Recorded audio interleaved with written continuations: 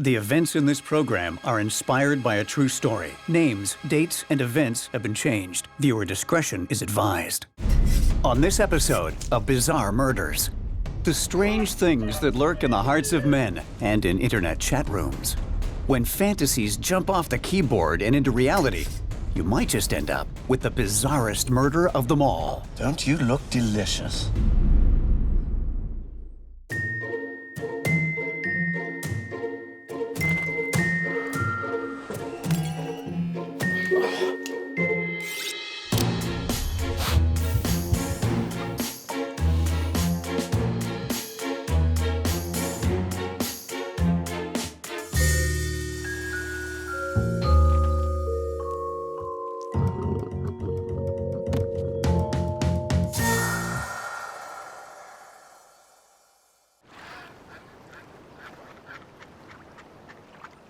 Once upon a time, in a farmhouse set in a beautiful valley of rolling hills, there lived a seemingly normal salesman.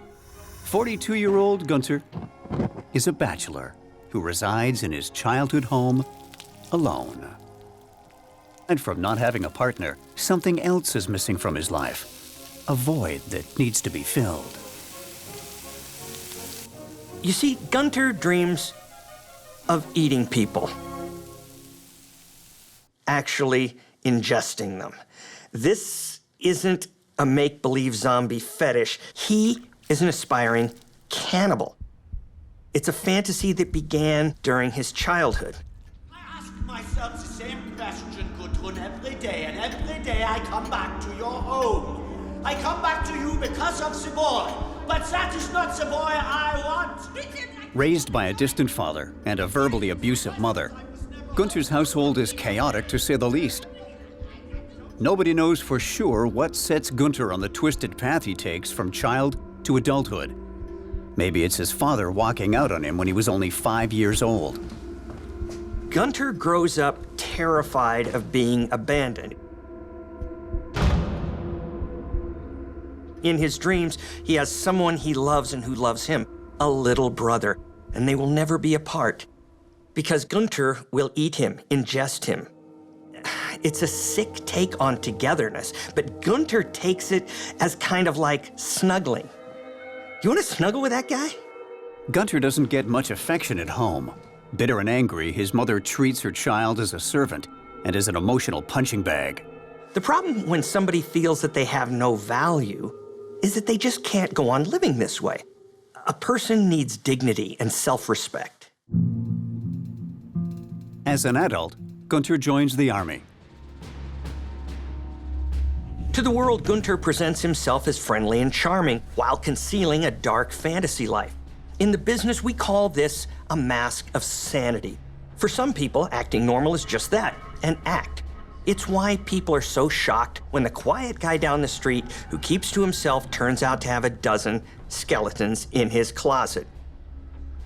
It's not an analogy. A dozen real skeletons. Maybe it's the discipline of military life that keeps him on an even keel. Maybe being away from mom eases the pressure. Or maybe it's losing himself in drink. For that whole time, his fantasies continue. But he doesn't act on them. But it's harder to keep being a drunk under your hat. A couple of DUI car wrecks cost Gunter his military career and sends him crawling back to, you guessed it, Mommy's house. Willkommen, Liebling. It seems that this is a turning point for our boy Gunter. Up until now, he's been just a geeky loner weirdo. Every town's got a few of them. But he found a place for himself in the army. Getting booted, though, and ending up back at home where he started seemed to twist something deep inside of him.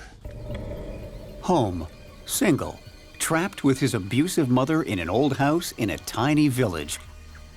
His military career a failure, Gunter reinvents himself as a salesman. By day, selling surgical tools. By night, trolling the internet.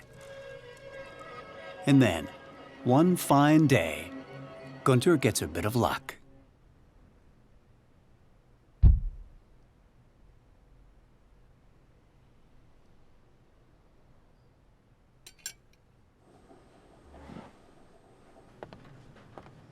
this is the second turning point. With Mom out of the picture, Gunther is alone in a big house in a tiny village. He makes his mom's room into a shrine, like you do, and spends his empty nights searching chat rooms for people whose fantasies match his own. Now, with no one looking over his shoulder, there's nothing stopping him from making those weird fantasies come true. In the darkest corners of the internet, Gunther finds what he's been looking for: hookup and cookup, a chat room in which people share their fantasies of eating human flesh or being consumed by a ravenous stranger. Gunther's dreams come true when someone calling himself Morsel replies that he's been looking for someone who wants to eat him up. They don't just share fantasies, they talk like they're the real deal. They said things like, "I dreamed that someone will eat me up," or "Come to my house and I'll do it." Charming, huh? In the cannibal chat room world, Gunther becomes a star. His fantasies are compelling, and the murderous tableau he creates are tantalizingly real. When you start lifting rocks on the internet, what crawls out can take your breath away, sometimes literally. There are boatloads of would-be cannibals out there and whole rafts of sick people who say they'd love to be eaten. But not everything you order online is actually the merchandise you would hope for. Luckily for the posers and role players Gunther lures into his home, he's no Hannibal Lecter.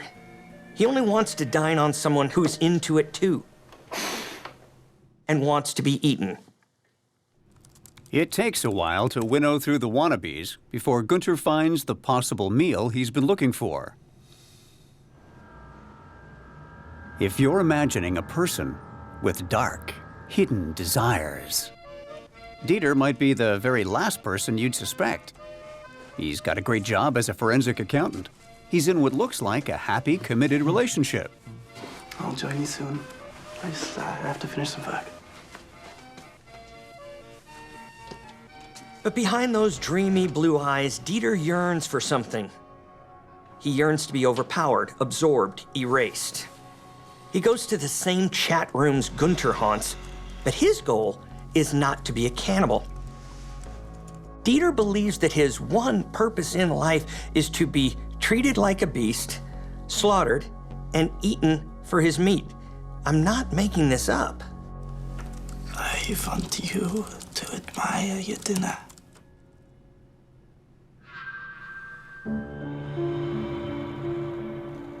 A romantic candlelight dinner is even more special when the person you are toasting is also the main course. Are we going to dinner, or are you my dinner? I have a plate all ready for you. It used to be only the shadow who knew what evil lurked in the hearts of men. These days, it's anybody with a Wi-Fi connection, but crawling into those holes can be very disturbing. So be careful where you go and what you look for. Have you slaughtered a man before? No, only in my dreams. Weird behaviors are frequently just normal ones taken to a bizarre extreme. Dieter wants to bring pleasure and to be close to someone. That's normal.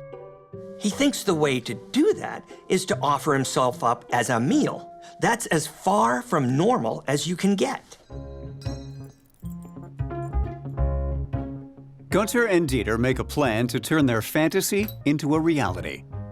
Gunther has no clue how to go about slaughtering a human being, but he sets out to create the scenario he's got in his head, starting with a place to deal with Dieter's body.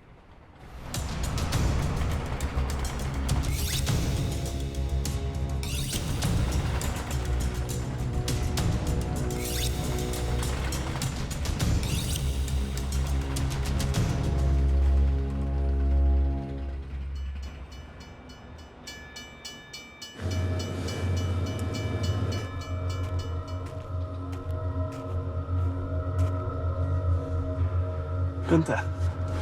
Well, hello. Don't you look delicious? My. Yeah, Gunther. What impressive teeth you have.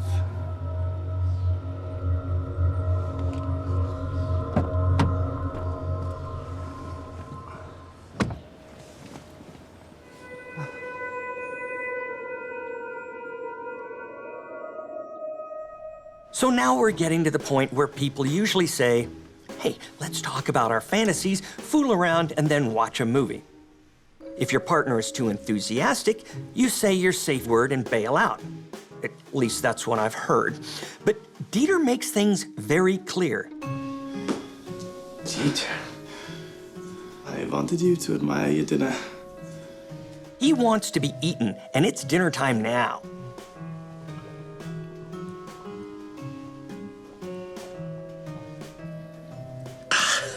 I just don't think this is working. I didn't want to be awake for this part. I don't want to get too personal here, but some people can be very particular about their fantasies.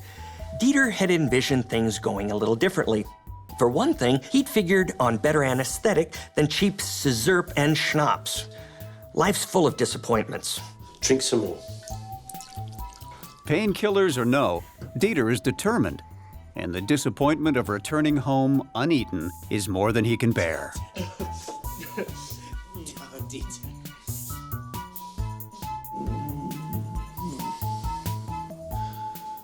All right. You ready? I'm ready.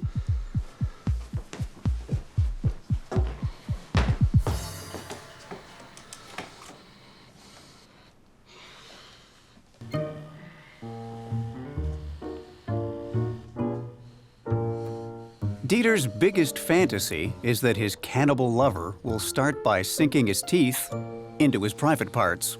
Oh my God. Well, this is something you shouldn't try at home, or anywhere else for that matter. It's tough, apparently, and very, very sensitive. Ah! Oh my God! I'm sorry, Dieter. It's tougher than I thought.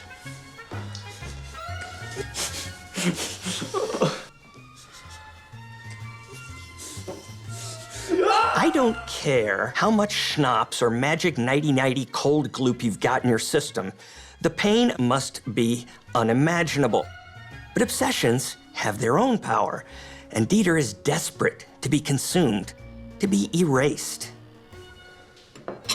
Even though Dieter is becoming faint from all the bleeding, Taste yourself. Taste. Gunther doesn't want their dream date to end so soon. He's eager to please his dinner companion. Maybe we need to cook it, yes? Little butter, some garlic. Even now, even mutilated, Dieter could have survived. But he makes Gunther promise not to call an ambulance. That, my friends, is commitment.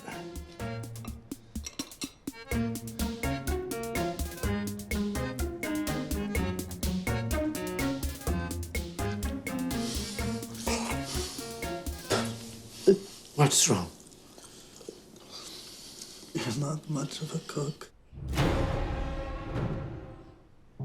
Gunther and Dieter's cannibal picnic has surprisingly turned into a painful bloodbath. But both of them are determined to make their fantasies come true.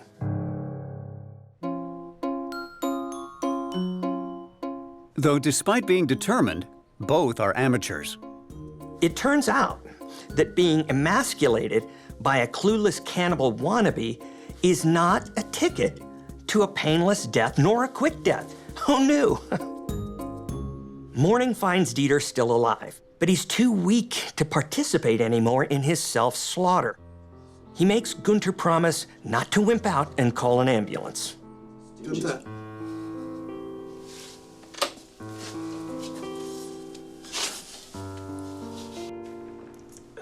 I don't think it will be long now. Thank you. Good night, dear Dieter. Bon appetit.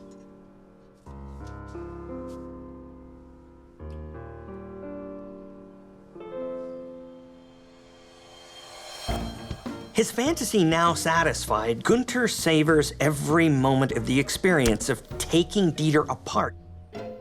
wrapping up the meat, and stowing him in the freezer. It's a telltale sign of serial killers that their murders become a kind of ceremony or a ritual. Out of respect for Dieter, he lays out his best china and opens his finest Brunello.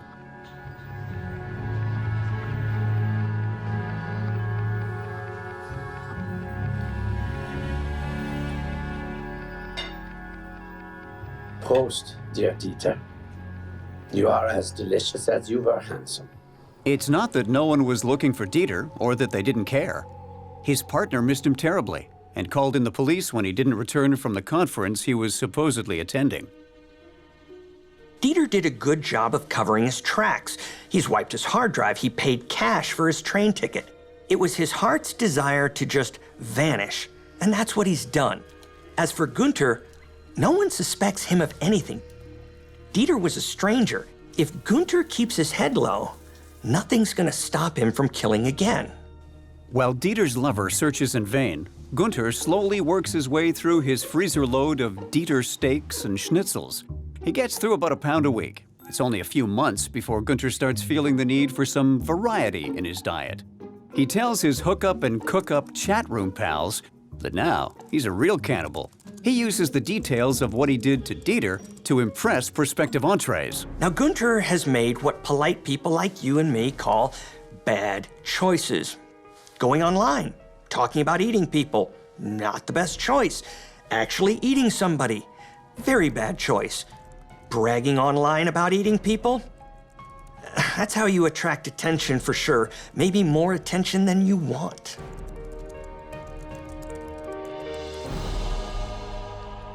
In the chat rooms he haunts, Gunther meets a lot of thrill-seeking posers who type a good game, but they ghost him when he offers the chance to actually be turned into a blue plate special. Sadly for Gunther, his search is looking fruitless until he gets a bite that seems too good to be true. Felix is a 25-year-old law student living in Austria. After some chatting, Felix seems to be exactly what Gunther's been looking for. He's young, he's slender and fit. Gunther is drooling with desire. Hello, Felix. I would love to make a tasty meal of your delicious flesh. I can prove it to you. Gunther sends details to prove that he's ready to take Felix from farm to table, in comfort and style.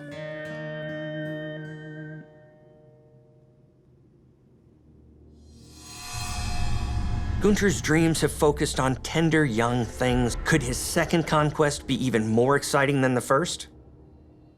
Gunther's hot on the trail of a 25-year-old Austrian law student whom he thinks will be more tender than the tough meat he got from Dieter.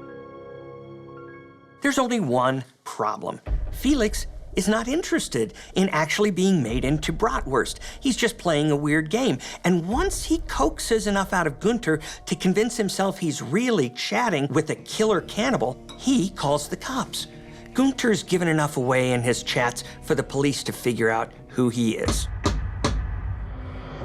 The investigators can't tell for sure if the graphic images Gunther's posted online are real or just skillful amateur horror filmmaking. Come in. As for Gunther, he's confident he's done nothing wrong. Please have a seat.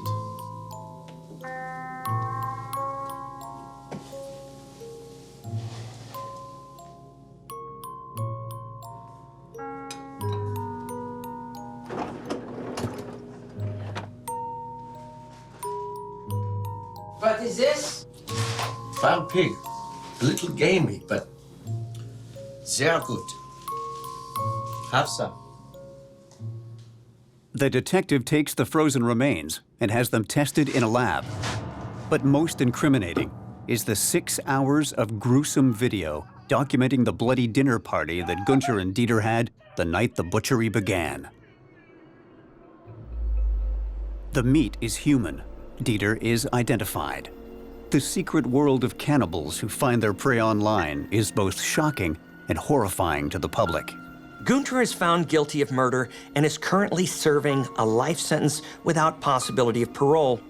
He says there's lots of would-be cannibals in the world, and he advises them to find a better hobby: coaching soccer, building model boats, train spotting. Oh, and one more thing. Gunter's a vegetarian now. He never eats anything that can talk back. I'm just glad I wasn't the detective who had to investigate this. Houston, Texas, 2010. This is Ron Martin, an out-of-work financial planner, and his wife, Jane, a part-time nurse. They've been married for 10 years, have fallen out of love, and have no children. Ron is eating breakfast and watching internet porn. Jane believes Ron is rich, so she's been cheating on him with a doctor at work for over a year, hoping Ron will divorce her and she'll get a settlement. She takes an Oxycontin as she gets ready for work. So obviously, this is not a healthy relationship, but there's something else. Ron has a secret. He invested heavily in video stores. And the genius lost his tail. Now he's got to find a way out. Jane left her phone in the kitchen and it buzzes. It's a text from Dr. Kevin Lee, Jane's lover, confirming a plan to meet her at a hotel after work. He gets an idea. Ron goes into the bathroom to hand Jane the phone and tells her they're about to take out a new investment, a very, very big life insurance policy. So here's a free life hack. If your spouse puts a large life insurance policy on you with them as the sole beneficiary, sleep with one eye open.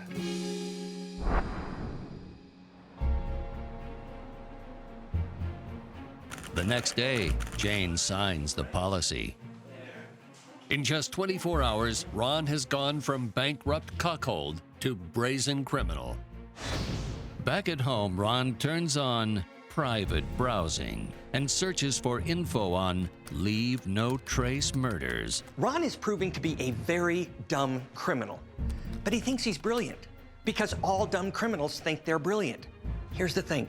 Take it from an FBI agent. There is no such thing as private internet browsing. While searching for the perfect murder, Ron has a brilliant idea. He will hire someone else to do it. So the criminal genius puts an online ad out for a hitman. Hitmen are hard to find because the good ones aren't going to answer your ads.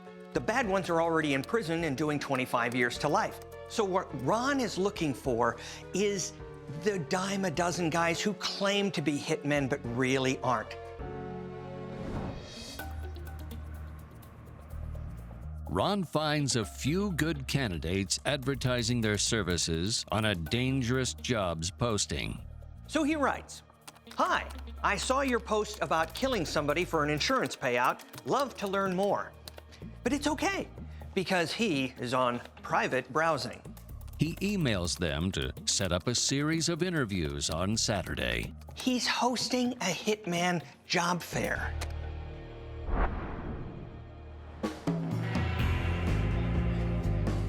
So where else would you meet a hitman you met online to kill your wife? In a seedy bar. Ron meets the potential candidates. I've had lots of years. Lots and lots of years. One after another. Some have potential. Others have too little experience. I'm the man you need, whatever you need done, however you need it done, I can do it. I mean, whatever you need, I can do it quietly, it can be messy, I mean, you tell me. But one sticks out for his enthusiasm and bargain rate. Carl Belt. So here he's got the cheapest guy on the internet. What could go wrong? Ron gives Carl a photo of his wife, Jane Martin, and a picture of her car. He tells Carl about Jane's daily activities, where she works, when she leaves the house, and asks Carl to take care of this before the weekend.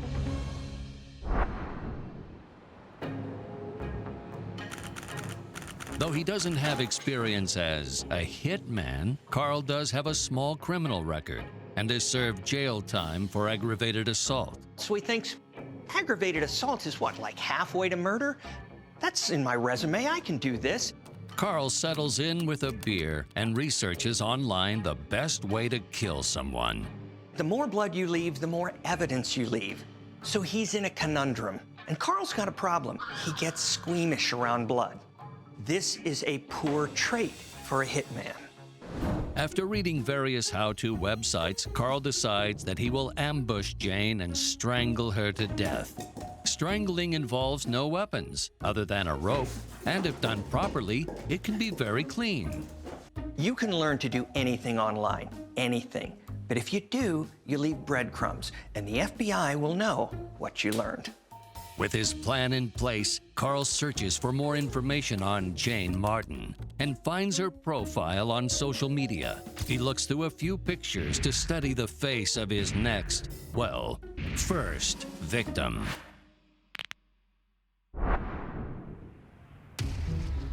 The next morning, Jane Martin leaves for work at the hospital.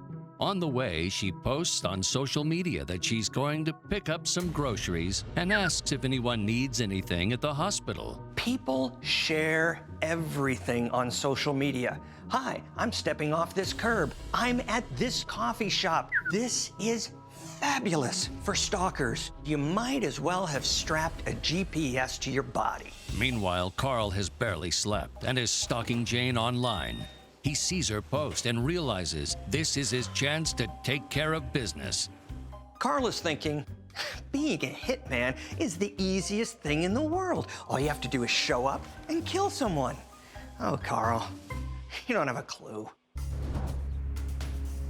Carl approaches the grocery store and spots Jane's car in the parking lot. He waits till she goes inside, then exits his vehicle and approaches hers, and tries to see if the door is unlocked so he can hide in the back seat. But the door is locked. He is momentarily at a loss for what to do. Carl hides behind Jane's car and waits. Jane Martin is now on her way back outside with her groceries and a box of donuts. Jane unlocks her door, and while she is putting the donuts in the car, Carl ambushes her. Carl uses a rope and a technique he's learned from watching strangling video tutorials online. Jane puts up little fight, and her life is lost. Carl has moved Jane Martin into the passenger seat. They take off. Carl then makes a call to Ron to inform him the job is finished. Well, hey dude, I killed your girl. You sure? Ron is delighted and sighs with relief. He says the insurance money will take a few weeks to arrive, but he will reach out to Carl to settle up when it does. Ron decides to celebrate and heads out that afternoon to get some happy hour drinks with friends. He has more than one too many, and no one knows he is secretly celebrating his wife's murder.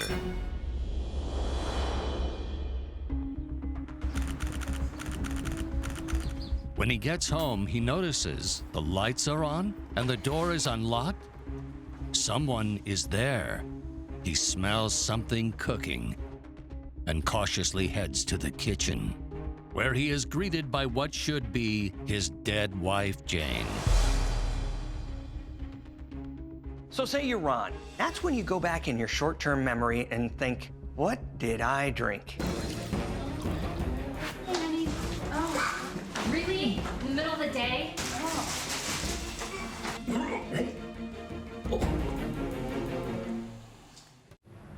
Ron Martin has discovered his wife of 10 years, Jane, has been cheating on him with a doctor at the hospital where she works as a nurse. Ron decides he's going to murder Jane, but he's not going to do it himself. Ron hires Carl Belt, who kills Jane Martin.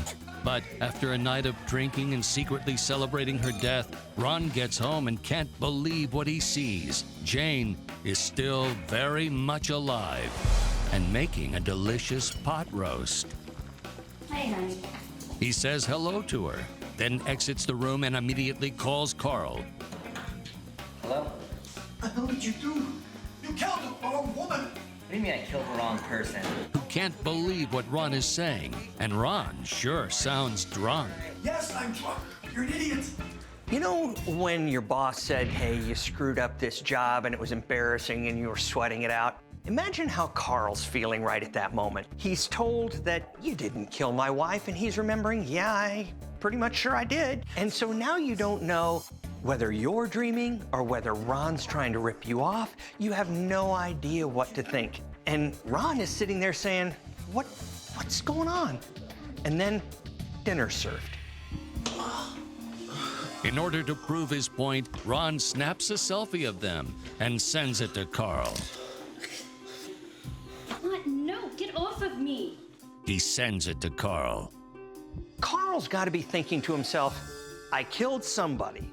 If it wasn't Jane Martin, who did I just kill? Carl looks at the photo and something doesn't seem right.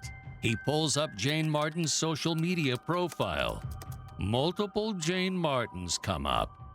Carl compares the profile of the Jane Martin he killed with another Jane Martin.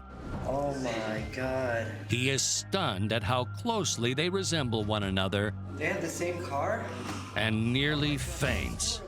So Carl has killed the wrong Jane Martin.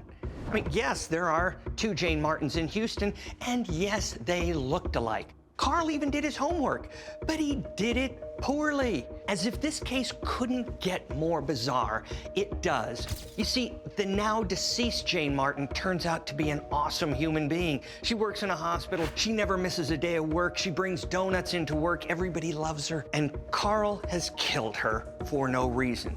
But in an ironic twist, Carl could be home free at this point because he had no motive to kill this Jane. So the police have nothing to go on. They don't even know where to start. You don't put in your mind an accidental killing. He's home free if he walks away at that point.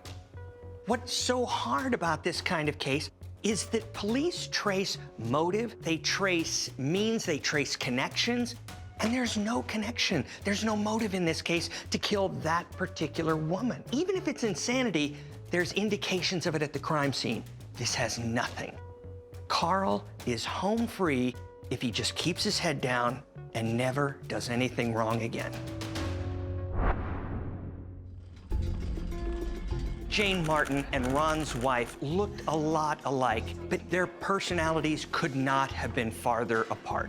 Ron's wife, Jane, was kind of unpopular. The men liked her, the women didn't. She talked down to people. She came off as arrogant. She was just nobody's favorite. Yeah. Her co-workers also knew that even though she was married, she was having an affair with Dr. Lee, and she would also talk trash on her husband. She said that he was a deadbeat and that he had no sex drive. The surviving Jane Martin was also known to have recently fired a nursing intern, Keith Marshall, by blaming her own sloppy and misfiled paperwork on him. You're fired today. Get your stuff and get out! One day after she cooks dinner for her husband and finds him acting strangely, she finishes up work, puts away some things in her desk drawer, and inside finds a note that says, "Death to you." Jane is terrified at the discovery of the message. She tries to reach her love doctor, but he doesn't answer. Did you leave this note in my desk? This is not funny. So she frantically calls her husband, Ron, and leaves a message about someone trying to kill her. You need to call me as soon as you can. Ron Martin discovered that the hitman he hired to murder his wife, Jane Martin, made a bizarre and lethal mistake and killed the wrong woman named Jane Martin. You got the wrong woman. The hitman Carl Belt now realizes what he has done and is determined to kill the right Jane Martin to get his insurance payout. Meanwhile, the real target, Jane Martin, is alive but fearful after receiving a death threat at her office. Jane frantically leaves her husband Ron a message that says she's going to leave work early because she's terrified. She makes a post on social media that she got a note that someone is trying to kill her. Carl sees the post and leaves for work. And this time, Carl is not going to waste his opportunity to kill the right Jane Martin.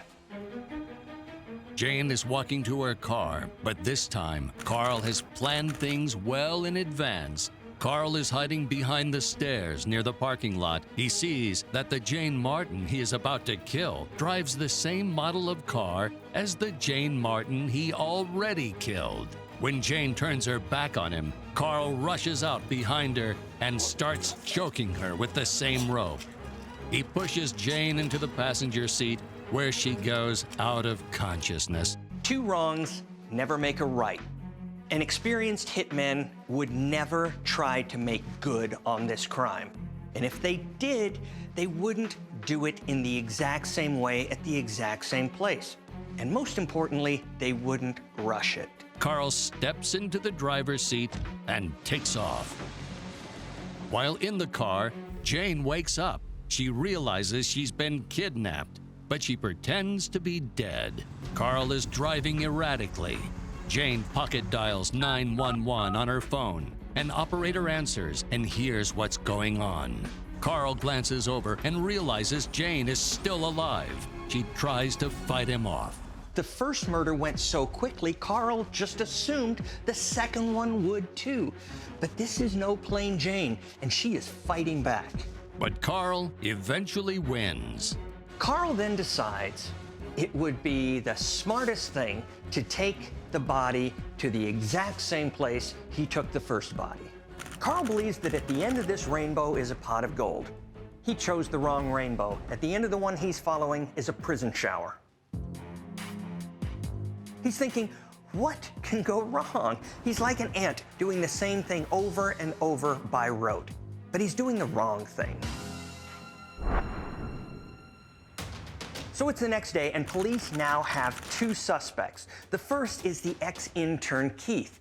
Now, Keith has admitted to the police that he left a death threat in Jane's desk drawer.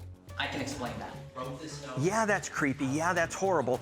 But it's not a conviction because he has a solid alibi, and that alibi is corroborated by everyone who works with him. All right, thank you.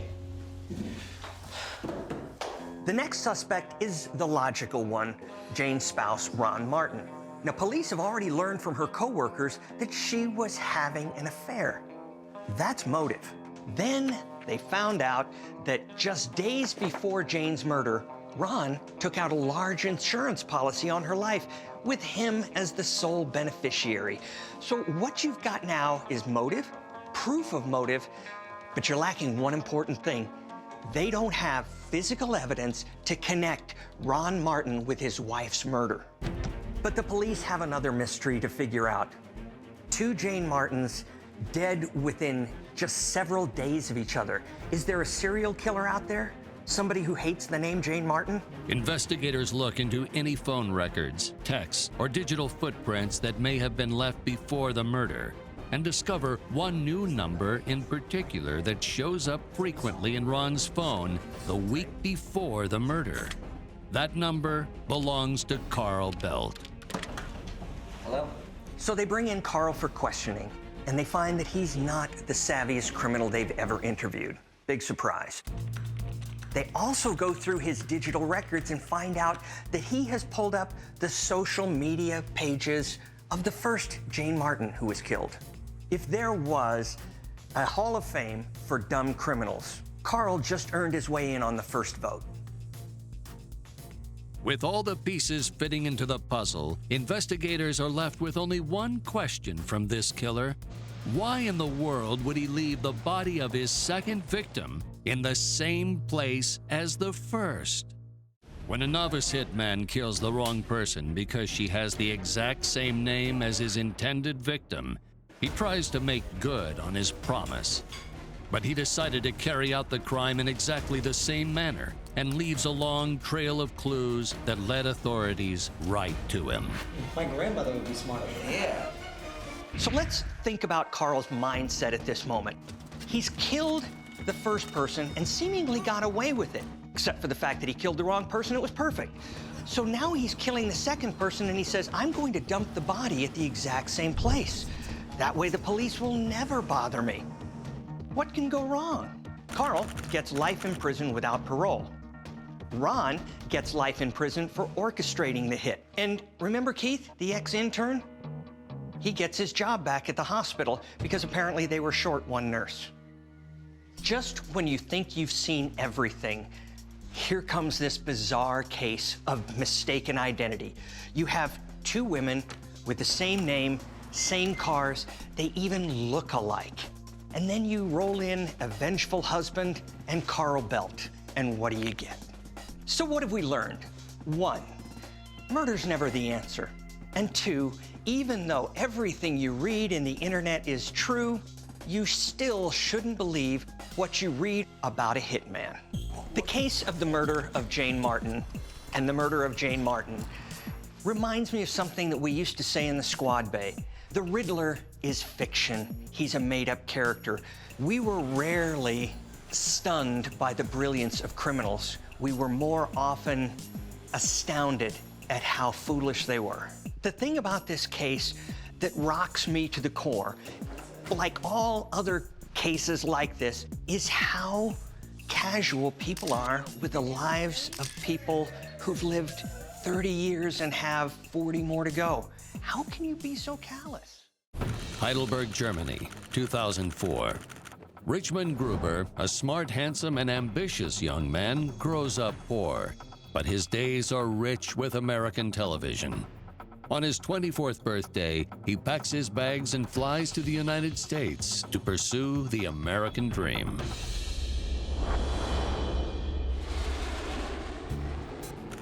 Cox's Creek, Kentucky.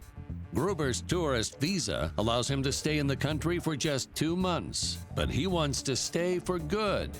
He meets a local student, Virginia Potts, at the campus library. She's attractive, but looks lonely. Gruber introduces himself. I'm Richmond, by the way. Virginia. 1 month and 29 days later, they marry. I do. Richmond borrows money from Virginia and enrolls as a freshman at the college.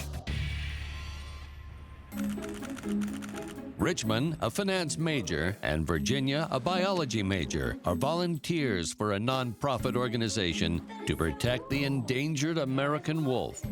Richmond is the campus treasurer. But all is not as it seems. Mr. Gruber, I need to talk to you.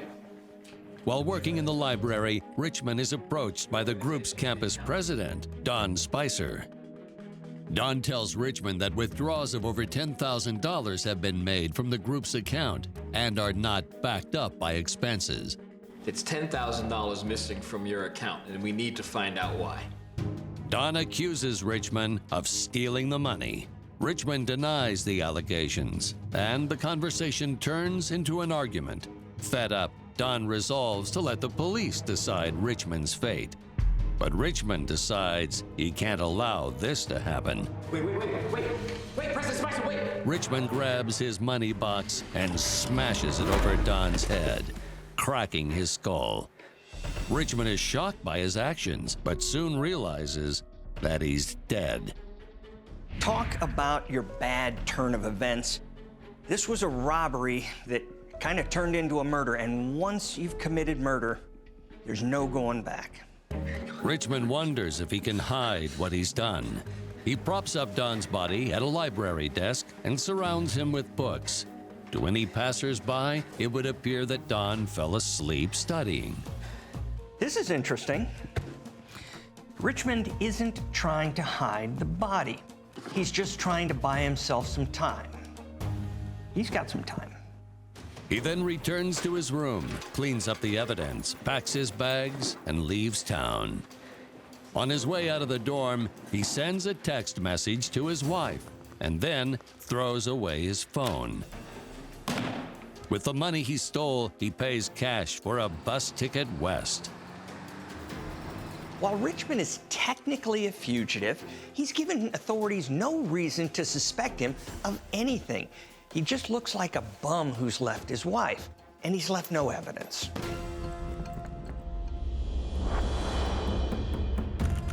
Richmond, who spent thousands of hours watching American TV in the 90s, has arrived at the center of the entertainment industry.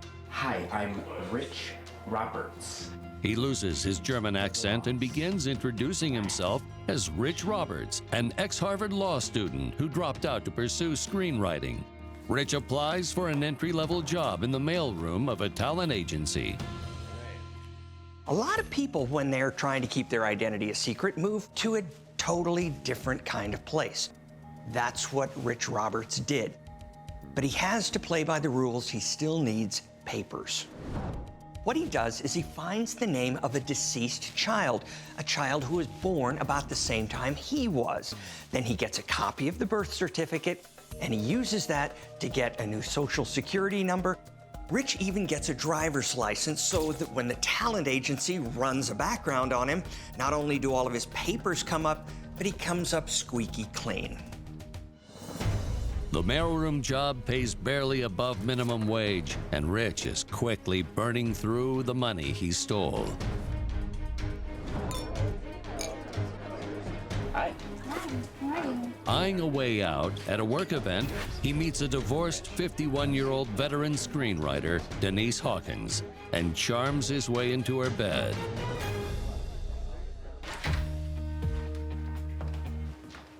Within a week, Rich moves out of a hostel and into Denise's beautiful Beverly Hills home. Yeah, I was in Harvard Law. He tells her all about his law school days and his childhood in rural Pennsylvania, including being pen pals with Francis Ford Coppola. It's so awesome. It's all a lie, of course, but he's really good at telling lies. All of these guys are. And they have no moral problem with doing it. It's just part of doing business. I know. He's so fun. I'm so happy he's here. Denise tells everyone that the talented young artist is simply renting a room at her house. Mom, I'm home. But her own son, John, suspects otherwise. John, a military intelligence officer in the Marines, has just arrived home for 2 weeks' leave, and he's not a fan of his mother's new house guest. Not really. John Rich. Rich. He senses something flimsy about Rich's charming stories. John's a sharp guy. In the service, you meet a lot of people, you see a lot of things, and your BS detector is at high gain.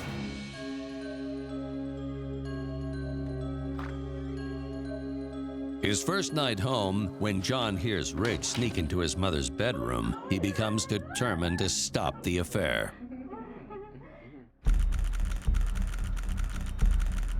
The next day, John sneaks into Rich's rented room and opens the Harvard dropout's bags.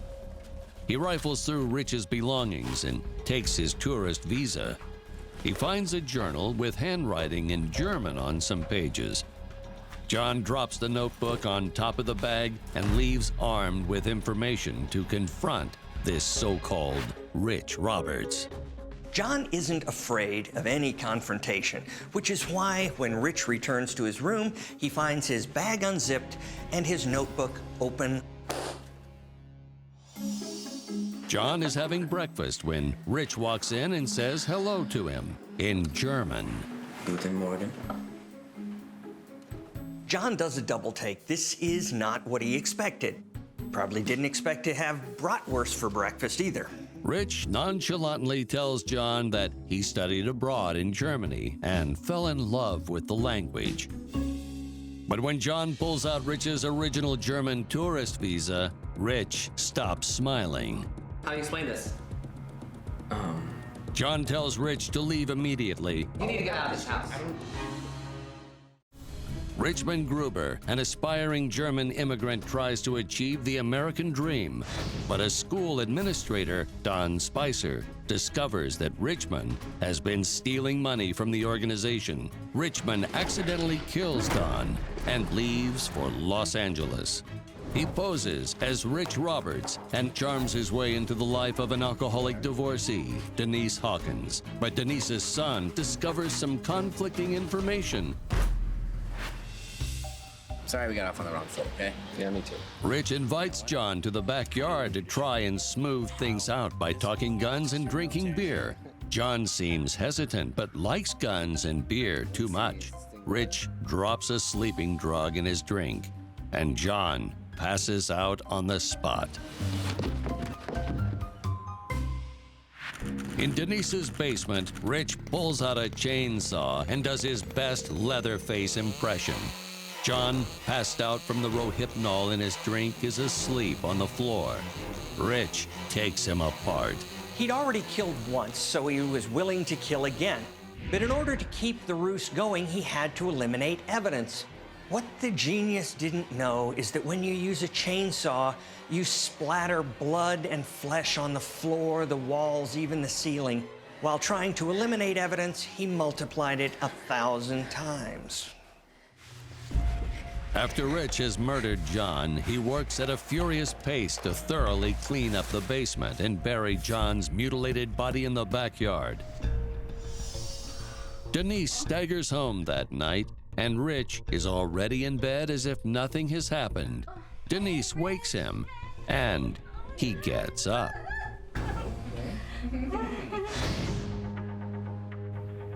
The next morning, Rich is making breakfast for a hungover Denise. You all right? Yeah, I'm good. She wonders where her son John is. Rich informs her that after going out last night, John received a top-secret directive from the Marines and had to leave right away.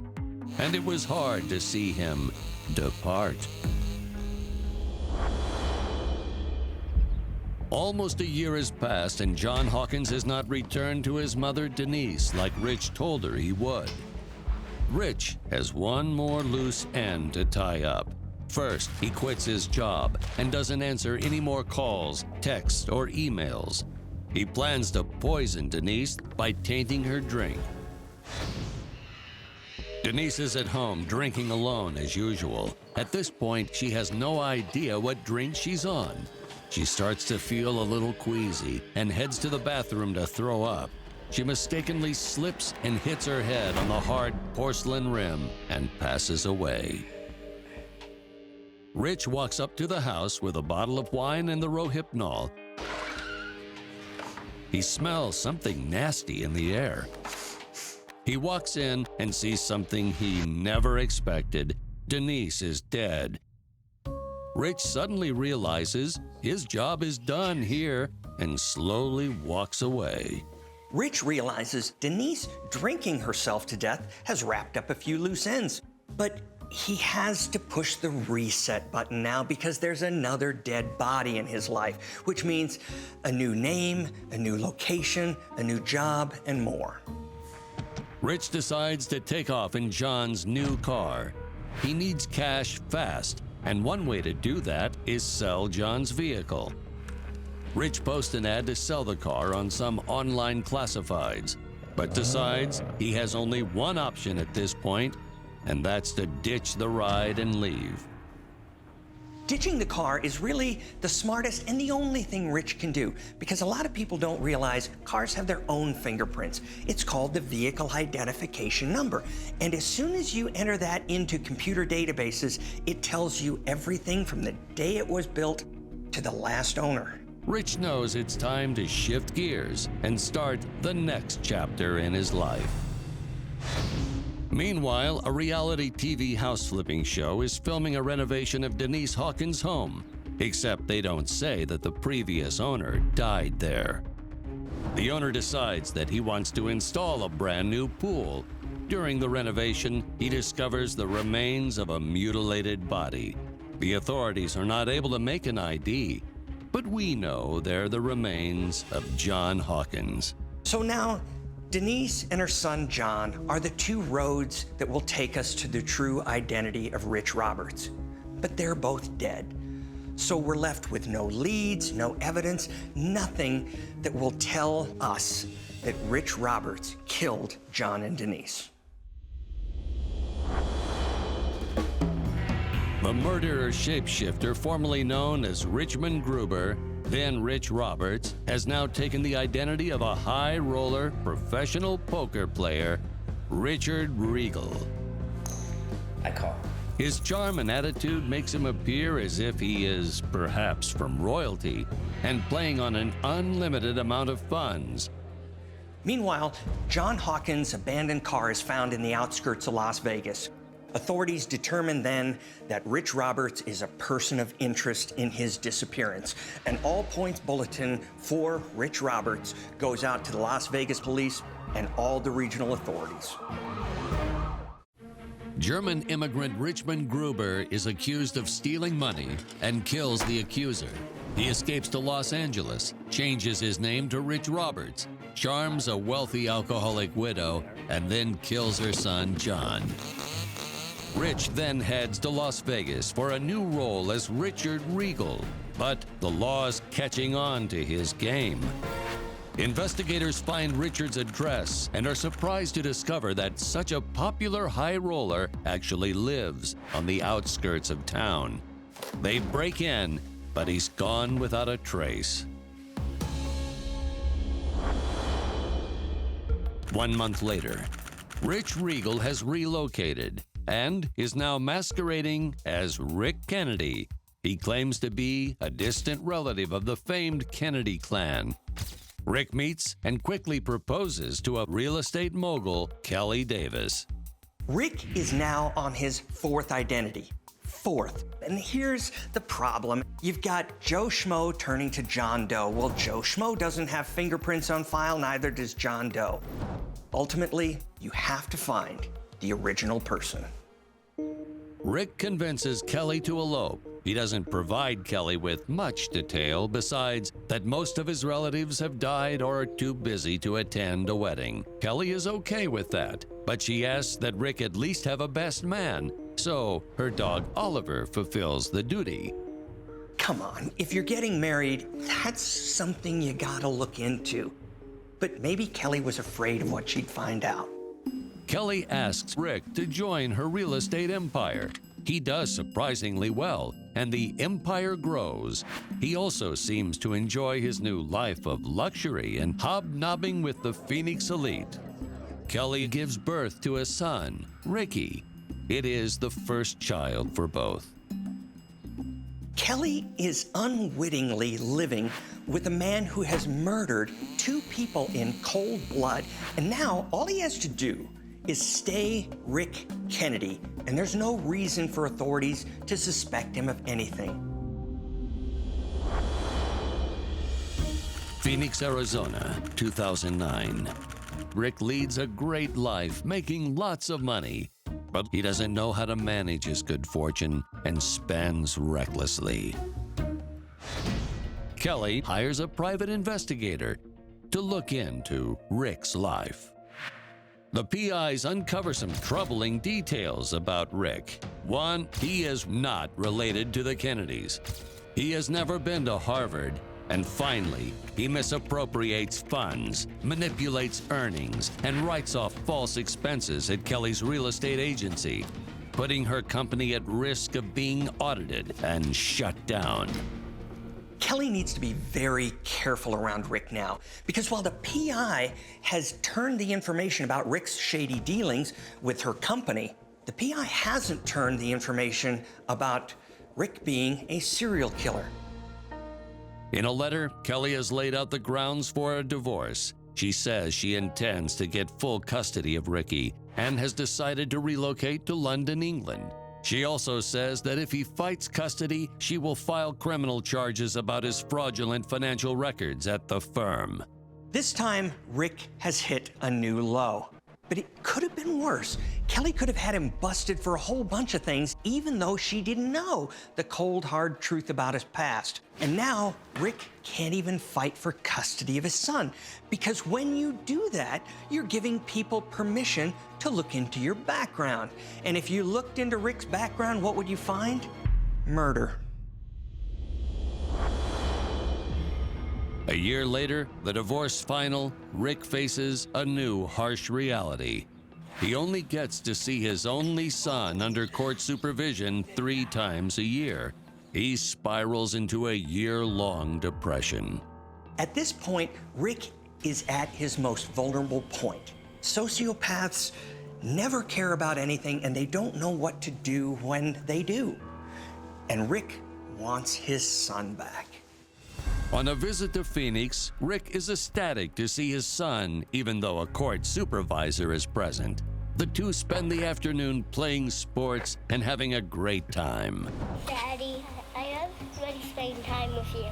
But when Ricky Jr. is set to leave, Rick tells the court supervisor he needs to move something in the front seat. It's another ruse. Rick punches the supervisor and jumps into the driver's seat himself. When the supervisor comes around, he realizes Rick and Ricky are gone and immediately calls the police, who issue an Amber Alert.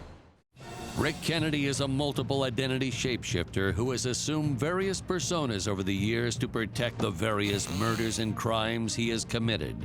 He has never been caught, but now is on the run. He's kidnapped his own son Ricky, but it's only a matter of time before Rick and Ricky are found.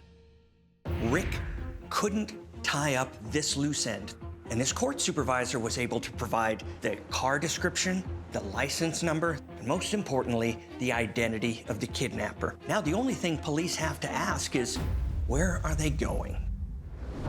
Las Cruces, New Mexico. Rick doesn't get far. While getting gas, he is recognized immediately and arrested without incident. While Rick is in custody, investigators make some shocking discoveries. His fingerprints match that of a Richmond Gruber in Kentucky, tying him to the murder of a college administrator, Don Spicer. Police also match him as the missing suspect in the murder of John Hopkins over 7 years ago. The authorities charge the shapeshifter, known as Rick Kennedy, for kidnapping and aggravated assault, Richard Regal for using a false name and information used for criminal intent, Rich Roberts for murder, and Richmond Gruber for murder. He is sentenced to life in prison. After years and years, the man originally known as Richmond Gruber is finally taken down for dozens and dozens and dozens of crimes. If it hadn't been for wanting to be with his son, he'd still be out there. Maybe not as rich, but he'd be free. Ironically, it was humanity that brought an inhuman shapeshifter to justice. This is Thomas Gaines, a troubled kid from a troubled home. At just age 15, he already has 3 tattoos, one of which is a cross made of bones on his left hand. Thomas has developed a bad reputation around town for being physically and verbally abusive with his own mother, Janice Gaines. Give me the mirror. What? That's my mother's mirror. She's not in much better shape herself. Janice is a single mother who works the graveyard shift at the local donut shop. And she's developed a terrible addiction to heroin, and some would say an even worse addiction to sweets. Janice's favorite activity is snoring her days away, which is fine with Thomas. It gives him and his much older siblings, Kimberly and Craig, ample opportunity to behave badly. Thomas was recently arrested for shoplifting computers, a felony. Computers. He's on the verge of being sentenced to juvenile detention. On a hot summer day in 2008, looking for distraction, Thomas steals $5 from his mother's purse. He grabs his wallet and backpack and heads out the door to play basketball at a local park with his friends. As night falls and the game wraps up, he calls home to ask for a ride. But as always, his mother is fast asleep. Annoyed, his older brother Craig tells him to just walk home instead. This is the very last time anybody will ever speak to Thomas Gaines. One quiet summer night, he disappears into thin air, and he's never heard from again.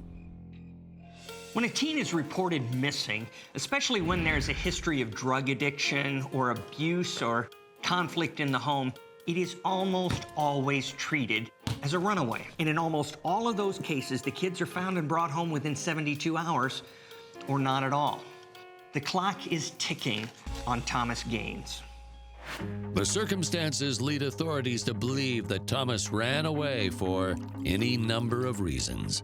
But as their critical 72-hour window closes, the police begin to worry that they won't find Thomas Gaines anytime soon.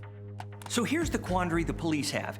Did something really bad happen to this kid, or did he take foot bail because he was afraid of going to juvie? Now the police have to start looking at different options, and they have to do it right away, because 10% of these kids who go missing don't do it voluntarily. In Thomas Gaines' case, the vital hours turn into days, and then weeks, and then very quickly, 3 months pass without a single clue as to the boy's whereabouts. Then, one night, the cops receive an urgent phone call. Thomas's older brother Craig is on the other end of the line. He says he sees his little brother outside the house trying to break into the family's garage. The police race to the scene. They search the Gaines' garage and the rest of the property. There's not a single sign of a break-in at the house. The cops question Craig and begin to wonder if he made up the story, and if so, why? People make up stories to tell the police all the time. You wonder, is it for fun? Did they somehow misinterpret something they saw or the facts as they were told? Or sometimes it might just be a cry for help. 2 years after the disappearance of 15-year-old Thomas Gaines, cops receive a call from a police station in Italy. The man on the other end of the line says that a young man in their care recently escaped a European drug trafficking ring where he was forced to traffic narcotics. The young man claims he was kidnapped 2 years earlier from Pomona, California. His name is Thomas Gaines. The police are stunned. The Italian caller lets them know that although visibly traumatized, Thomas seems to be in good condition. He's even learned to speak bits and pieces of several languages, including French. Now this is unbelievable. I mean, the odds of being found alive after being gone for 2 years is got to be somewhere like 1 in 10 million. You have a greater chance of being eaten by an alligator than you do of being found alive after being held captive for so long. Hi, Miss Gaines. Yeah. Investigators arrive at Janice's door and inform her of the good news. Her long-lost son, Thomas, may have been found alive in Italy. Authorities need a family member to fly over to Europe to confirm his identity. The Gaines are in complete and utter shock. Finally, they have some of the answers to his disappearance and are thrilled he is alive. But Craig is uncharacteristically quiet, taking in all the news. They found Tommy. He seems shell-shocked at the news. A local church raises the money to pay for Kimberly, Thomas's older sister, to fly to Italy. Kimberly is known as the Good Gaines. She is kind, sweet, and a little naive. She's never traveled outside California before, let alone the United States. But she is really looking forward to positively identifying her little brother and ending her family's 2-year nightmare. Since Thomas's disappearance, her mother and brother have changed dramatically for the better. Janice has a new job as a bookkeeper, and Craig has just graduated from community college. In situations where a teenager was abducted, there's a lot of trauma for the family of the victim that were left behind. Everybody needs to adapt back into the family and into the family's routine, especially the victim. But this is hard because they're all changed people. Kimberly anxiously arrives at the police station. She's holding a stack of family photos. In another room, sitting quietly, is an older-looking teen, almost a man. Kimberly looks through a window at him. Could this young man in the corner of a foreign country 8,000 miles away from home really be her long-lost little brother? Thomas Gaines, a troubled 15-year-old kid, steals money from his mom and goes to play basketball, never to be heard from again. 2 years later, Pomona police receive a strange call from a police station in Italy that a young man in their care claims he was kidnapped 2 years earlier from Pomona, California, and that his name is Thomas Gaines. Investigators inform the Gaines family, and Thomas's sister Kimberly flies to Italy to identify him and bring him home. Police Station, Naples, Italy, 2010. Kimberly Gaines, with family photos in hand, enters a small room in which a teenager is sitting quietly. He quickly stands in disbelief. As he embraces her, she recognizes him immediately. On his left hand is his telltale cross tattoo. She quickly confirms to the authorities that this is her long-lost little brother. But authorities tell her not to expect much from Thomas right away. They say he may have been severely abused while in captivity and seems to have very few memories of his life before being abducted. He also speaks with a French accent. In situations like this, the abductors want autonomous victims. They don't want somebody that they're going to have to lock into a room or always wonder if they're going to try to escape. So what they do is they brainwash them. They tell them that drug dealing is the most normal thing in the world to be doing. And besides, your family doesn't want you back anyway. Satisfied, authorities release him. You're coming home. And the two of them head to the American consulate, where Thomas is issued a new U.S. passport.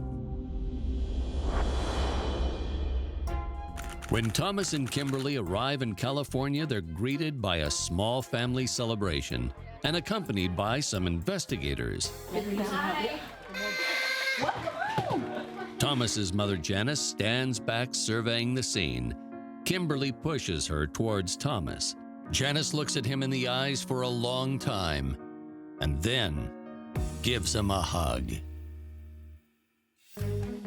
Thomas looks around and realizes one person is missing, his brother Craig. He asks her where his older brother is, but she tells him he couldn't make it. Craig has just graduated from community college, but then checked himself into a drug treatment program. While the Gaines are overjoyed to have Thomas home, little things about him seem quite strange to them. Thomas's eyes have changed color. He always had bright blue eyes, but now they are a very somber, dark shade of brown. Also, his complexion is much darker and more olive.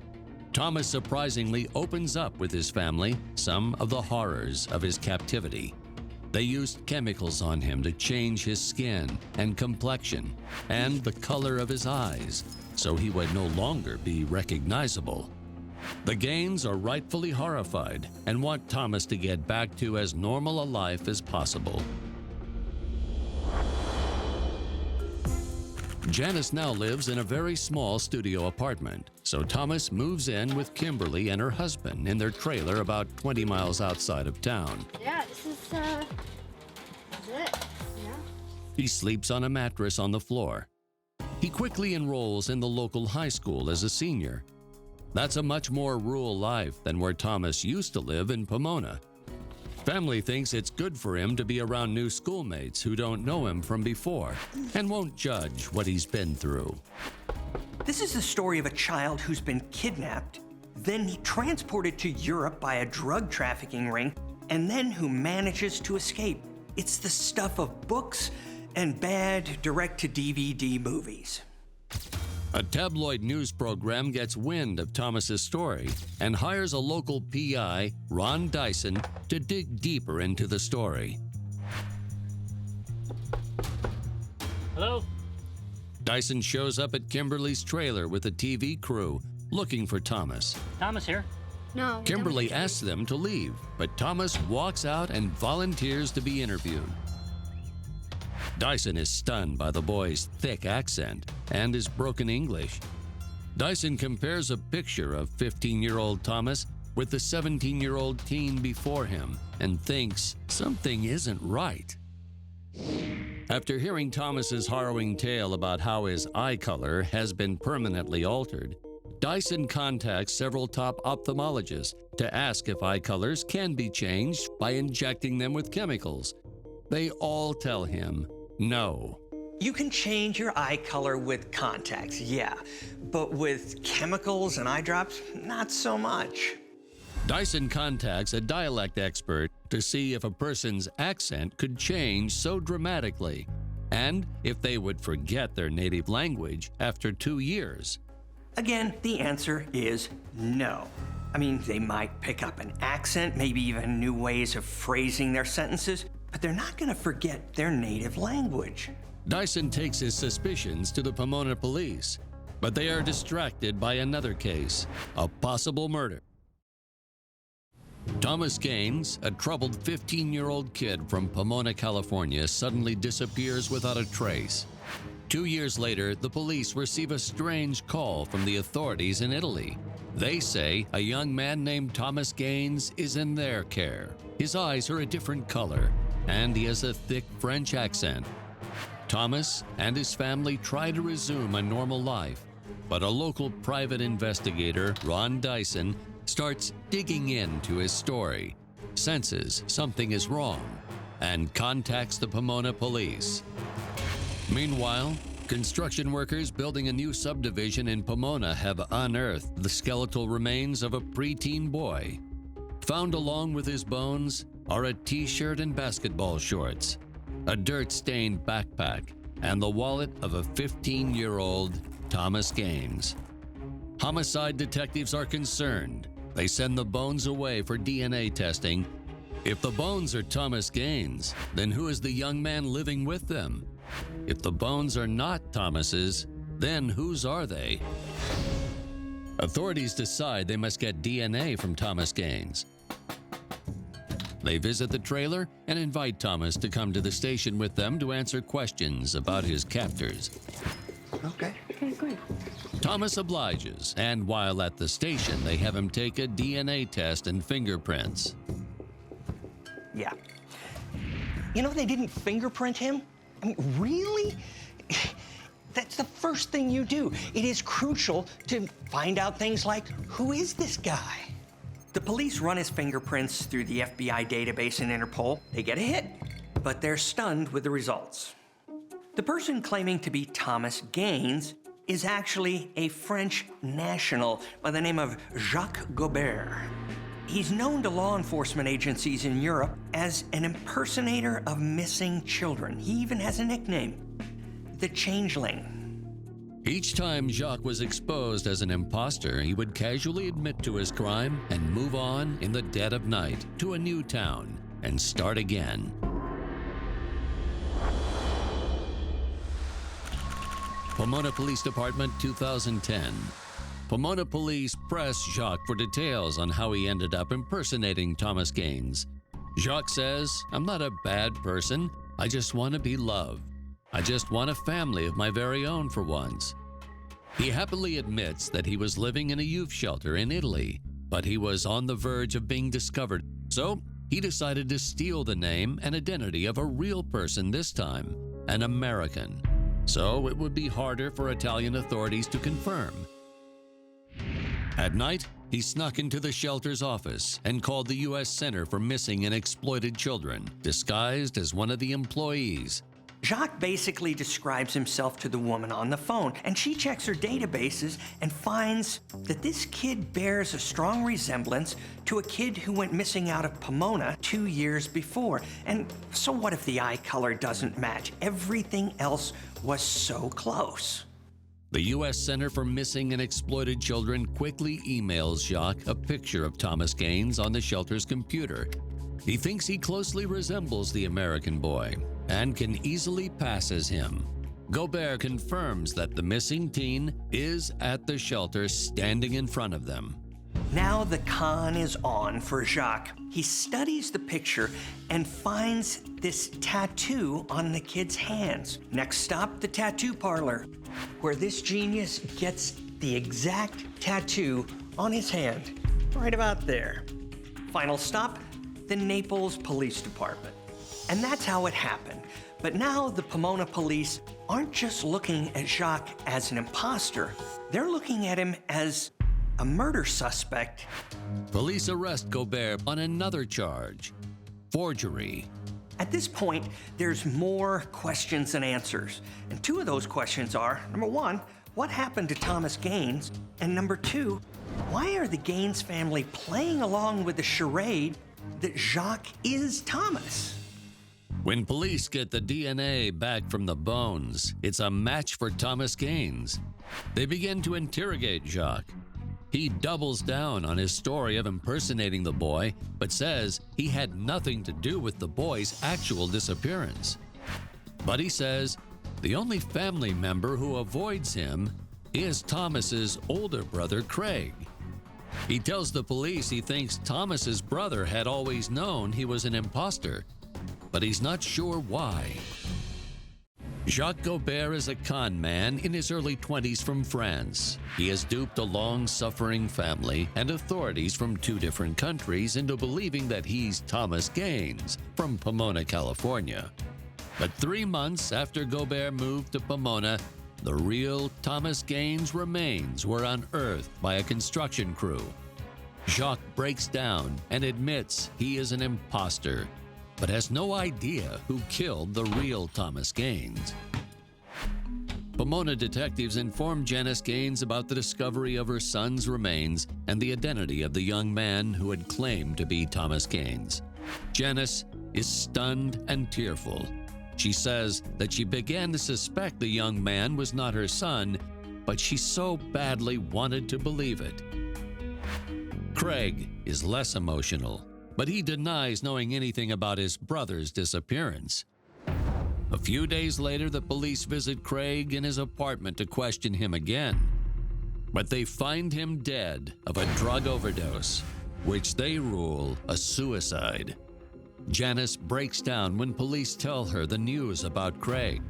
She knows why Craig killed himself. 2 years ago, after Thomas disappeared, Craig admitted to his mother that he killed Thomas, choking him in a drug-induced rage.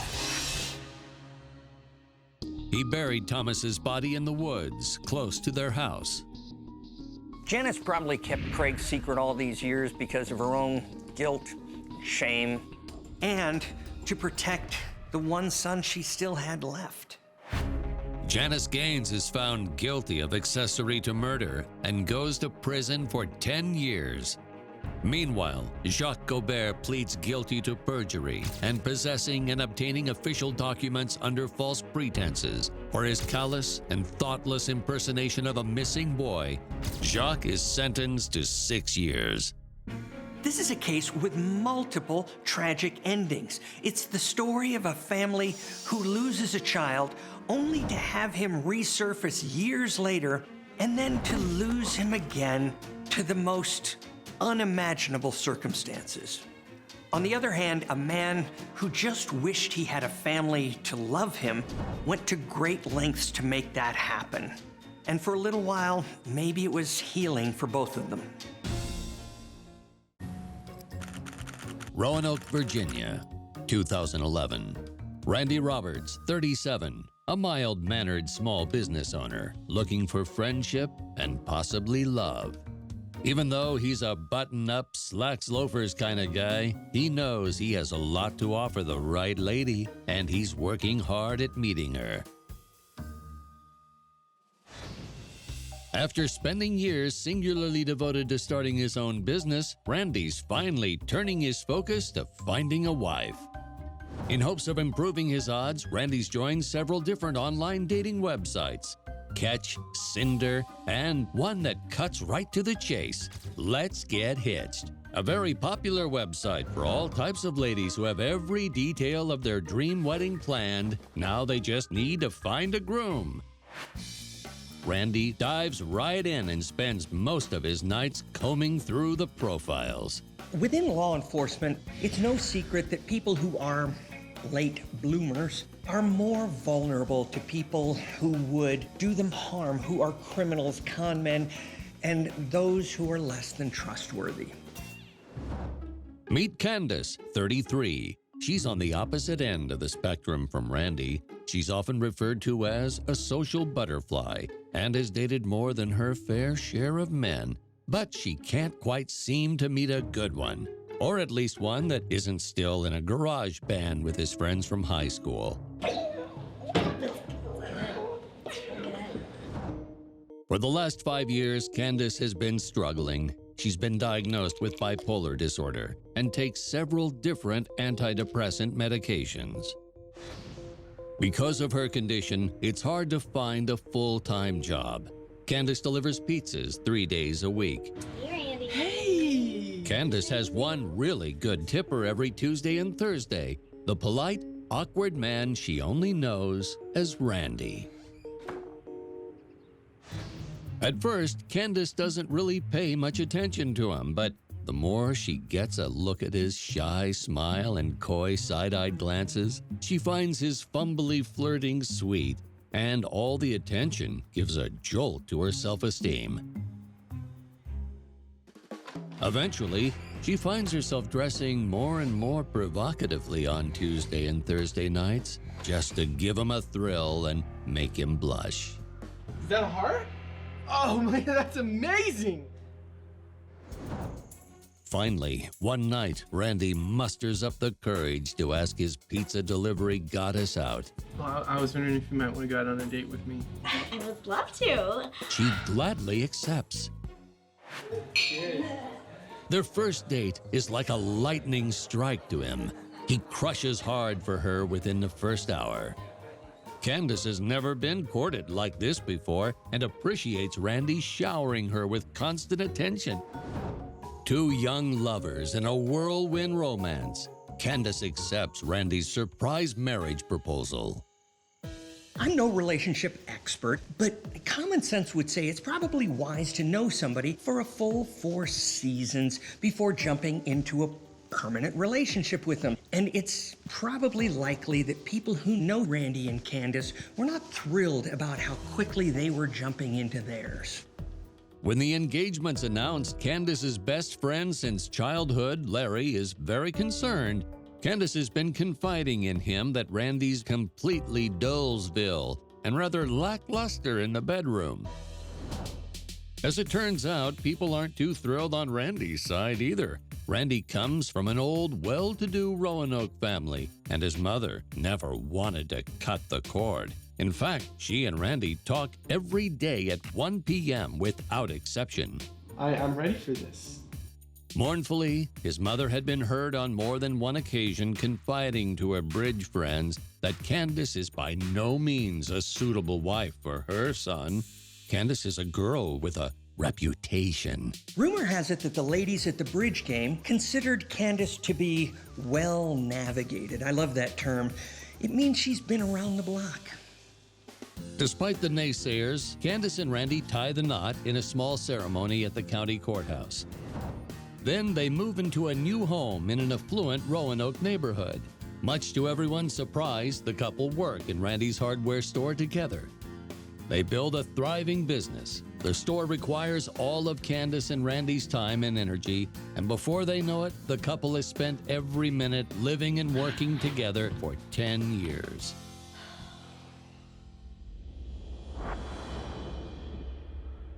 Well, did you set the alarm or not?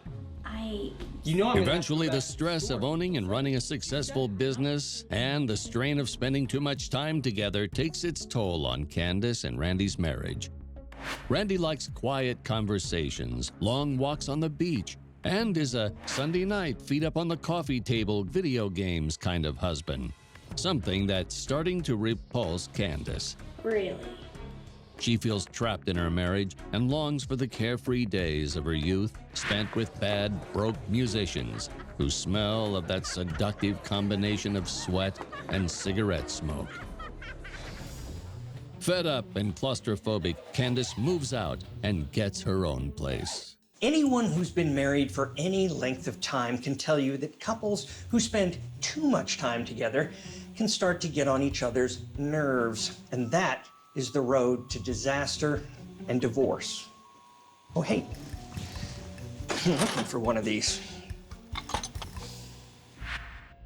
Over the next few months, Randy does his best to convince his wife to come home. On her part, Candace starts to realize life on her own again isn't quite as spectacular as she remembered. She also realizes that things about Randy aren't so bad, and that she actually really likes one thing in particular: his money. She makes up her mind to return home to her husband and to their somewhat blah but unfailingly steady and stable life. Then, one afternoon, a few months later, things take a dramatic turn. A frightened Candace frantically beats on her neighbor's door. When the woman answers, Candace pleads with her to call 911. Her husband, Randy, has just been murdered. Randy Roberts and Candace get married after a whirlwind courtship. After a decade together, the couple has hit a rough patch and decide to separate. Eventually, they reunite, and for a few short months, everything is fine. Trembling, Candace stands on the steps of her neighbor, begging the woman to call 911. Randy has been murdered. Call. She shockingly reveals that she has a jealous lover, Ricardo, who has just murdered her husband, Randy. Call 911. Oh my God. When a man is murdered in his home, 90% of the time, the wife is going to be your first suspect. So now the police have to begin evaluating the behavior and the actions of his wife. Oh, here we go. The police arrive at Randy and Candace's home and quickly notice things just aren't adding up. Randy Roberts' body is in a full state of rigor mortis. Rigor mortis is the stiffening of the muscles in the body, making the body rigid. That means Randy's been dead somewhere between 14 and 18 hours, so it's not possible that he was just murdered. The scene also looks staged. Randy's body is found stuffed in a bathtub, wrapped in a blanket, with his head covered with a white plastic convenience store bag. It seems to them it's supposed to indicate that he was strangled and suffocated to death. However, looking at the man's numerous wounds, it's pretty clear that Randy was bludgeoned to death. With a number of wounds on the body, this is indicative of what we call overkill. And overkill is the continued assaulting of a body much beyond what is needed to cause death.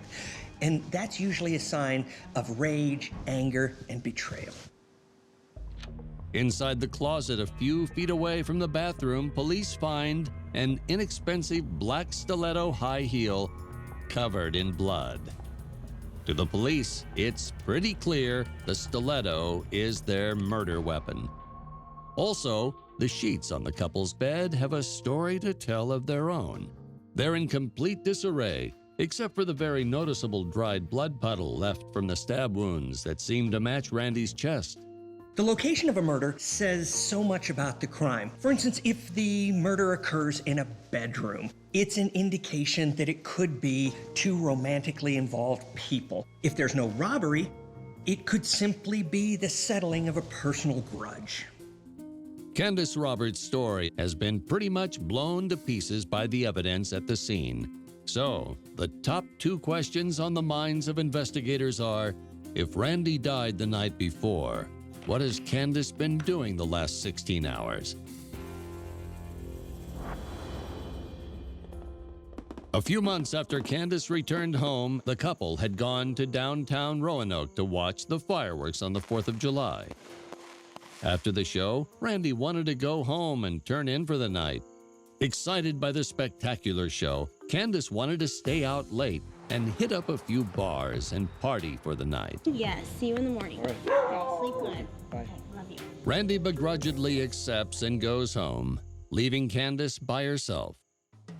Candace stumbles into a dirty dive bar on the outskirts of downtown. As she walks into the bar across the room, she locks eyes with an exotic stranger. The good-looking young man, Ricardo, is a day laborer from Mexico. He's also out on the town, hanging with a friend, and they've been celebrating and drinking all night. After several shots of liquid courage, Candace convinces the two young men to come with her to a seedy, pay-by-the-hour motel where they can all celebrate in private with a threesome. What was Randy thinking? I mean, he left his wife all alone downtown so she could go binge drinking. I mean, the woman had bipolar disorder. She was prone to making irrational decisions, and she had no impulse control. Candace and Ricardo start a torrid affair. It's invigorating and exciting, and they are almost inseparable. But Ricardo is homeless, and Candace can only think of one solution. You need a place to stay. Ta-da! In her master bedroom walk-in closet, Candace has made up a sleeping bag for Ricardo, tucked away behind her clothes. It's the perfect place for her young Latin lover to squat and hide. Time for work. Every morning, she tells Randy she can't go into the office because of her bipolar disorder. All right, I'll see you soon. This lie is the perfect cover and leaves Candace free to spend all day having sex with Ricardo. Unfortunately for her, though, she really has no idea how on the edge she's actually living. Ricardo has a criminal record in Mexico City for aggravated assault. Just imagine if Candace knew about Ricardo's criminal past. With her great judgment, who knows? Candace! After just a month of Candace and Ricardo's new living arrangements, Randy unexpectedly comes home to surprise his wife in the middle of the afternoon. When he approaches the bedroom door, he's startled to hear Candace moaning in ecstasy in their bedroom. Heartbroken and angry, Randy bursts through the bedroom door. Randy Roberts' wife has been cheating on him for months with her live-in lover Ricardo, while Randy's at work. One day, Randy comes home to hear a loud, orgasmic moaning coming from their bedroom. On the verge of tears and full of frustration, a heartbroken Randy bursts through his bedroom door. Oh. He's completely shocked when he finds his wife, Candace, giving herself a personal pick-me-up. Sorry? Randy looks around the room. He reluctantly accepts that Candace is telling him the truth. Later that night, Randy tucks himself into bed next to his wife Candace and tries to go to sleep. As he's lying there in the quiet of the night, Randy hears something. It sounds to him like a man snoring. Randy rushes to his wife's closet and flings open the door. Oh my God! A startled Ricardo looks up as Randy pulls him out from under Candace's clothes. Who is this? Candace runs over to the closet in a flurry, trying to explain. Randy tells her he doesn't want to hear it. He knew something was wrong earlier in the afternoon when he caught her entertaining herself. Randy tells Candace he's going for a walk to calm down, and that Ricardo better be gone by the time he gets home. Candace is confused on what to do and how to handle the situation, but Ricardo calms her down and realizes he has to get rid of Randy permanently. When Randy returns home from his walk, Ricardo appears out of nowhere, jumping him from behind and violently beats Randy to death with one of Candace's high-heel shoes. Candace hides in the closet where she can't see or hear anything. Ricardo lets her know when Randy's dead. The moment Randy walks out of the house is significant because that's the moment that Candace and Ricardo start planning his death. And that's the moment that this goes from crime of passion to premeditated murder. The murderous duo are emboldened by their heinous crime and celebrate by dragging Randy's lifeless body into the king-size bed with them. They proceed to have sex over and over again while Randy's corpse lies next to them. They even go as far as to record it and smile for the camera as they upload it to the cloud so that they can share it with Ricardo's buddies from the 4th of July. When they're done, they take Randy's body into the bathroom, and that's when they decide to cover his head with the white plastic bag. After a restful night's sleep, Candace gets up bright and early and pretends it's just another normal day. We're in the hardware store. Okay. She grabs a shovel, plastic sheeting, duct tape, bleach, and some sodium hydroxide. Say you're in a hardware store and somebody comes in and you see them purchase a shovel, some plastic sheeting, a little duct tape, some bleach, and some sodium hydroxide. Well, they're not painting their house, they're disposing of a body. Look at Murder for Dummies, page 1, supplies. That's what you buy. Candace leaves the hardware store but gets a worried phone call from her mother-in-law. Hey, Barbara. She hasn't heard from Randy for their daily 1 p.m. chat, and he's not answering his phone. Candace quickly tells her mother-in-law Randy's really under the weather and he'll call when he's feeling better. Randy's mother offers to bring her son some soup. She promises it's not necessary, but recognizes her lies are only going to buy her so much time with Randy's mom. Oh my God. With the pressure mounting, Candace has an anxiety attack, and her mania crashes into a dark stupor. That's when she hatches her scheme to turn in her young lover and blame him for murdering her husband in a jealous rage. As she drives up to her house, she jumps out of the car, running desperately to her neighbor's front door. The police quickly arrive at the Roberts home and find Randy's dead body in the master bathroom covered in a blanket. They hear odd noises coming from the master bedroom closet. With guns drawn, police throw open the closet door, and they are truly shocked at what they see next. Randy Roberts has been bludgeoned to death by his cheating wife's young lover in what she reported to police as a fit of jealous rage. The police have also just discovered what could be the most disturbing part of the crime in the couple's closet. The police burst through the master bedroom's walk-in closet. Get your hands up! Don't move! What they find is almost unimaginable. Candace Roberts' young boy toy is sprawled out on a sleeping bag in his underwear. Get down, get down, get down. They quickly arrest Ricardo for Randy's murder and put him in handcuffs. Candace Roberts has just dodged a major bullet, at least in her own mind. Her young lover has just been arrested for the first-degree murder of her husband, Randy. And she's free and clear and has her house and Randy's money all to herself.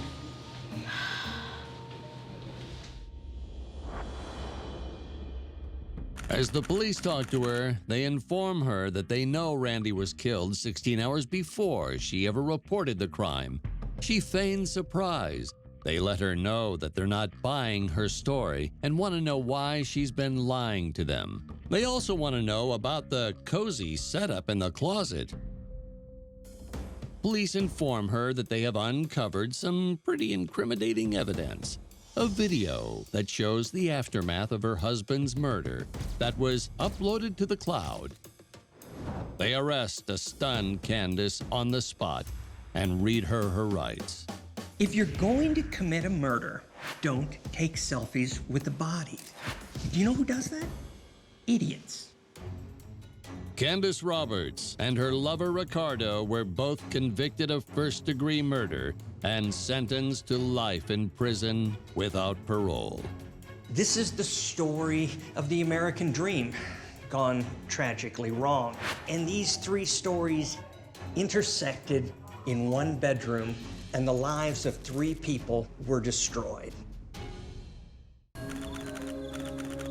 Seattle, Washington, 2006. A seemingly quiet Halloween night, Detective Tyler Booker is enjoying a quiet patrol. He's reminiscing about his first case just weeks before, an open and shut homicide by a jealous husband. He's curious if every case will be so easy to solve. Perhaps it's a cruel irony that he then spots a man's leg sticking out from behind a dumpster near the local church. Detective Booker discovers what could be a discarded Halloween decoration of a dead body. But becoming suspicious, Booker checks the body for a pulse, only to realize to his horror that it's an authentic corpse. It probably doesn't surprise anyone that bodies are found on Halloween, and there's hardly a tougher time to investigate because you've got kids from wall to wall. They've all got masks on, good and bad, and really, it's a recipe for disaster. Detective Booker discovers an alarming clue placed conveniently over the body. Written on a poster board are the words, "Yes, Matthew is dead, but his body not felt. Those brains were not Matt's because his body did melt. For Billy threw Matthew in some hot boiling oil to confuse the police. For the mystery they did toil." He quickly calls for backup. This is Agent Booker. I got 1144. Requesting backup, over. When you arrive at a crime scene where there's a body, you have to determine whether this person who is dead because they killed themselves or they accidentally overdosed. Because if that's the case, you can go home and let the coroner take over. But if he was killed by somebody else, that means there's a murderer out there. Police begin a search of the immediate area, scouring the church grounds for any more clues or accidental evidence the killer may have left behind. What they find are more and more riddles. The next one, found under the mat of the church door, reads, "A quick search inside to find the source of sin, and then near the cemetery to find its victim again." Deciphering the riddle to mean another murder victim could be found in the cemetery or possibly the church's sanctuary, the detectives split up, beginning a wild goose chase for another body. 30 years of movies and TV have inadvertently created a new kind of narcissistic criminal mastermind. The detectives who investigate these kind of crimes tend to lump them into two categories. The first is the eye roll, because these people are never as smart as they think they are. But the second one is the chill down the spine, because if these people think they got away with it the first time, there's going to be a second time.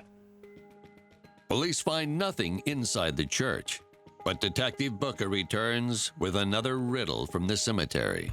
The last clue to end your search: find the altar where Noah's dove would perch.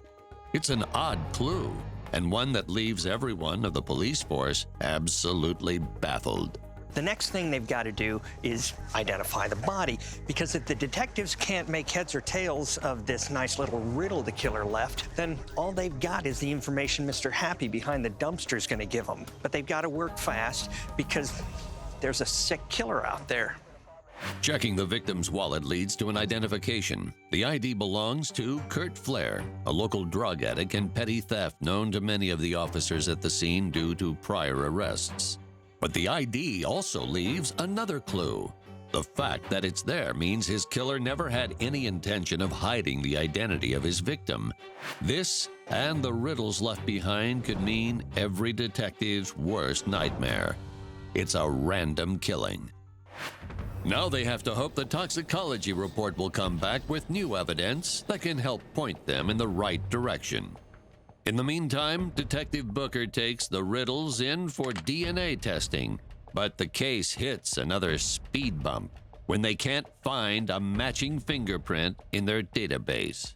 The good news is, if this is his first murder, or even his first crime, he's probably not very good at it. And you know how he's learning how to do it? From TV and movies. And cops watch TV and movies too. Detective Booker's new job just got a whole lot tougher, as he is left to notify Kurt's mother, Karen, of his passing and question her. Karen Flair, sporting a rap sheet that includes prostitution and drug abuse, is no stranger to the Seattle Police Department.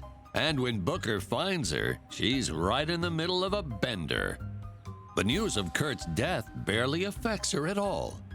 She says the last time she and Kurt spoke, he had just gotten out of rehab and was swearing he would remain sober. Booker asked her for a list of people who might want to see Kurt dead, but she can't come up with any names. Consider the world of drug users. They run the gamut from multiple murderers to junkies who wouldn't hurt a fly. And they all have two things in common. Number one, they've seen everything, done everything, been around the block. And number two, none of them will talk to the police. Coming up short, he turns to the autopsy report to find that Kurt's cause of death was at the hands of a drug called a speedball, an often lethal mix of heroin and cocaine.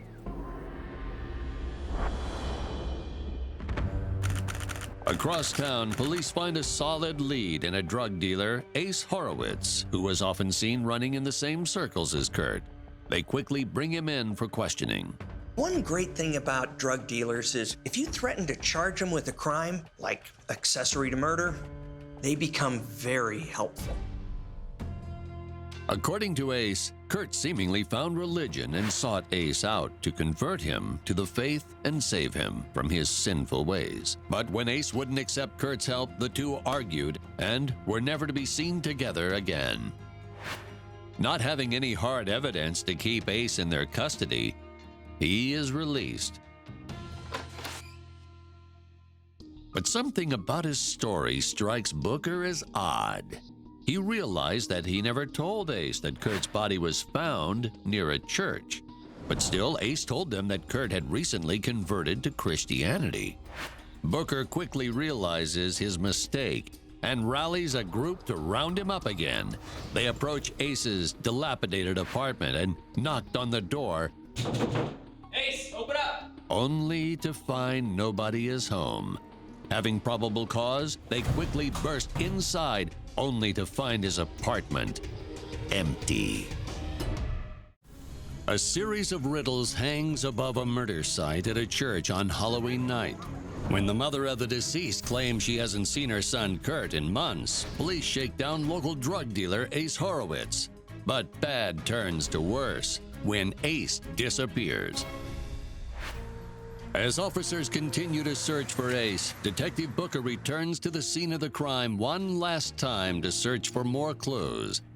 But when he arrives, he finds a group of gawking teenagers waiting outside the crime scene tape, eager to learn what has taken place recently.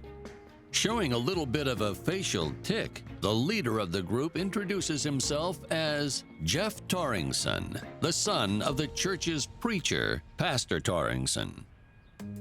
Thinking that it's possible the kids could know something, Booker explains that the body of Kurt Flair was found on the church grounds 2 nights prior, and that they are still looking for any leads that could help them find his killer.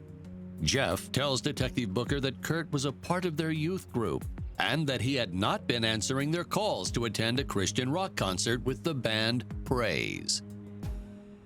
Upon further questioning, Kurt's standing as a newly devoted Jesus freak becomes all the more apparent as Jeff and his friends rattle on about Kurt's persistence in attending every youth group function the church offered. Jeff even claims that Kurt had expressed interest in attending seminary school, and his father, Pastor Torringson, had promised to pay for it. Booker is stunned to discover that some of Ace Horowitz's story is true, which makes his evading of police all the more suspicious. Now police don't know what to think because the revelation that Kurt was an active church member corroborates Ace's story, and it also explains why Kurt wouldn't be living with his mother, but police still don't know why he left.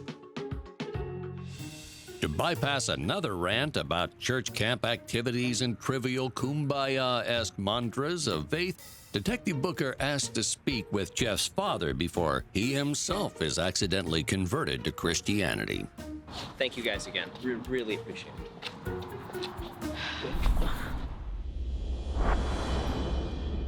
Detective Booker questions Pastor Torringson on Kurt's history with the church and finds a colorful redemption story.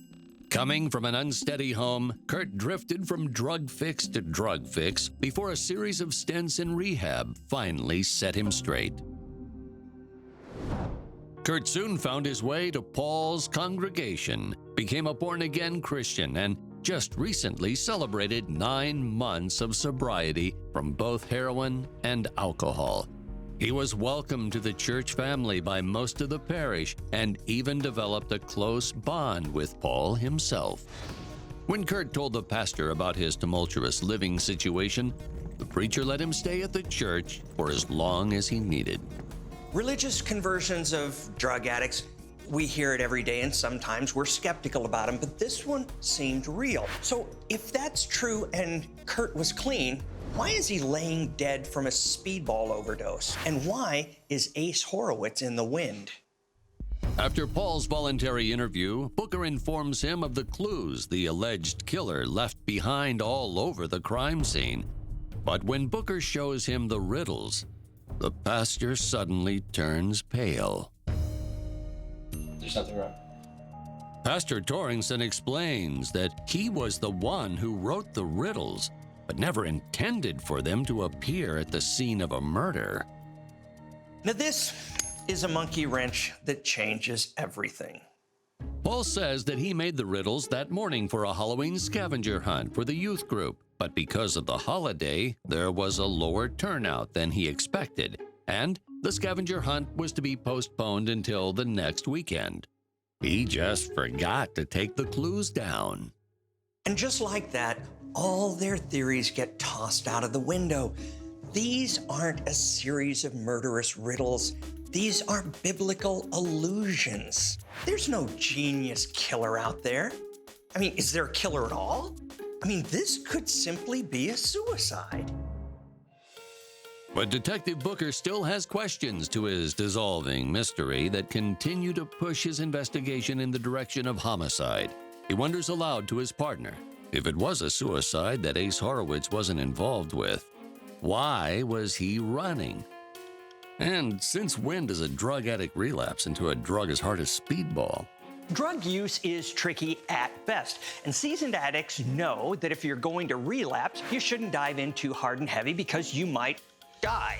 Kurt Flair had been a drug user the bulk of his life, so he should have known better, and police wondered, was this overdose accidental? Then, 2 more clues fall into Detective Booker's lap. After another scan of the murder scene, police find a small baggie with drug residue in the bushes nearby where Kurt's body was found. On the bag is a fingerprint that detectives hope will finally point to a killer. Pastor Torringson also tells police that the day of the scavenger hunt, a small amount of money went missing from the church. Detectives now have a new possible theory. Did Kurt Flair rob the church in order to purchase drugs? And if so, did he purchase them from Ace Horowitz? Police quickly send the drug baggie over to discover just who the mystery fingerprint belongs to. On Halloween, Detective Tyler Booker discovers the body of an ex-drug addict, Kurt Flair, behind a church dumpster. Fortunately, the clues police believed were left by the killer were actually meant for the church's scavenger hunt.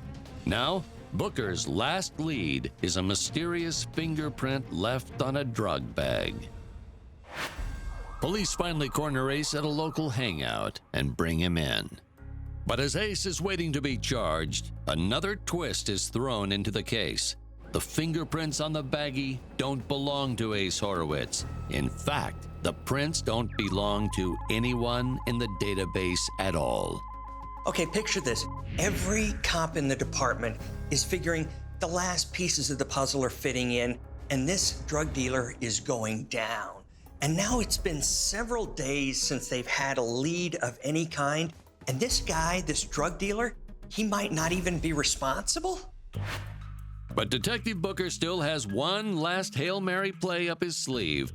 Police know that Ace was selling drugs the week of Kurt's death, and now they know that money went missing from the church the day Kurt died. They assume that somebody from the church purchased the drugs, and They also assumed that they purchased those drugs from Ace because of his previous connection with Kurt. Ace knows that he's not getting out of this without some sort of penalty. He begins asking for immunity to being an accessory for murder. You're gonna have to give me something good. The detectives bite, convincing him to give his story a new coat of paint. Ace admits to selling drugs the morning of Kurt's death, but he claims he never sold anything to Kurt and hadn't since Kurt converted to Christianity. When asked by detectives why he ran away from police, Ace explained that the only alibi he had the night of Kurt's death was that he paid Kurt's mother, Karen, for sex and was otherwise occupied. You want to know the truth? Yes. I was banging his mom. Now police are feeling kind of foolish because not only is this guy not the Riddler that they thought he was, when police looked into Ace's alibi, it checked out because he was sleeping with Kurt's mom. Detectives quickly track down Karen and confirm his alibi, leading them to their next question. Who did you sell drugs to on the morning of Kurt's death? Ace runs through a mental list of his clientele, but every name he gives Booker appears in the police database and isn't a match for the fingerprint on the drug baggie found at the crime scene. Booker presses harder. Finally, Ace recalls a client that day, someone who seemed as though they were a first-time buyer. Ace claims he never got a name from this mystery client, but describes him as an older, short, nerdy teenager with a slight facial tic. Detective Booker is quick to put a name to a face. Jeff Torrington, the pastor's son. Police quickly race over to the church. Booker arrests Jeff Torrington on the charge of homicide. In processing, detectives are able to score a match of Jeff's fingerprints on the drug baggie found at the scene of the crime. Now things are starting to fit into place. They know who the fingerprints belong to, they've got somebody connected to both Kurt and Ace, and they've got the crime scene. But you can have all the evidence in the world, but you still need motive, and they don't got it. Jeff admits to purchasing the drugs from Horowitz, but claims he never intended for Kurt to overdose. He says that in recent meetings, he had considered Kurt to become more withdrawn and quiet. He was worried he was on the verge of a relapse. Having learned from his father how to deal and treat drug addicts, Jeff claims he meant to buy a small dosage, not a sandbag, so that Kurt could get an easy fix without fully relapsing. The idea is not totally unheard of, but there's something not adding up. And police can't help but think that Jeff's being a little disingenuous. Police press harder, grilling Jeff for hours. If he was only trying to help, why did he steal money from the church instead of paying for the drugs himself? Why did he leave Kurt behind the dumpster under the clues to be discovered by just anyone? With all their leads spent, Detective Booker finally thinks he makes the right connection for motive. And he hits Jeff hard with it. Detective Booker continues to press for information that it was the pastor's son, Jeff Torrington, who made the drug purchase. But in Jeff's interrogation, he claims he just wanted to help ease him through a relapse. But Detective Booker isn't buying it. Booker remembers the one thing that could function as a motive. Jeff's father was planning on paying for Kurt's seminary school. Booker rails on Jeff, pushing him until he finally breaks and admits that he murdered Kurt because he felt as though he was being replaced as his father's only son. The morning of Kurt's murder, Jeff stole money from the church, purchased the speedball from Ace, and then blackmailed Kurt by saying that if he didn't take all the drugs, he would tell everyone that it was Kurt who stole the money. Take it. At the church, Jeff points his dad's gun at Kurt and forces him to inhale the speedball. When Kurt overdosed, Jeff moved the body behind the dumpster under his father's scavenger hunt clue, left to make an alibi for himself, and planned to return the following morning to discover Kurt dead and report it to police. With his confession, Jeff Torrington was charged with first-degree murder and charged with 25 years to life in prison. Jeff fell victim to a number of deadly sins: wrath, pride, but mainly envy. He was jealous of his father's relationship with Kurt. And in the end, he's going to find out that it's difficult serving God while you're also serving life without parole.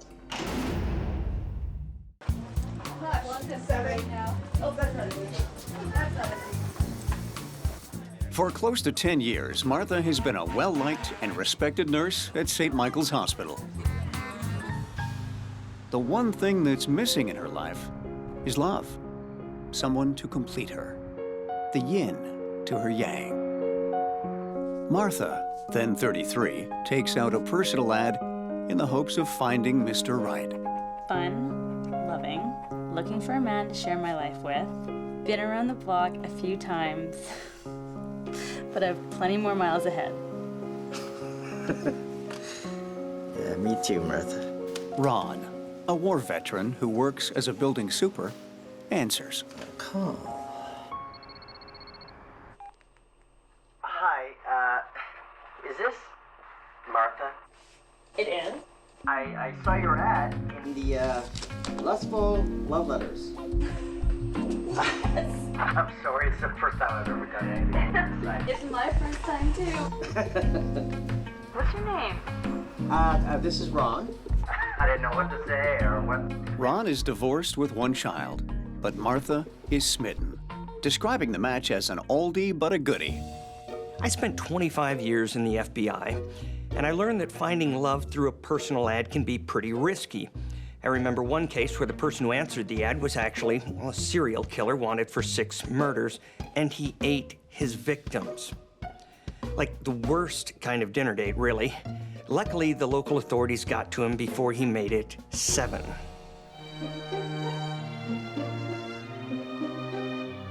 After a month-long courtship over the phone, Martha and Ron finally meet in person.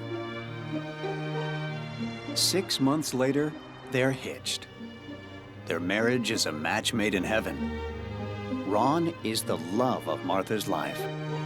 The happy couple spent all their days together, and nights.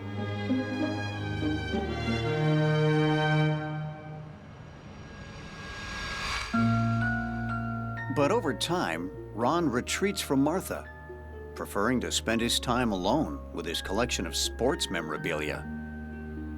Ron becomes obsessed with money and the value of his collection. Martha's concerned. This is not the man she married, and a far cry from Martha's own upbeat personality. After 7 years, the marriage develops an itch that needs scratching. Ron's withdrawal from Martha and the world, as well as his growing obsession with his sports collection, were red flags. And it seems like we've got an inner demon situation going on here. Ron's fixation with money becomes obsessive. Look what I got. This is the one I've wanted for a long time. He resents that his wife brings in more money than he does. And Ron becomes paranoid of losing all his belongings. Ron, dinner's gonna be ready around 6:30. Green beans. Hands off. It's mine. It's a lot more expensive than this costume jewelry, I'll tell you that. It's a ball, Ron. This is the most expensive ball you'll ever have in your hands. It's a ball. You just don't get it. I don't know. I don't know what to do. He spends all of his time in the basement, down there with his sports stuff. He's always angry. Well, when he's angry, what do you mean? Like, is he verbally abusive or? Yeah. Martha confides to her close friend Barbara that Ron is chronically angry and always blaming everyone but himself for his problems. But I do get scared. She thinks it could have something to do with his time in the military. I don't know what to do. It's not uncommon for war veterans, and I've known some, to suffer from depression and anxiety. These days, we have a name for it, PTSD, and it's an ugly thing.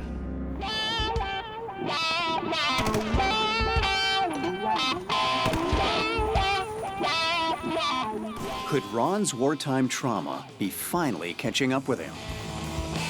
Although he doesn't like to discuss the war, he tells Martha that he saw serious combat when he was in country with special ops. Serious combat with special ops? Oh, no, no. The official record states that Ron spent the war tied to a desk. I'd say someone is feeling a little inadequate because he didn't see any action at all.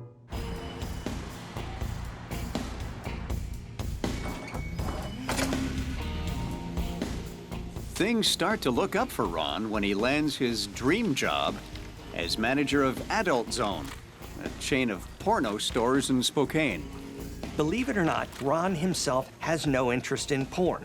He's just reading the articles. Actually, what he's really interested in is the money. He isn't getting rich, but it's a well-paid gig with benefits and stability, and he doesn't have to answer to anybody. He's the boss, at least when it came to cleaning up.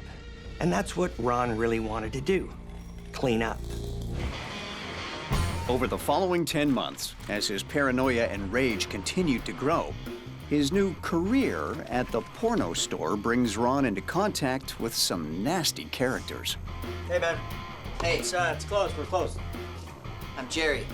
I'm here for the job. Hey, Jerry. I've been expecting you. Thanks, huh? man. Name's Ron. One of his employees, Jerry, is a real sleazy dude with a rap sheet a mile long. Jerry also has a mean and expensive appetite for hard drugs. Cocaine, speed, crack, you name it. And he's always broke. Ron doesn't have a criminal record or anything, but he and Jerry become fast friends. Both are ex-military. Both resent the world and see themselves as victims, though. Ron and Jerry bond over shared grievances, both real and imagined. The new job only fuels Ron's obsession with money. He lies to Martha about the amounts he's making and stockpiles thousands in the den without her knowledge. In Ron's collapsing psyche, he's the victim. That's not uncommon. Everybody's out to get him. He's got to defend himself. He's got to prepare for the worst. He's got to prepare for Armageddon. My honey went into the basement and now he's non-existent. All you talk about is money, Ron. All you talk about is money and you shut up. Shut up. Martha's a compassionate person and can take a lot. She's a nurse, after all. But she's starting to worry about her safety. In the basement trying to secure our future? I don't ever want to come home to this. Get out, Ron. I can't do it anymore. I want you to leave. I'll leave.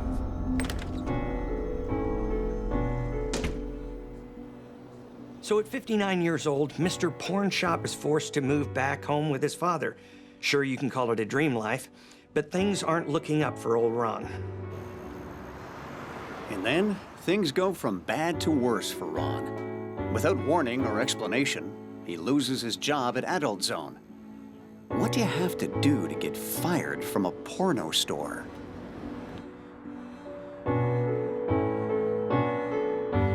Can you come over? I just think we need to talk. Then Ron finally catches a break. Like an eager puppy begging for a scrap of food, Ron is hopeful that Martha has seen the error of her ways, realized she can't live without him, and wants to patch things back up. Hi. It's your favorite. Really? You thought a flower was gonna make up for how you've treated me? Yeah? But then Martha drops the bomb. It's over, Ron. I want a divorce.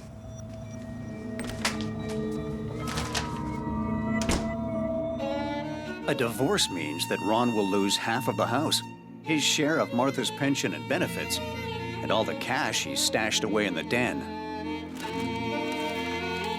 Ron's not the kind of guy to go down without a fight. He isn't about to sit back and lose half of the house, all of Martha's money, money that, as far as he's concerned, is owed to him. No way, not a chance. He wants revenge.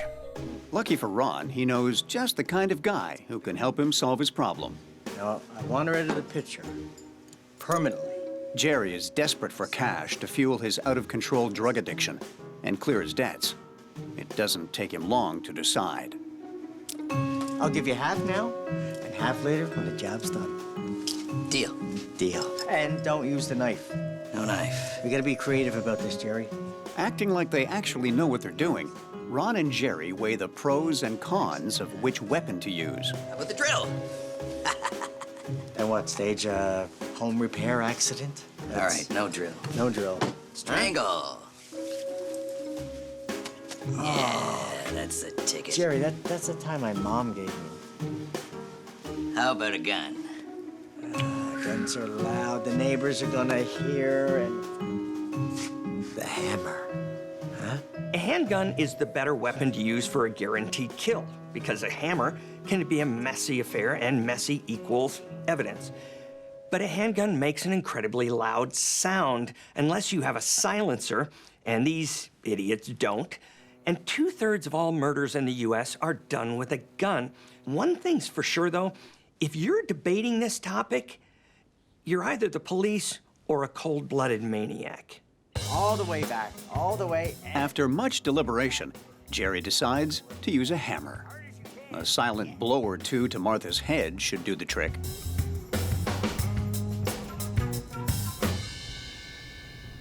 To throw off the police, they decide to make it look like a burglary gone sideways.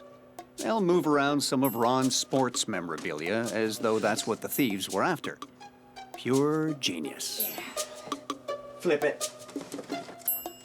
What are you doing? It's just a ball. You're just like her.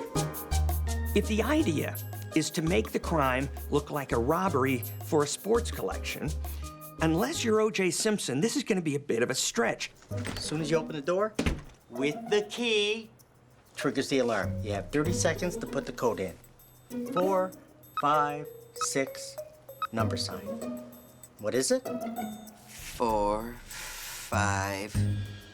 Oh, Jesus, Jerry, what comes after 5? 6. Look, write it down, okay? Okay. 4, 5, 6. 4. Numbers. 5.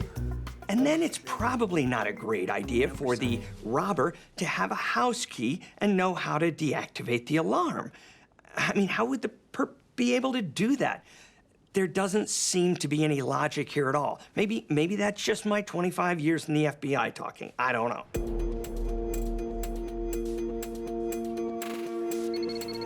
Martha gets a surprise call at work from Ron. Hey, it's me. I just want to let you know I'm going to get away for a few days, okay? I'm stressed out. I just need to clear my head. Okay. Where are you gonna go? Just up north somewhere, just at a motel. I just wanted to let you know, okay? Look, I gotta go. Okay, Ron. What do we have to do? Ron thinks he's clever, which is wonderful for law enforcement. He calls his soon-to-be ex-wife to establish an alibi. Now he waits in a cheap motel for his degenerate friend Jerry to bludgeon Martha to death with a hammer. Nice couple of guys.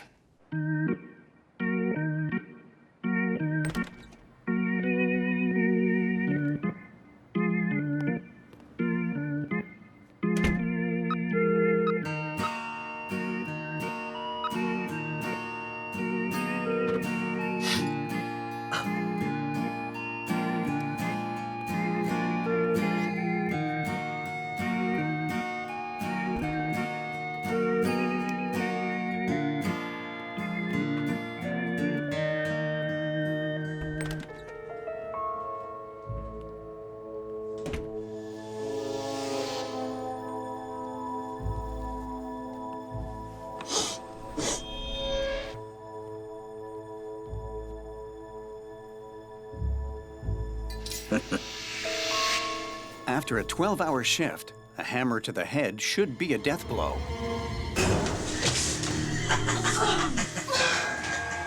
But Martha is one tough cookie.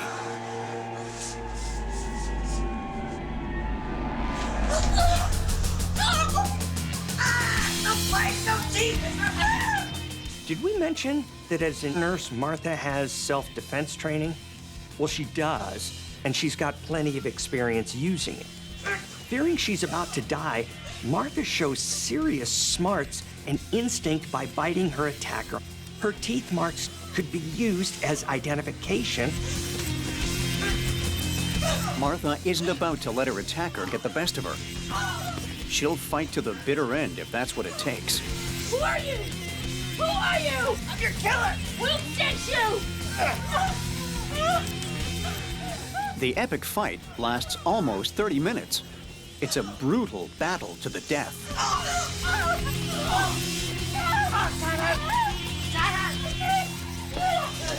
Jerry obviously didn't think that little old Martha would be a match for him.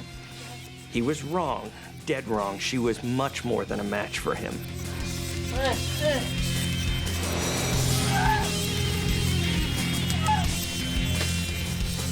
Martha has turned the tables on the attacker.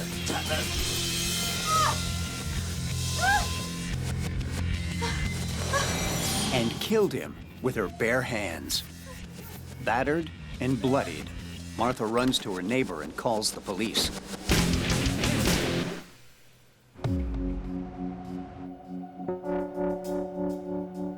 The stress for a paranoiac like Ron is immense. I mean, what could be taking Jerry so long? He should have called hours ago. Ron is most definitely losing his mind at this point, at least what mind he has left. Detective Maxwell is the investigator assigned to the case. Thanks to Jerry's total lack of intelligence, investigators easily identify him at the scene. That's so Jerry. After 25 years in the FBI, let me give you a pro tip. Don't bring your wallet to the scene of the crime. Investigators then discover a note in Martha's house left by Ron. The note is obviously meant to bolster his alibi, but the investigators were made simply more suspicious. In a case like this, where there's an estranged spouse, they're an automatic suspect. In fact, statistically, almost half of all women who are murdered in America are killed by people they know, usually a current or former boyfriend or spouse.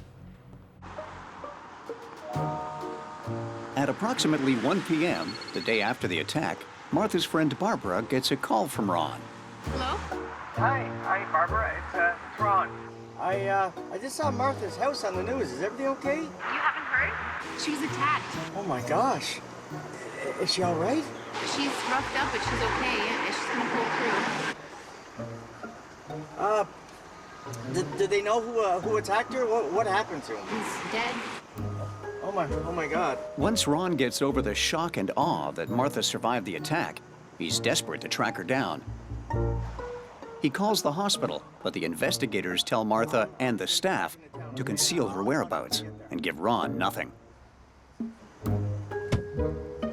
Jerry, you idiot! Jerry!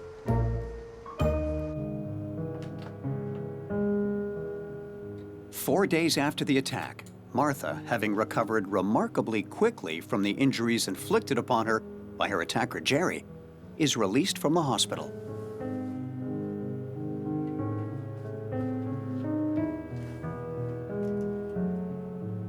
So we're not making this up. It turns out that in Jerry's backpack was an envelope with a couple of bucks. And oh yeah, he also left a daybook entry with "Call Ron" on it. It's the crucial clue in the case. It connects Jerry directly to Ron. You remember what I said about bringing personal belongings to the crime scene? Honestly, I don't think Jerry could have been any more stupid if he'd tried. Now the investigators need to locate Ron as soon as possible. They track down his son Mike, who tells them he's actually been in touch with his father. He then mentioned that he's worried because the last time they were together, Mike discovered a revolver hidden in his father's drawer. The investigators are up against the clock. Ron is desperate, and he's volatile, and he's paranoid. These are very bad things that, in my experience, make him more than a suspect. He's a high-risk suspect. The investigators convince Ron's son, Mike, to call his father to coax him back to Spokane without revealing that he's wanted for questioning.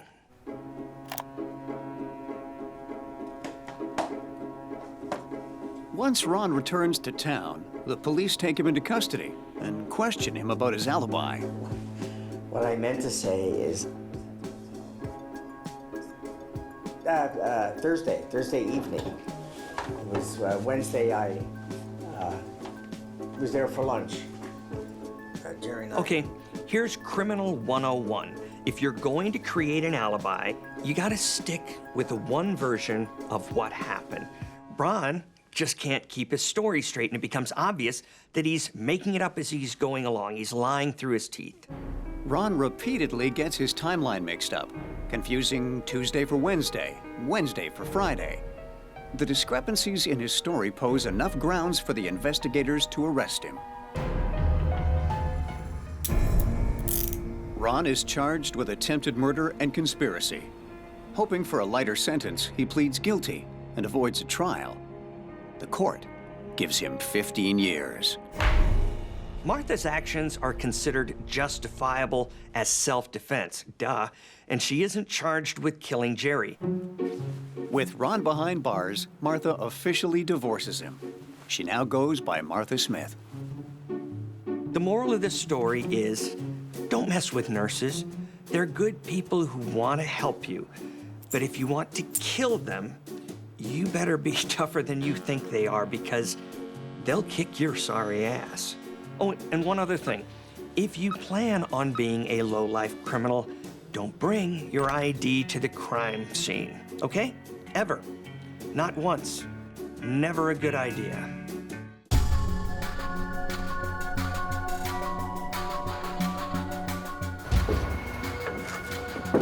Cecilia is a 21-year-old high school dropout. She's had some bad luck in the past, but she's planning a new beginning and has all the right stuff to succeed.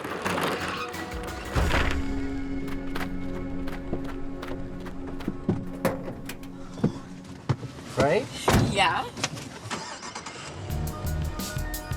Judd has been Cecilia's close friend since high school. He knows what she's been through, and through it all, he's been there for her.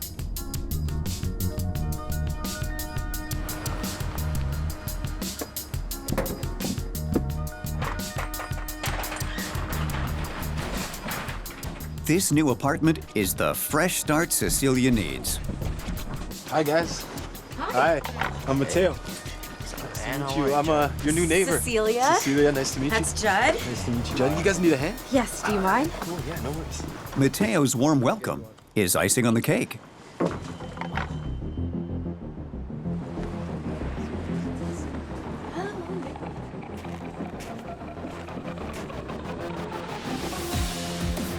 This one.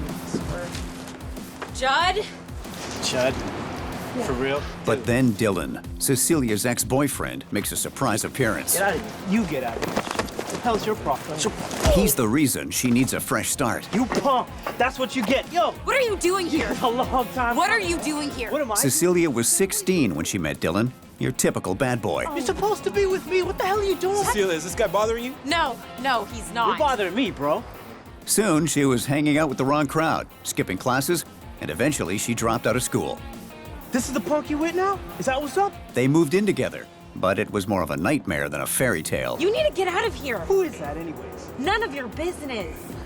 It's been 5 years since Cecilia made that mistake, and try as she may, it seems to be following her.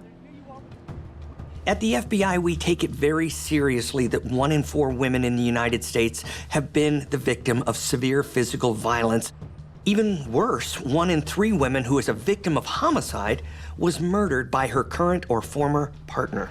Dylan, you gotta go. Let's just have a talk about it. I'm gonna call the cops, okay? Call the cops for, girl? I'm going to call the police. So go! Go! Oh, I'm sorry. You alright, man? You okay? Who was that guy? Nobody. Honestly. This is what we call a cycle of abuse. More often than not, women in her situation won't call the police. And usually, that ends badly. All right, you guys can put that wherever you want. Despite the fiasco on her first day in her new apartment, Cecilia is still determined to put it all behind her. Wait, I just want to say thank you. Hey, no problem. Thanks Nice to meet again. you. Yeah. You're wonderful. Okay, cool. Thanks. And she has willing help close by from her very friendly new neighbor, Mateo. Which doesn't thrill Judd. In the days that follow, Cecilia settles into her new digs.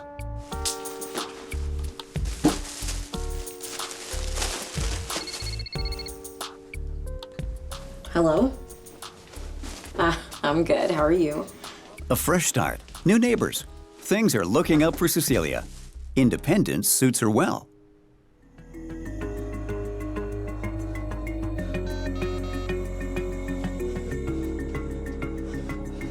I need an ambulance. My friend's been attacked. Hurry!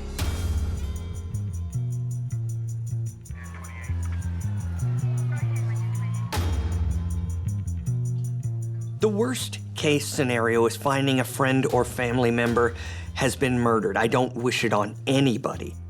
But if it happens, the most important thing to do is to call 911 and please don't disturb the crime scene. There's only one way in and one way out of this bathroom, and it's a bottleneck for evidence.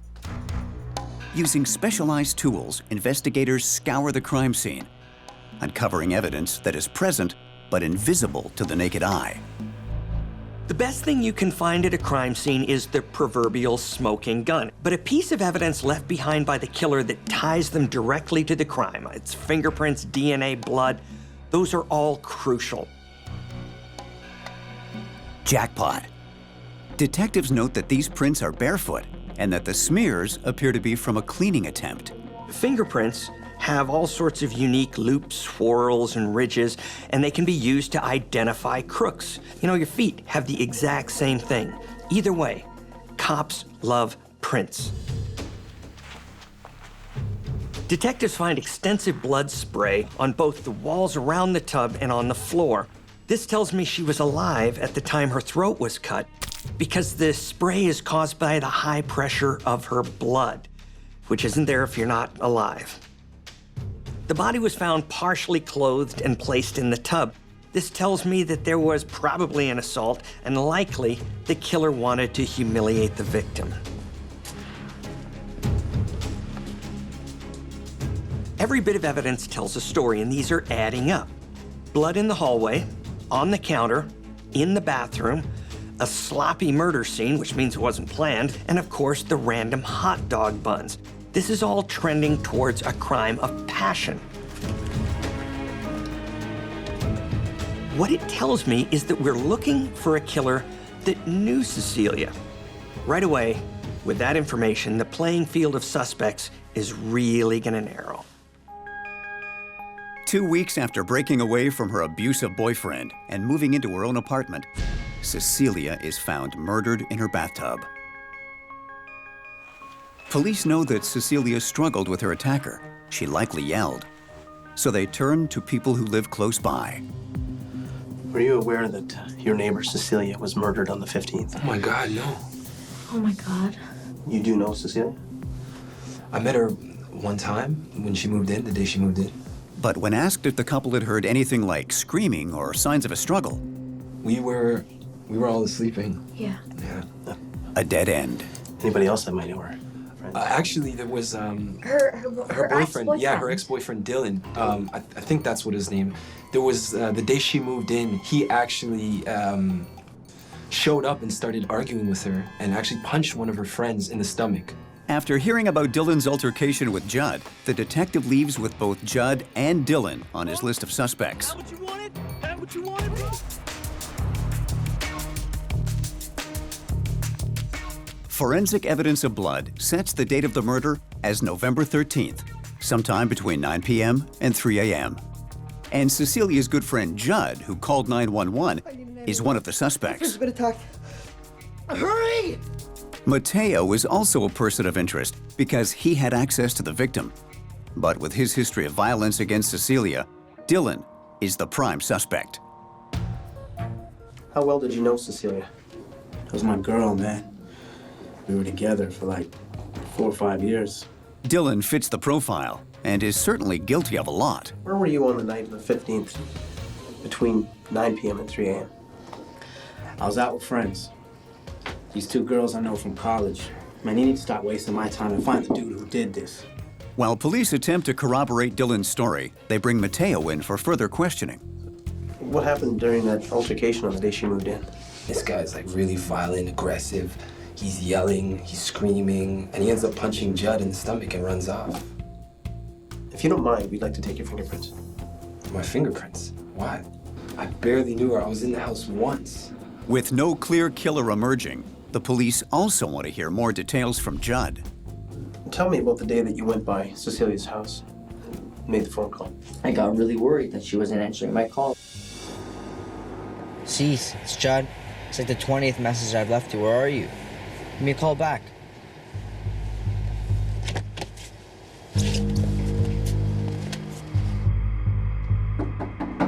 Cease, open up! Cease, it's Judd!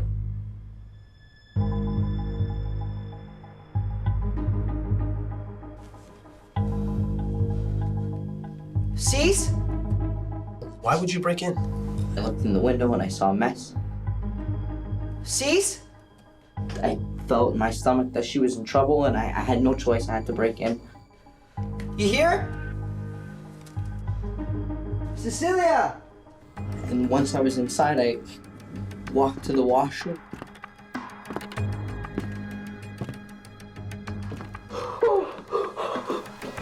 There she was.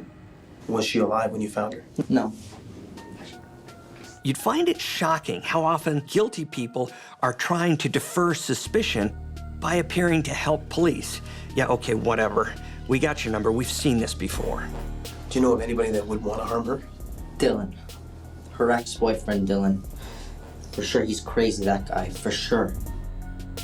There are 3 suspects and a dump truck full of evidence. But between the random buns and the guys in her life, how do investigators make heads or tails of any of this? These 3 guys all had contact with the victim within 4 days of her death. 2 of them had personal relationships with her, while the 3rd lived right beside her. This is a whodunit, and in cases like this, we use the process of elimination. We're not adding suspects, we're eliminating them. Just line up the ducks and eliminate them using facts until there's only one left. Investigators discover Dylan's alibi is airtight. He was out drinking with 2 college co-eds. He's off the hook. So now they turn to Judd. Investigators have a problem with Judd's story. How does a 165-pound man slip through a tiny window and not disturb anything on the kitchen counter? So they take him back to the scene of the crime in order to corroborate his claims.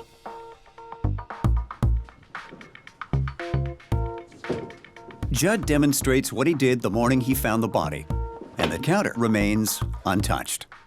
For now, he's no longer a suspect.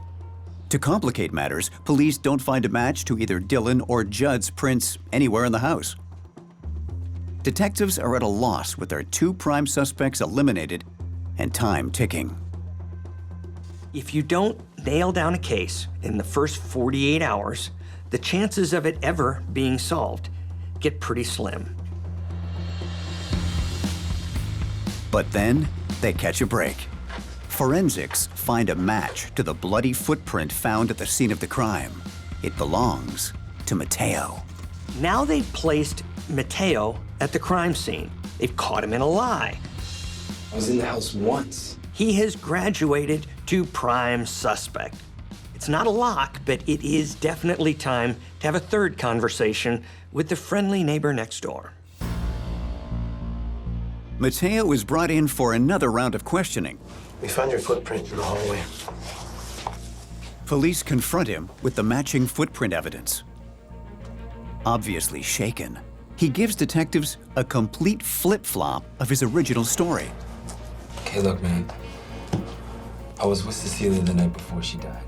Mateo claims that he and Cecilia have been having a bombshell affair for the past couple of weeks that started right after she moved in. That night, we had a couple drinks. We made out a little bit.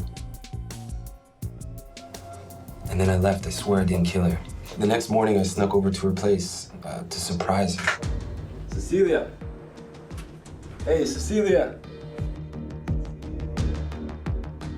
He had visited for another morning tryst when he found her dead in the tub. I panicked. There was blood everywhere. So I ran home, scared. Well, I realized I left bloody footprints in the hallway. So I ran back and cleaned them up. I was just scared, but I didn't kill her. He claims that's how his prints got in the hallway. So why didn't you report the body? It's my wife, man. I didn't want my wife to find out about the affair. One more shoe drops in Mateo's perimeter. What can you tell me about this? This is a long time ago, man. I'm a different person. They found that he has a domestic abuse conviction against him, but it was in another state, which is how it was missed on the routine check. And this is part of the reason why I didn't call, because I knew I would be a suspect. Game changer. This is a big deal, because if you've got one conviction for violence against a spouse, you've probably done it a lot before it got bad enough to have your wife turn you in. This guy has a proven violent temper, and he's not afraid to take that out on women. I swear I didn't kill her. Police think they're looking at their guy, but they don't have enough conclusive evidence to lay a charge that will stick. They're forced to let him go, but under the order that he's not to leave town. Instinct is telling me this is the guy. Here's the hitch, and it's a big one. Just because they have his footprint doesn't mean they have him for committing murder. He hardly knew her. Why would he kill her? This guy could skate on reasonable doubt. This one footprint only places him at the scene of the crime. They need to place him in that bathroom at the time of the crime. The detective combs over the evidence again, but this time with nothing but Mateo as their prime suspect. While reassessing crime scene photos, he notices something odd about one of the hot dog buns. It looks like half of the bun has been squashed down, unlike the other buns. The bun is rock-hard stale, and when detectives dust the squashed half of bun number 3, a very clear partial footprint reveals itself. This is where the investigation goes from pretty weird to totally bizarre. The bun is now rock hard. You know how they get after a few days. In order to have made a clear footprint, the perpetrator would have had to have stepped on the bun when it was perfectly fresh and soft. That means the owner of the footprint on the bun was in the bathroom when the buns got dumped out from their bag during the crime. That person stepped on bun number 3, leaving behind their footprint. Signed, sealed, delivered. Scene of the crime, time of the crime.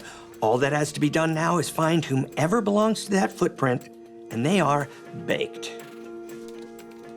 The detective uses 3D scan overlay technology on Mateo's footprint and the bun print to establish if they are in fact identical.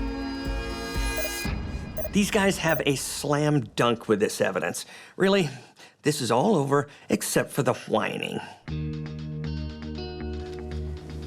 Mateo, we have your footprint that places you in the bathroom at the time of our death.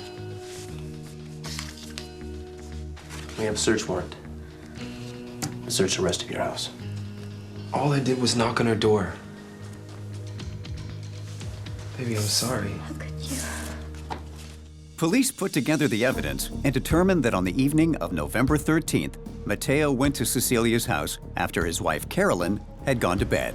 Hey, girl. We need to talk. Talk about what? This needs to stop. He made a pass at her, but Cecilia wanted nothing to do with him. You have a wife, you have kids, you need to leave me alone.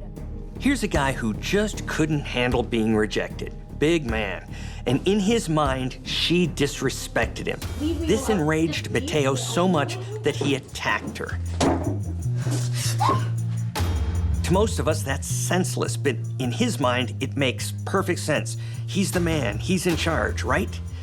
No, wrong. Oh, no.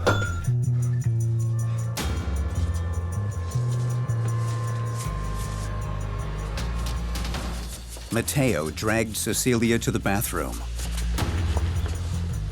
where he slit her throat with scissors.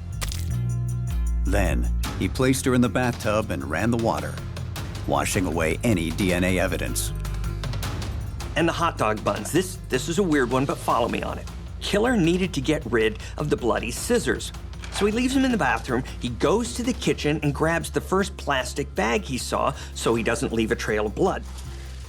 This bag held hot dog buns. He brought him back to the bathroom, bagged his evidence so he could get it out of the house. And that's how the blood got on the counter, and that's how the buns got onto the floor. Mateo, you were under arrest for the murder of Cecilia, your neighbor. All I did was knock on her door. Mateo is charged with first-degree murder of Cecilia and sentenced to life without parole.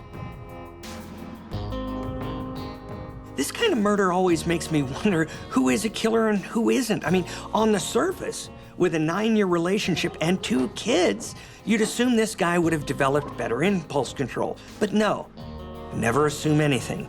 We're fortunate that this time, that this guy left behind the smoking bun.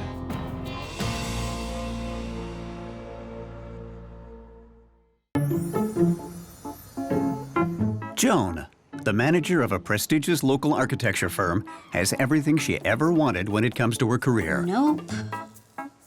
No. But after 2 failed marriages, this 45-year-old finds herself back in the dating pool, and the water is cold. Too into himself. When you're a woman over 40, unfortunately, most of your dating options are less Fabio and more Flabio.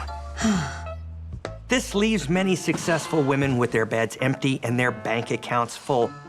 Targets for attractive young liars, scammers, or worse. It just isn't fair.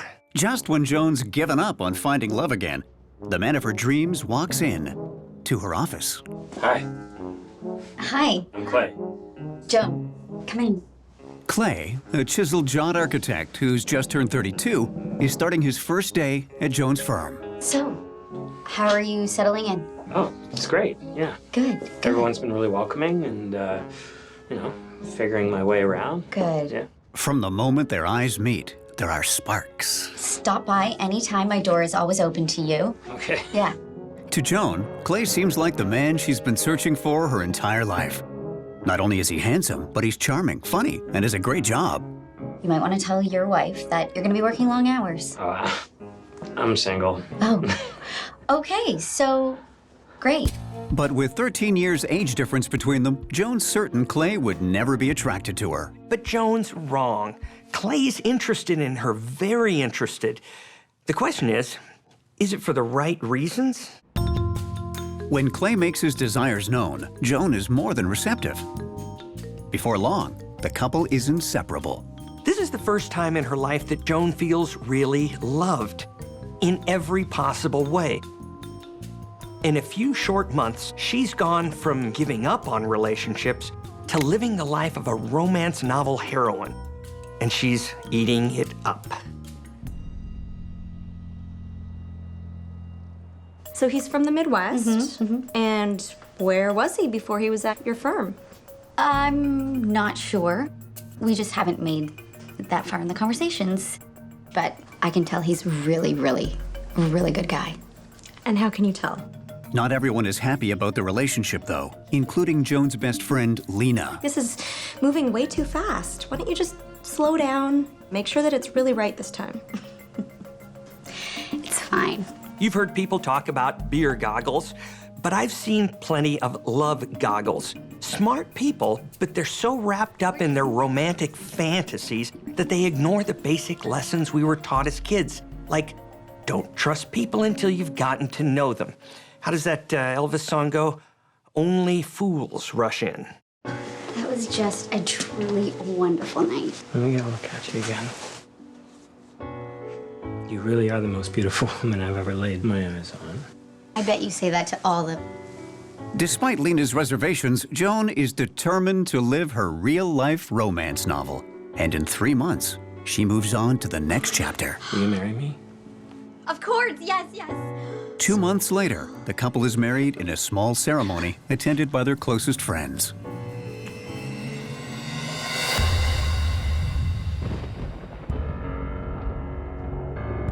But a dark cloud appears over Joan's sunny new life when she notices money disappearing from her bank account. There's only 2 people who have access to that account, her and her brand new husband, Clay. What is this? These are my accounts. Joan, I can explain this. Yeah, you better. Clay confesses to taking the money. I'm paying child support. What? But says he only did it to support his 2 children from his 2 previous marriages. I've made some bad decisions in my past, but that's what it is. It's the past. Joan, I love you. You're the one I want to be with. Joan forgives Clay, and he swears to never betray her trust again. I've lost count of how many times at the FBI we'd see kind, generous, beautiful women desperate for attention being swept away by boy toys who take them for everything they've got. I mean, if it's too good to be true, it is. In my experience, no matter how much these guys swear you can trust them, the situation almost always ends in tears. If you're lucky. You are his wife now. Don't you think your entire relationship being based on a lie is a little bit of a problem? I don't like him, and I don't trust him, and I don't know what you don't get about that. Not everyone is as forgiving as Joan. You can't trust the guy. He lied to you. When Lena hears what Clay's been up to, she seizes on it as proof he's a bad guy. You don't know him like I know him.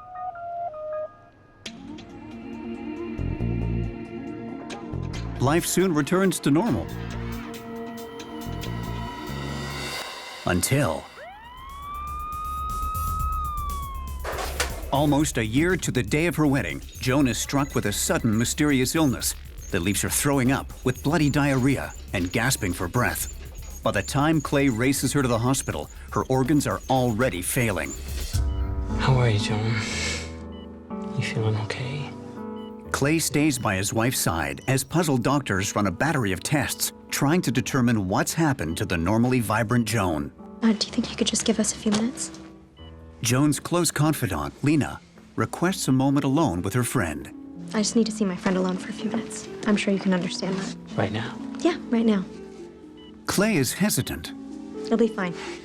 but finally agrees, telling Joan he'll be right outside.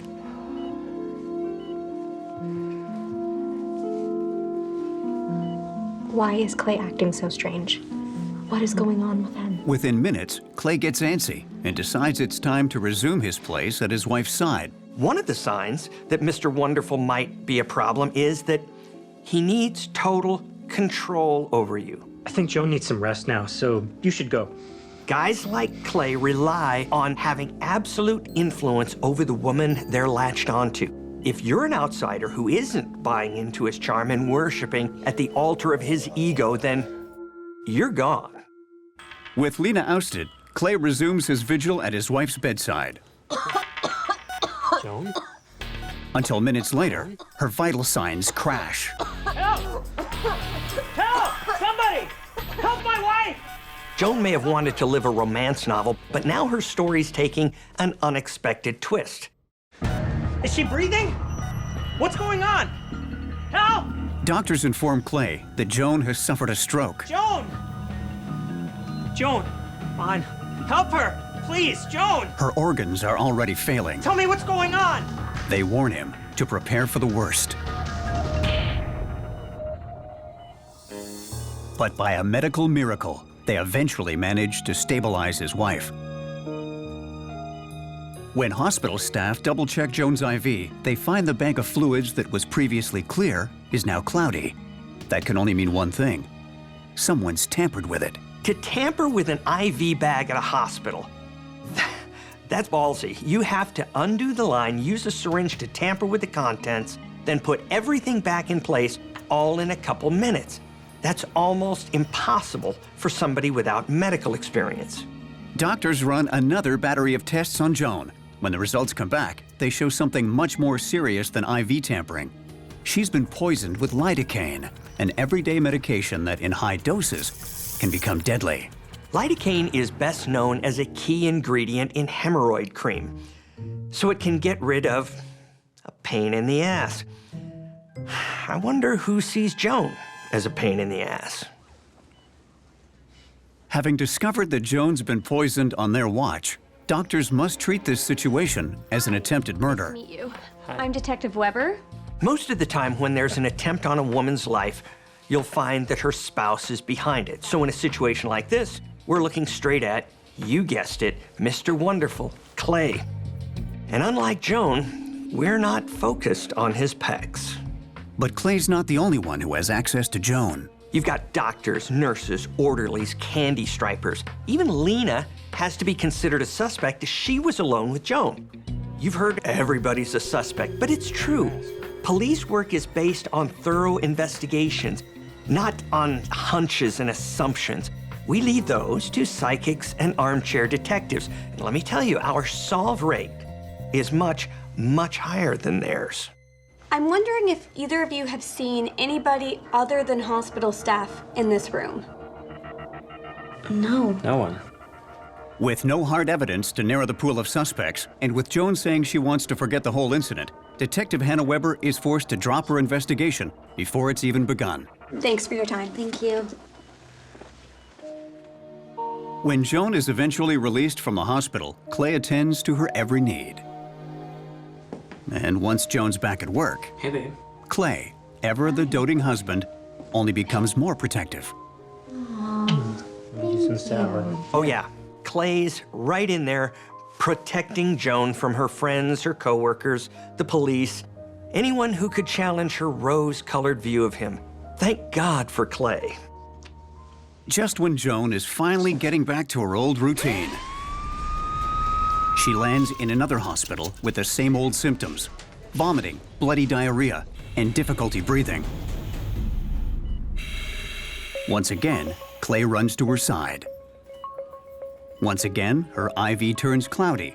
And once again, doctors discover that she has been poisoned with lidocaine. Well, that narrows the suspect pool because one hospital could have a homicidal staff member going around poisoning patients. I mean, it happens, but it's rare.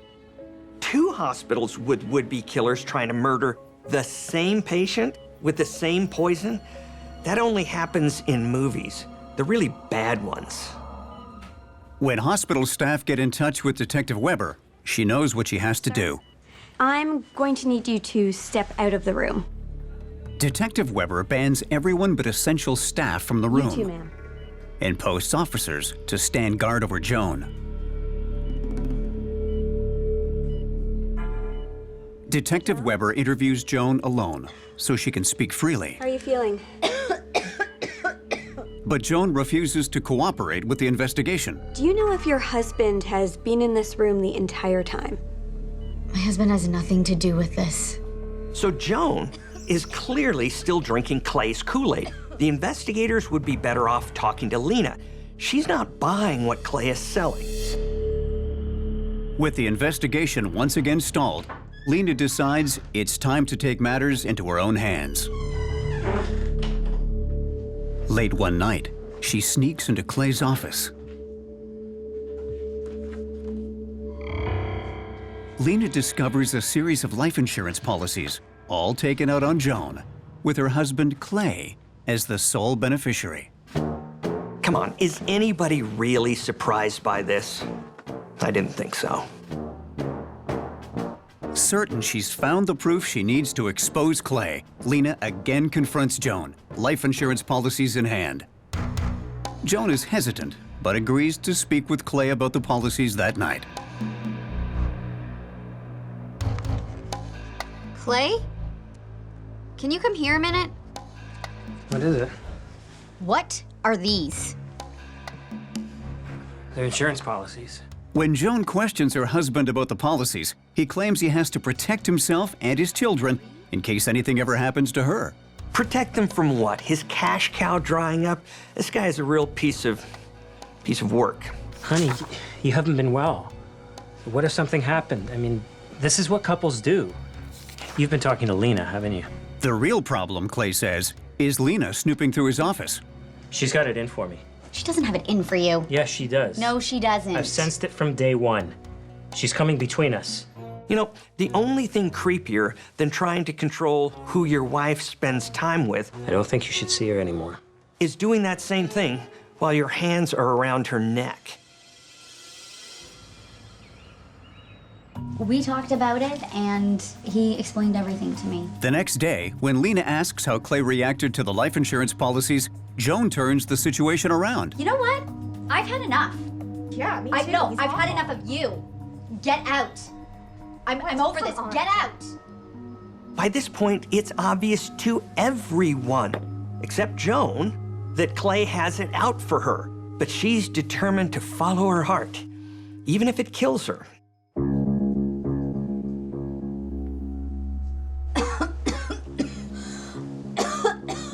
Joan? Joan? Joan? Joan, are you all right? Joan? Joan?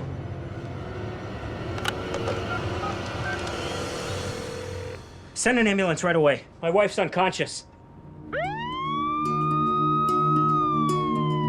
Joan. Joan. Joan, stay with me. Joan arrives at the hospital not breathing and with no pulse. Despite their best efforts, doctors are unable to pull off yet another miracle.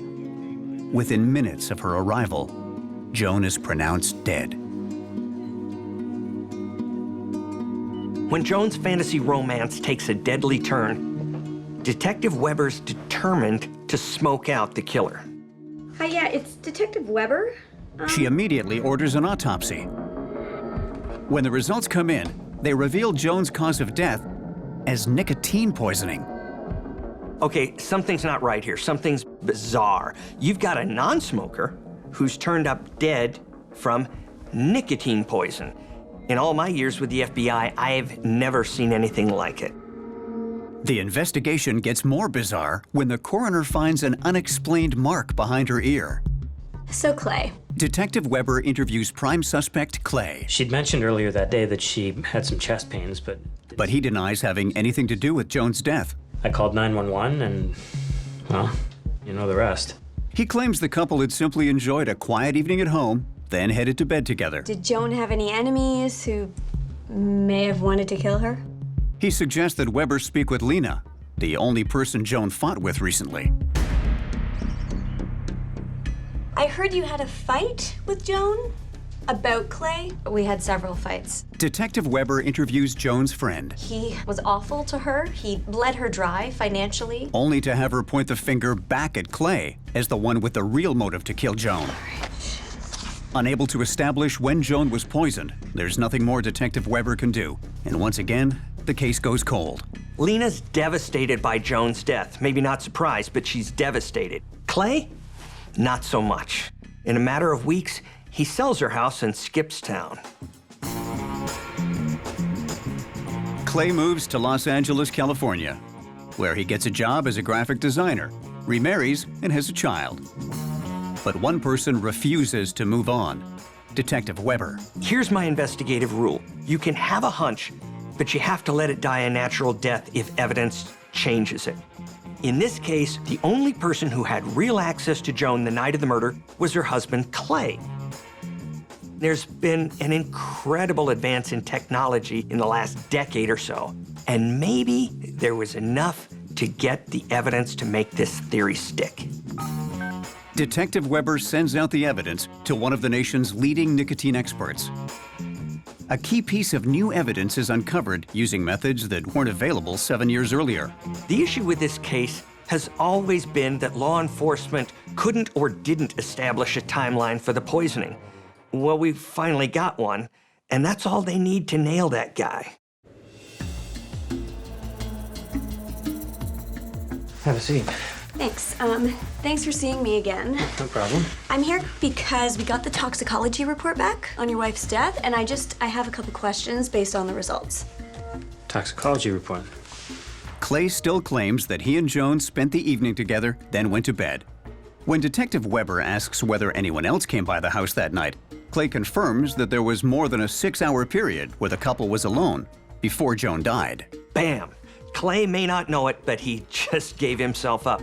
You see, the nicotine expert gave a timeline. It says the poison was administered 30 minutes before Joan's death, and Clay's just said he was the only one with her at that time. See ya, Clay. Clay's statement and the medical expert's timeline can only mean one thing. After Joan went to bed that fateful night, her husband stayed up and prepared a lethal concoction by meticulously emptying out an entire pack of cigarettes and emulsifying the dried tobacco into a liquid substance.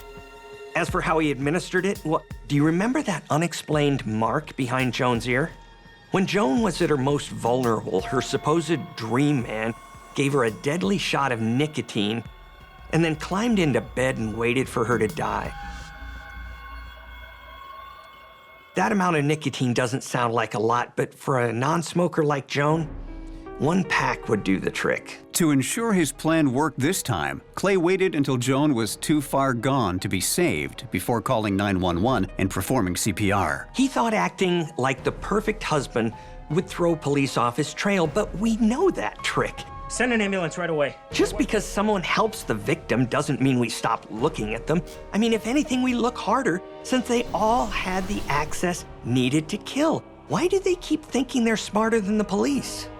When investigators looked into Clay's past, they discovered he didn't just lie about murdering his wife, but about everything, including his degree in architecture. Will you marry me? Of course, yes. The whole dream relationship had been fake too. Clay hadn't fallen for Joan, just her bank account.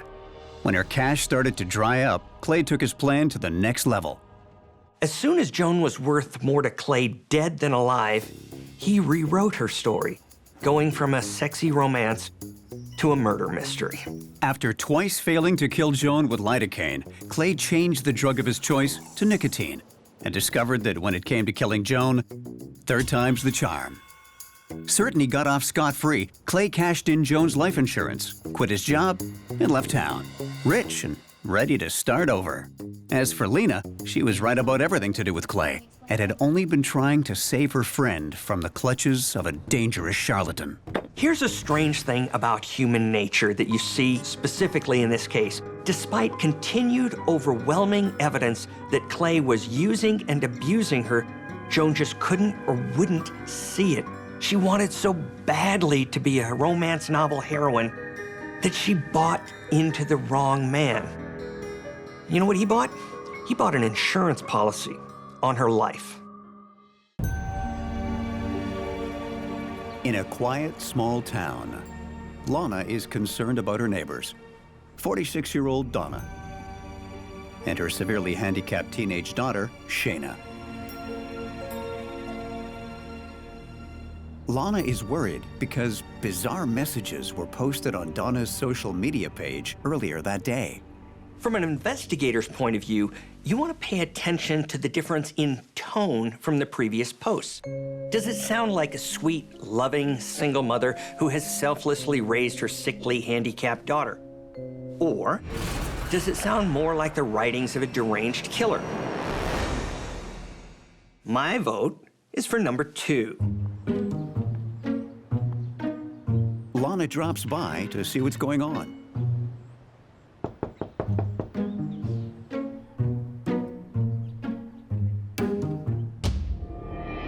The house looks like it's been ransacked. Now, very worried about her neighbors, she calls the police. When no one answers the door, police enter the house.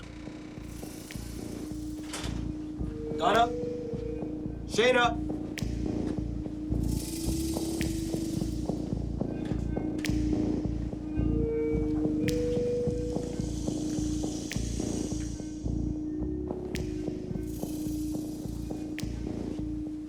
He makes a horrific discovery. It appears that Donna has been bludgeoned to death.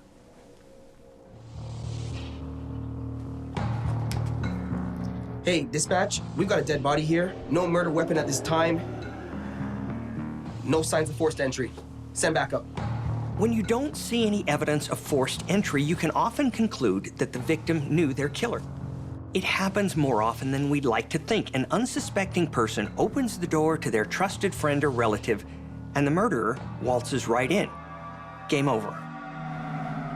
Police do a sweep of the entire house. The good news? The killer is gone. The bad news? So is Shayna. Shayna is confined to a wheelchair and can only travel with her mother's assistance. Everything points to a kidnapping. Imagine the situation the police have on their hands. It stands to reason that the killer has taken Shayna. So somewhere out there, there's a severely disabled teenager whose chances of survival are slim. During my time with the FBI, I learned the hard way that if you don't find the victim of an abduction within the first 48 hours, it gets pretty grim, and it gets that way fast. There's a ticking clock, and it started hours ago. Police interview Donna's neighbor, Lana. She tells them that Shayna has been having a romance with a man she met online. He's really cool. He's really, really cute. He makes me laugh. He's so funny. Does your mom know? No. Oh my God, she'd kill me. His name is Robbie, and he's a 32-year-old resident of Utah. Now we're getting somewhere. Whenever you've got a missing woman, the first place you look is her husband or boyfriend. 85% of the time, if they haven't done the deed themselves, then they've masterminded it. And I use the term mastermind kind of lightly. Using Robbie's social media account, where he has helpfully posted his address, the police are able to track him down to Salt Lake City, Utah. Really? Posting your address on your social media account? Oh, come on. That has to take the cake for one of the stupidest things anyone can do, much less a potential criminal who police are looking for.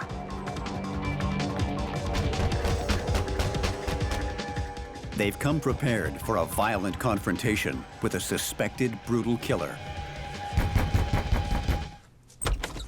Sorry, I was just in the bathroom. Come in. Who's there?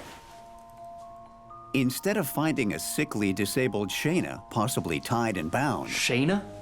The police find an able-bodied, healthy young woman. Shayna is obviously not kidnapped, nor is she disabled. Someone's got some serious explaining to do. Shayna and Robbie admit they've been having a secret, long-distance love affair. The investigation has taken a bizarre and completely unexpected turn. So now the investigators have to switch lanes, throw their original assumptions out the window, and follow the breadcrumbs.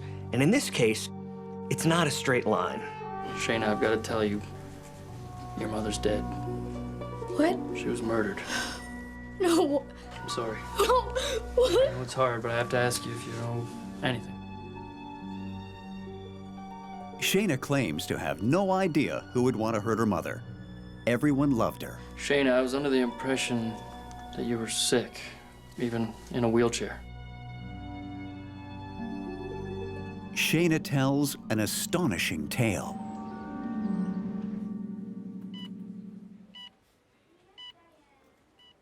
For her whole life, she has been forced by her mother to pretend to be an invalid. Shayna. Mom, I feel fine. She had none of the medical problems or illnesses Donna claimed she had. Even her age had been a lie. Most people thought Shayna was 18. In reality, she's 26. Mother-daughter relationships are complicated at the best of times, but this takes it to a whole new level. You've got a mother who has somehow made her daughter believe all of her life that she's been sick. And you thought your mom was tough on you? It's pretty much the wackiest case this cop has ever heard. Was Shayna truly a victim? Or a willing accomplice? Sometimes criminals hide in plain sight, which can make them even more difficult to catch, and this is especially true of fraudsters like Donna. They fit seamlessly into society, and if you show them a vulnerability, they'll play you. Who was Donna? And how did she get away with this brazen fraud for so long? Born and raised in Texas, Donna grew up with an abusive father. She had Shayna when she was only 21 years old and worked as an office cleaner to make ends meet. When Hurricane Ike hits and she loses everything, she packs up and moves north to Cheyenne, Wyoming for a fresh start. I've been taking care of her all her life. I'm her mother, and I know what's best. She needs the surgery. From the moment she was born, Donna claimed her daughter suffered from numerous ailments. She's sick. They travel from clinic to clinic, with Donna browbeating medical experts to provide the diagnosis she wants for Shayna. If one doctor doubts her claims or produces negative test results, I'm gonna get a second opinion. she simply goes to another.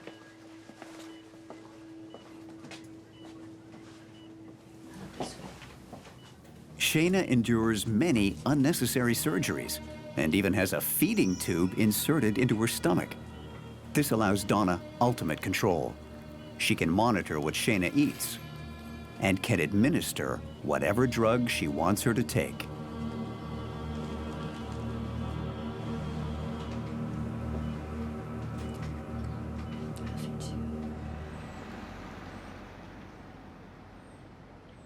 Shayna, look at the beautiful colors in this book.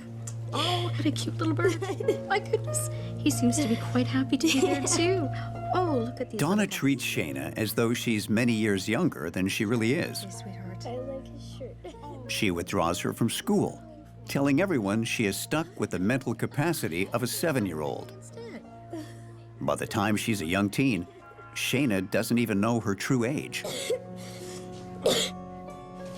Oh, sweetheart. I'm not feeling well. I think I might need my pills. Of course, sweetheart, of course.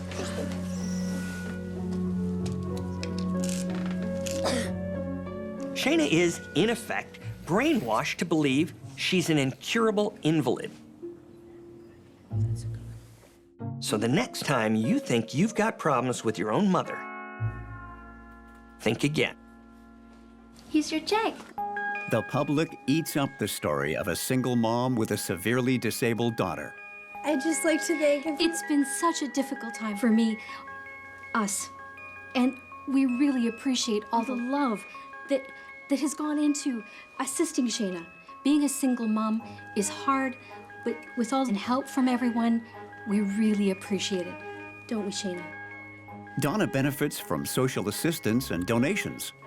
This woman makes Joan Crawford look like a saint. Not only is she making her daughter ill, but she's making a quick and easy buck at the same time. What no one knows is that Donna is exhibiting classic signs of a rare and highly disturbing condition. It's going to be so helpful to us, isn't it, Shayna? Munchausen syndrome by proxy, a disorder in which a spouse or a caregiver fabricates illness in their partner or child. So let me spell it out for you non-believers. Basically, your loved one isn't killing you. They're simply making you sick so that they can get attention. I would do anything for my daughter. It's a controversial concept and not universally accepted by mental health experts. So as an investigator, you've got to wonder, is it deliberate abuse or something that the instigator can't help? Is it a real illness or a way of rationalizing appalling behavior? In my 25 years of law enforcement, I've seen strange motives, but making your daughter believe she's dying so you can get attention, well, that pushes the crazy meter full tilt. Shayna is forced into a life of deception until one day she makes a glorious discovery: the internet. Shayna discovers there's a whole world out there beyond the prison her mother has created for her. And she's determined to explore it. Up until now, Shayna isn't a typical teen. But deprive them of candy and they'll want candy. Deprive them of a social life, you get the picture. Shayna becomes quickly obsessed with the new opportunities presented. Shayna sets up 3 secret social media accounts and communicates with people at night when Donna is asleep. And by people, I mean boys. And by boys, I mean men. Shayna's first attempt at independence takes place at a comic book convention, a rare treat from Donna for her sick daughter. Shayna takes the first chance she can get and ducks out of Donna's view.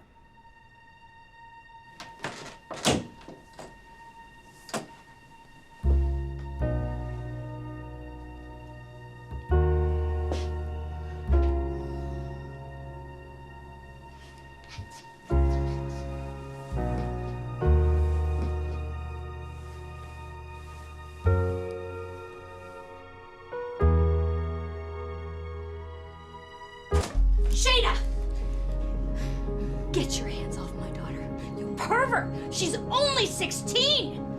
I'm gonna call the police. Beware a mother scorned, especially one with psychological issues. And you are never going to leave me. And this, you are never going to see again. Ever. Ever. Every rational human being has their breaking point. And the moment in the hotel room is the proverbial last straw for Shayna. Donna eventually gives back the computer, figuring that Shayna has learned her lesson. But Shayna has other plans and begins plotting to escape her mother and their life of deception for good. The internet has changed the world in a lot of ways, from how we interact with each other to how we form intimate relationships. Enter Robbie. Maybe not the greatest catch in the world, but for an isolated young girl whose only means of communicating with the outside world is online, not bad. Together, they create a vivid online fantasy world.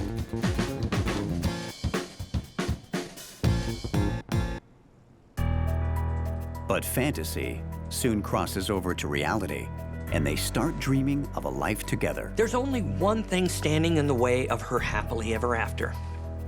Mommie Dearest. So you might think to yourself, why not just run away? Shayna probably thinks her mother will track her down and destroy her one chance at happiness.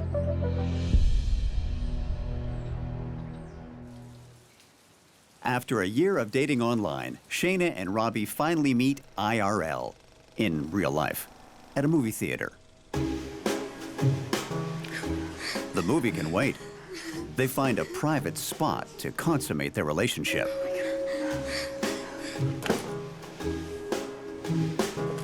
It's no honeymoon suite, but it'll do just fine.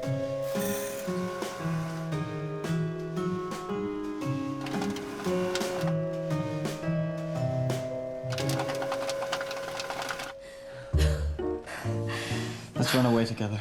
What? Yes. I can't. My mom. No, she wouldn't understand. She needs to be gone for me to be with you. Shayna reveals to Robbie her big plan to permanently erase her jailkeeper, AKA her mother, from her life. And she needs Robbie's help. If I had a girlfriend and she told me on our first official date that she wanted to kill her mother, I'd run for the hills. But then again, love can cause people to throw caution to the wind. If I were to venture a guess, I'd say the fantasy world Shayna has created has crossed over from fantasy to delusion, and she's looking for someone to do her bidding. Let's do it.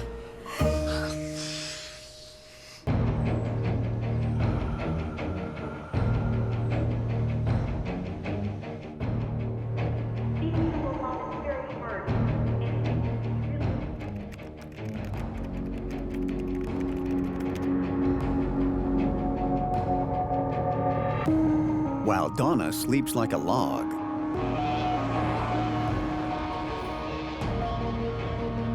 Shayna sneaks out of her bedroom and quietly lets Robbie into her house. That's perfect.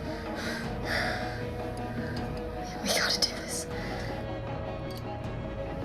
Are you sure about this? 100%. I've never been more sure about anything.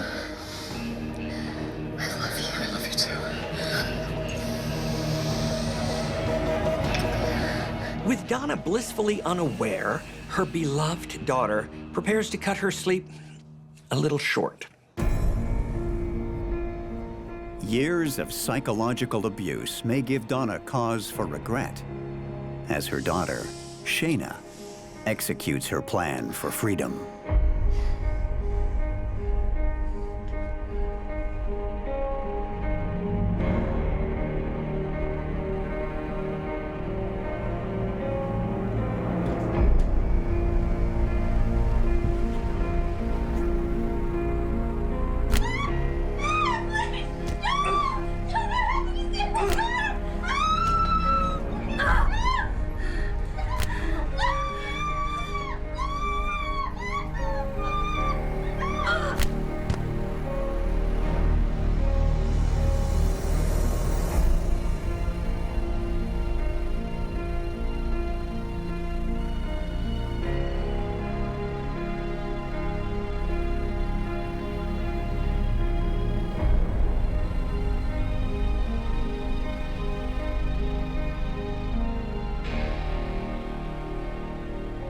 Children killing their parents is very rare. It's even more rare for a daughter to be involved in killing her mother. But Shayna is caught in a perfect storm. She lives an isolated life, and she has an unwavering belief that there is no other way out.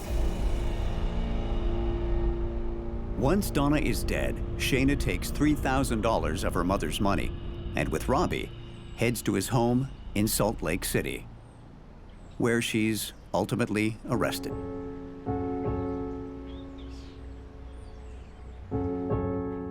The people of Cheyenne are utterly shocked.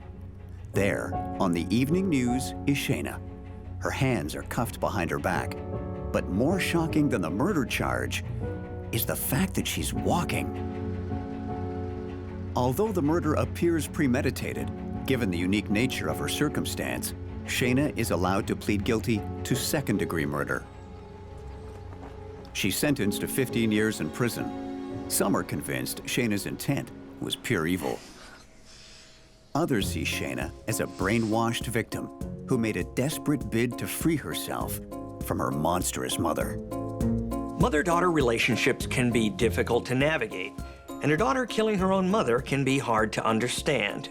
But maybe Shayna inherited more from her mother than she realized when she entered this made-up fantasy world. She simply played her part in the fairy tale and rid the world of the villain.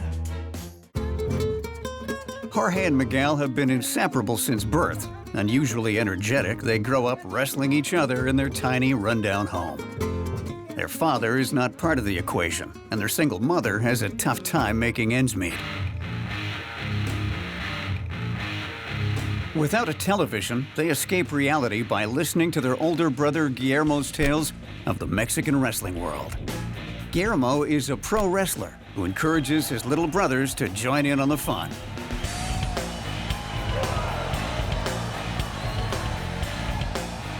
When they're teenagers, Guillermo sets the twins up with their first gig. They are billed as Los Gemelos Locos, the Crazy Twins. Jorge and Miguel are brash and wild, and at 4 foot 8 inches tall, ×2, they put on quite the show. In 1992, they adopt their adult wrestling identities, Hombre Salvaje and Cobra Voladora. And it doesn't take the tiny twins long to rise to the top of the Mexican wrestling scene. Jorge and Miguel are rock stars in the Mexican wrestling world. But in all my years in the FBI, I've seen what can happen when fame puts you in a full Nelson. You can easily end up with 3 lifelong opponents: sex, drugs, and booze. Over the next several years, the twins divorce their wives and deal with a different kind of wrestling. This time, the opponent is their growing alcohol and drug addictions. Fiesta time, mi hermano!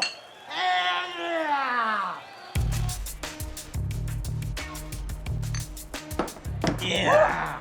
Dude, that was a good fight! After a big televised match against El Castigador, the twins are ready to celebrate. And for these boys, go big or go home isn't just a saying. It's a way of life.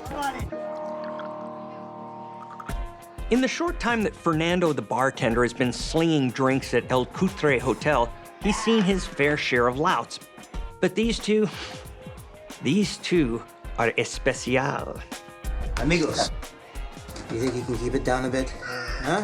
But when he asks them to tone it down, it falls on deaf ears. Wrestlers. We kept the belt, man. Yeah, 2 years running. Tag team. Come on. Come on. All right, come on, fill this up. Here we go. Oh, hi. Hey. Good. How are you? Do you ever take your mask off? No. We leave these on all the time. Sure, there's a certain thrill meeting strangers in a dark, dingy bar. But in my experience, it doesn't always have a happy ending.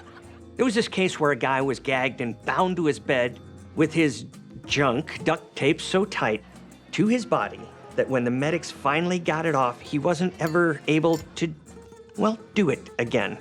Stranger danger is what we like to say in the FBI. The ladies make it known that they are prostitutes and that El Cutre Hotel is their office. and place of business. And for a handful of pesos, well, rock Jorge and Miguel's worlds.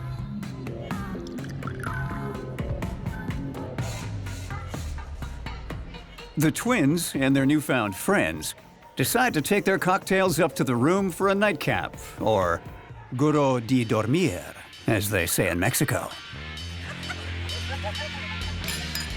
But it doesn't take long before the party turns into a coke-fueled bender.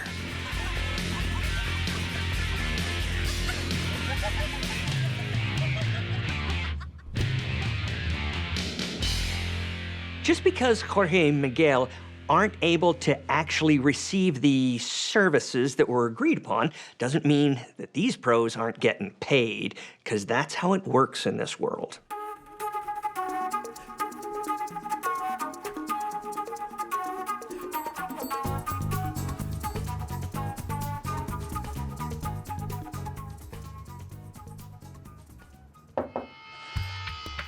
The morning after, a cleaning woman from the hotel is doing her rounds and arrives at Jorge and Miguel's room. It's well after their checkout time. She tries to wake the twin wrestlers, but when they don't respond, she becomes concerned. Apita! Necesita apita! For such small guys, Jorge and Miguel ought to watch that voracious appetite of theirs. Everybody's got to pay the piper at some point. Jorge and Miguel are twin wrestlers known as Hombre Salvaje and Cobra Voladora. They're also little people who defied their hard-knock upbringing and rose to the top of the Mexican wrestling world. But fame has its dark side, and they're on a downward spiral that almost always ends badly.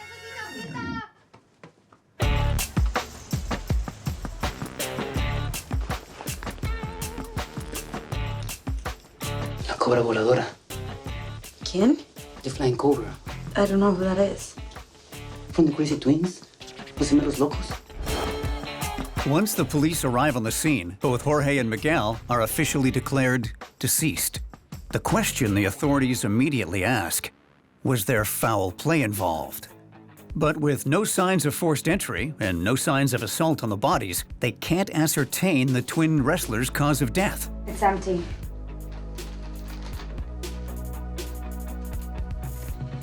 When police search the room, they discover the wrestlers have been robbed. The twins are celebrities in the Mexican wrestling world, and their hardcore partying is well known. Could they have been the target of a robbery gone wrong? Can you fill us in on what happened?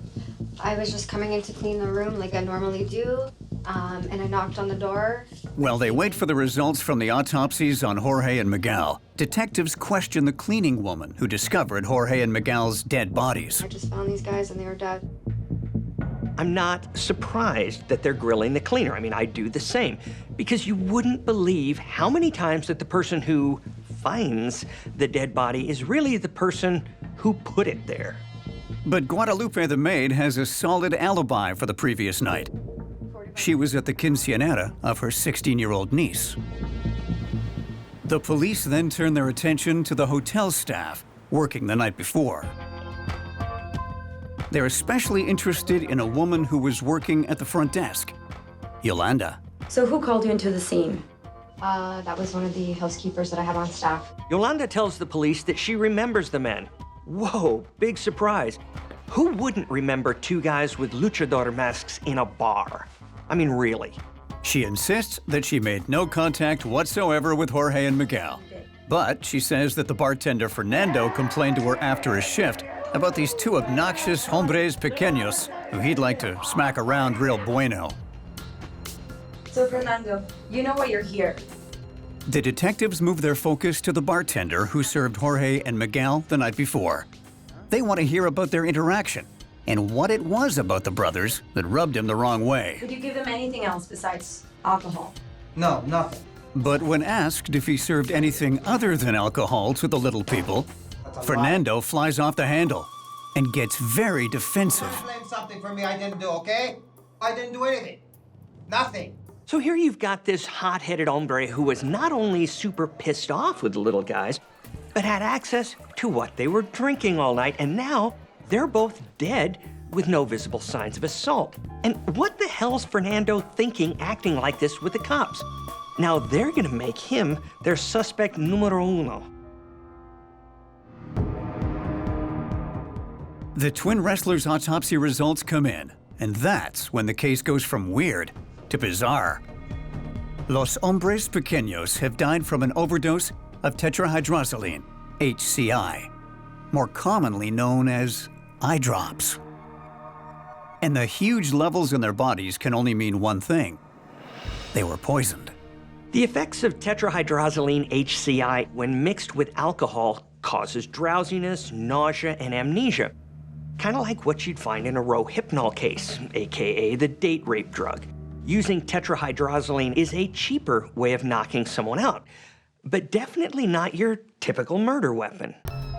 Toxicology reports confirm that for men of their size, death would only take 1 hour from when Jorge and Miguel consumed their drinks laced with the poison to when they died. Turns out that everyone's favorite asshat bartender, Fernando, is no longer a suspect, because he left the building soon after the foursome went upstairs, and he wasn't at the crime scene within the timeline that the men were murdered. Too bad. I was starting to like him for this one, but that's the way investigation goes. When detectives review past case files, they uncover several with a similar MO. Men who were drugged and robbed using tetrahydrozoline found in eye drops mixed with alcohol. But in these cases, there were never any fatalities. Detectives review the security footage from the hotel and isolate 2 mystery women seated with Jorge and Miguel. As far as the detectives know, they are the last people to have seen the twin wrestlers alive, which now makes them the prime suspects in the murder. Okay, they're leaving. Wait, let's see if we can get her. There. Their focus then turns to the women. That's the first suspect. Video security footage is one of the greatest things that ever happened to law enforcement. It's almost cheating. Solving a murder is still a major grind, but man, does it help when video is part of the evidence. Second lady. But without IDs for the 2 mystery women, detectives have no way of tracking them down. They release their sketches to other law enforcement agencies and the local media in hopes of turning up a lead. Sure, the media can at times be a pain in the ass and actually hinder an investigation. But when you need to track a suspect down fast, the widest reach is your best bet, and the media is your best friend. It's all hands on deck to find the 2 mysterious ladies of the night who took twin wrestlers Jorge and Miguel to their hotel room for a little R&R the night they were poisoned to death. Jorge and Miguel are famous twin Mexican wrestlers, but they like to party a little too hard and never woke up from a wild night with 2 prostitutes. Autopsy reports showed they died from a lethal dose of tetrahydrozoline, also known as eye drops, mixed in alcohol. A massive search is now underway for the 2 women who were last seen with the twins the night they died. In other news, the twin wrestling brothers known as Los Gemelos Locos were found dead today in their hotel room on the east side of downtown. Mierda, what the hell did you do to them? ¿Qué hiciste? I did what we always do. Persons of interest. Anyone with information is asked to contact local police.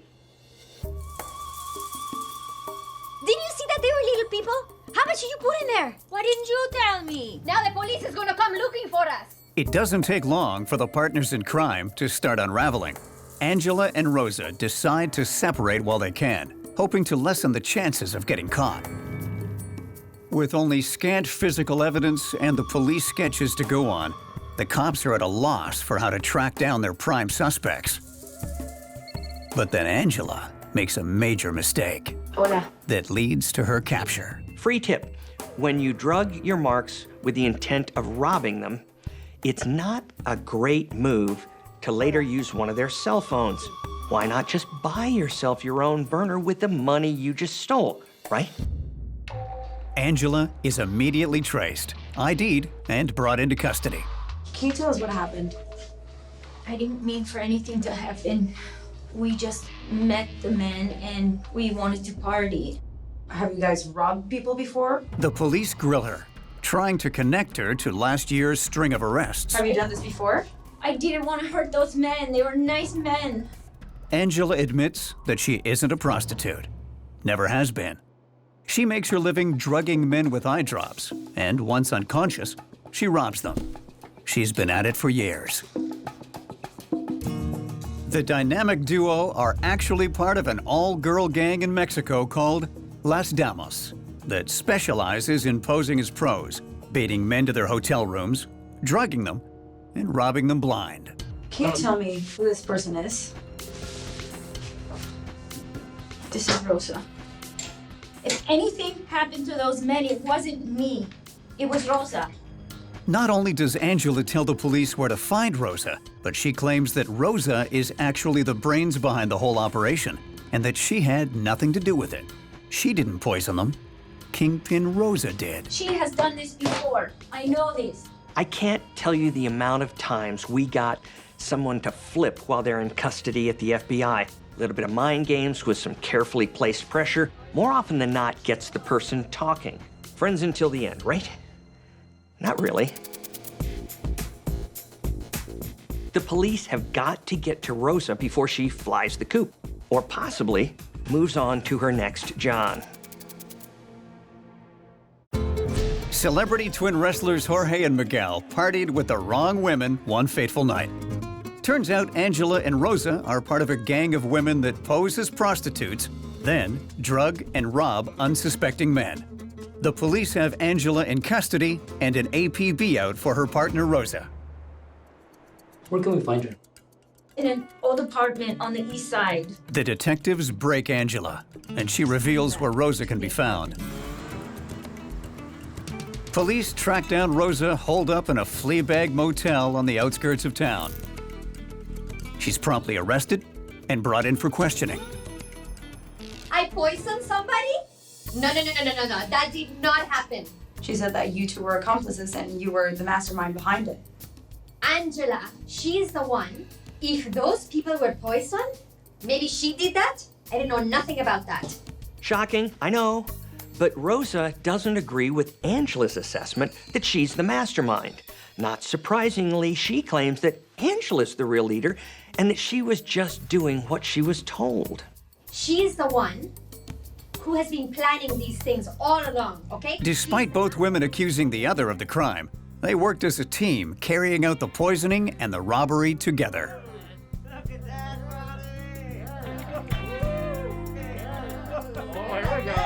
Salud, amigo.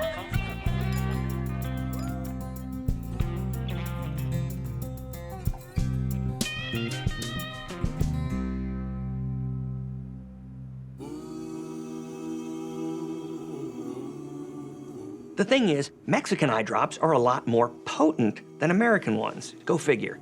I guess they have a more relaxed FDA-type situation. Now, a dosage of around 10 milliliters is enough to knock out an average-sized guy, but the same amount applied to, let's say, a 4'8" individual would be fatal.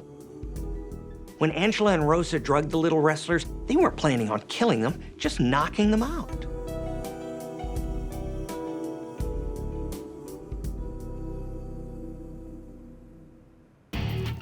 Even though they didn't intend to kill Jorge and Miguel, Angela and Rosa are arrested for murder. And if you knew how much to give them, we wouldn't be here right now. The duo are sentenced to 55 years in prison for the murders of Jorge and Miguel. Twin wrestlers also known as Hombre Salvaje and Cobra Voladora. So there you have it, ladies and gentlemen. Don't get with a prostitute. It's illegal, and you could go to jail. That's if you're lucky, because as we just saw, you could get drugged and robbed, or even poisoned and die like a scumbag in a sleazy hotel room that smells bad and has bed bugs.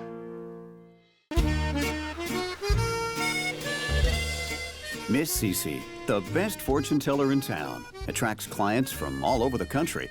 Her services, palm readings and casting spells, don't come cheap. She charges up to $12,000 cash, which she stashes around her home. She flaunts her wealth, driving expensive cars and shopping for extravagant jewelry. And while some people in the community resent Miss Cece, in times of need, they rely on her to rewrite their fates and change the course of their lives. The people in the community have placed great trust in Miss Cece. They may not like her, but they need her. And if there's one thing I've learned in my 25 years with the FBI, it's this. The pedestal that she has been put on doesn't come without peril. No pedestal does. To whom much has been given, much is expected.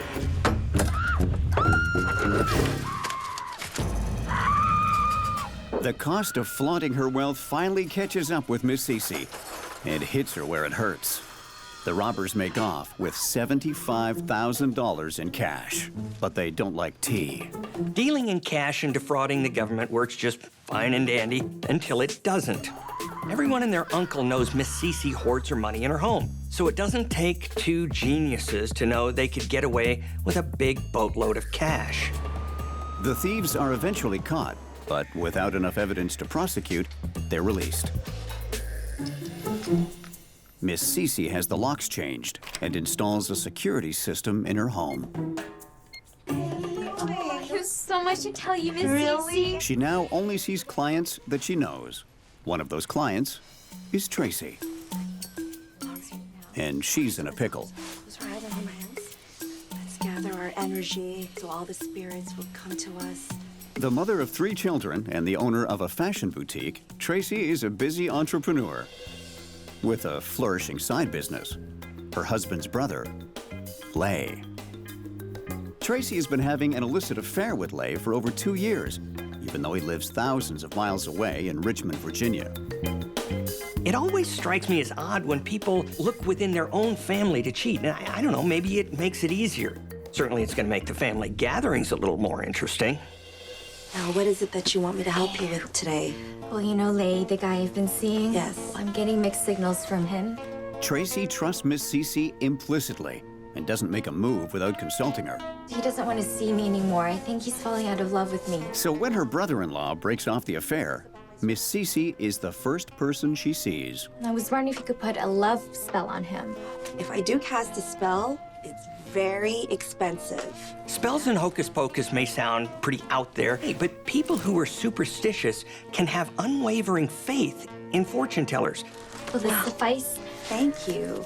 One of the things you quickly learn as an investigator is to look at a person's actions in the context of their beliefs. Please join Tracy and Lay together for eternal love. And when you do that, seemingly random actions suddenly have a lot of meaning.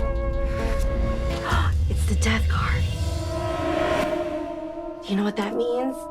There's something in your life that you have to end right now. Well, I have been thinking of divorcing my husband. That's it. That's it. That's what the death represents, that you must divorce your husband. So it's settled. It's all in the cards. It is. Impulsive behavior like that can be a real good indicator that a person's decision-making ability is, what's the word, skewed. Happy and relieved, Tracy packs up her belongings and her kids and says, "See you later" to her husband. With another satisfied client under her belt, Miss Cece pockets the $5,000 fee and gets back to doing what she does best, shopping. It looks like Miss Cece didn't learn her lesson about flaunting her money. Remember that time she was robbed at gunpoint? It's almost like she's daring someone to come and steal from her again. Honey, you don't have to worry about the budget. Miss Cece's daughter, But Alice, you promised me to have doves for the wedding. and her fiancé, Chen, have been fighting over the plans for their wedding. No doves, no wedding. She wants the big princess wedding, and he wants something small and tasteful. Jen and I are fighting again. About what? She retreats to her mother's house for some tender, loving care. Do you want your favorite cup of tea? Please. Chamomile? Okay, I'm gonna do it right now for you. In an attempt to win her back, Chen bakes Alice vanilla cupcakes with sparkles, her favorite, and attaches a love note. The next day, when Chen still hasn't heard from Alice, he arrives on her mother's doorstep. When he finds his thoughtful treat untouched, he gets worried and calls the police.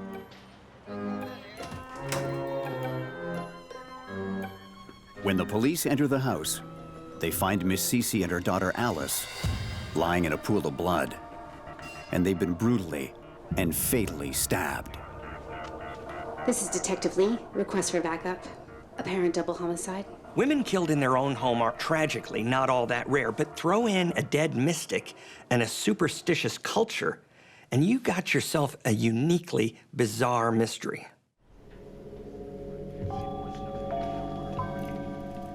When detectives examine the crime scene, they discover Miss Cece kneeling in the kitchen. Her body configured into a subservient bow.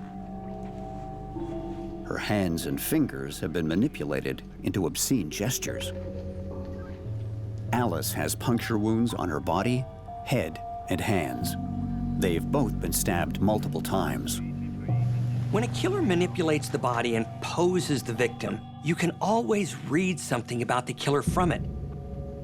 In this case, because the victim is bowing and giving the big F-U with her finger, means likely that the killer is mocking the victim. It's a humiliating position, so you can assume that the murderer isn't a BFF. Next to Miss Cece, detectives find a bloody knife and another on the floor closer to Alice. A stabbing is a very upfront and personal way of killing. You're in their faces, you're literally causing them pain while watching the life drain out of their eyes. A gun is easier, a gun is tidier, but a knife means I want you to suffer, I want to see your fear, and I want to watch. When detectives take a closer look at the victims, they get a frightening shock. In 25 years, I can honestly say I have never seen a victim whose face has been painted white. There's a number of things that painting the face white could symbolize. It could be a ritualistic cult thing, it could be a cultural symbol of some kind, or simply have been done to hide evidence and compromise the crime scene. When investigators search the house, they discover it's been ransacked from top to bottom. Miss Cece's credit cards, cell phone, and jewelry are missing, suggesting robbery as a motive. So this is obviously a robbery, but that's not all it is. I mean, you've got to account for the way the victims were murdered and the fact that these killers took time to paint their victims' faces and hands, as well as position them. It can be difficult to unlock the meaning behind this type of symbolism because it can be so personal to the killer. The challenge for an investigator is not to get too focused on any one unusual detail that they don't follow up on other leads. And the fact that there was a robbery on top of all this intricate posing, that's a lead in and of itself. Police also find a small bloody footprint on a tea towel on the floor. For all you detectives in training out there, listen up. Here's what's good and bad about a footprint. Good point is, if you catch the killer, then you can match the print to the foot. But here's the bad part. We don't keep records of footprints. So you have to catch the killer first. And the footprint won't lead you to him. Just tell me about this fight that you and Alice had. It was stupid. Detectives immediately set their sights on Chen, the boyfriend. Every time we fight, we find a way to make up. Where were you on the day that she got murdered? I was working that day. You can ask my boss. We had this project.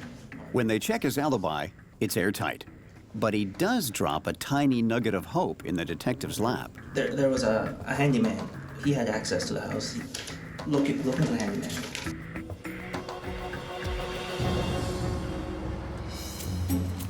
Detectives find the handyman clearing out his tools in Miss Cece's garage and immediately bring him in. Mind if you show me your hands? My hands? Yeah, hold them up, please. So this guy goes to the top of the suspect list. White paint at the crime scene, white paint on that guy's hands. Check. What did you have against Miss Cece? Miss Cece, nothing.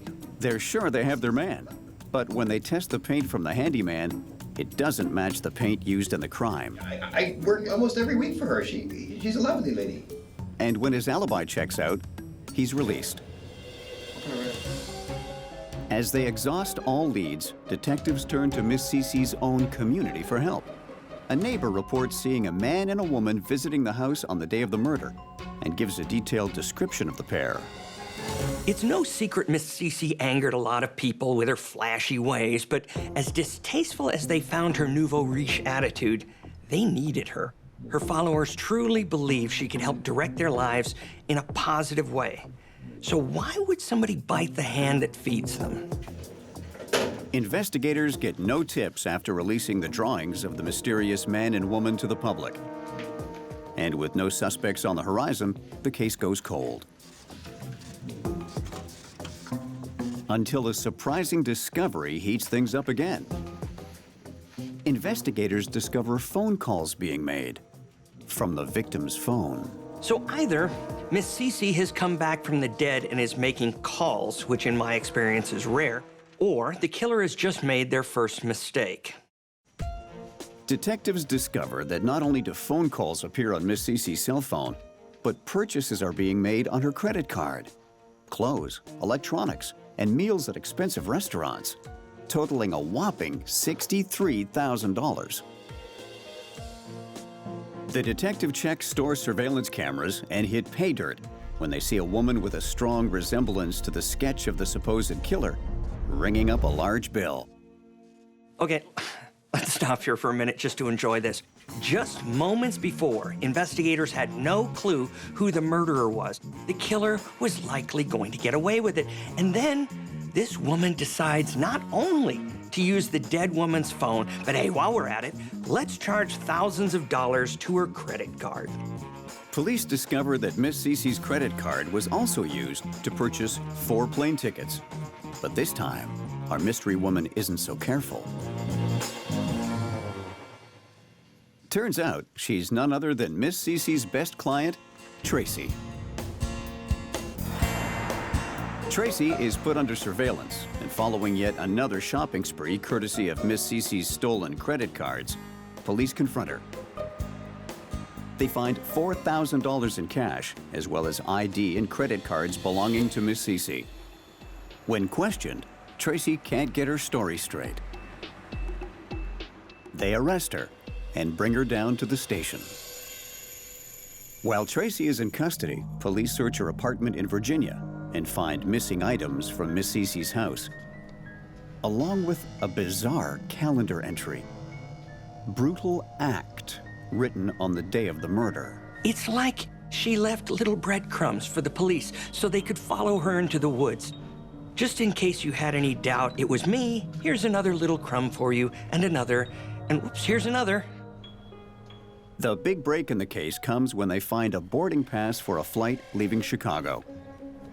The boarding pass is dated one day after the murder, but the name on the pass isn't Tracy's. It's a name detectives haven't heard before, Roger Wang.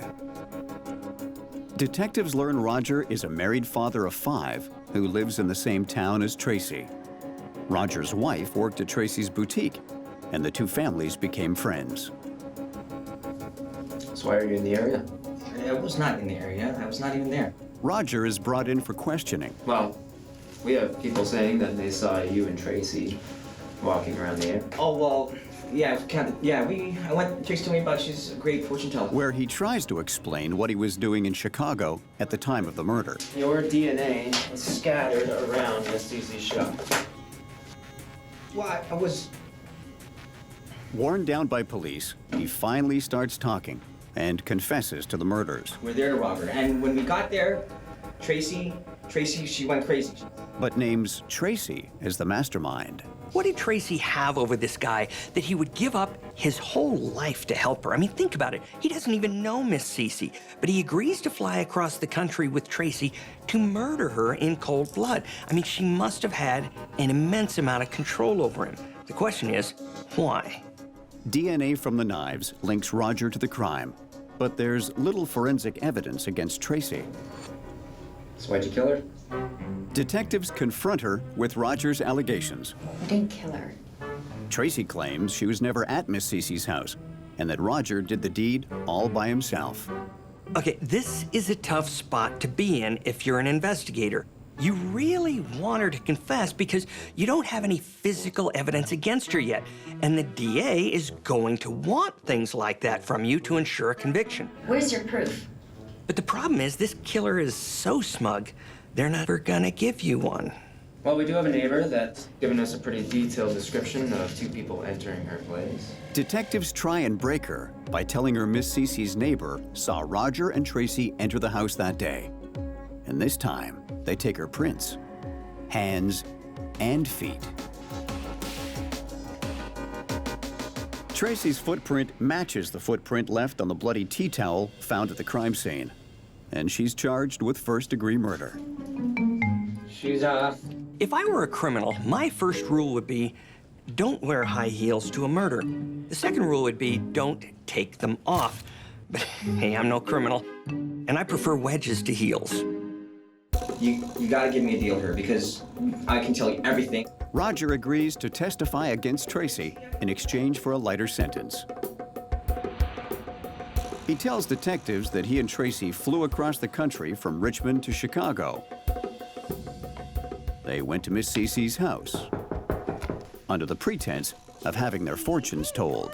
How are ya? Cece, I'm all over the place. I just need your help again. Okay, yeah, just relax. They were surprised that Alice was there. Okay, I'll make a cup of tea for you and we'll sit down and we'll talk about it, all right? Okay, make yourself at home.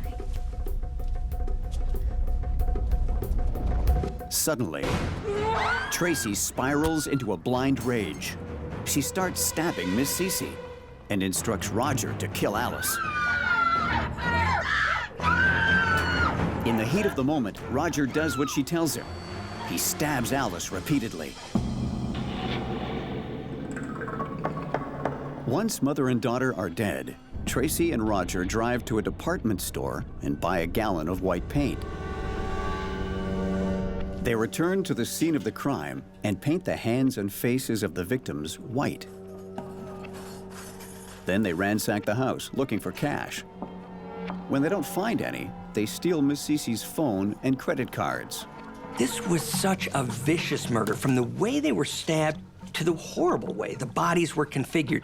And you gotta ask yourself, was this really just about money? Or was there something else motivating the madness?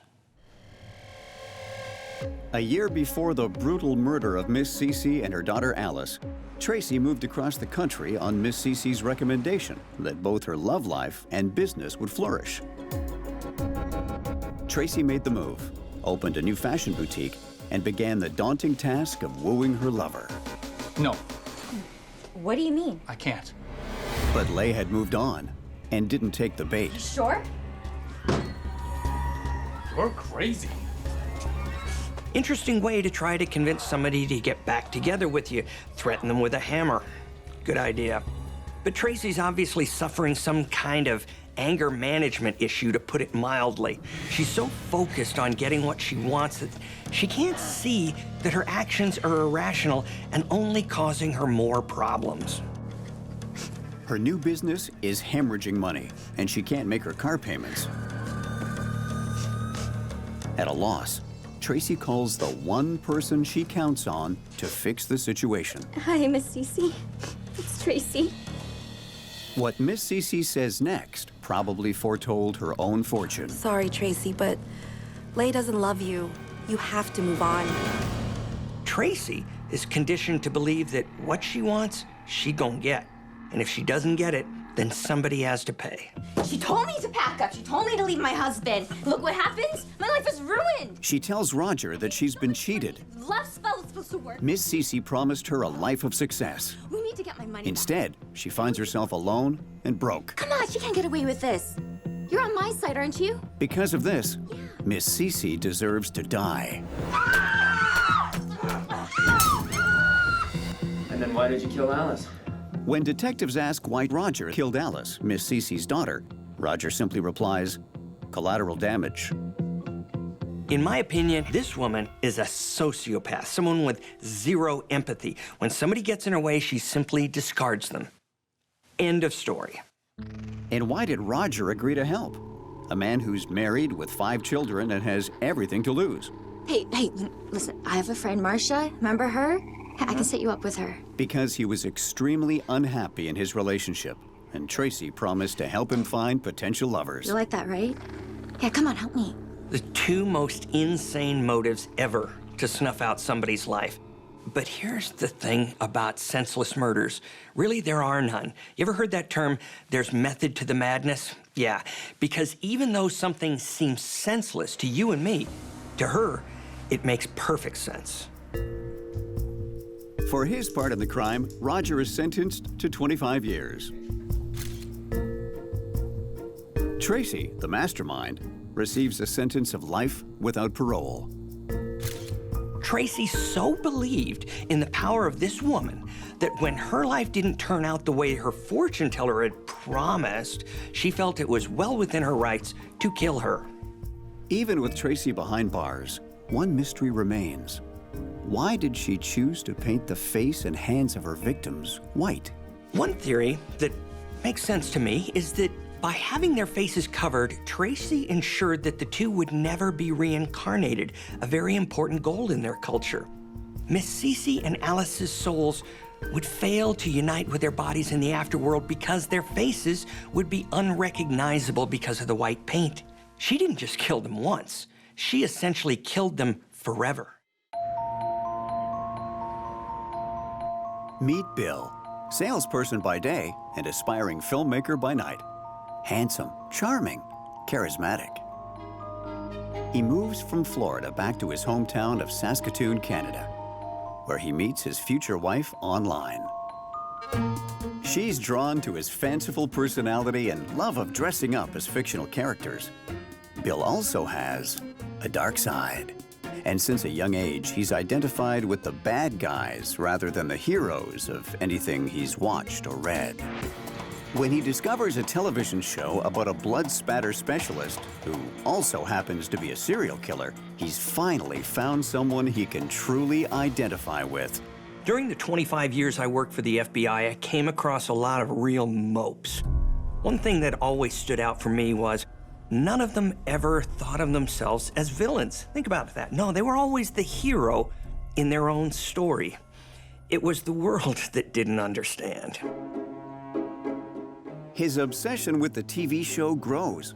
He binge watches the series, reads all the books. He even starts a show-themed online page with the status update which says, Bill has way too much in common with his hero. Then, one day, he decides to take his TV show obsession to the next level. He begins to blur fantasy and reality in a chilling way. Bill rents a garage in the suburbs of Saskatoon, which he turns into a kill room, just like the one his TV hero has, including plastic-covered walls to catch the blood splatter and the table on which to execute his victims. By the time we become adults, most of us have seen hundreds of simulated murders on TV. Most people think, well, that's entertaining, and move on with their lives. But every once in a while, some deranged psycho comes along and says, wow, I think I'd like to try that.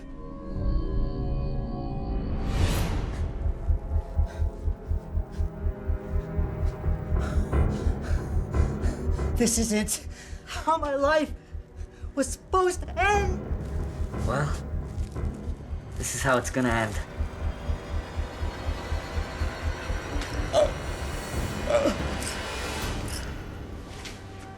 And cut. Great job, guys.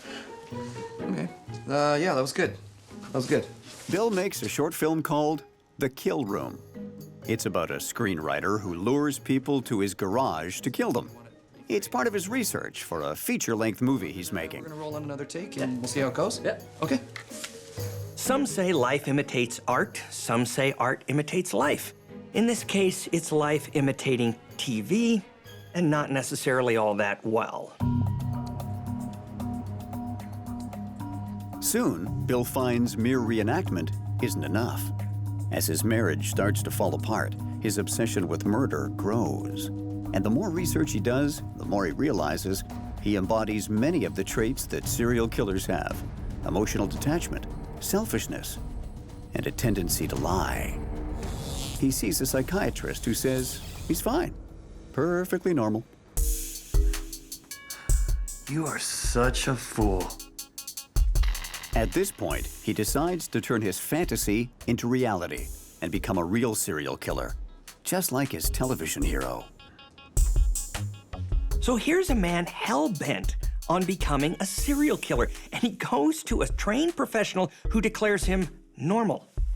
It's an odd word to use, unless by normal you mean capable of luring somebody to his garage, then killing and dismembering them. By that standard, oh yeah, Bill is completely normal.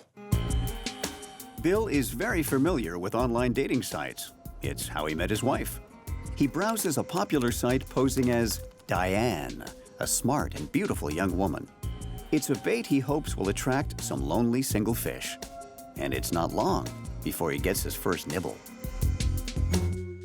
Meet Rick, 33 years old, recently separated, new in town, lonely. When he sees the online profile of Diane and finds out she wants to meet, he can't believe his luck.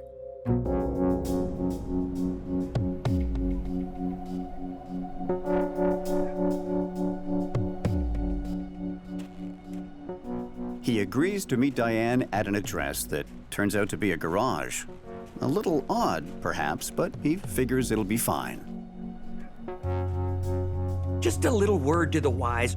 I'm not even saying this as former law enforcement, just as a person in the world with a bit of common sense. If you answer an online dating ad, make sure you meet at a public place where there are lots of people. Do not, listen to me, do not agree to go to a garage in the middle of nowhere.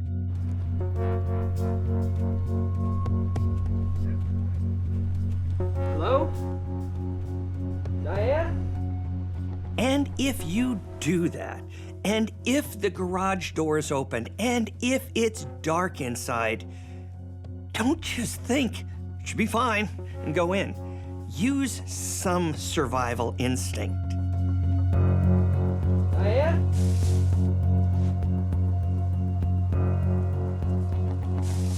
Diane? Diane, are you here? You are such a fool.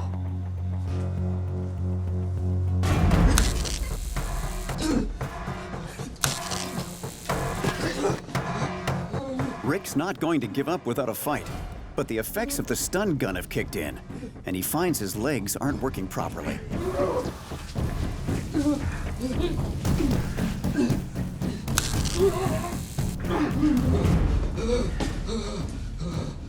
Then, Bill pulls a gun.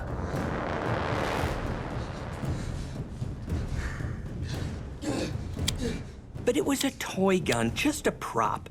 Why Bill would pull a toy gun on someone he plans to kill is anybody's guess. Maybe Bill was hoping to scare Rick into submission so he could finish him off.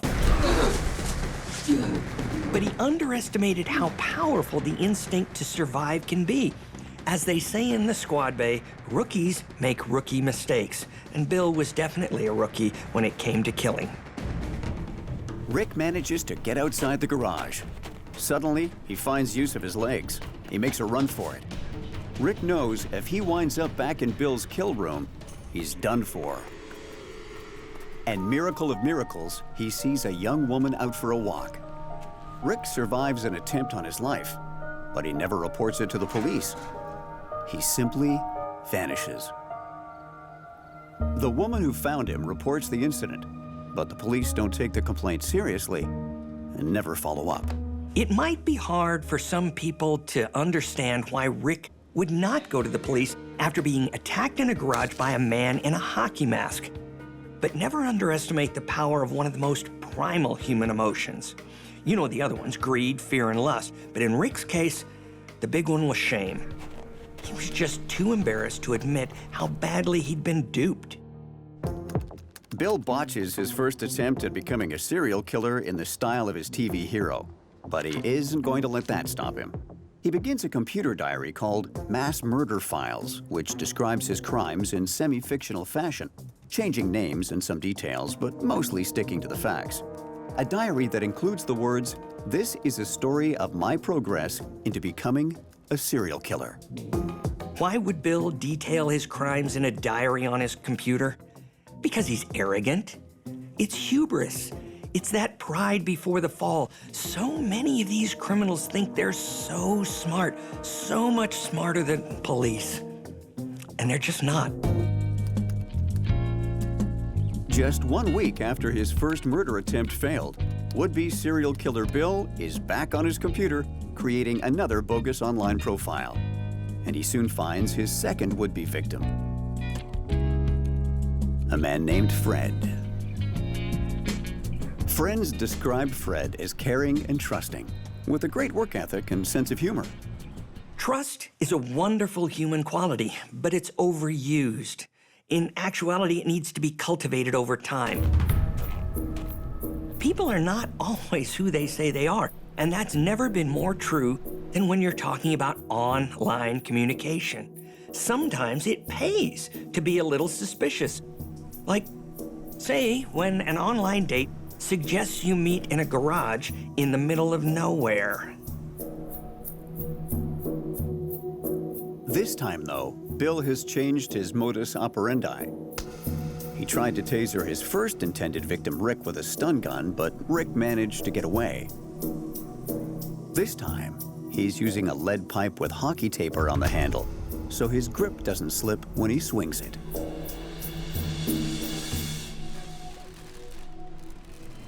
Julie? Julie, are you there? Julie?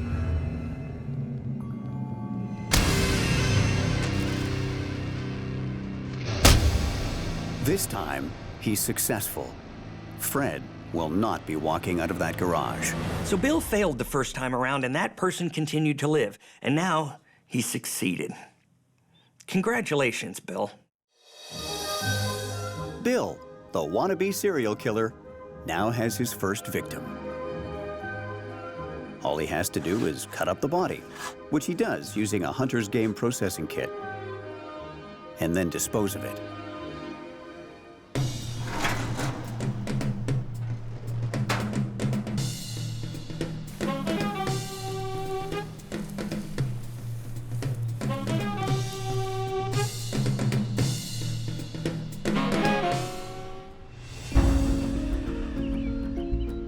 After a while, Bill, realizing Fred's friends might wonder why he's suddenly gone silent, decides to reach out to them. Using contacts he finds on Fred's phone, he sends them an email blast. Bill writes that he's met an amazing woman named Julie, and that they've taken off to Costa Rica for a long romantic vacation. The only problem, it sounds nothing like Fred. Roger, who has known Fred for 10 years, becomes especially concerned. Hey, Fred. It's Roger here. I just got your text message. If you can give me a call back, that'd be great, man. Anytime. Thanks. The two of them are in almost constant communication, and the guy he knows would never leave town without telling him. Yes, hello. Can I speak to a detective, please? He reports his concerns to authorities. Frustrated that police won't look into Fred's disappearance, Roger decides to take matters into his own hands. Hey, Fred? Fred, you home, bud? He breaks into Fred's house to see if he can figure out on his own what happened to his friend.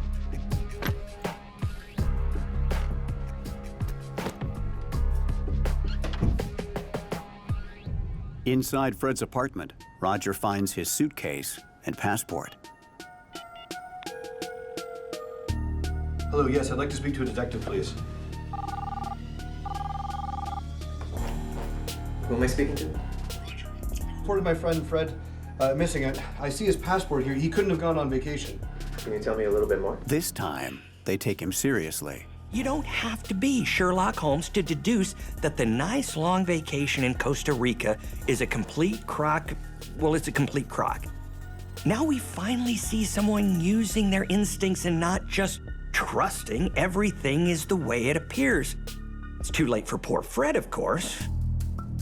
Hey, Detective Floyd. Thanks for seeing me on short notice. When's the last time you actually spoke to Fred? Just the other day. He was really excited that... Detective Floyd launches a formal investigation into Fred's disappearance. He just told me he met some woman online. He sent me this the other day before he was going on his date. He learns that on the night Fred went missing, he sent Roger a text message saying, "If something happens to me, here's the address of where I'm meeting my date." And do you know this woman he was going on a date with? No, I never saw her or met her. So something did ping on Fred's radar about going to meet a date at a garage in the middle of nowhere. Clearly, he heard a little voice saying, there's something odd about this. It's just too bad the little voice didn't speak a little louder. Detective Floyd contacts the owner of the garage that was Fred's last destination, Bill. Even though police don't have a warrant, Bill is only too happy to show them around. He even volunteers to come into the station for questioning. Mind if I record this, or? No, go ahead. Yeah, absolutely. Thanks. The reason I brought you in, we actually received a complaint last week, a possible assault in the area of your rental facility. Just wondering if you saw anything suspicious. No. Just making movies, man. That's what I do there. Oh, you're a filmmaker? I'm a filmmaker, yes.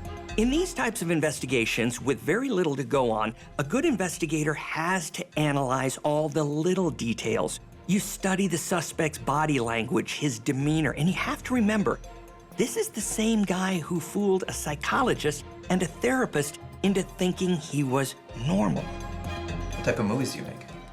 Well, it's working on a really good script right now. Yeah? Tell me about it. It's kind of a personal project. I don't really want to give away the plot.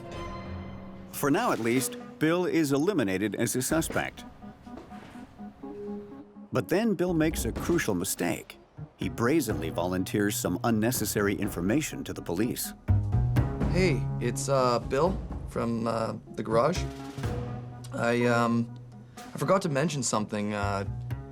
Yeah, the other week, some guy was in a hurry to sell his car. He sold it to me for about 40 bucks, saying he was getting hitched by some rich girl who was gonna be taking care of him. I just thought I'd mention that to you. Can you believe the story this guy is selling? I mean, we're supposed to believe this?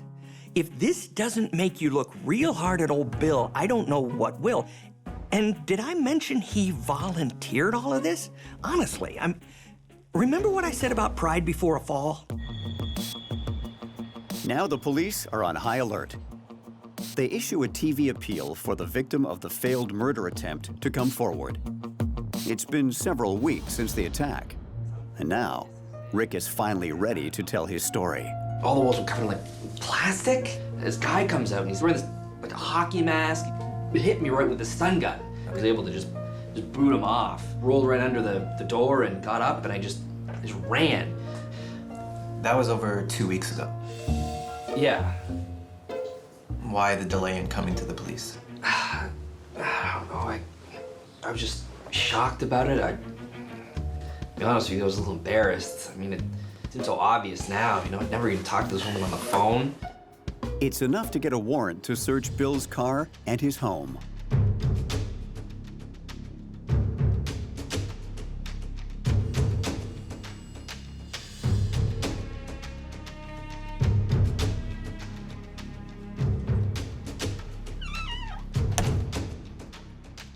On Bill's laptop, police find a document named Mass Murder Files, a blow-by-blow account of Bill's crimes, right down to every last detail. Of course, he deleted the file before investigators show up. But when will people realize that nothing is ever truly deleted? Anyway, I'm glad criminals haven't figured this out. I mean, don't tell them, because it's one of our handiest tools. Retrieving so-called deleted files is easy. Just get a police nerd in front of it, we recruit them, and a couple of keystrokes later, boom, we got everything we need. He describes how he built a kill room with plastic on the walls, the failed attempt on Rick's life, the murder and dismemberment of Fred. The circumstantial evidence piles up, but without forensics, without DNA, without a body, you got diddly. And that's what these guys had. Diddly squat.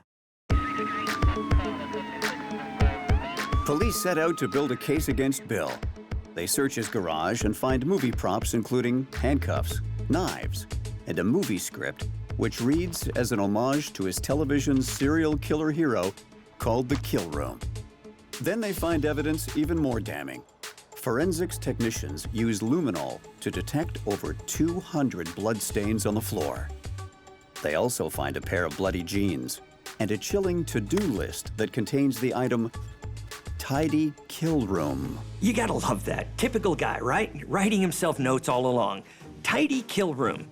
But he doesn't do a good enough job. Don't tell anybody, but they'll never do a good enough job. We get everything. And then he forgets to do his laundry. Oh, and here's another potential note to self. While you're tidying up the kill room, maybe throw out the note that says, tidy the kill room. It's enough to get him arrested and charged with first-degree murder. He never confesses to the crime, but never denies it either. Investigators know he did it, but they still don't have a body. Eventually, after several months in prison, Bill tells them at least where to find Fred's body. In the end, he admits to the murder, but maintains that he killed Fred in self-defense as part of a publicity stunt for his movies. If you're going to try and pull off a nose-stretcher story like that, maybe don't try to cover it up afterwards. I mean, I'm no Hollywood mogul, but as I understand it, the concept of a publicity stunt is that you actually make it public. The moral of the story? It's important to know the difference between fact and fiction. Bill idolized a fictional TV character and lured men into his kill room with the fiction of meeting their dream date. But the fact is, he committed a heinous crime and was put away for those crimes. And those facts, like all facts, speak pretty loudly for themselves. Meet Meredith, a smart and ambitious lawyer who's on the fast track to becoming partner.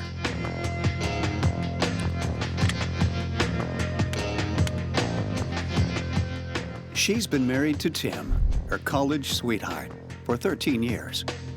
Oh, what a shot. Damn. But Meredith finds herself a little bored with the repetition of married life. The spark may have faded from their marriage. Oh, jeez. But Meredith has plans to light it back up. Is that okay? Yeah. For Tim, it's a bit of sensuous fun. Guess what this is? For Meredith, it's something else entirely. Ooh, soft. Oh, like a feather. Yeah. I like this game after all. Tell me what this is. Well.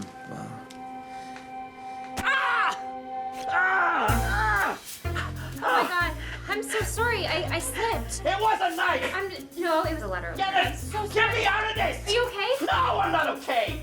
Tim's not okay. Call the ambulance! I don't know where my phone is. What?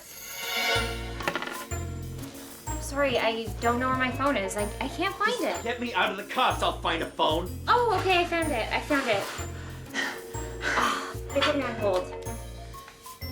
The thing that song you like. What? Hi, 911. I have an emergency. I'm bleeding. There's been an accident. Can you send an ambulance right away? It's critical, please. Okay, thank you. Okay, they'll be here in a minute. I've seen a lot in my 25 years at the FBI, but someone getting stabbed happens every day. Or maybe, just maybe, there's more to this situation than meets the eye. For 20 minutes, Tim and Meredith wait for an ambulance. But at the 45-minute mark, Tim insists that Meredith drive him to the ER, or he's going to pass out. What is normally a 20-minute drive to the hospital takes twice the time. When Tim and Meredith finally arrive, he's alive, but weak, in severe agony, and covered in his own blood.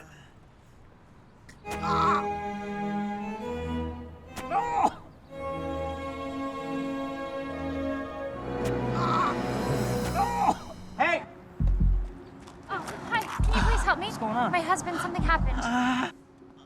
Lucky for him, a passerby sees the struggle and comes to Tim's aid.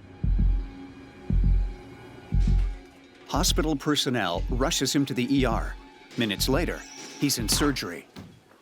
I have no idea what happened. I just found him like this. When the police speak with Meredith, she tells them that Tim got stabbed at work and came home with his wounds. I don't know what to tell you. When no ambulance came, She rushed him to the ER. Do you know anything? Like, is he okay right now? Do you know anything? FBI agents and cops are very literal people, so if you're gonna spin us a yarn, it's got to ring true. The thing to do now is hear her out, hear what she's got to say, and then see if the evidence bears it out. That's Investigation 101. Hope you were taking notes, it'll be on the quiz. This man found us, and he came and he helped me bring him into the hospital. But the Good Samaritan tells a different story. He saw Meredith lunging at Tim with a letter opener, so he came to Tim's aid. If you're gonna try to hoodwink a cop, give it your best shot, but you better hope they've got nothing to check your story against. Meredith figured that Tim wouldn't be alive to tell his side of the story, but he is, and he does.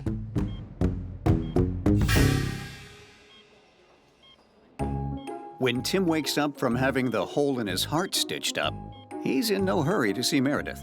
And his version of the story is very different from the one Meredith told. No, he did not come home bleeding. His wife stabbed him while they were playing a game. She called 911, but no ambulance came. She seemed freaked out that she'd hurt him, but then totally flipped out and started stabbing him again, this time in the parking lot of the hospital. The police have enough to arrest Meredith on suspicion of attempted murder. But they still need to build the case for the trial.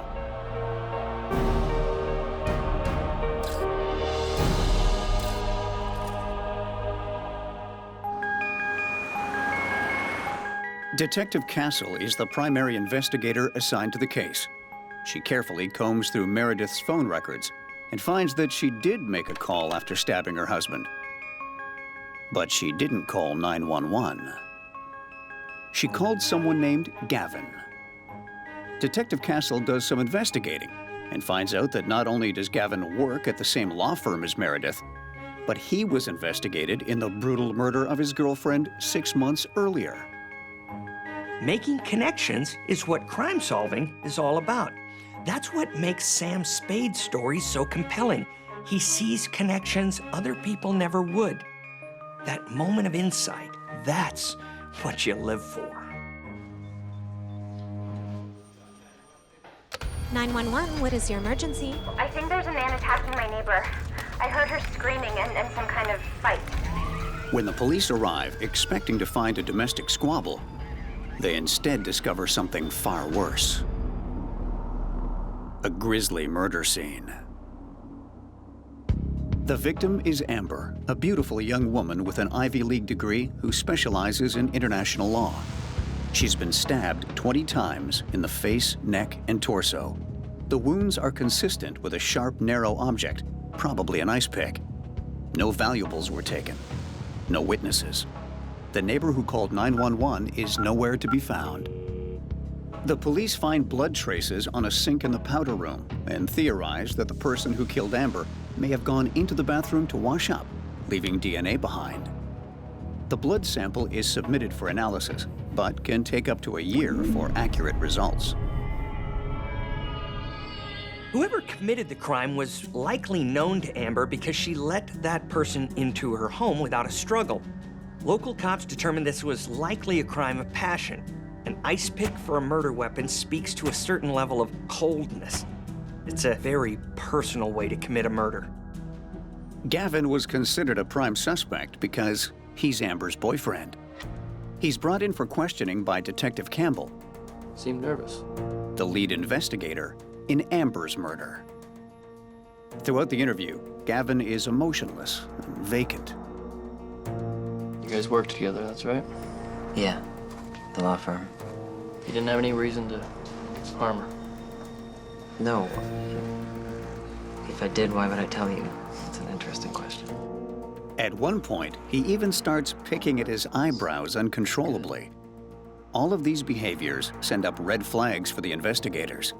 And while Gavin may look like the perfect suspect... And where were you on the day she died? I told you I was at work. He has an ironclad alibi. I never left the building. The law firm has an elaborate security system. Its data backs up Gavin's story. So Mr. Eyebrows is off the hook for now, but if it were me, he wouldn't be completely off. I'd still be digging into his past because you never know what kind of skeletons you might be finding there.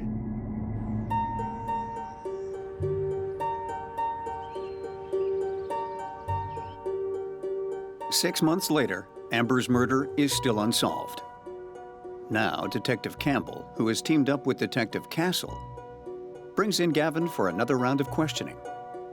This time, it's about his connection to Meredith. This guy Gavin, he better be squeaky clean because he's got a weird way of violence following him around like a bad smell. Gavin, can you tell me why Meredith would call you instead of an ambulance? It didn't really make any sense. The phone call. Hi, 911. I have an emergency. I'm bleeding. There's been an accident. Can you send an ambulance right Sorry? away? Meredith? At first, he denies really knowing her, but eventually admits to a relationship. I was seeing her before I met Amber. You went out. Yeah, when I met Amber, I broke up with her.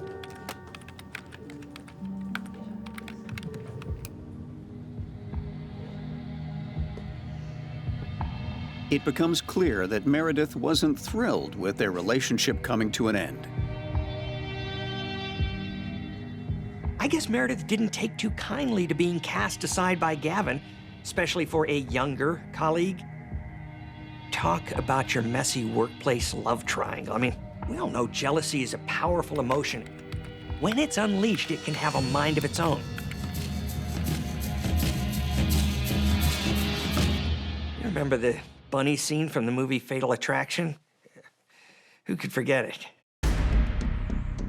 Amber doesn't know it, but she's now in Meredith's crosshairs.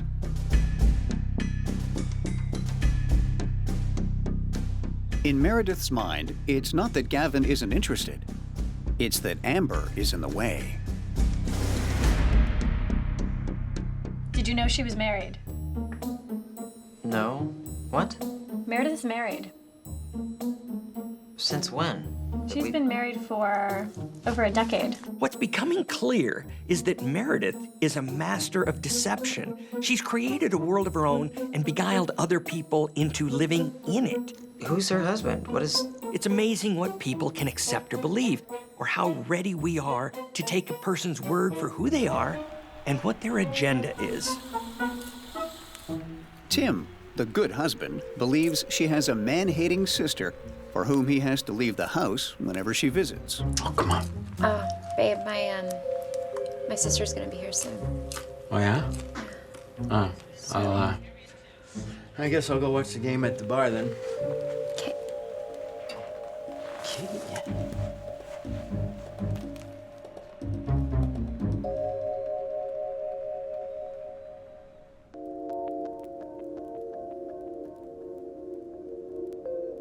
Gavin, the boyfriend, believes he's spending weekends with an attractive single woman.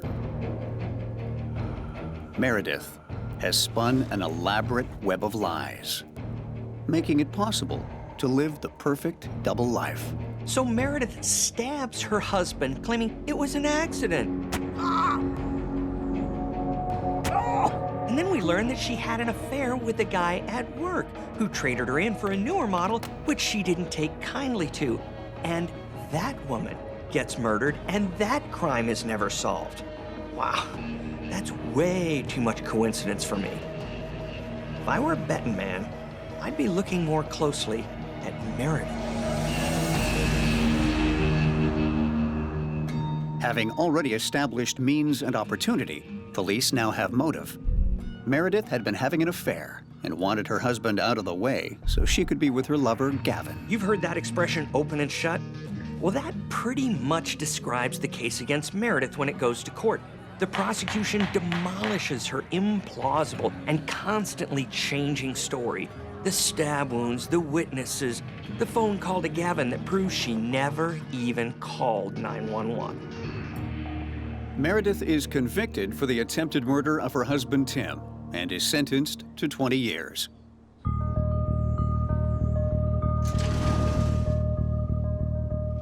One case might be closed, but police are convinced that Meredith is involved in Amber's death. They just need to prove it. Detective Castle listens to the anonymous 911 call made on the night of Amber's murder. 911, what is your emergency? I think there's a man attacking my neighbor. I heard her screaming and some kind of fight. And is convinced that the voice belongs to Meredith. But when the 911 call is put through voice recognition software, the comparison isn't conclusive. Voice recognition software is a great tool for investigators, but because it's not 100%, it won't hold up in court. Investigators need to find evidence against Meredith that isn't circumstantial. They need something that will give them means and opportunity. Detective Castle searches the company records where all three people in our love triangle worked. She makes a key discovery. Meredith left work at the same time as Amber did on the day of her murder. Meredith returned 2 hours later. The first M is motive. So, court date Wednesday. It is clear that Meredith was obsessed with Gavin and determined to be with him. Amber was the obstacle. Means. An ice pick isn't hard to get. And Meredith clearly knows how to stab someone because she's now in prison for having done just that. And the O is for opportunity. She had that as well. That security system that proved Gavin was at work when Amber was killed now reveals that Meredith was out. And Amber knew Meredith and would have let her into her home. So we have means and opportunity. But it's still circumstantial and won't necessarily hold up in court. Investigators need a smoking gun, a piece of evidence that places Meredith at Amber's home.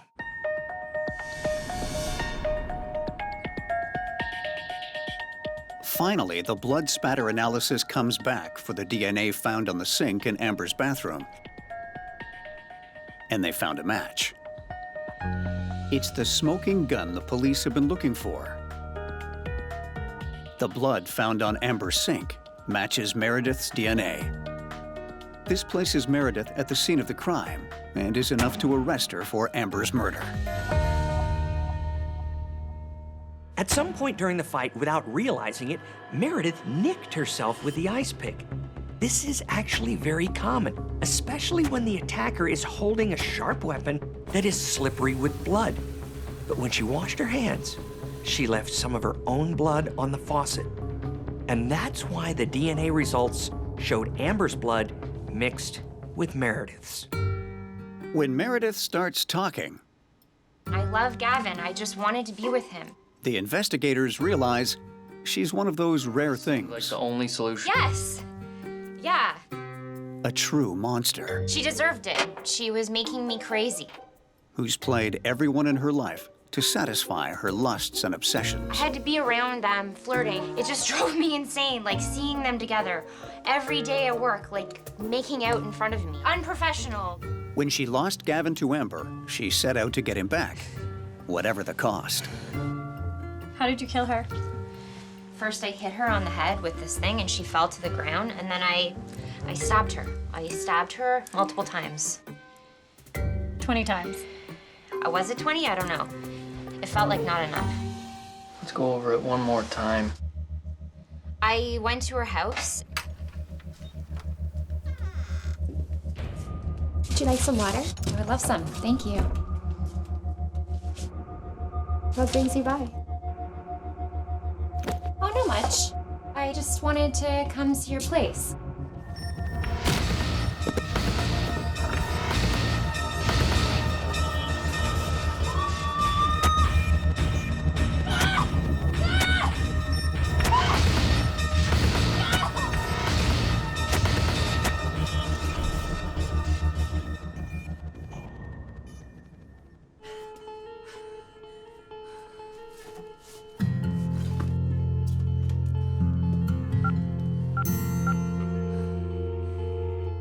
Hello. I think there's a man attacking my neighbor. I heard her screaming and some kind of fight. Can you send an ambulance?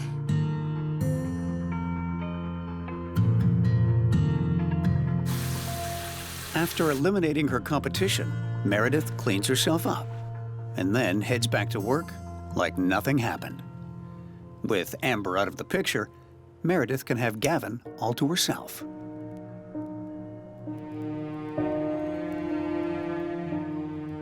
They rekindled the affair, but this time, Meredith isn't prepared to lead a double life. There's only one person standing in the way of Meredith living happily ever after with Gavin. Her husband, Tim. People who get away with murder once tend to get cocky. An ice pick worked nicely on Amber, but Tim is stronger, so Meredith figures out a way to trick him. But in the end, all she did was lay the breadcrumbs that led the investigators of Amber's murder right to her. I'm very sorry, okay? I'm very sorry, but I had no other choice. I'm not sorry I did it. She deserved it, okay? Meredith is sentenced to 60 years for the murder of Amber. The lesson here? You can't have your cake and eat it too. Meredith may have led the perfect double life and thought she got away with the perfect murder. But like most criminals, your past usually catches up with you. If it hadn't been for this blood on the faucet, she might just have gotten away with it too. Meredith should be free to start a new life in 2089. She'll be 109. Who knows? By then, 109 might be the new 90. Rob, a 29-year-old former first responder, has failed to show up to his uncle's house for dinner. When he calls his cell, it goes straight to voicemail. Worried about his nephew, Mr. Simons drives over to the apartment and lets himself in with the spare key. Robbie! Robbie, you okay? Rob's apartment looks tidy, but his nephew is nowhere to be seen. When he looks in Rob's bedroom, he's horrified. He sees the body of a young woman prostrate on the bed, and on the front of her t-shirt, the words, "She's all yours," are scrawled in black marker. Can you send someone? When you've worked as many crime scenes as I have, you often see the killer leaving some kind of message. This one seems to suggest the suspect was leaving a note for another lover. Love triangles are one of the most common motives for murder. So the killer is essentially saying, I don't want her anymore, you can have her. But of course, they can't, for obvious reasons. When police arrive, they survey the scene. The young woman has been stabbed, her pants cut off, suggesting a sexual assault. A knife is on the bed, likely the murder weapon. At first glance, she's been stabbed several times in the back. Under the body, a cell phone, presumably the victim's. Detectives are looking for the murder weapon or weapons. These are the most obvious clues found at a crime scene that can lead to the killer. But just because there's weapons found near the body, it doesn't necessarily mean they were used in the crime. The victim is 21-year-old Lisa. Born to Italian immigrants, she's a kind and caring young woman who always looks out for her friends. And one of those friends is Rob. Lisa and Rob met at college. They became close when she offered to tutor him. So right now, this isn't looking so good for Rob. His close friend is found dead in his bed, and he is nowhere to be seen. Detectives are putting together the pieces of this puzzle, and it looks like Rob may have had some romantic feelings towards his friend. If those feelings were unrequited, bam, there's your motive. Mr. Simons tells detectives that Rob couldn't have committed this crime. He's been taking a break from his work as a first responder due to a work-related injury. According to Simons, he's been suffering with PTSD and was having nightmares. But the meds seem to be helping. He insists that Lisa and Rob were extremely close friends, more like brother and sister, and they had no romantic inclinations toward each other. In fact, Mr. Simons is concerned that Lisa's killer has kidnapped his nephew and that he is in imminent danger. In my experience, it's very common for relatives of criminals to deny their loved one did anything wrong. You'll often see daddy or auntie come swooping into their kid's defense when all the evidence points directly to their precious little Johnny. As detectives search the crime scene, they develop a different theory. They find no signs of a struggle in the apartment. If someone subdued Rob, they believe the young, strong first responder would have put up a fight. They also find his car and his passport missing. But what really seals Rob's fate are the text messages on Lisa's phone. They reveal a distressed Rob reaching out to Lisa in the early morning hours. More and more signs are pointing to Rob. He has a dead girl in his apartment, his passport and car are missing, and now messages on Lisa's phone show him inviting her over. It doesn't take a brain surgeon to figure out he's your prime suspect. You know how the saying goes, if it looks like a duck and it walks like a duck, it's a duck.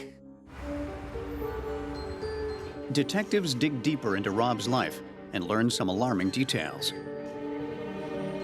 Right before becoming a first responder, Rob was involved with a bad crowd. He was arrested along with his friends and charged with assault. He was eventually acquitted and exonerated of the crime, but detectives are still alarmed. Just because you've been acquitted of a crime doesn't mean you didn't do it, and the cops know that. It just means the DA didn't have enough evidence to pin it on you. So this guy's suffering from PTSD, and he's previously been arrested for assault. And that is a dangerous cocktail.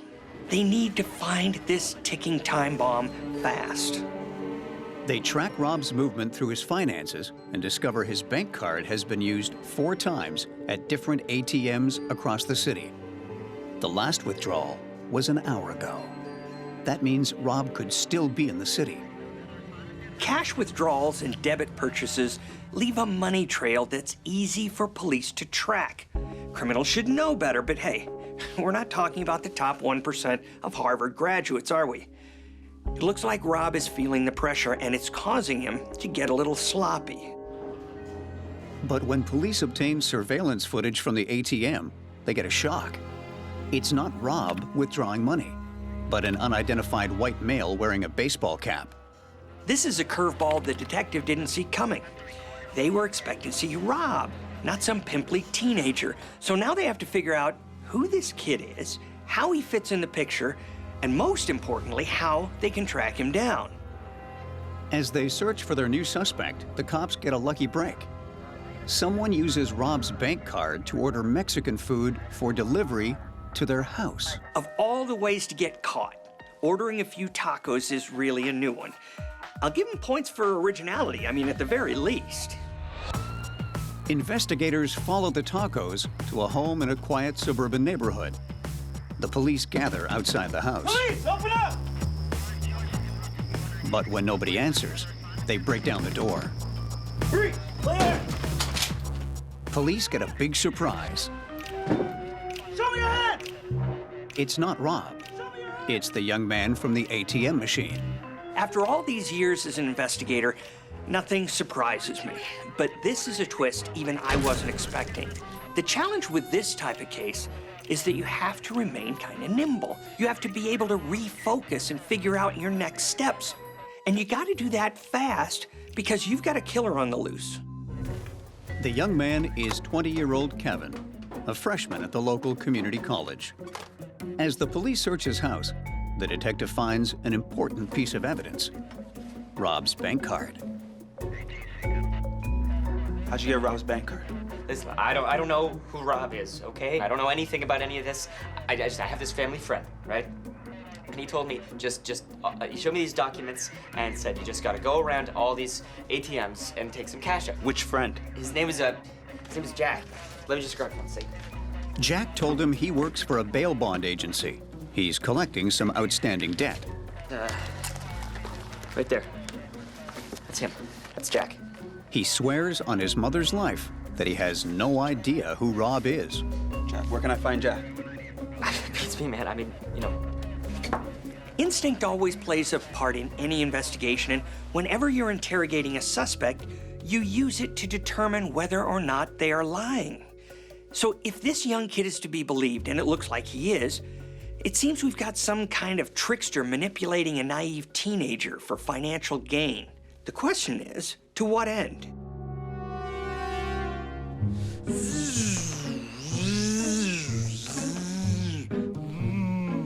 Detectives learn that 28-year-old Jack is a fun, outgoing amateur actor with a magnetic personality. He grew up with loving parents who gave him every opportunity in life.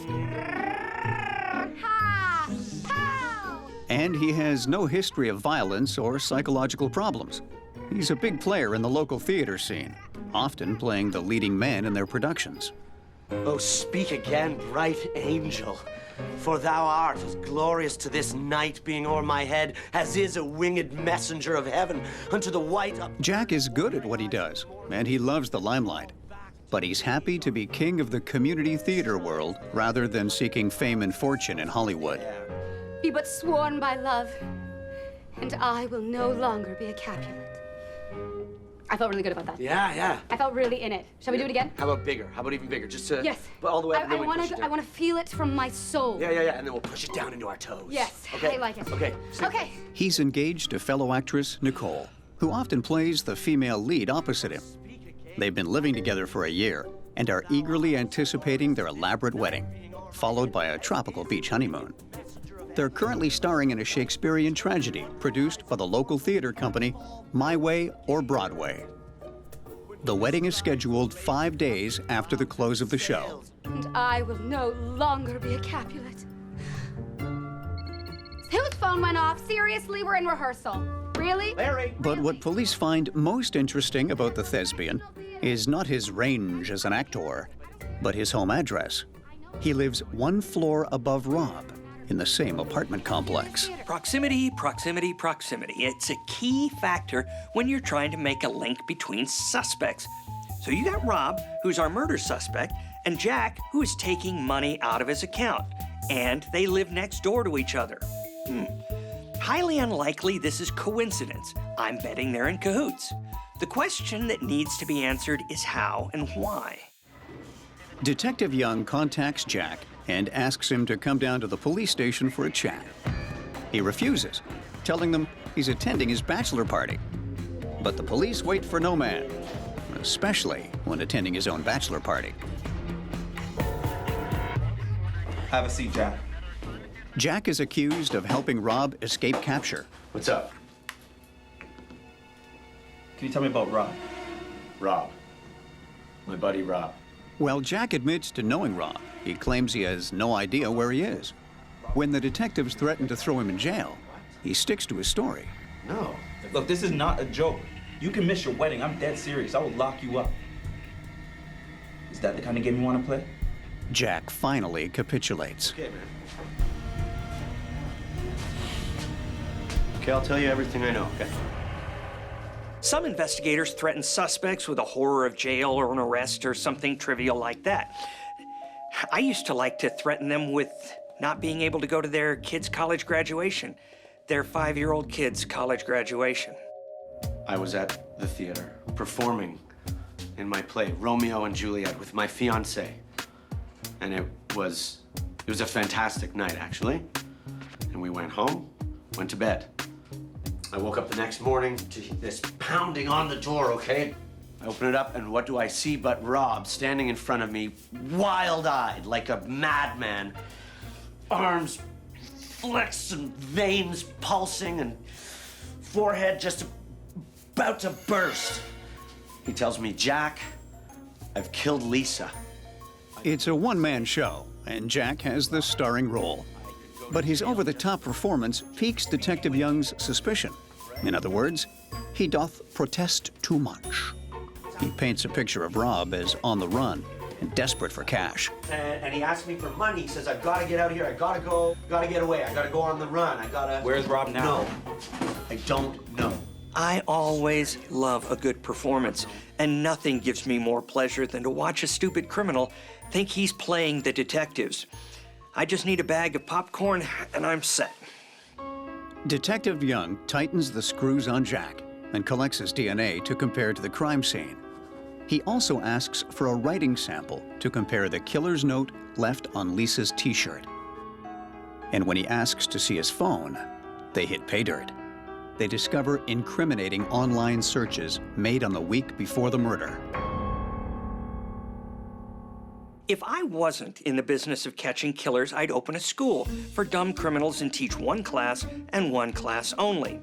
B, if you're going to commit a crime, don't, I repeat, do not do an internet search on your computer or phone on how to do it. And so you research how to get rid of a corpse? Feeling the heat, Jack suddenly changes his story. Again. Okay. I went down to his place with him. Detective, He admits to being in Rob's apartment on the night of the murder, but denies being there when the murder actually occurred. So, Here's where you can tell the professional criminals from the amateurs. The pros stick to their story, no matter what. It doesn't matter what you throw at them. The newbies crack. They keep changing their story. They scramble to come up with something that makes sense. And this, my friends, is amateur hour. and Jack tells Detective Young that Rob came upstairs begging for his help that night.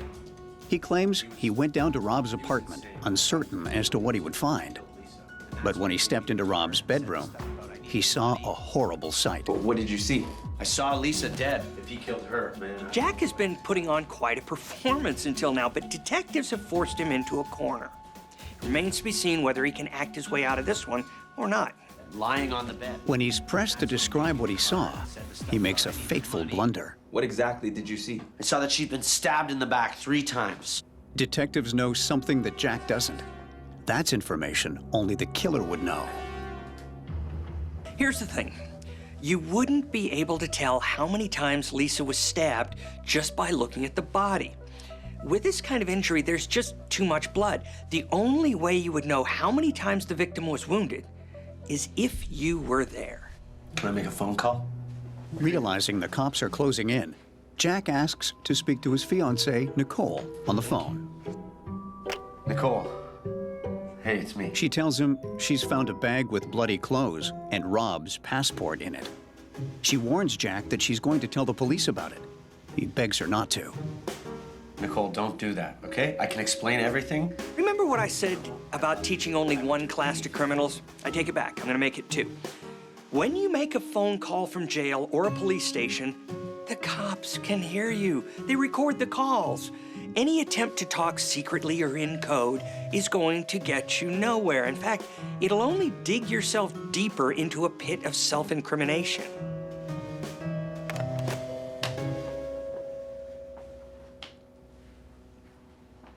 Okay, so I did it. I killed them both, okay? You want to know how I did it? I got him to the theater, and I let him into the back. I told him I needed his help carrying some bags to my car. Said I hurt my shoulder in a rehearsal. I can bring him down to your car?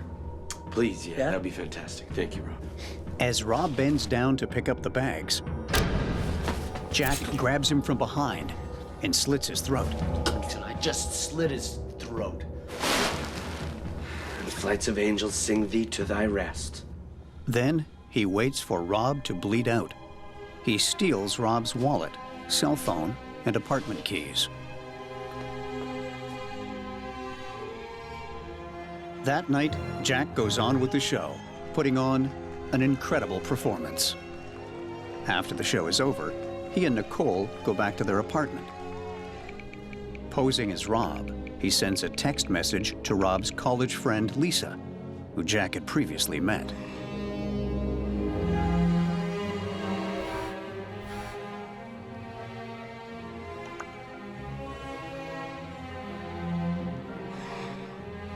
Just after 11, Lisa arrives at Rob's apartment building. Hi, Lisa, come in, please. He tells her Rob texted him too, asking for help. He says Rob is in the bedroom. Oh, well, you know how he is. He won't get out of bed. Let me take your coat.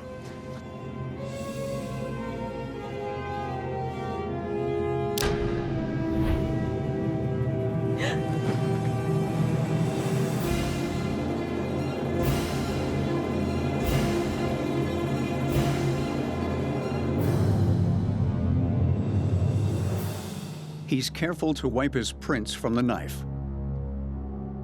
Proceeds to cut off Lisa's pants with one of Rob's scissors from his first responder kit.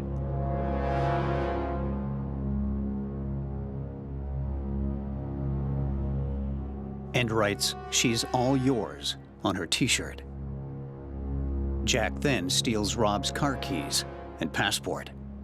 Despite the guy's penchant for overacting, he obviously did a good enough job to convince Lisa, who he'd only met a couple of times before, to walk into his trap. And then, in some twisted drama of his own making, he tries to destroy Rob's reputation by making him look like a rapist and a murderer. The next day, Jack returns to the theater and dismembers Rob's body. He takes his body parts to an abandoned industrial site, where he disposes of them in several steel drums. What he tells the police next is probably the most disturbing part of the story. It was seriously, dude. I was kind of laughing while I was doing it. It was weird, but it was kind of fun. It felt like I was in a movie, you know, like that scene. Yeah. If we didn't know it before, we know it now. There's a lot of words I can think of for somebody like this, but why don't we just stick to the professional one? Psychopath. Yeah, and I put all the bits in different steel drums. But why would a seemingly well-adjusted, well-loved, well-raised young man commit such a heinous crime? There's always gotta be a motive, even with self-absorbed psychopaths. This guy's been forthcoming so far, but that doesn't mean he's gonna give it all to the cops on a silver platter. And it doesn't mean it's gonna make sense. And I was having a pretty difficult time. Lost in the woods, you might say, yeah? And well, I have a bit of trouble with what people call truth, because really, who gets to decide what's true? Detective? Do you? Jack admits he's a pathological liar that has been in a downward spiral for 2 years. Yeah, it'd be like a our engagement premiere, and so we could have our engagement photos outside. He has allowed his passion for theater to take up all his time and energy, and has moved from one low-paying, dead-end job to another. At the time of the murder, he's 2 months behind in his rent and facing eviction. As debts slowly close in on him, he starts worrying about how he's going to pay for his upcoming wedding and honeymoon. He starts borrowing money from friends, and when that avenue runs out, his money situation becomes even more desperate. Yeah. But- Should we can talk on the way? Sure. On the way home. Yeah. Oh, okay. Yeah. You see this a lot in my business. Desperation leads to stupidity. Once a criminal feels like the walls are closing in, they're probably not gonna make good decisions from there on out. It kind of takes the desperate times call for desperate measures idea just a little too far, you know? But Jack knows someone who has a lot of money, if only he can get his hands on it. Yeah, no, this is smart TV. Look, I'm on the internet right now. How cool is that? Yeah, so I could basically... Rob Simons had received $80,000 as a settlement after a work injury as a first responder. When Jack finds this out, he devises a way to make that money his own. $80,000 might seem like a small amount of money to kill for, but to Jack, this was enough to solve all of his money problems, avoid eviction, pay for his wedding, and pay for his honeymoon. From his skewed point of view, it was worth it. I just needed money. I just needed the money. Jack couldn't admit to his fiancée that he had no job, no money, and couldn't afford to marry her. Most people at this point would either get a job or postpone the wedding. Not Jack, though.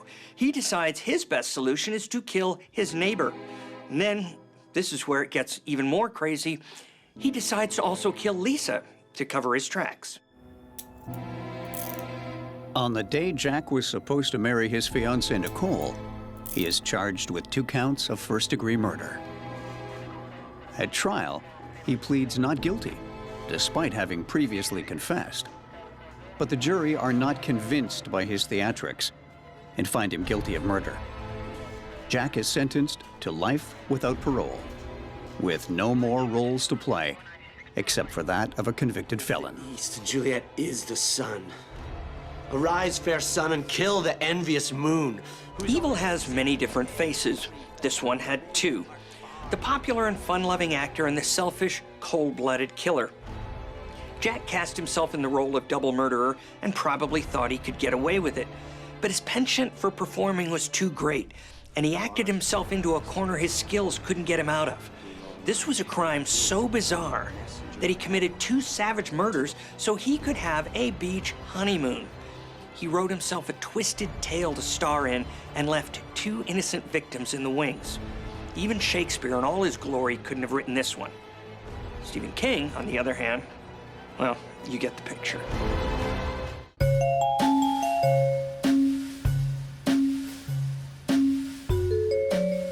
Kimmy is a quiet, unassuming 55-year-old woman who recently retired from her job as a dental hygienist. How we doing? All right. A little drowsy? She built herself a nice little nest egg and had plans to spend the rest of her days enjoying her retirement. That was the plan until her house is torched. A gas-fueled inferno that could only be the work of arsonists. So Gladys, you want to tell me what's going on here? Listen, you gotta do something about this woman. Detective Grant, the responding officer, learns that Kimmy, while quiet, is very protective of her neighborhood. She's going around sticking her nose in everyone's business, and it's just driving us all nuts. She's been on a personal crusade to take down the drug dealers who are taking over her neighborhood. She's even gone as far as installing cameras on her porch to gather evidence against the drug dealers, and then sending the tapes to police to shame them into doing something. People were taking notice. So here we have a quiet, middle-aged woman who likes to knit, who's decided to take the law into her own hands. In my experience as a former FBI agent, that is never a good idea. I get it, you want to do something, it's her neighborhood. But when you play with fire, you will get burned.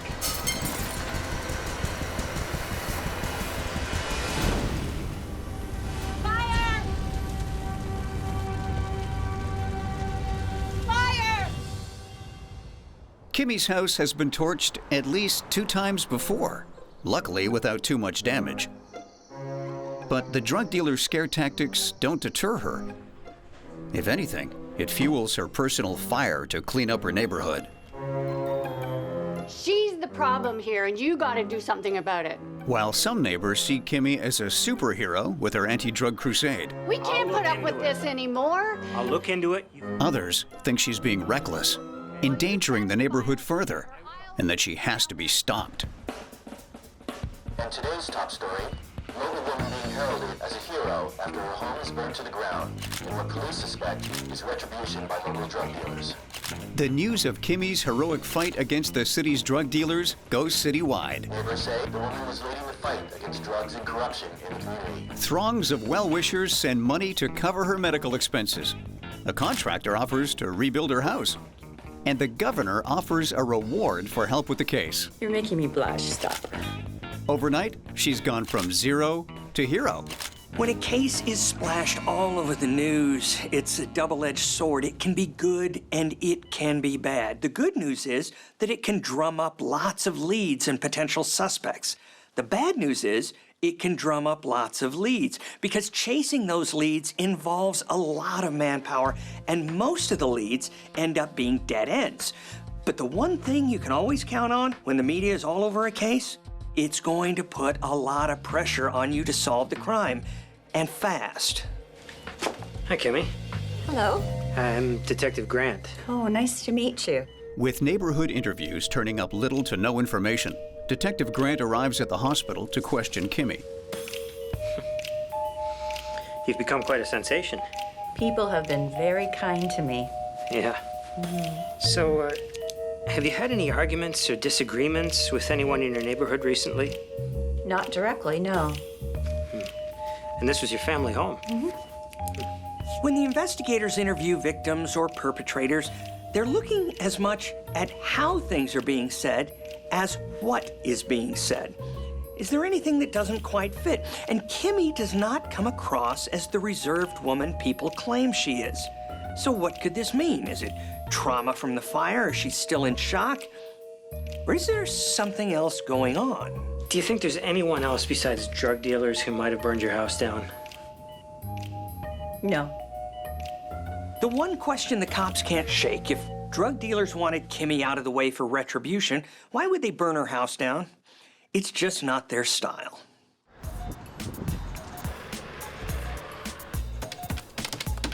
Detective Grant reaches out to his informants. Yeah, it's Grant.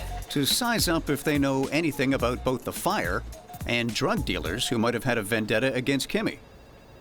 But no one has even heard of her. It makes sense that there are no solid leads coming from the street. I mean, junkies and drug dealers don't get revenge like that. More pokers are needed for this fire. These punks are more gun and knives people. Either way, they wouldn't risk the heat of killing a civilian. I'm no mathematician, but this doesn't add up. Suspecting there's more to this crime than meets the eye, Detective Grant starts digging into Kimmy's personal life. What you doing? Hey, hi, sweetie. How are you? I'm pretty good. Turns out she has a sister, Enough of that. Karen, I'm making your favorite chocolate chip cookies. You're so good to me. who has lived with her for the past 15 years. You're looking a bit wobbly there. Yeah, I'm good. I'm Okay. Yeah. And where Kimmy is reserved and quiet, Karen is a partier with shady friends and is known to make bad decisions. I can see something I there. have a favor to ask. Yeah, a shoot, date tonight. A date? Yes. All right. Maybe you should stop drinking so much before the date. No, I'm just getting loose. I got a party hardy tonight because I'm going to impress them. The neighbors talk about how close the two sisters are, that they even look alike. So I need to borrow $200 from you. But they also often hear them arguing, I just gave you $400. I know, but that was just for living stuff. especially over money. It's going to be such a special night, please. Kimmy supports Karen, giving her an allowance, I'm gonna have to say that the door's closed on the bank today, Kimmy. which she quickly burns through. Look at me that way, please. I've done nothing but support you. You know this is special and You it need means to a stop lot that. to me. You need to stop. I'm not going to fight you over it. You want the bottle so badly? Go and drink it. Go on. That's where the money seems to be going anyway. You're doing this. I'm sorry. This is for your own good.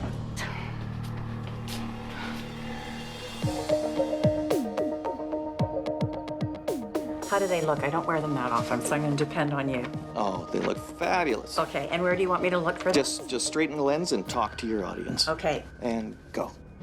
I don't know who set fire to my house, but I do know that they wanted me dead. Detective Grant returns to the hospital to question Kimmy It will take a lot more than setting fire to my house 4 times and is once again met by a media circus. from the dirty, rotten drug dealers that have infested our streets.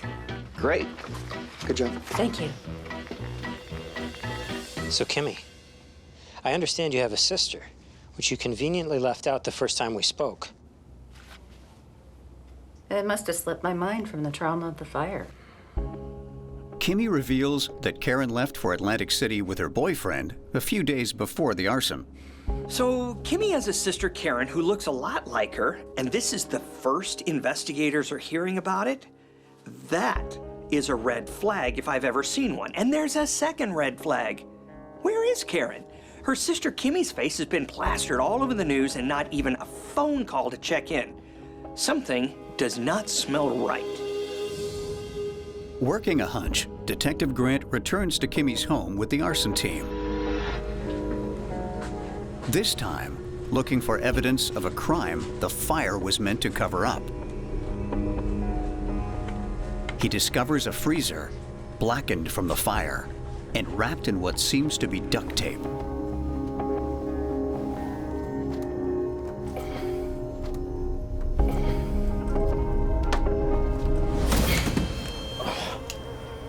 Inside are remains that appear to be human. The fire has melted the freezer seals, letting in the heat and essentially turning the freezer into an oven. Grant's hunch was right. The fire was a cover-up. This case has gone from arson to a murder investigation like that. The question is, whose baked remains are those in the freezer?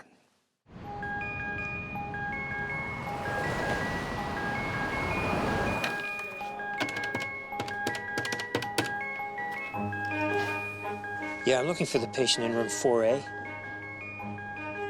She checked herself out. Against doctor's orders, Kimmy has discharged herself, taking with her several large donation checks she received from her well-wishers. Okay, can we toss out the theory that drug dealers were targeting the house? Clearly something more sinister is going on. Our little Miss Hero Kimmy has some talking to do.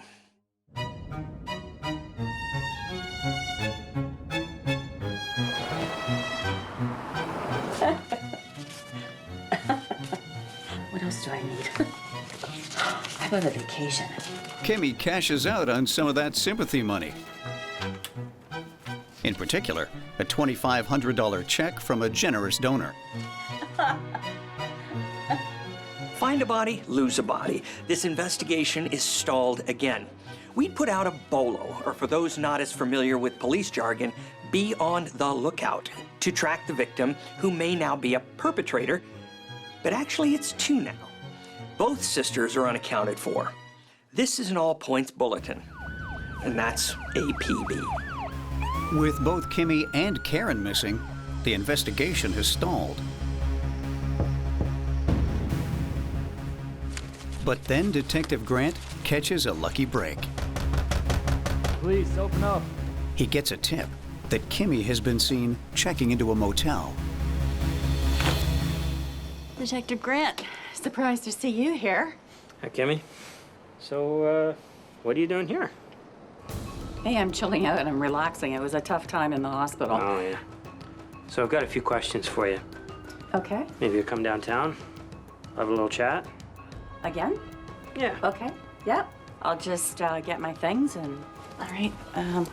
Okay. Whose body's in your freezer? Oh, Detective, I've told you 100 times already. I don't know whose body is in the freezer. Detective Grant grills Kimmy for hours. Well, where's your sister, Karen? Again, as I've said, she's in Atlantic City. Atlantic City? Yes. Okay. But Kimmy insists that she doesn't know where in Atlantic City Karen is staying and has no way of contacting her. I'll be back. With the interrogation sitting at a stalemate, a surprising document falls into Detective Grant's lap. Turns out, another family member who lives in a different town has filed a missing persons report on Kimmy. What? Because family members haven't seen or heard from her in over a month. I'd like to think that we can get the facts straight as investigators were able to see the forest for the trees. But even I'm confused by this one. The woman sitting in the interrogation room is Kimmy. But now there's a missing persons report for Kimmy. Then who is sitting in that chair in the interrogation room? Yeah, it's Grant. This report, is this for real? When Detective Grant receives the autopsy report, things go from strange to bizarre. The coroner has determined the body in the freezer has been stabbed multiple times, then chopped up with an axe, bagged, and stuffed into the freezer over a month ago. You're sure about this? The coroner also has ID on the body. All right.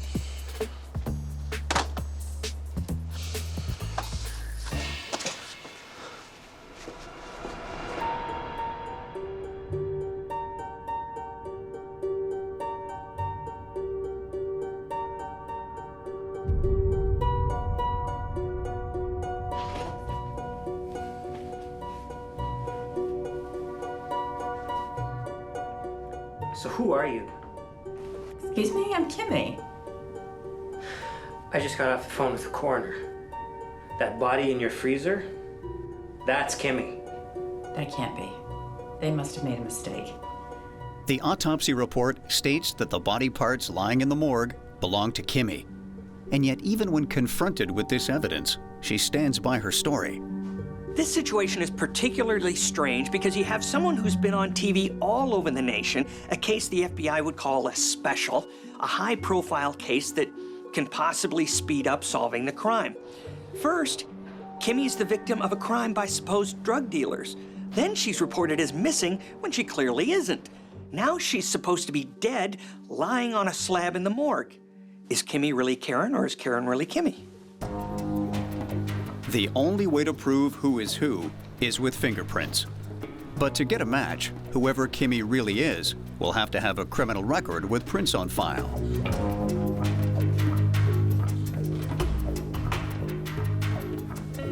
So, you want to tell me what Kimmy was doing in your freezer? Unlike people, fingerprints don't lie. Kimmy's prints match those of a woman arrested for prostitution 10 years earlier. And wait for it, the prints belong to none other than the elusive sister, Karen. Single white female, anyone? Faced with the incontrovertible proof of her identity, the woman claiming to be Kimmy comes clean. All right, I'm Karen. Ah, look at Kimmy baking again. I'm making your favorite chocolate chip. Oh, that's really sweet of you. Listen, I met this guy. Ooh, that's exciting. Oh, yeah, maybe. And I need some money. I'm out of money. Oh, Karen, I just gave you $400. Well, that was 2 days ago, Kimmy. Come on, you know how it is. I'm really tired of this. I am. Would you just stop drinking? No, I'm not gonna stop drinking. I think I'll have another one. No. Don't touch me! All I want is some money. Don't you touch me again. I'm not giving you any more money. But there's another twist in store for detectives. I swear to you, on my mother's best china, I did not kill my sister, Kimmy. I don't buy it, Karen. You're the only one who had anything to gain by her death. You gotta come clean. It wasn't me. Detective Grant charges Karen with murder and fraud. It turns out Karen was impersonating her sister Kimmy, and a big part of the reason she was able to get away with it for so long is that the sisters looked a lot alike. But once you've caught a perp red-handed, finding out the rest of the story is just knocking the first domino down. Under mounting pressure in the courtroom and faced with the undeniable evidence against her, Kimmy finally cracks and spills the beans on the entire sordid affair.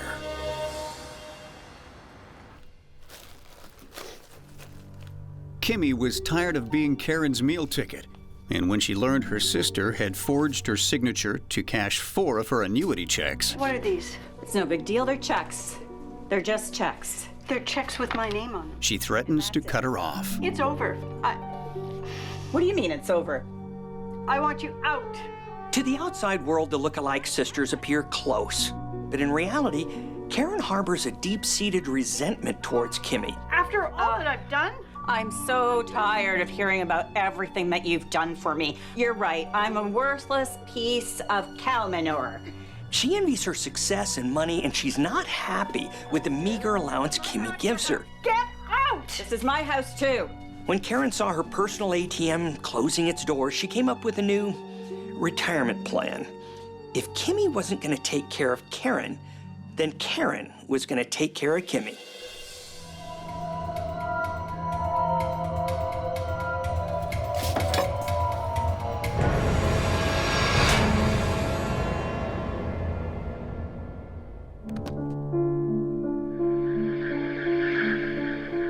As far as motives go, this is one we see every day: greed. Karen wanted Kimmy's annuities and the fire insurance money. What we don't see every day is someone cutting up their sister, putting the pieces in a freezer, and then setting the house on fire. That takes it to the next level. I'm no psychologist, but the word I have for a person who can do that with no remorse is psychopath. Karen had assumed Kimmy's identity, allowing her access to her sister's insurance policies, bank accounts, and retirement checks. The media attention and cash donations from well-wishers was a happy bonus. Karen had everyone fooled for the short time she was Kimmy, despite the fact that the look-alike sisters had completely different personalities. And she really was a chameleon, able to change herself into who she needed to be to get what she wanted, and that is, at least until she got caught. In the act of burning the family home for insurance money, Karen herself got burned. Karen is found guilty of murder and fraud-related charges. She's sentenced to life without the chance of parole. In all my years as an investigator, I've seen a lot of truly bizarre cases. But a sister killing her own sister and then impersonating her for money, and then become famous for it? She's a fiery one. She had everyone duped, and it was bold, I'll give her that. But that kind of daring doesn't last for long. The law always wins. Tybee Island is a beach town near Savannah, Georgia. On the off-season, it's laid back and quiet. But starting on Memorial Day weekend, its population explodes with vacationers looking to let their hair down and have a good time on and off the beach. Don't get me wrong, I enjoy a vacation as much as anyone else, maybe more. But as a former FBI agent, I've seen tourists do some risky things they'd never think of doing at home. You know, like the saying goes, what happens in Vegas stays in Vegas. But in my experience, it's that kind of thinking, or rather not thinking, that can get you into trouble.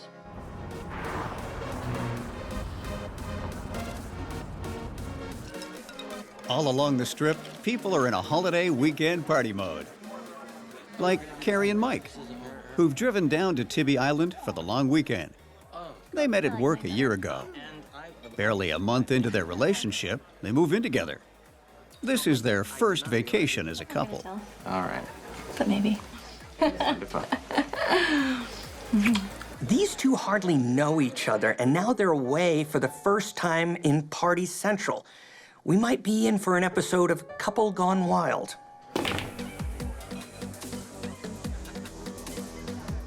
At the bar, Carrie and Mike's private party of two is about to expand. You guys are okay if we can take this out of the bar, right? Oh, sure, please. Free country. Welcome. All yours.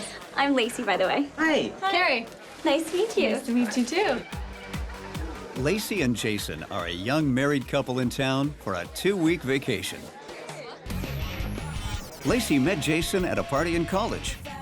She was a volleyball star. He was a Marine. 3 weeks into their relationship, they eloped to Las Vegas. What's that saying? Fools rush in?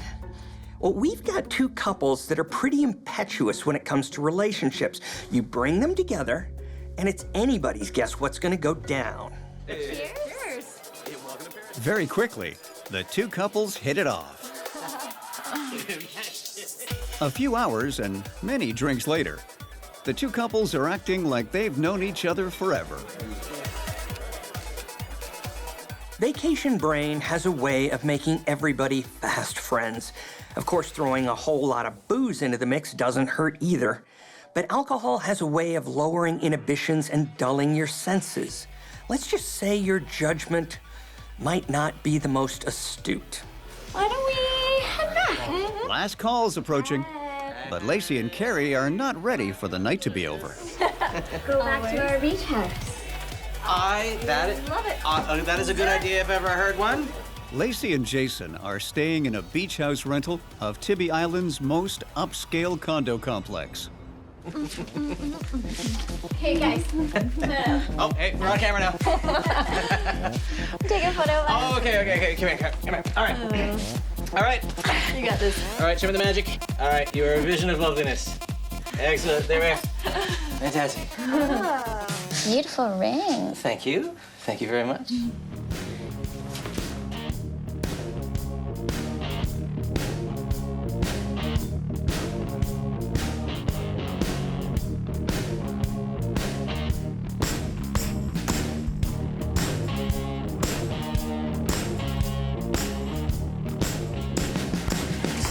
My purse is missing. Carrie, wake up.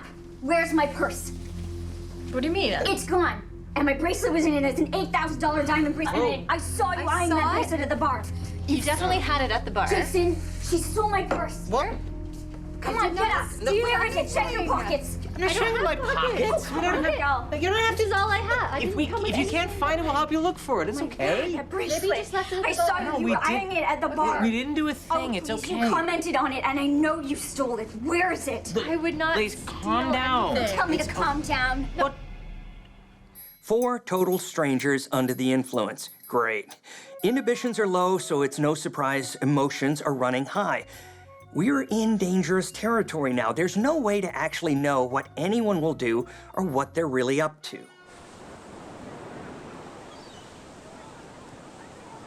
The next day, it would appear that the previous night's drama was resolved.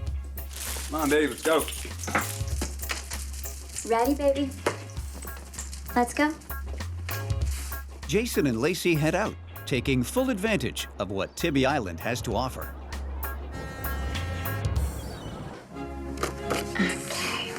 You are gonna go right there. Later, Surrounded by her crafting tools, Lacey documents every moment of the weekend in her scrapbook. Perfect. She's been scrapbooking since she was a kid, and a little obsessed with it. Oh, what a wonderful day. Meanwhile, Carrie and Mike are no-shows for work. All right, so how long? Oh, okay, so ever in that 15 years, did he ever show up late? Not even miss a meeting? It's not uncommon for people to extend their vacations. Rick, am I right? Yeah, it happens all the time. Bye. Past behavior is usually a good indicator of future behavior. People aren't as wild and crazy as they'd like to think. In fact, the vast majority act according to predictable patterns. If Carrie and Mike have a history of being dependable, then not showing up for work should raise flags.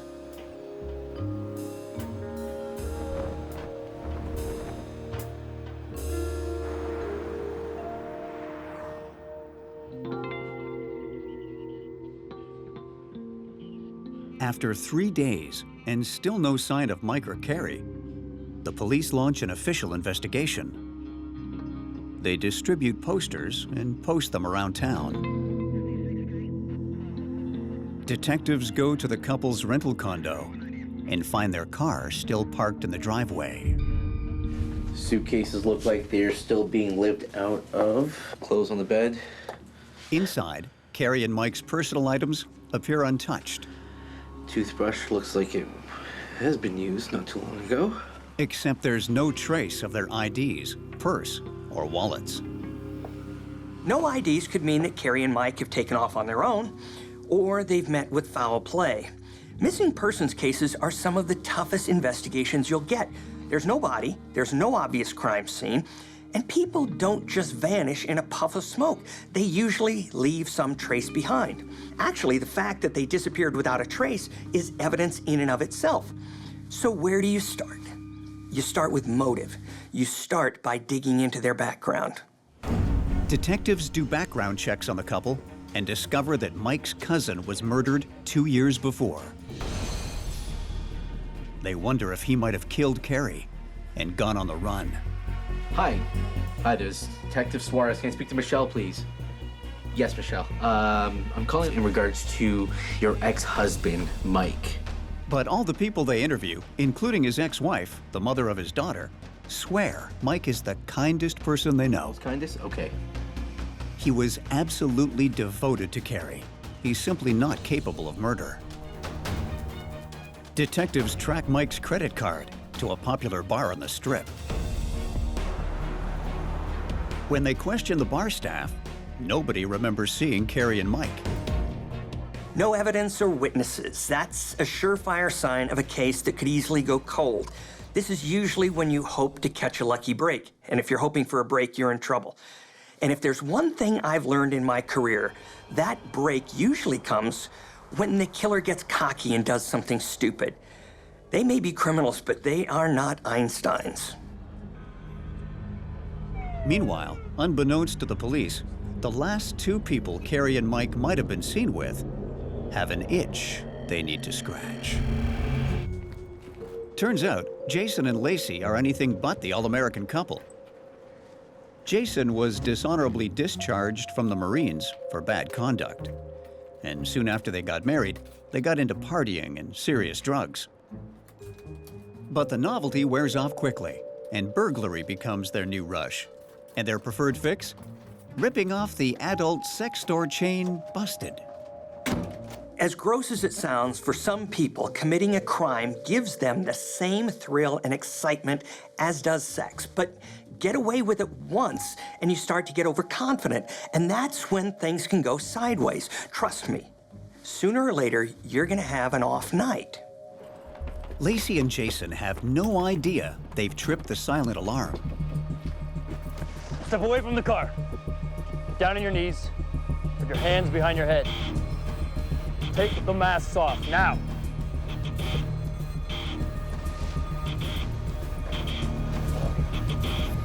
Caught in the act, Lacey starts to have a full-blown panic attack. On your back. Please.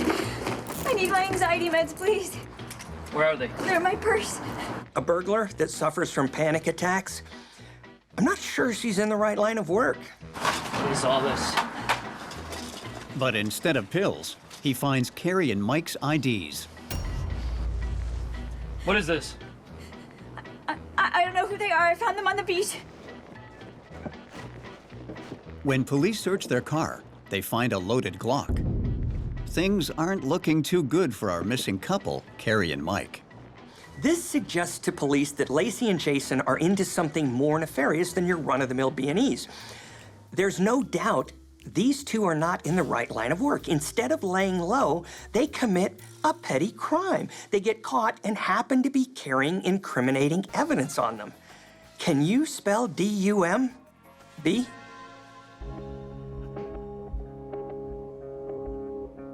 Detectives suspect Jason and Lacey of kidnapping Carrie and Mike, given the items they were carrying during their arrest. But there's no sign of Carrie or Mike at Jason and Lacey's beach house rental. Instead, they find empty bullet casings, a missing door to a bedroom, paint and cleaning supplies. And on the carpet near the bed, 2 more cartridges with what looks like dried blood on them. And on the side of the bed, blood stains. The lengths people will go to try and cover up a crime always gets me. But a word to the wise, there's no way a lick of fresh paint will ever eliminate all the traces of blood and DNA. And if you're gonna murder someone, you might not want to leave spent bullet casings lying around in plain sight. All right, Jason. I got a lot of time. Where are they? As CSI continue to search the house, detectives put Jason in the hot seat. I know you know where they are. DNA's right over here. Nothing? Why is the door missing from your door frame? Why are there cleaning supplies? Why is there paint? Doing a little remodeling? No? See if you start speaking with these. Shell casings found in your apartment. Is that for the mister? This one for the missus? Where are they, Jason? But Jason's not saying a thing. To make a murder conviction stick beyond a reasonable doubt, you need bodies. But if one member of this criminal tag team isn't talking, that's when you go work the other. You know what this is right here? DNA report. I don't know what you're talking about. You know what I'm talking about? It was a rental. It wasn't my place. Oh, yeah? Well then, explain this. Bullet casings found in the apartment, 1 and number 2. Tell me where they are. All right? At this point, it's you against Jason. You need to do what's right.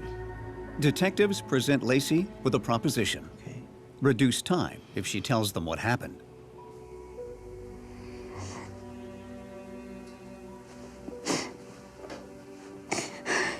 Jason did it. He fired 2 bullets through the door, and... Lacey tells police that Jason killed both victims and forced her to help him with the cover-up. he forced me to clean it up. She claims she's terrified of him. You don't understand, he's crazy.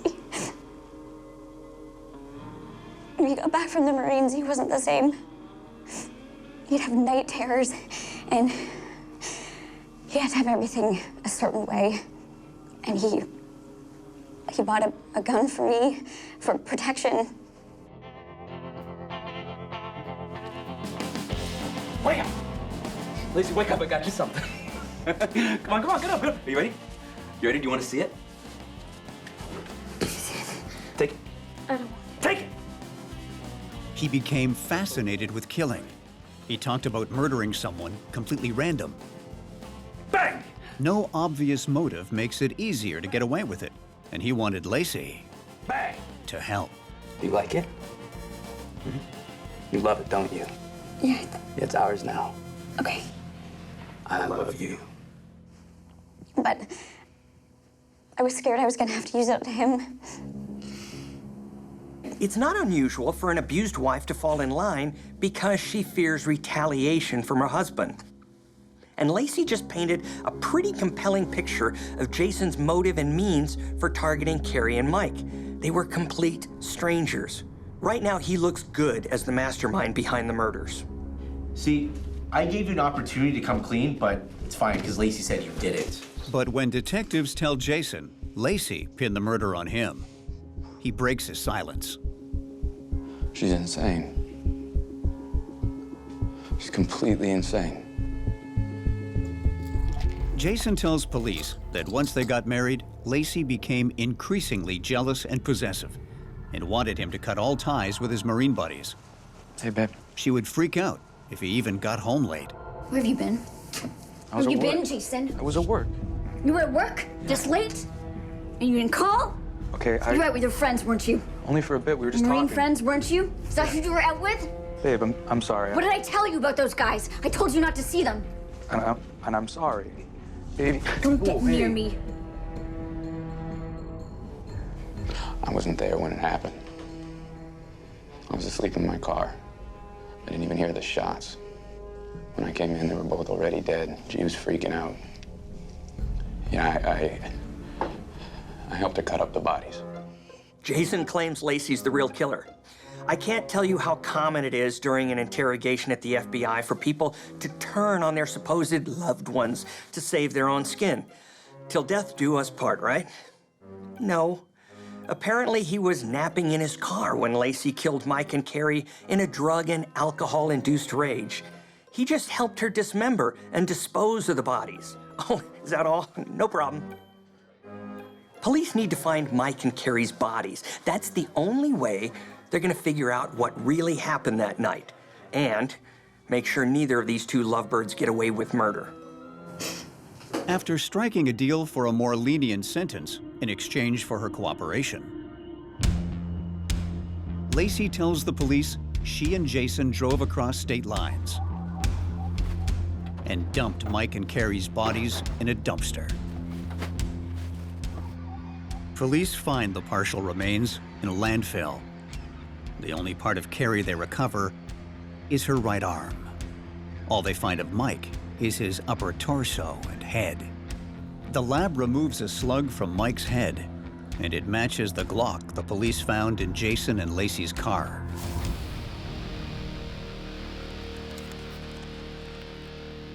The evidence CSI has collected from the beach house rental is filling in the blanks. But it's Lacey's scrapbook that seals the deal. In it, there's a photo of Lacey wearing Mike's ring on a chain around her neck. Keeping souvenirs to sit back and relive the crime over and over is sick, but it's something killers do because they're sick. But most don't lay them out in a collage with pretty paper and glitter and hearts. The evidence does not support our scrapbooker's claim that her husband did all the dirty work. Part of Lacey's plea deal is to pass a polygraph test first. What I found here. Crazy for scrapbooking. But when she's confronted with the scrapbook, she cracks. Oh, there we got you, sporty me. Nice little butterflies. Butterflies your thing? Oh, the best day ever. You guys can recreate this photo in the prison chapel. Ooh. Fine. Met them at the bar. And they came back to the house, and things got a little out of hand.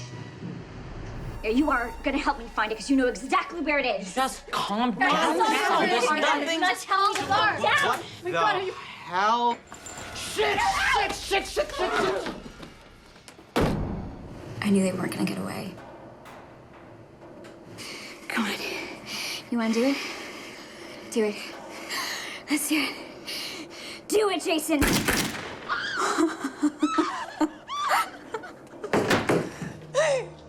You're a monster! Please.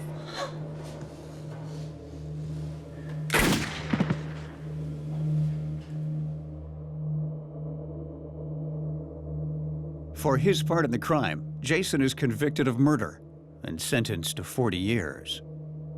As for Lacey, she's convicted of first-degree murder and sentenced to life, plus 25 years. What baffles me about this murder is that these two couples didn't even know each other. Carrie and Mike were simply at the wrong place at the wrong time. Lacey and Jason aren't your average killers either. It's a case of committing murder simply for kicks. When drugs and partying stopped doing it for them, they turned to burglary to get their fix. And when that wore thin, they decided to kill for sport. They needed a higher dose. They treated the entire crime like some game, absolutely no remorse. The only motive here is the thrill and excitement of not getting caught. They brought out the worst in each other. She was the dynamite and he was the match, and together, the thrill may be gone, but at least Lacey's, she's still got her scrapbook. My life inside.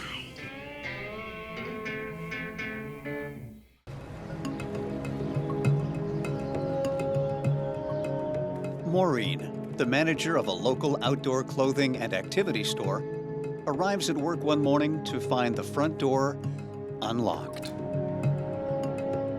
Assuming the supervisor from the night before has failed to close properly, Maureen simply continues on with her morning routine until she discovers a horrific scene.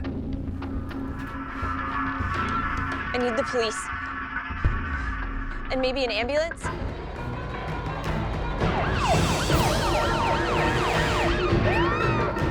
When they arrive, police search the store.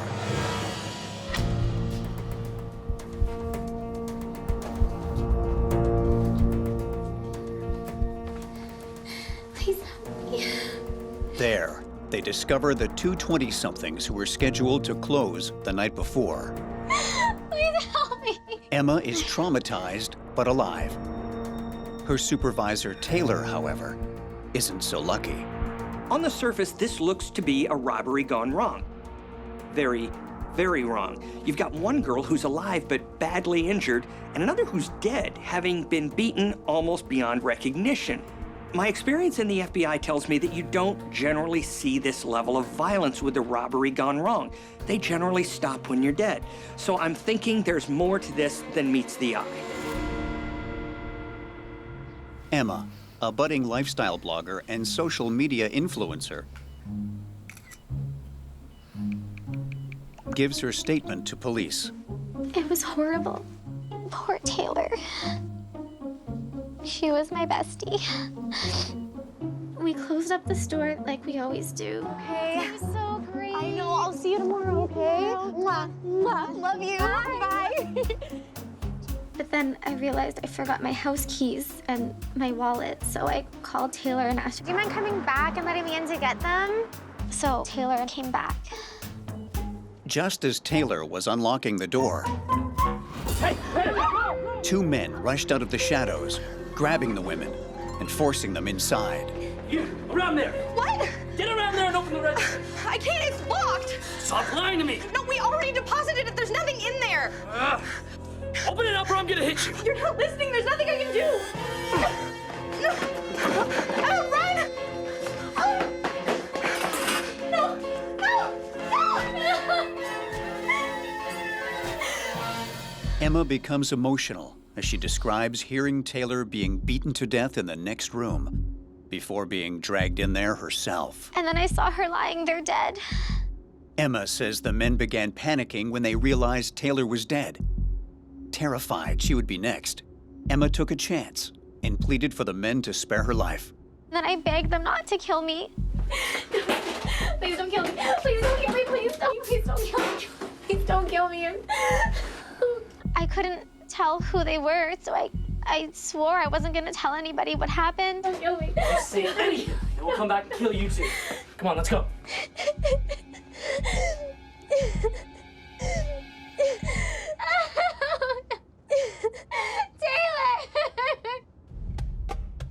I'm surprised that Emma was left alive. I mean, Most of the time, criminals who are willing to beat and stab one young woman to death don't leave another alive to serve as an eyewitness to their crimes. Isn't that the reason they killed the other one? In fact, it's so unusual that Emma should be writing to the Pope because she just got her miracle. As she finishes her tragic tale, Emma seems overcome by guilt. If it weren't for me, Taylor would still be alive. Detective Armstrong assures Emma that he'll do everything he can to bring Taylor's killers to justice. Thank you. The thing with victims like Emma, young, pretty, the whole bit, is that people see them as infallible. They can't lie or be mistaken. I mean, how could they when they look so innocent? But if there's one thing we should have learned by now in this age of social media, it's that the image and the truth don't always go hand in hand. Emma soon discovers that surviving tragedy is a fast track to gaining followers. It only takes one post for her social media to go from recreational to aspirational.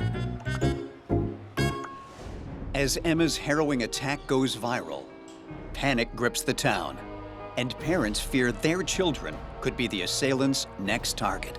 Young people being randomly kidnapped or killed while their parents think they're safely at work, that's straight out of the Parents' Worst Nightmares handbook, which means one thing.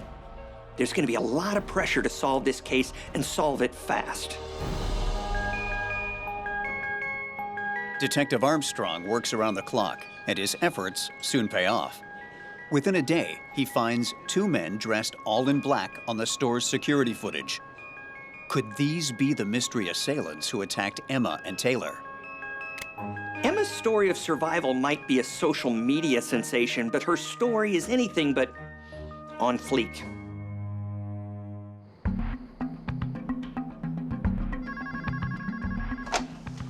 Armstrong. Detective Armstrong tracks down the men from the security footage, but soon learns they simply cut through the strip mall's parking lot on their way to a party.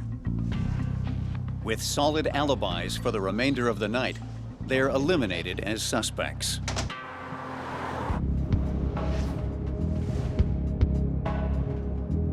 When Detective Armstrong re-examines the crime scene, he discovers another issue. Emma said that there were two attackers, but there's only one pair of men's bloody footprints in the store, suggesting a single assailant. There's a few reasons a victim's story may not check out. They may be traumatized so badly that they get details wrong. I've seen that. They may be so scared of their attackers that they lie to the police, or they may lie to cover up something even worse. As Detective Armstrong continues his investigation, he focuses his attention on single assailants who could have come into the store, and soon receives a flood of tips about one man. Armstrong. Sam. When Detective Armstrong looks into Sam's background, he finds a long rap sheet of petty crimes, as well as a history of being aggressive with women around town. It's clear that Sam has no respect for law or women, and he hangs out at a local pool hall, which just happens to be down the street from the store Emma works at. And if that's not enough to raise a red flag, old Sam is often seen cutting across the strip mall parking lot en route to the pool hall. Yeah, that's enough to bring him in. But when Detective Armstrong goes looking for Sam, he's not at his favorite hangout spot, but at the hospital, after getting into a fight a couple of nights before. Sam, I'm Detective Armstrong. Is it okay if I ask you a few questions? I guess. The man he finds is nothing like who the tipsters described. We've been thinking Sam could be a cold-blooded killer who overpowered two young, active women, brutally murdering one of them. But this guy, he doesn't look like he could even take me down. And look at me, I'm old, I'm retired. Detective Armstrong shifts his focus, hoping to still get some information out of his visit. I'm investigating a murder that took place at the strip mall on the 5th. I was in the strip mall. You were in the strip mall? I cut through there in the evening. You cut through there what time, Sam? About 10, I guess. The night of the murder, Sam cut through the mall parking lot after the time Emma claims the women were pushed into the store. Now, did you see anything? Anything out of the ordinary? I didn't see anything. You didn't see anything? I heard lots of screaming and yelling. Sam says he could hear raised voices from people arguing in the store. Sam, how many men's voices did you hear? Detective Armstrong gets an answer he never expected. No men. Women. Sam claims there were just 2 women yelling that night. Well, that doesn't line up with Emma's report, but let's face it, Sam isn't the most reliable witness. So the question becomes, whose statement is accurate, Sam's or Emma's? Hoping for clarity, Detective Armstrong turns to store manager Maureen, who immediately raises her own doubts about Emma's story. I just want to ask you a few questions about Emma and Taylor's friendship. Friends.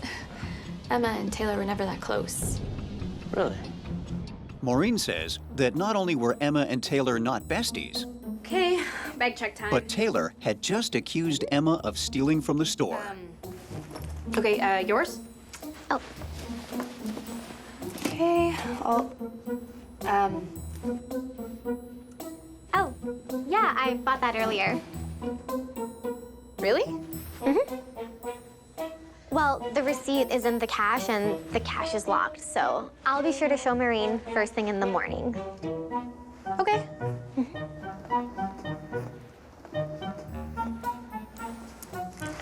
Thank you.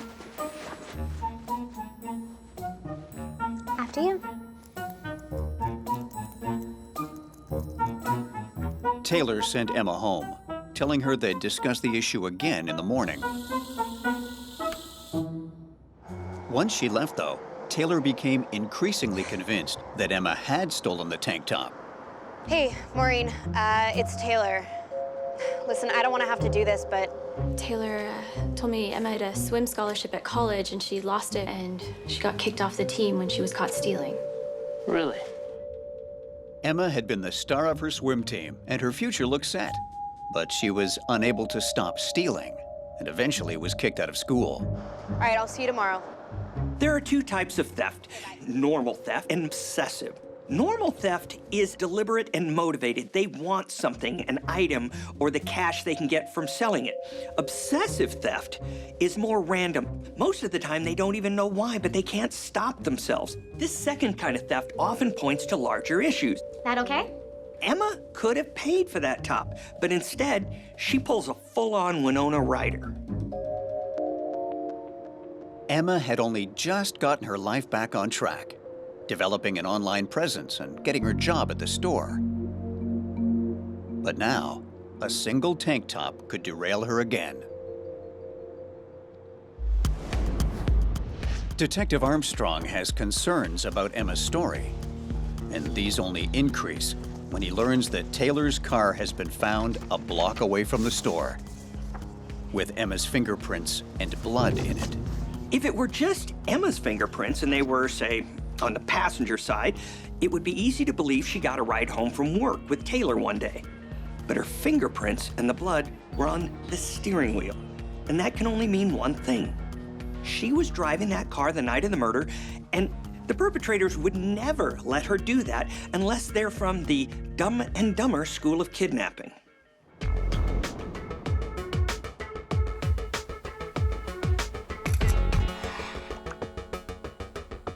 When Detective Armstrong confronts Emma... Okay, Emma, I have a question for you. We found your DNA in Taylor's car from the night of the murder. She immediately breaks down. Oh my gosh. I totally forgot. She tells Detective Armstrong that the men who attacked her had seen Taylor's car double parked in front of the store. Someone's gonna notice the car outside, and we're gonna get busted. You, go move the car. What? Don't move the car. And they said if I wasn't back in 10 minutes that they were gonna kill me. Emma claims she did exactly as she was told, parking the car a block away, then returning straight to the store. Say you're in a hostage situation. You're the hostage, and the perps holding you hand you your car keys and tell you to be back in 10 minutes. Don't do it. Run away. Get away. Get your ass in that car and call the police. Even if there are still people being held hostage, your best bet is calling the police and then doing what the police tell you to, not playing nice with your kidnappers and hoping they'll take pity on you and let you live. They're not nice. And I'm so sorry. I forgot. I remember now. The trauma from the night. Like memory issues, trauma can lead to amnesia as people's brains literally block out aspects of the event they can't deal with. So it's completely possible that Emma had temporary amnesia. We get that.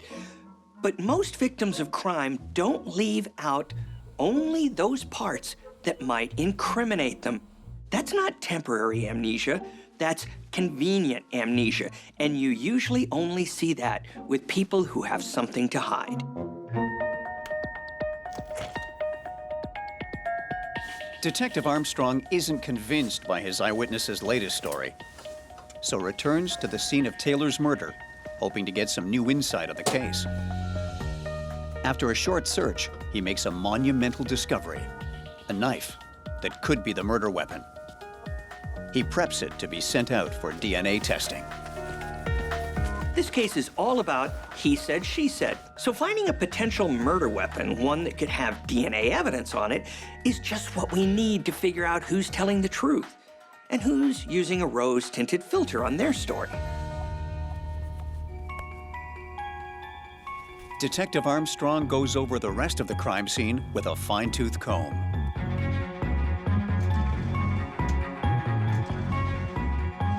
And soon hits pay dirt. A bloody shoe from a brand sold at the store. When he checks his new discovery against the male footprints in the store, he finds a perfect match.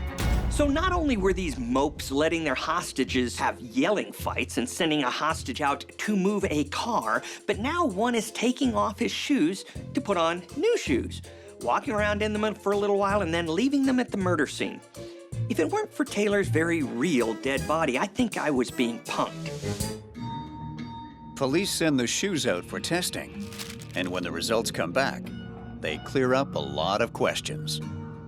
The blood on the outside of the shoe is Taylor's, and the DNA on the inside is Emma's. That means Emma handled those shoes the night of the murder. And what does that tell us? It says that Emma not only killed her coworker, but then went to elaborate lengths to cover it up, even inventing fake assailants and playing the victim. The problem was that Emma assumed police would automatically buy into whatever she told them. And in doing so, she broke one of the criminal commandments. Thou shalt never underestimate the popo.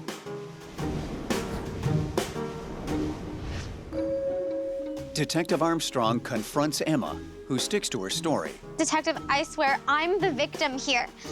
But this time, Detective Armstrong isn't buying it. I know there were no men there that night. The story does not add up. Tell me what happened that night. He pushes Emma for the truth. And finally, it comes tumbling out. Got all the details. I did what I had to do. I stole the shirt, and she was gonna rat me out. And once the two women parted ways for the night, she had obsessed about how Taylor was going to get her fired the next day. Hoping to talk to Taylor before she could report the incident, Emma called her, claiming to have forgotten her wallet and house keys in the store. Emma tells police she just wanted Taylor to come back so they could have a private conversation. But you know where else you can have a private conversation? On the phone. If you ask me, Emma might not have known she was going to kill Taylor when she called, but she'd already decided to do whatever was necessary to make this situation go away. Hey. Hey, thanks so much. Oh, yeah, don't worry about it. Taking the responsibilities of her job seriously, Taylor came right back to the store. She even offered to help look for the lost wallet and keys. Where do you think you left them? It's behind here? But Emma had other things on her mind. No, I don't see anything. If you say anything, my life will be ruined. Again. Please don't tell Maureen that I took the tank top. Emma had her life fall apart once before because of stealing, and then just when she felt she'd gotten back on track, she saw everything about to slip away again. And that's when she went into self-preservation mode. And the problem with that is this. Even if people seem rational at first, when they get into self-preservation mode, anything can happen. Emma, I'm really sorry. I already called Maureen. Why would you do that? I wasn't trying to get you in trouble. It's just... Is your life so horrible that you had to ruin mine too? Calm down. Do not tell me to calm down. I'm out of here. I have to go. Taylor!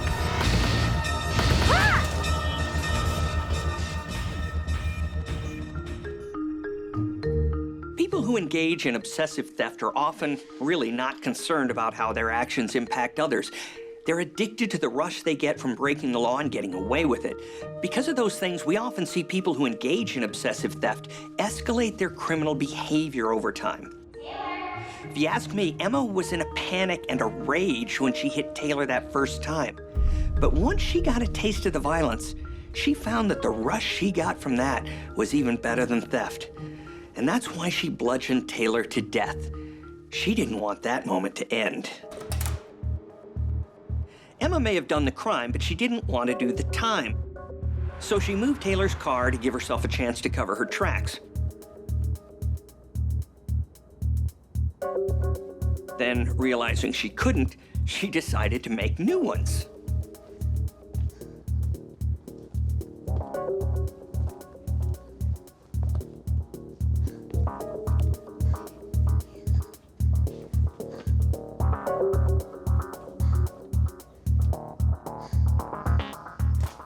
Knowing she couldn't get rid of the shoes that night, Emma hid them in the store, planning to come back for them later.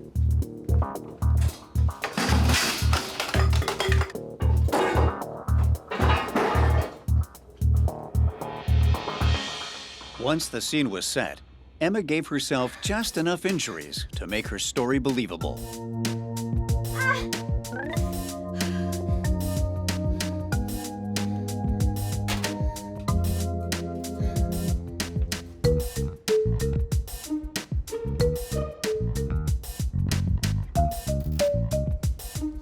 Then settled in and waited to be found the following morning. Please help me. Oh, that's not good. Okay. Help me. Please help me. Emma was so desperate to hold on to her life and her online status that she was willing to literally bleed for it. That shows the same kind of extreme behavior and impulse control issues that I suspect led her to steal and then to kill. Having heard her confession, Detective Armstrong charges Emma with first-degree murder. Emma, you're under arrest. Emma is convicted of murder and sentenced to life in prison. Emma apparently got confused between slay the day and slay your coworker. It's easy to do. And so in trying to save herself from being fired over stealing, she got herself locked up for murder. Talk about your epic fail. Black Tuesday was a day that shook the world. The complete crash of the 1929 stock market triggered the infamous Great Depression. By 1932, 15 million Americans are out of work. And making matters worse, Prohibition was still in full force. So you couldn't even drown your sorrows in a tumbler of gin, unless it's in an illegal establishment, commonly known as a speakeasy. Never better. Hit me with another if you don't mind. Tastes like more, as they say. Meet Murphy. Murphy hasn't always been a shameless drunk. As a young lad fresh off the boat from County Cork, Ireland, he had big dreams. He became a beat cop in Chicago, but lost his job when the drink got the better of him. And when the economy fell off a cliff, things went from bad to worse.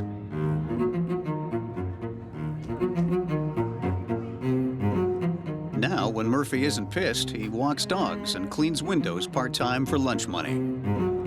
Like thousands of other men in Depression-era Chicago, Murphy spends most nights sleeping rough. He's got no family, and his only friends are the fellow barflies who haunt the speakeasies of downtown Chi-Town. The poor guy owes money to almost every juice joint in town. Give me one more, Nicky. Forget about it. You're done. You're cut off. Come on, Nicky, you'll get your money. Times are tough. Do you understand? Just one more for old time's sake. Forget about it. It's Nicky's joint, and like so many others, he's cut off Murphy's credit. How you doing there, fella?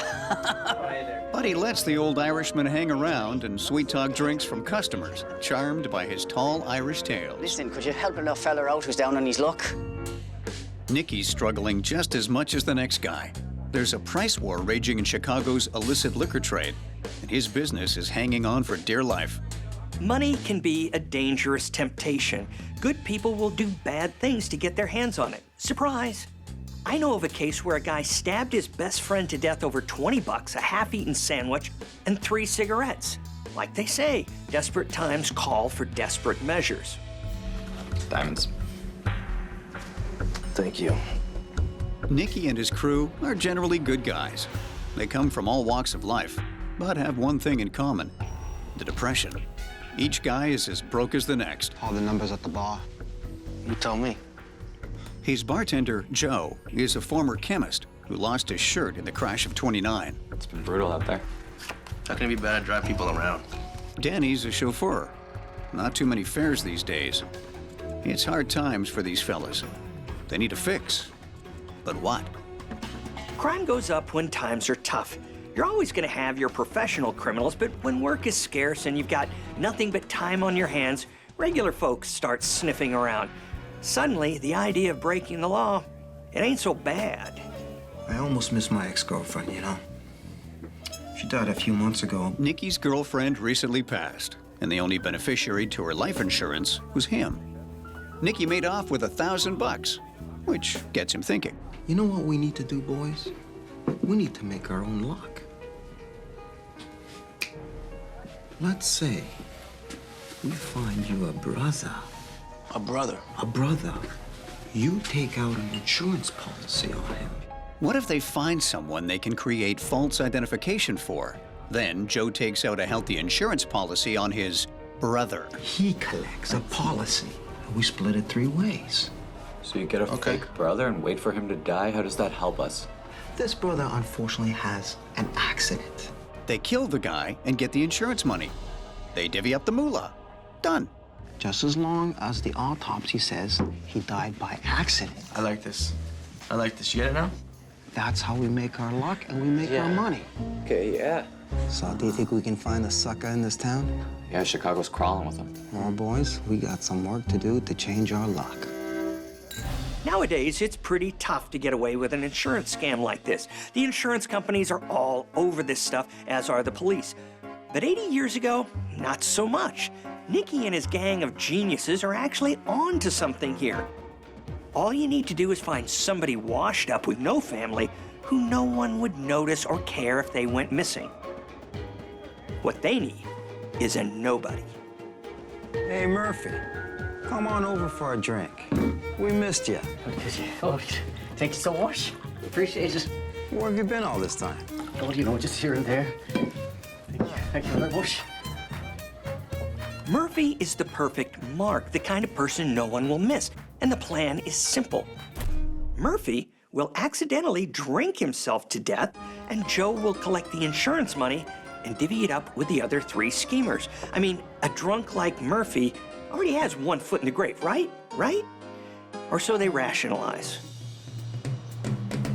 With the help of an unscrupulous insurance agent, Joe takes out no less than 3 life insurance policies on his brother, Murphy, for $3,500. Sign it within 10 days? $3,500 divided by 3 nets each man about $1,160. Thank you, sir. Worth just over $20,000 today. Do us this favor. Sign the paper, and you can have as much as you want to drink. I promise. I just got to sign. That's right. This guy signs my brother. That's it. When you offer a whale like Murphy free booze, he'll do pretty much whatever you want. Sign an illegal document for you? No problem. Hell, he might even sign his own death warrant for that precious juice. All right. Round of drinks for everyone.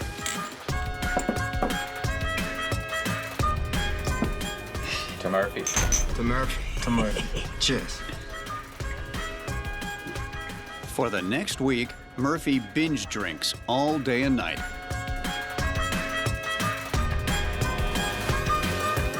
I don't know what's with this guy. That's like his 30th drink today. I don't know, but I don't like it. This guy's unbelievable. He's not human. Murphy is somehow actually invigorated by the 24-hour diet of liquor. He's a new man. It's like he's drinking from the elixir of life itself. Worried about the escalating cost to the bar, Nikki and Joe start serving him the bathtub hooch, with which Chicago is awash. It's dangerous stuff that's blinded and killed many since the start of Prohibition. Surely this will finish Murphy off.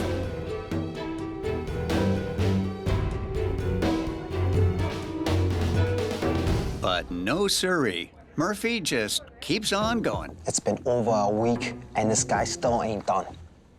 All I asked was for someone stupid and simple. What do I find? Lazarus. That's why we're using this. A tin can? No, it's antifreeze, you idiot. You got car problems? No. I used to be a chemist, all right? I'm gonna mix together a little cocktail. It's gonna put this prick out for good.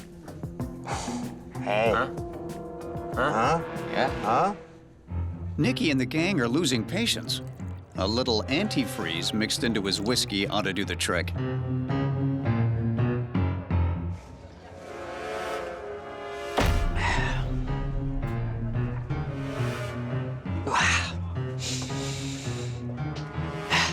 You feeling all right there, Murph? Never better. Hit me again, if you'd be so kind. Not even a drink laced with antifreeze slows Murphy down. You guys want to explain to me how he's still alive? This is costing us money. Huh? I don't know, Joe. What happened to your fancy cocktail idea? I don't know, Danny. I don't see you doing anything. This guy's a machine. Any ideas? That's what I thought. Useless. All right, listen. This is what we're gonna do. We're gonna pour him a full glass of antifreeze. No mix, no nothing. Straight, just the antifreeze. We gotta have this guy dead fast. The gang is now banking that this is the remedy that finally does him in. Murphy is costing them more money each day in alcohol, and the upcoming premiums are really going to bite. And these boys need a solid return on their investment. Hey, Murphy. We got some special hooch for you today. Well, lovely. Oh, yeah. Do we ever? Here you go, Murph. I'd say no, but it'd be impolite.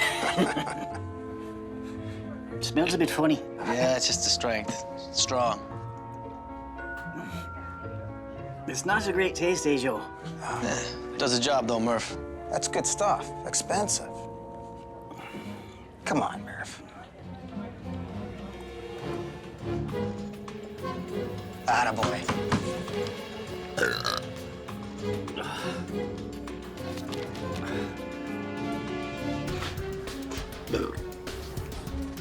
Oh.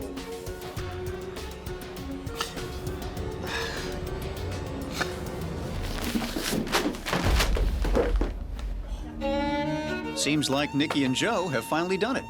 A full glass of antifreeze is all it took in the end. Now they have to call a doctor and tell them that Murphy just drank himself to death. Hello, Doc? Yeah, it's Nicky. He fell over like a sack of potatoes. He's done. Done like dinner. Huh? Hang on. Doc, I'm gonna call you back.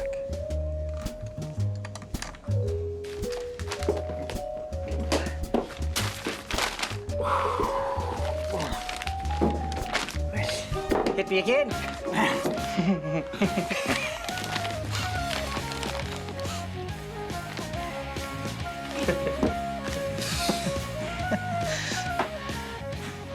What's it gonna take to put Murphy down? I mean, this guy is indestructible. It's like all those years of hard drinking has pickled him. Not even some nasty bathtub gin or a pint of antifreeze has made a dent, and antifreeze usually does. This guy isn't mortal, and the longer he lives, the more he drinks through Nikki's measly profits. If they want the life insurance money, they gotta make it look accidental. I don't get it. Suggestions. Booze doesn't kill him. Antifreeze doesn't kill him. Come on. Give me some ideas here. All right. So this one time I was working for a florist. Danny recalls a story of a young man who dropped dead after eating raw oysters. Raw oysters. Yeah. What can we lose? Well, what are we waiting for? Let's feed them raw oysters. Let's go.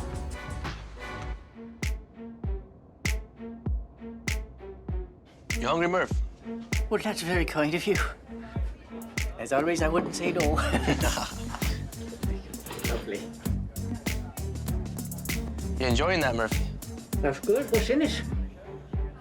They move from oysters to rancid sardines, topped off with some delicious carpet staples and pieces of shaved metal for good luck. Just like Mother used to make. They try more gourmet sandwiches, this time with tacks and ground glass. A bit crunchy, isn't it? Yeah, it's just the seeds, Murph, and the bread. That's lovely. Still nothing.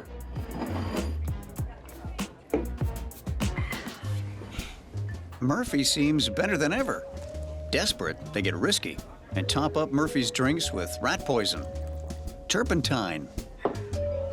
Oh, like the tears of an angel. Horse liniment. Sure, this could raise a suspicion of murder, but they've got to do something, and fast. Right, this be again. Really? Murphy knocks it all back like a champ. Murphy is costing them money. With every day that Murphy stays alive, they lose money. What a jerk. With 3 sets of expensive insurance policies out on him, the premiums are starting to add up. It's becoming a bad return on their investment. There's a ticking clock to this crime. They have to kill Murphy before he's no longer valuable. It's a good thing these clowns aren't bankers. At this point, Nicky and the gang are at a loss. The old drunk is superhuman. The man's stomach is a trash compactor. Clearly, a new approach is needed. Nicky explains to the guys that his girlfriend froze to death sleeping outside overnight. Should do the trick with Murphy. Given Murphy's superhuman status, they want to take things up a notch. Oh, this guy's gonna be so blotto, he's not gonna know what hit him. Oh, yeah. Man? Take off the shirt. Gonna go. Yeah, just take it off. Hurry up, I'm freezing. Oh, yeah. He's gonna be like an ice cube tomorrow. Let's go. Let's get out of here. These idiots will do just about anything to get rid of their good pal Murphy before it doesn't make any more financial sense. They already tried a broken glass sandwich with a rat poison chaser. Sure, why not leave him out overnight in the middle of January? You talk about cold-blooded. The next day, the gang eagerly scans the papers for news of a homeless man found frozen to death overnight. But there's nothing to be found. It's a bit chilly out there, fellas. Full disclosure, I don't have a medical degree to back this up, but over my years at the FBI, we encountered a number of freaks of nature that could take more punishment than regular people, like a 120-pound woman lifting a burning truck off her son who was trapped beneath it. Murphy, rest assured, is definitely one of these types. The gang is forced to call in outside expertise. One of Nicky's clients goes by the name of Tough Tommy. He's just the guy they need. You need to take this Murphy character out. Tommy, you don't understand. This guy's tough as nails. Use a bigger hammer. Tough Tommy is a real gangster, not like Nicky and his pals. Ain't he a driver? You got a car. Tommy offers up the easiest solution possible. Run Murphy over with a car. Happens all the time, especially to drunks wandering the streets at night. Makes a ton of sense. Real simple. It should be easy for you guys. Come to think about it, why didn't Nicky and the guys start with this? Shaved metal sandwiches with a shot of turpentine?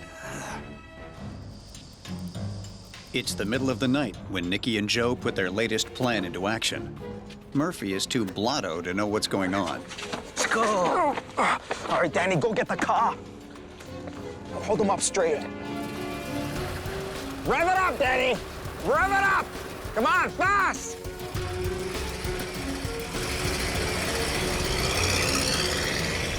Driving full steam ahead right into the poor bastard wasn't enough. Seriously?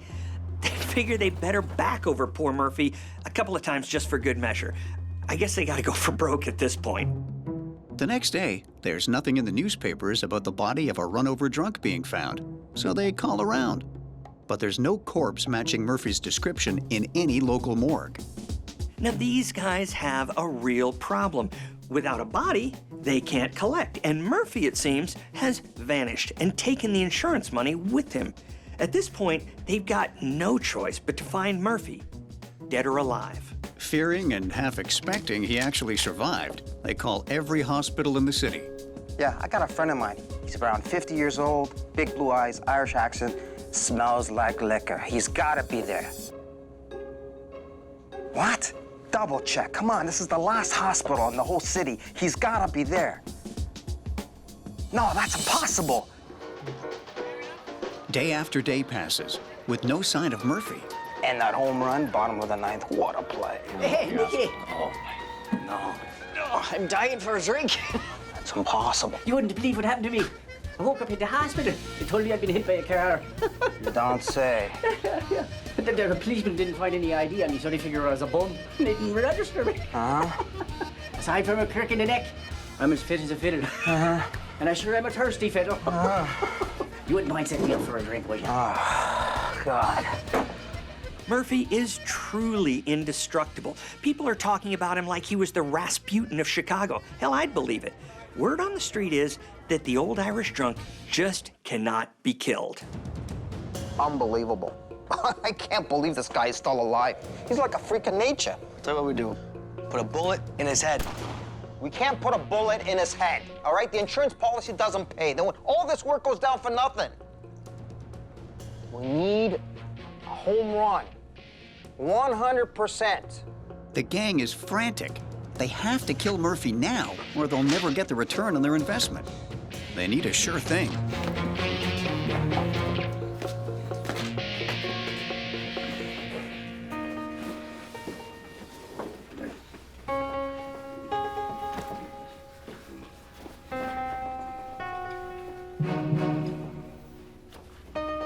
They try something even Murphy won't be able to survive. A pillow soaked in chloroform will both keep him unconscious as well as ensure death by suffocation. Sweet dreams, Murphy.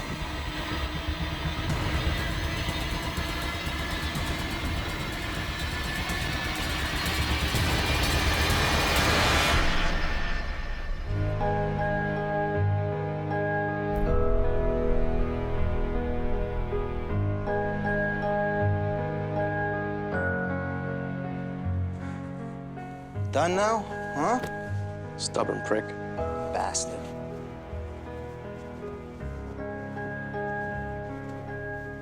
In the end, not even Murphy can survive massive heart failure caused by suffocation. They take Murphy's dead body to Dr. Lynch, a crooked doctor they promised to cut in on the insurance money. Pneumonia is listed as the cause of death. Joe immediately sets out to collect the insurance money. Not sure why these geniuses are patting themselves on the back for finally getting the job done. It only took them a couple dozen tries. You don't get a medal for that. And in the end, they resorted to suffocating the guy. Oh yeah, that looks real accidental. People accidentally suffocate all the time. It took months and more than 24 attempts before Nicky and the gang finally killed Murphy. They spent $1,875 to cash in on a $3,500 policy. Murphy might be gone, but unfortunately for the gang, he is far from forgotten. Rumors of the indestructible barfly, now widely known across town as Iron Murphy, reach the coppers, and to them, it looks a lot like murder. They open an investigation, and the remaining 2 policies are put on ice. Murphy's body is exhumed, and it doesn't take long for the authorities to determine that Murphy did not die of natural causes. The police grill Dr. Lynch, the shady character who signed Murphy's death certificate, stating the cause of death as pneumonia. I'm not surprised the good doctor sings like a canary when the police put the screws to him. After all, this is a guy who signs fake death certificates to earn some extra scratch. And it isn't long before the gang is rounded up and dubbed the Syndicate of Sin by the press. The trial is front-page news and the talk of the town. Dr. Lynch gets off easy and is sent to the big house for 3 months. Nikki, Joe, and Danny don't make off quite so lucky. All three are given the death penalty. Electric chairs back then were notoriously unreliable, and it often took a few tries before they did the job. Ironically, Nikki, Joe, and Danny all fry on the first attempt, but isn't that just their luck? The so-called Syndicate of Sin thought they'd hatched the perfect get-rich-quick scheme, but they didn't count on the insane fortitude of Iron Murphy, or the fact that all three of them are grade A idiots. Savannah, Georgia. A city overflowing with good old Southern charm and hospitality. But also a hot spot for crime. And the domain of the sharply dressed gentleman and criminal lawyer, Patrick. You don't have a shred of evidence against my client. I'll have this charge thrown out before your coffee gets cold. Oozing charisma and smarts, Patrick is a consummate showman. He's the go-to guy for everyone, from trust fund kids charged with sexual assault to murderous drug dealers. Patrick is a larger-than-life figure in and out of the courtroom. He's been married and divorced 3 times. Patrick may be a high flyer, but he's not without his demons. He's well known for going on benders, disappearing for days before sobering up and getting back to work. Patrick is what we call a high-functioning alcoholic. He may think he's always in control, but like any addict, he's prone to making some pretty impulsive moves. It's that mentality that can open you up to trouble, no matter how smart you think you are. Do you have a resume for me? I do. Patrick meets Amanda when she comes in to interview for a paralegal position. So, why do you think you're a good fit for the job here? Well, Patrick. Can I call you Patrick? Yeah. He's immediately taken with her. It's gotta be here, Amanda. There, Amanda quickly establishes herself as an outstanding employee. right? You're right. Excellent work. Excellent work. She's quick to impress, both at work and during off hours. You are something else, you know that? Amanda is different than any other woman he's met before, or married. You're smart. You're beautiful. Patrick falls hard and fast. Very soon, they're in a serious relationship. I think you got something behind your ear. No, this one right here. Right there. And when Patrick pops the question, Marry me. Just try and stop me. Amanda doesn't hesitate. I guess Patrick never heard of the old saying, marry in haste, repent at your leisure. But he's one of those guys who can't stand being alone. Who knows? Maybe 4th time's a charm. Good luck. He's just proposed to the woman he barely knows. Sure, she's beautiful and good at her job, but who is she really? Married life always has a way of unpacking everybody's baggage sooner or later. Amanda and Patrick settle into what looks like wedded bliss. Good morning, sweetheart. Thanks, babe. Breakfast is served. Pancakes your favorite. Patrick loves taking care of his new wife. With a side of diamond. That is so beautiful. For you. Oh, wow. I love it. Thanks, babe. And in turn, Yeah, come on, princess! Get moving, get moving! Amanda opens up a whole new world for Patrick.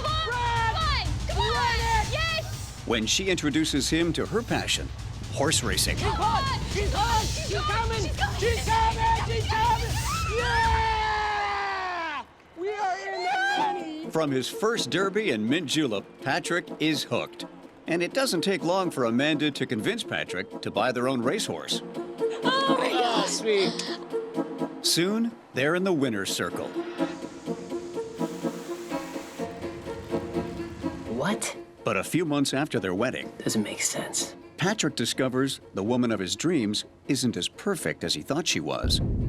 The state bar accuses Amanda of embezzling nearly $100,000 from client trust accounts and siphoning it back into the firm. They're accusing you of embezzling $100,000. Like, what do you have to say for yourself? I don't know what to say. When Patrick confronts her, You have to forgive me. Amanda offers no explanation. Her husband's loaded, but she deliberately steals from his clients. What's the payoff? Either Amanda's not a very good thief or this is emotional blackmail. She's testing the limits of Patrick's love for her. Now, I call that some kind of baggage. Instead of letting Amanda pay the piper, Patrick, the ever-doting husband, pays back the money, packs up his practice, and the two lovebirds head east to start over with a clean slate. Patrick has fallen under the spell of his new bride, who's no ordinary trophy wife. But will her charms prove to be toxic? Patrick sets up a new practice in Greenwich, Connecticut as a real estate lawyer. And it's not long before his practice is thriving. Once again, he and Amanda are living the high life. Patrick and Amanda's passion for horses only grows with the move to Connecticut. And here's to victory. Yeah! They're now owners of 3 prize-winning stallions and fixtures on the racing circuit. No, sorry, he's not here right now. I want to talk to my dad now. I haven't seen him since the wedding. Well, I'll let him know that you called, okay? Yeah, please do. All right. Bye. Patrick's never been happier, but his family and friends are having doubts about his latest wife. Thank you. Who was that? Oh, it's just some pesky telemarketer. Cheers. Cheers. Amanda is extremely evasive when asked about her past, and his family complain she's cutting them off from Patrick. Even when his daughter Maggie digs into her past and finds out Amanda has been in trouble for writing a bad check, Patrick refuses to hear anything against her and cuts off ties. So we've got a new young wife whose sticky fingers put her husband in a dicey position. Patrick had to move his home and practice to save face. This looks like the earmarks of a narcissist who can't see how her actions reflect on anyone else. But now, Amanda is isolating Patrick from family and old friends, making him totally dependent on her for his happiness. And that sounds familiar to me. This is the MO of a con artist. I don't know what we're gonna do about this. I know, but see, I was doing some research, and if we go down to this section... With business booming, Amanda, who is now managing the office, decides to hire herself an assistant. That gets us out of the issue we had over here, right? The set looks really good on you. Thank you. Brooke is pretty, bright, and very eager to learn. What did he say to you? So I started going on about something, and I said, I'm sorry, but those accounts just aren't yours. Right? It's not going to work that way, so I'm not entirely sure what he was thinking, but... The two women click instantly, and soon they're inseparable. Good for you, though, seriously. Wow. Well, I learned from the best, so... Usually, Patrick would be up for a little menage-a-trois fun, but not when the other woman looks like she'd like to cut him out of the equation completely. Don't you have somewhere else to be?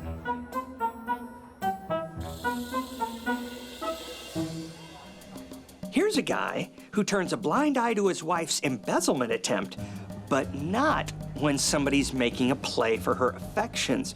Brooke seems as obsessed as he is about Amanda, and worse, Amanda appears to be returning the feelings. Love triangles can be messy. Who's gonna throw down first is anyone's guess.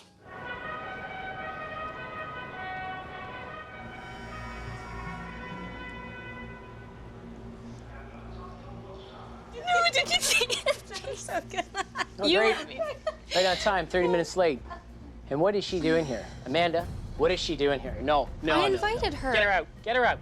I want her out. I want her out. Tensions reach a boiling point when Brooke shows up unannounced at the biggest horse race of the season. You're fired.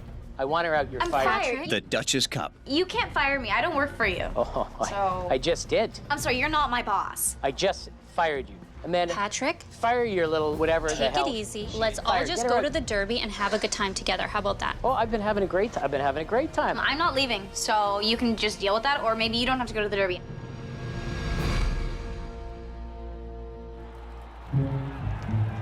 With 2 horses in the running, Patrick has a lot riding on the race. Come on, let's go, let's go, let's go. Run it! A $1 million purse, to be exact.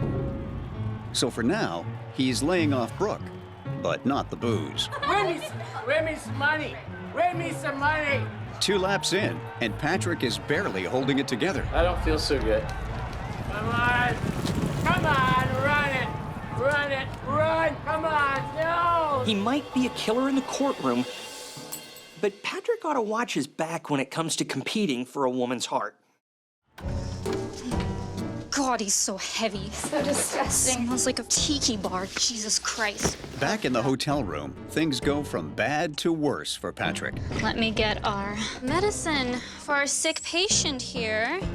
You don't need an FBI badge to see Amanda's made her choice and that she has a more permanent solution to her Patrick problem.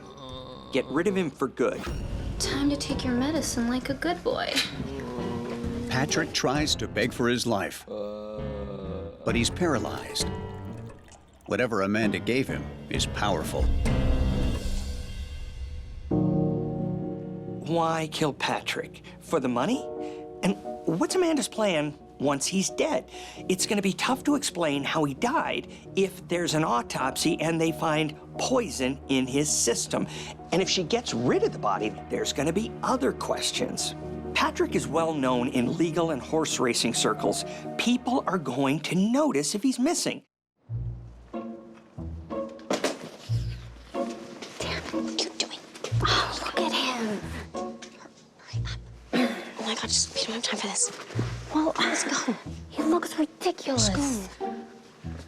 After managing to sneak Patrick out of the hotel, they drive to a secluded area so Amanda can get rid of the body. So the thing about poison is, if you're not an expert like you or me, chances are you don't know exactly how much you'll need or how long it'll take to do the job.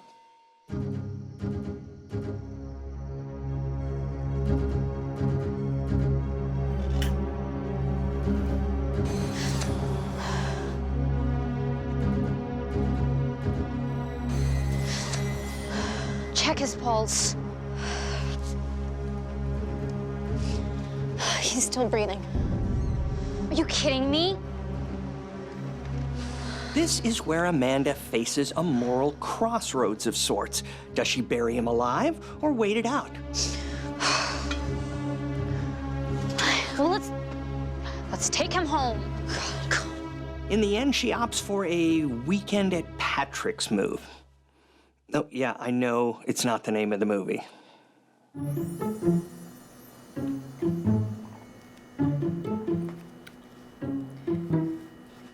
Can you go check on him?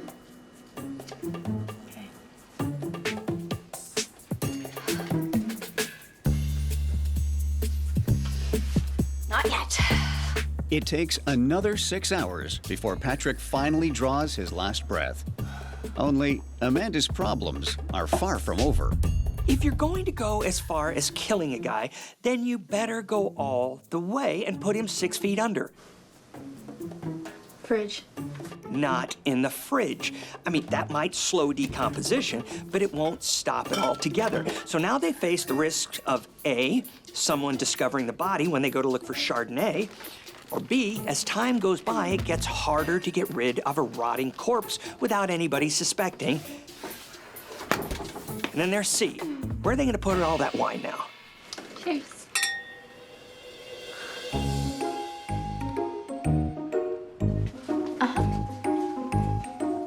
Yeah. At first, when Patrick doesn't show up at the office, people assume he's gone on another bender.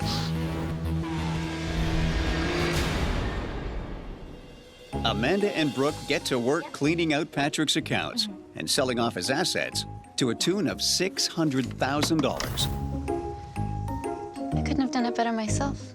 They liquidate everything except Patrick's prize-winning horses. I guess Amanda's got a sentimental streak. Or she just loves horses more than she loves people. While Patrick is stuffed in the wine fridge, they burn through his money on flashy new cars, wild nights out, and expensive jewelry.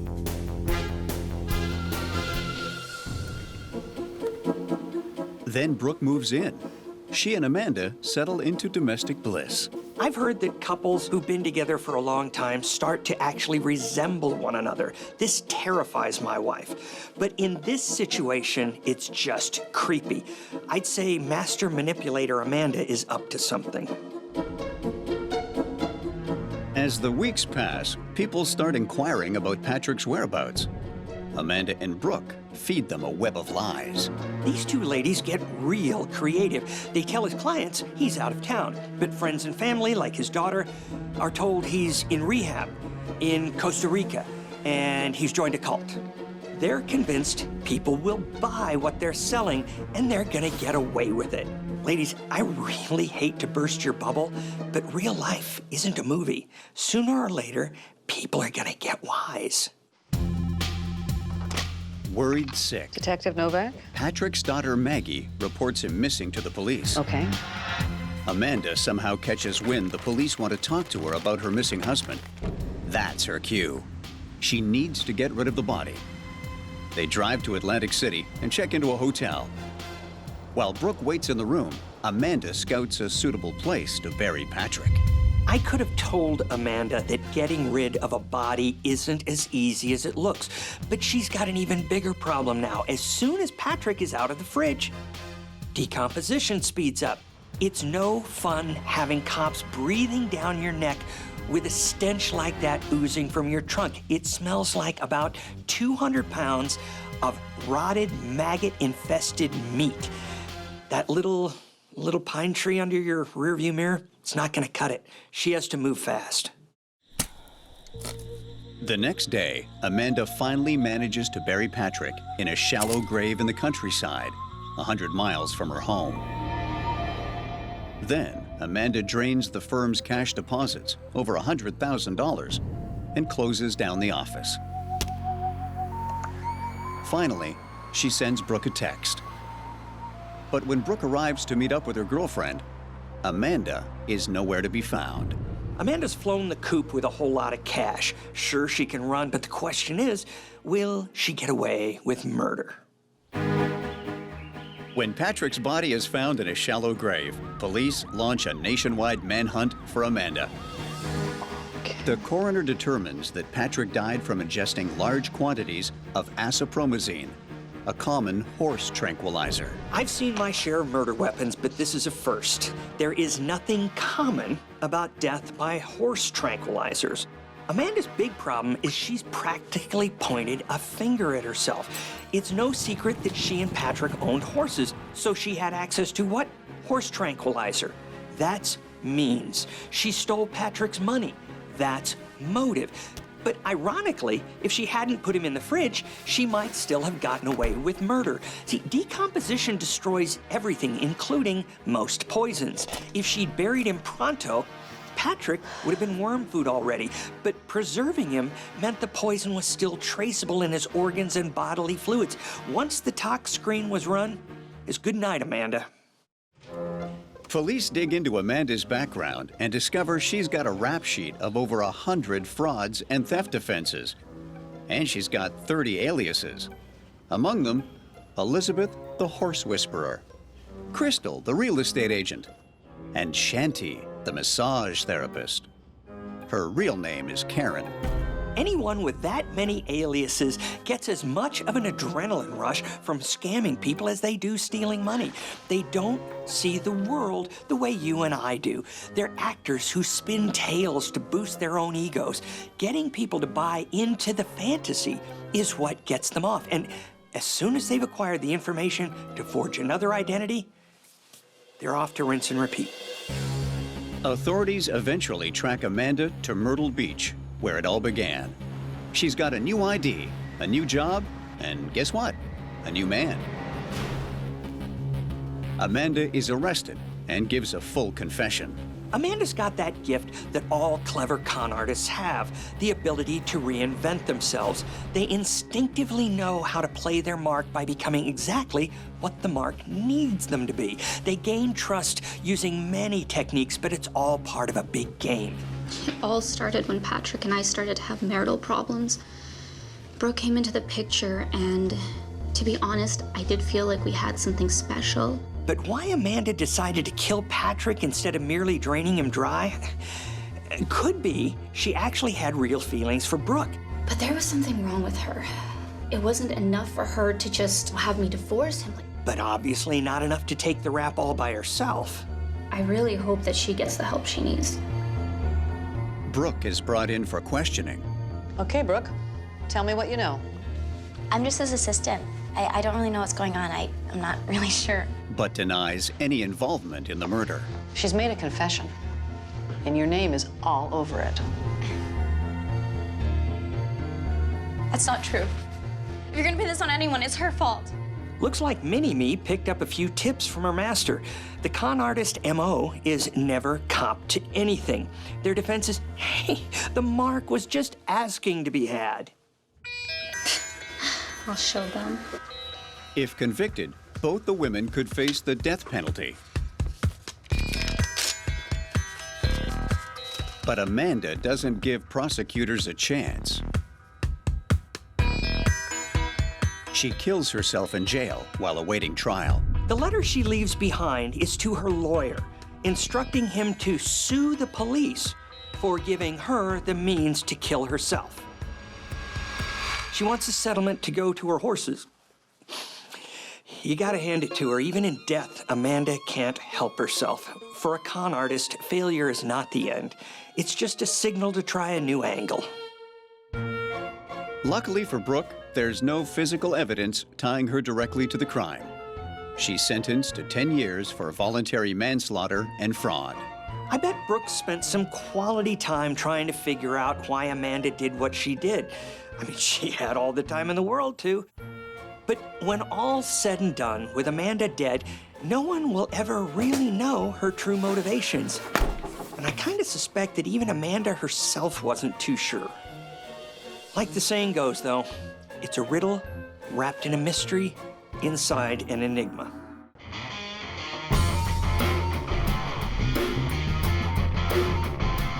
Randy just loves his muscle cars. Happiness is a six-pack, good tunes, and working on his V8 engine ahead of the next race. Randy's a fixture on the muscle car drag racing scene.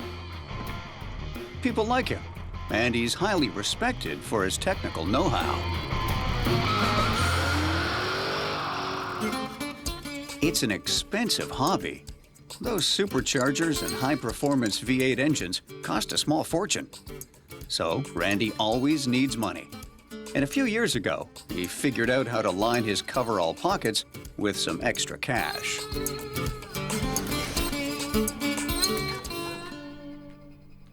Back in the late 1990s, Randy is running his own mechanic shop. He's got a head for business, and he likes being his own boss. But Randy just isn't making enough money to support his car obsession. So he starts cheating on his business taxes and overbilling his customers. Small amounts, but they add up big time. Tens of thousands of dollars in a few short years. Even so, Randy figures the feds won't notice, and for a while, he gets away with it. Lots of people have expensive hobbies. Planes, horses, sailing, you name it. In Randy's case, it's muscle cars, a man after my own heart.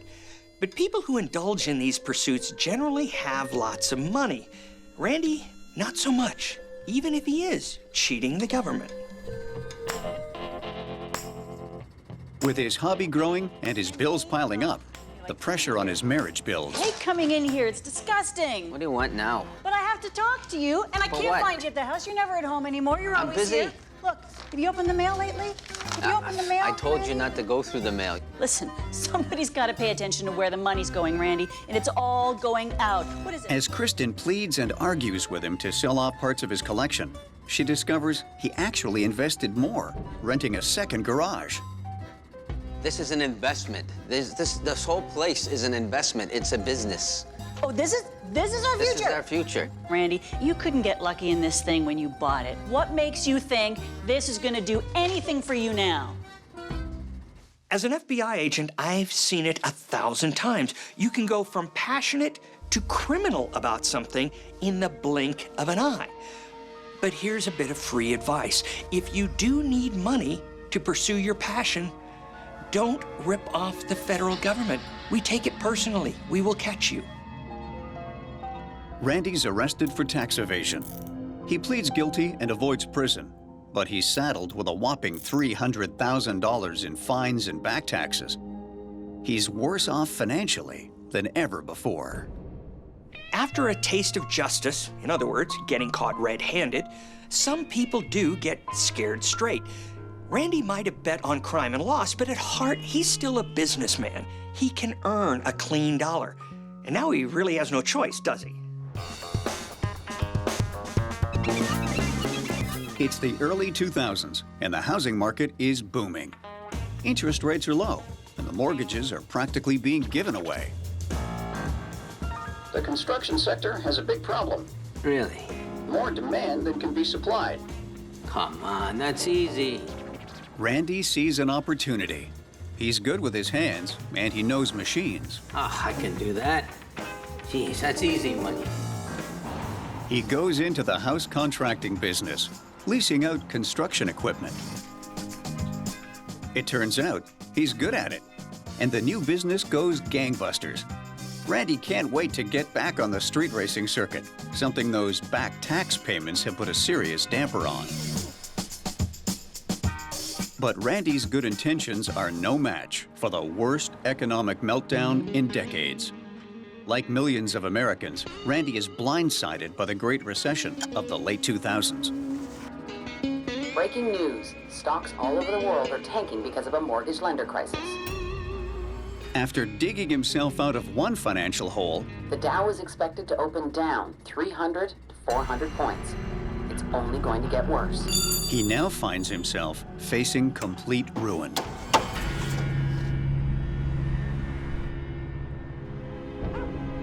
So what are you gonna do now, huh? But what? What are your big plans, Randy? How are you gonna fix this? Fix what? The fact that we're broke? Now we have nothing. We have less than nothing. We have less than we had the last time I said we had nothing. Talking about you live in a nice house, you get your hair done, you get your nails done, you got nice clothes. Well, you don't seem to hear me, Randy, because every time I try and tell you, please stop spending money we don't have, Randy, you don't hear me. And now look where we are. Now look, this has ruined us. Here's some law enforcement gospel. Money can drive people to do bad things. Surprise. But it's not always greed that motivates them. I mean, sometimes it's good old-fashioned desperation that pushes ordinary people over the edge.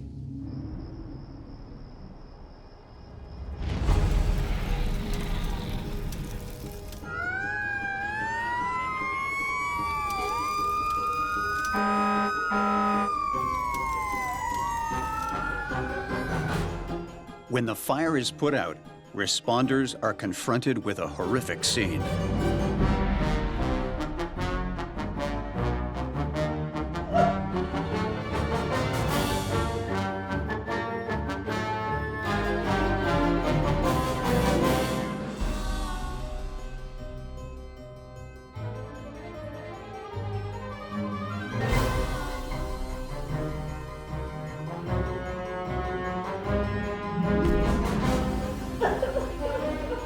It appears Randy has had an accident and is burnt to death in his own garage.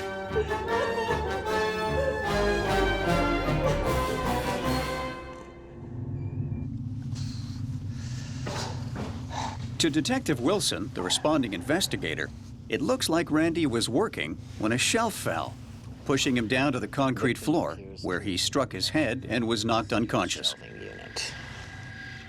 The unit appears to have knocked the lamps over, which started the fire. Some guys just can't catch a break. Randy hustled the feds and got pinched. Then he went straight, but his business went bust. But then one day, pow, lit up like a Christmas tree. So you've got a body, you've got the ID, but you still need to make sure it's them. That's really something you don't want to get wrong. That's why the FBI sends agents like me to autopsies. But in this case, the body's burned beyond recognition. You can't even get fingerprints. That means you're left with dental records and DNA. Hello. As Detective Wilson takes a closer look at the fire scene, things just aren't adding up. What? The circuit breakers are all off. There's no way that these lamps had any juice to start a fire. Investigators also discover traces of a volatile fire accelerant. Not the kind of product you want in a closed space like a garage. Randy would have had no use for it in any case. Randy was a great mechanic, which means he was a safety-conscious mechanic. So everything's highly suspicious. Investigators now have to wonder if Randy was, in fact, murdered, and if the fire was just a cover-up. This was no accident. So if it is a murder, who would want to kill old Randy? I mean, he didn't have any money, and the muscle car scene isn't exactly known for its blood feuds. Besides, everyone liked the guy. So who and why? In all suspected murder cases, the culprit is often someone close to the victim. Armed with Randy's life insurance policy, Detective Wilson pays Kristen a visit. Tell me, does that look familiar?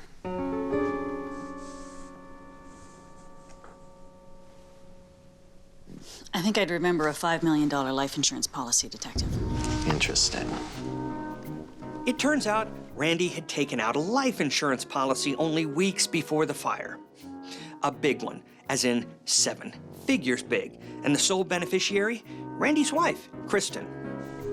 Detective Wilson asks Kristen about the state of their marriage. Well, we had our ups and downs, like most people. He spent a lot of money we didn't have on his toys. Excuse me. Hello. Randy's DNA profile and dental records are in. All right, I'll be right there.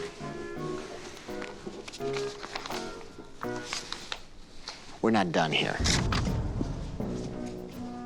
I have seen my share of grieving widows, and I'm as sympathetic as the next guy. But when your husband's worth millions when dead, be real, that's motive right there. I mean, it's a lot more than the resale value of those toys of his.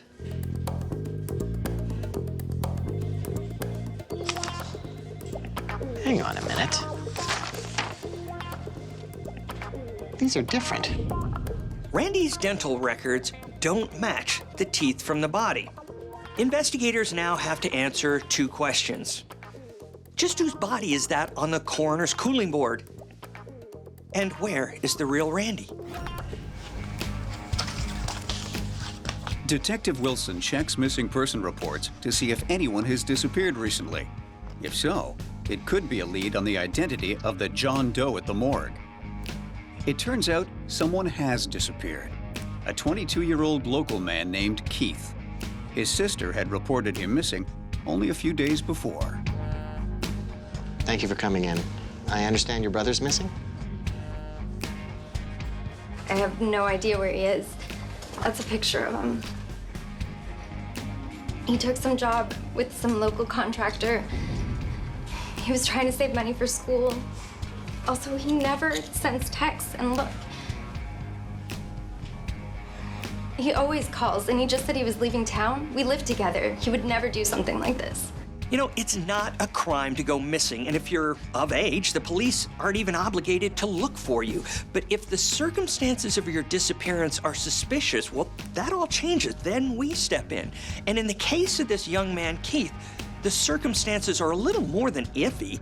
Sure, it could be a coincidence that he vanished the day after he showed up for the job, but honestly, cops don't believe in coincidence. We believe in evidence. Detective Wilson takes a DNA sample from Keith's sister to compare with the DNA from the body.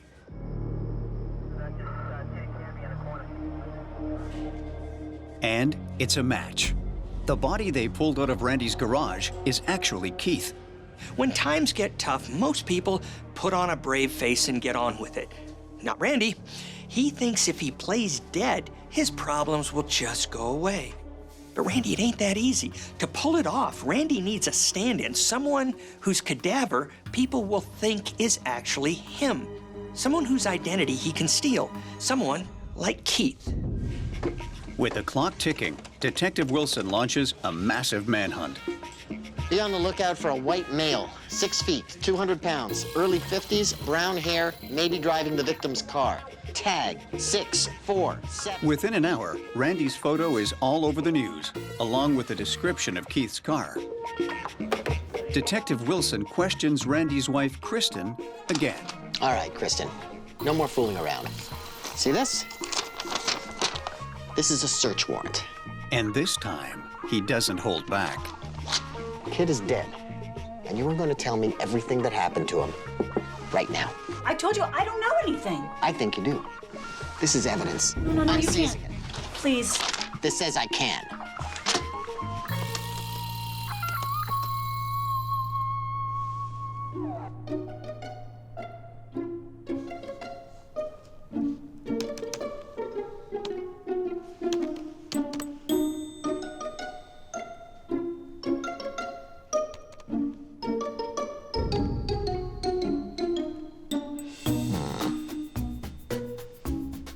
Wait a minute.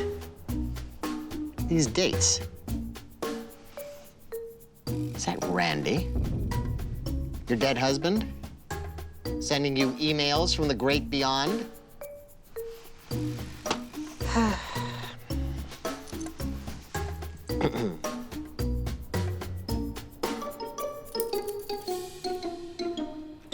Emailing your supposedly dead husband. Really? Not the best move, Kristen. Even with the email evidence, it's not helping police find Randy, who is still at large. But widespread news coverage of the case prompts a witness to come forward. A witness named Jim. Can I help you? Detective Wilson. Yes, I'm Wilson. The guy you're looking for. The guy all over the What news. guy? Randy. That guy in the picture. I know him. You know this guy? I was the person that Randy wanted to murder.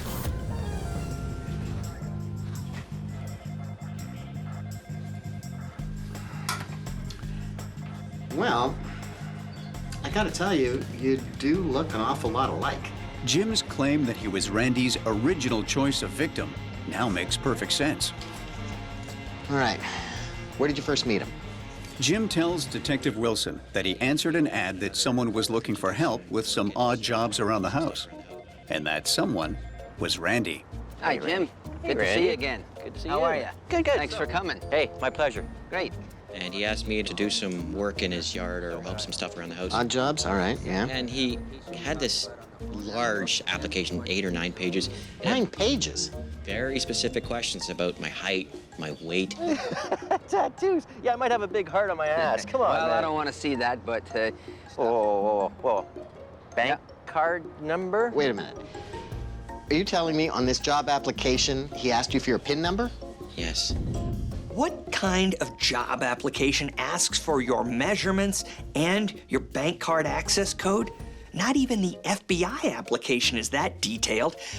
I'm thinking Randy is casing Jim as a body double and wants to get his appearance down pat. See, Randy needs a lookalike to fake his own death and get his wife to cash in on that $5 million life insurance policy.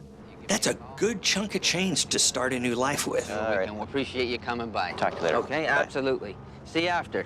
Get this. On the day Jim is supposed to show up, he sleeps in. You see a lot of close calls in my business, but this is one for the books. And so, how does Keith come in to take Jim's place? Well, Randy's careful. He wanted a backup plan in case things went south with Jim. So Randy offered Keith some pickup work too, essentially putting him on call for his own death. And when Jim flaked out, Keith got that call. Detective Wilson works up a scenario explaining what happened to Keith that night. Well, so thanks for stopping by. What I thought we'd do today is we'd give this one a quick tune-up. I got a guy coming by later. He's interested in buying it. Sounds good. Yeah. Great. So if you grab me that monkey wrench off the back bench there. Sure, just the one on the shelf there? You got her, we can get started, and we'll be good to go. Cool, sounds good to me.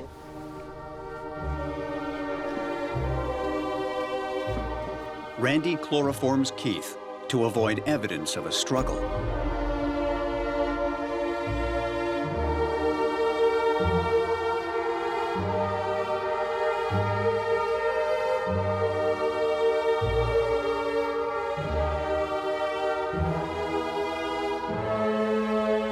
He switches IDs with Keith.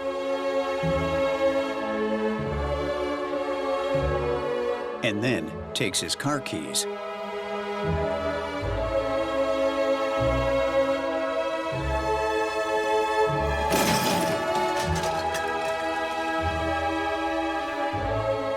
Douses the scene with accelerant.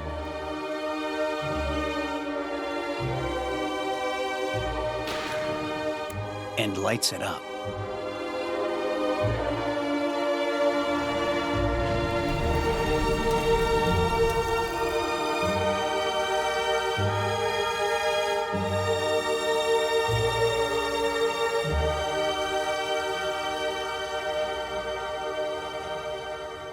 With the manhunt for Randy in high gear, Detective Wilson gets a call from an eagle-eyed patrol officer. Wilson. The officer says he's noticed the same car parked outside a motel on his patrol route for days. No one stays at that motel for more than a couple of hours, and the plates are a match for Keith's car. Okay, I know the place. Don't do anything, stay right there. I'll be right there.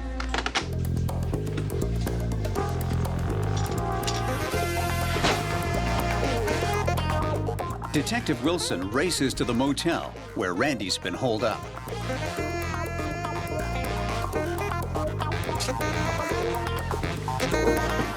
Randy, it's Detective Wilson. I just want to talk. Get lost. Your wife, Kristen, she's very worried about you. Why, is she here? She's waiting at home. Listen, we just need to settle this peacefully. I told you to get lost. Randy, put the gun down. I'm serious. Don't make this any worse.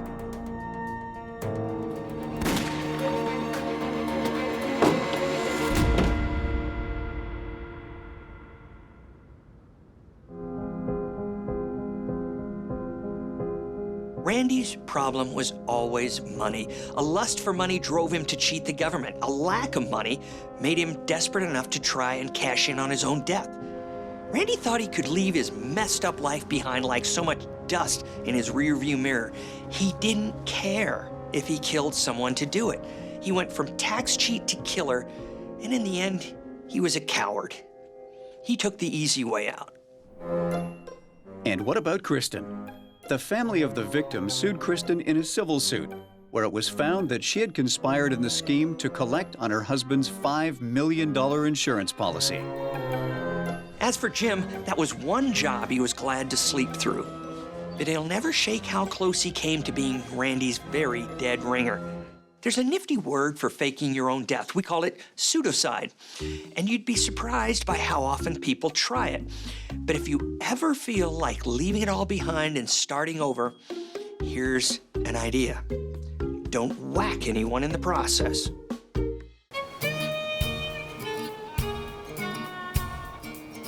Nestled in the rocky shorelines of the East Coast, Happy Days is an idyllic seaside town known for its world-class seafood chowder. This tight-knit community prides itself as being a real get-to-know-you kind of place. Hazel is an 80-year-old widow who lives with her 17-year-old cat, Minou. She loves mystery novels, needlepoint, her weekly game of pinochle, and port. Brenda is a volunteer who delivers meals to the elderly, like Hazel.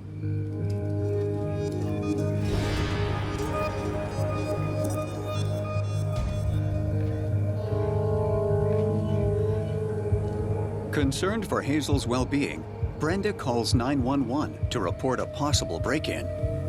Hello, police. Most criminals aren't professionals, so they look for the path of least resistance. They tend to prey on the weak. And an elderly woman like Hazel, who's frail and partially blind, is a perfect target.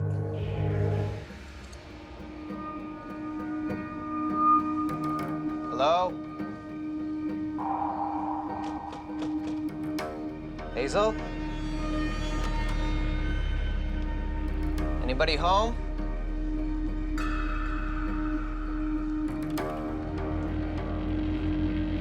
Hello?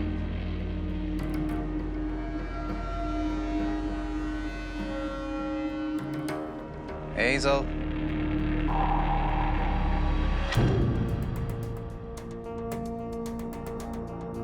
Hazel's body has been bludgeoned repeatedly, a deep cavity cut through her chest, and her heart removed.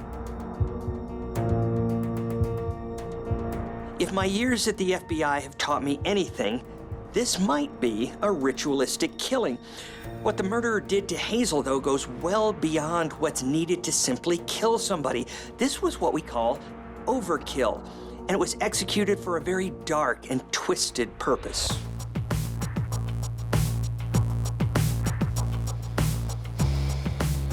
Investigators go over the crime scene with a fine-toothed comb.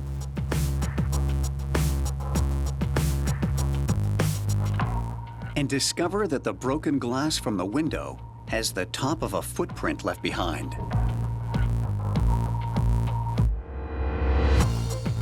On a different piece of broken glass, the investigators identify dried blood.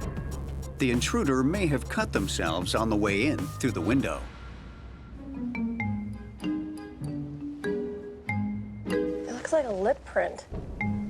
So somebody drank the blood from the pan. Thirsty much? My guess is that it wasn't the victim. This is further evidence that it was a ritual killing. And I'm pretty sure we're dealing with a seriously twisted whack job who's into a lot more than just Dungeons and Dragons. The blood evidence is sent for testing. If forensics can identify the DNA from the blood, it may lead them to Hazel's killer. The footprint left behind is processed in the hopes of finding a match for the shoe. For a small-town community like Happy Days, a murder like this is nothing short of shocking. I mean, this is the stuff ripped straight from a Hollywood horror film. The good people of Happy Days' biggest worries are usually bike theft and petty vandalism. But a gruesome ritual killing of a sweet little 80-year-old woman, that's scary stuff. And the local police need to be careful about releasing the details of the murder. First, they don't want to create panic, but second, only the murderer will know the details, and they don't want to blow their case. The forensics team identify the specific pair of shoe based on the unique pattern, a size 10 running shoe,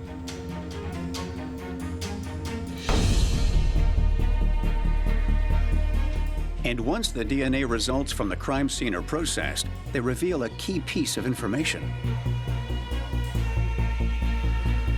While the majority of the blood from the scene is Hazel's, the blood found on the broken piece of glass from the back window belongs to a male.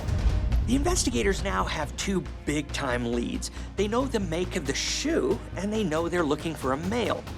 Now, Happy Days has a population of 1,300, so that narrows down the focus and makes it a little easier than, let's say, New York City. The killer also is more likely not an elderly citizen based on the physical power they exercised over Hazel. But with a ritual killing like this, motivation is much more difficult to identify, and creating an accurate profile of the killer is far more important than in your typical murder case.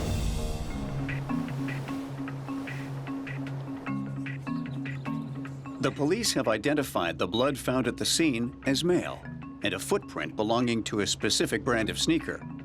Armed with these key pieces of evidence, they begin to search for the killer.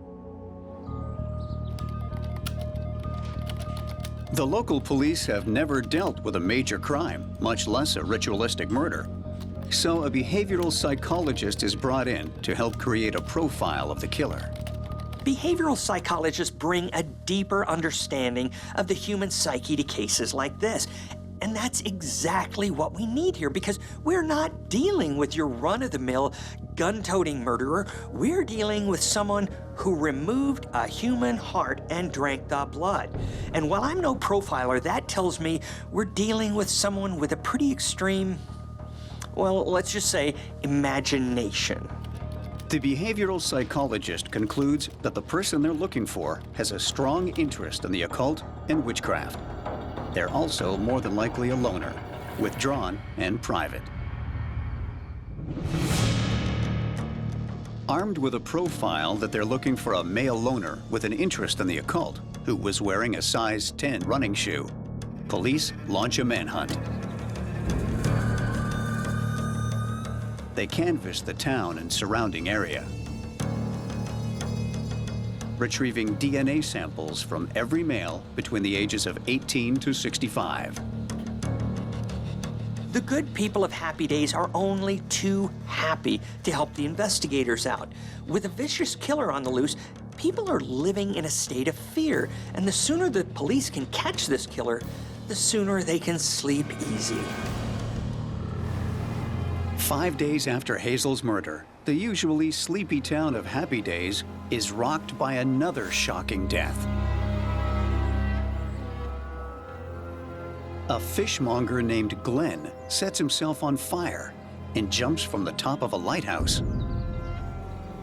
The police learn from Glenn's girlfriend that he suffered from bouts of depression that sometimes resulted in violent outbursts.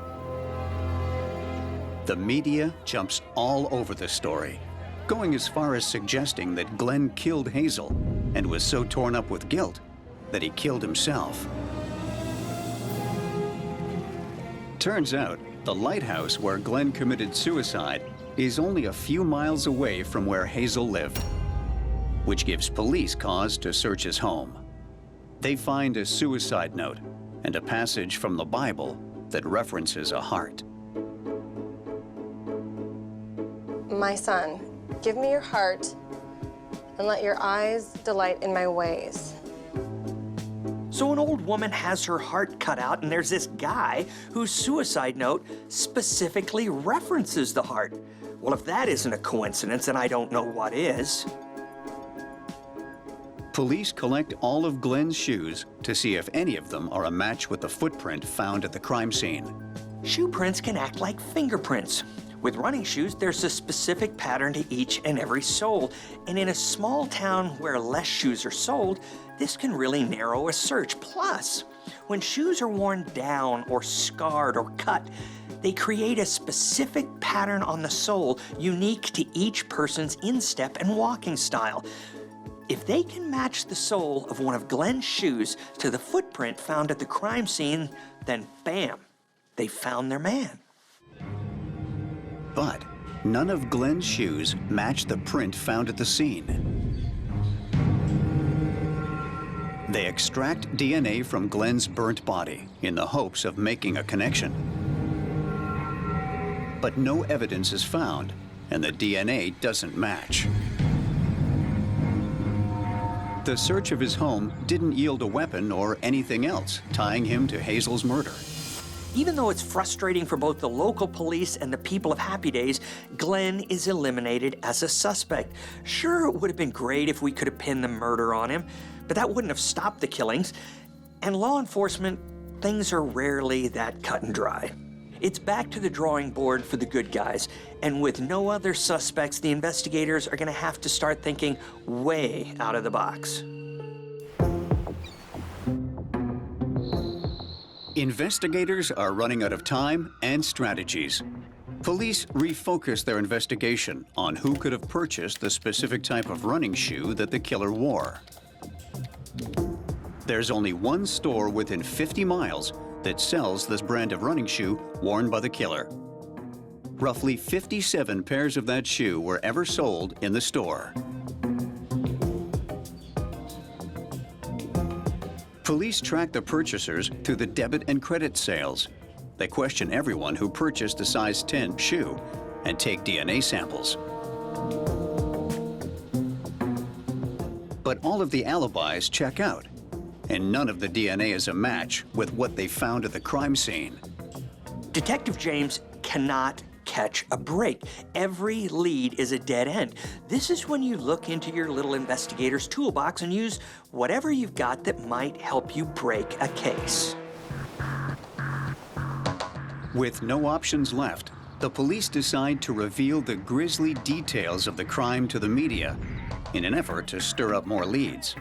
The media can be a great tool. You'd be surprised how many people know things that they don't realize are actually significant leads. Like, let's say, knowing a guy with an overly active interest in vampires. A French au pair named Margot comes forward and tells the investigators about an incident a few months prior. His name is Alex. Alex? Yeah. Margot met Alex at a party. Here, I'll take it back. They got to talking about a shared love of vampire fiction. I mean, what if you could be one? Like a vampire, right? Like That would be amazing. You do it, right? He started going on and on that Happy Days would be the perfect place for vampires to live, because with so many old people, they'd have tons of easy victims to feed on. Okay, and then what happened after that? He just wanted me to bite him in the neck. You could bite my neck. Maybe that, just to get things started. No. He just kept saying, just one bite, just one bite. No, I'm not going to bite your neck. He started begging her to bite him. No, hey, get off me, you freak! But Alex just wouldn't take no for an answer. Just one bite? Oh, come on. Let me get this straight. There's a local kid who is obsessed with vampires. He thinks that Happy Days is the perfect hunting ground because they can prey on the elderly and drink their blood. Then he gets so excited that he tries to force the girl to bite his neck. Okay, then. And he tried to make me bite his neck. Margot called the police, but she ultimately decided not to press charges. Friends. When Margot saw the news report of an elderly woman who had been stabbed, her heart removed and blood drained, she figured she should speak with authorities. So it's pretty clear that Detective James and her team need to track down this vampire-obsessed kid and stat. He's the best lead they've got by a country mile.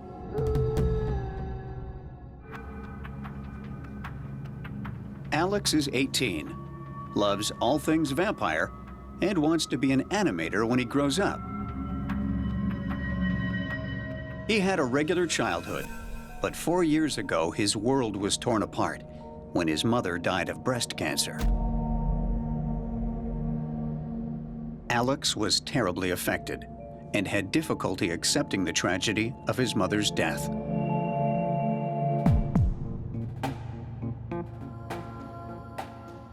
Alex retreats into his own fantasy world of vampires. He imagines himself as a romantic incubus, capable of drinking human blood and living for eternity amongst his fellow vamps. On the heels of Margot's story, the police question Alex. How well would you say that you know the victim, Hazel? I don't know anyone called Hazel. Alex, Hazel's property was one of the few in the neighborhood where you mowed the lawn. Alex's father reminds him that he's been there as recently as a couple of weeks before the murder. That's right, I forgot.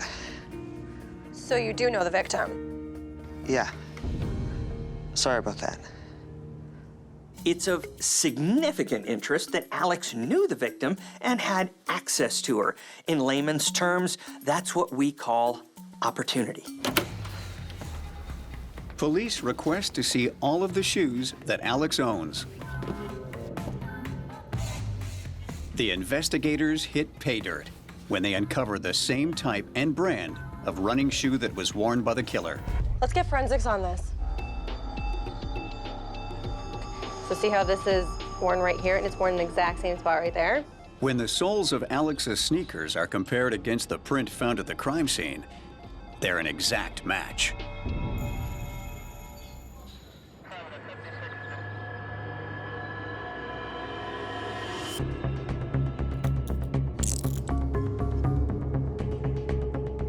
The investigators have an arrest, which in this case is a massive step forward. But what they really need is concrete evidence connecting Alex to Hazel's murder, and time is running out. And here's the rub.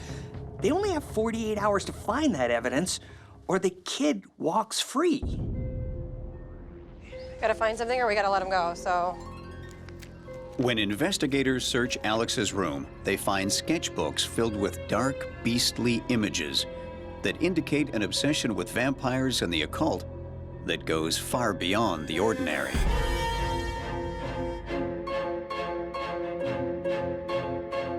On his computer, they find links to pages about drinking blood and black mass. Then, police finally hit the mother lode. What? They find a vampire figurine with dried blood all over it. It's immediately sent to forensics for DNA testing. Alex's obsession is a serious red flag. You think, this is an unhealthy mind at work, but here's the thing. While the drawings and search histories are incriminating and really pretty cheesy if we're being honest, it's all still just circumstantial evidence. The investigators need more to put him away. They need a smoking gun.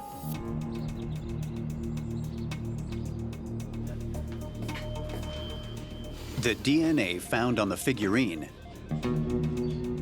belongs to Hazel. And Alex's DNA swab taken after his arrest matches the DNA found on the broken window at the scene of the crime.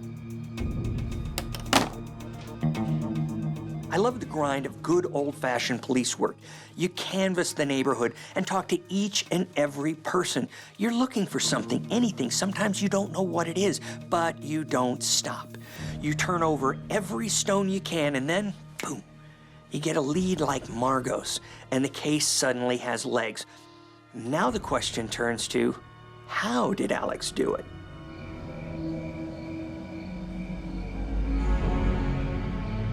Alex waited patiently outside Hazel's home the night he came to kill her. He knows that Hazel lives alone because he mows her lawn. And he knows she has a habit of listening to the radio very loudly.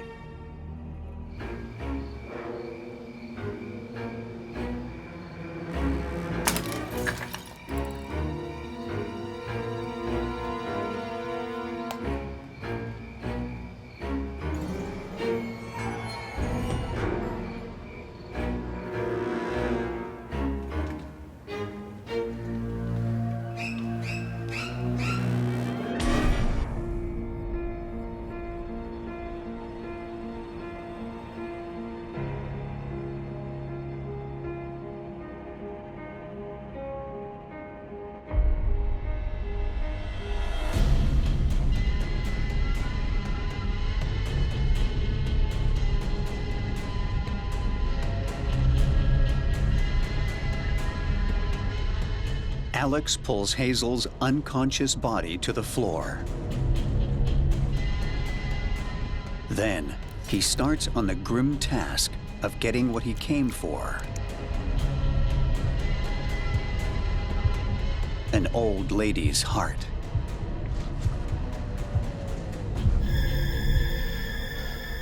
I'm gonna live forever.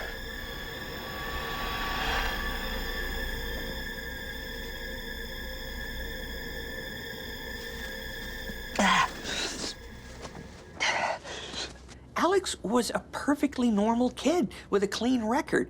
So how'd he get to the place where he could kill a little old lady? Ultimately, I just don't think he could accept his mother's unexpected death. I mean, suddenly the world of vampires and immortality speaks to him.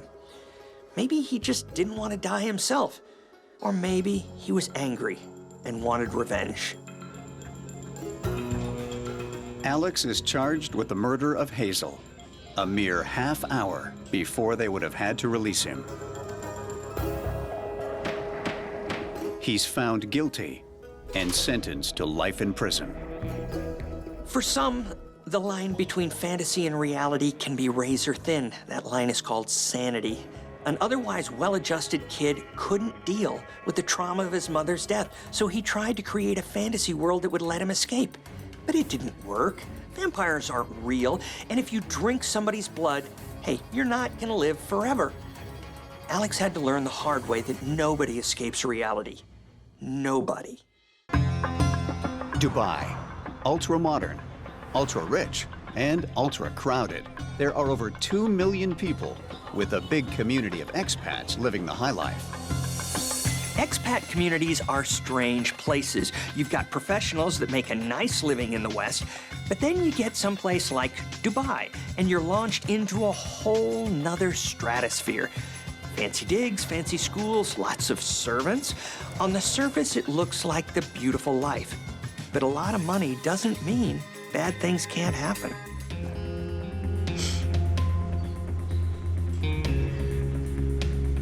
I'm just so worried he's been gone for 2 days.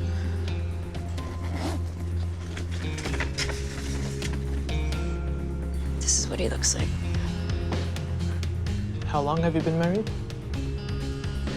10 years. Canadian expat Talia's rich engineer husband Adam has been missing for 2 days. They met over a decade ago on winter break while they were both poor grad students. So then I was coming down and this girl, boom, right into me. Adam is immediately attracted to this outgoing and feisty girl, while Talia is impressed with Adam's smarts and ambition. They get married soon after they meet and move into Adam's tiny student apartment.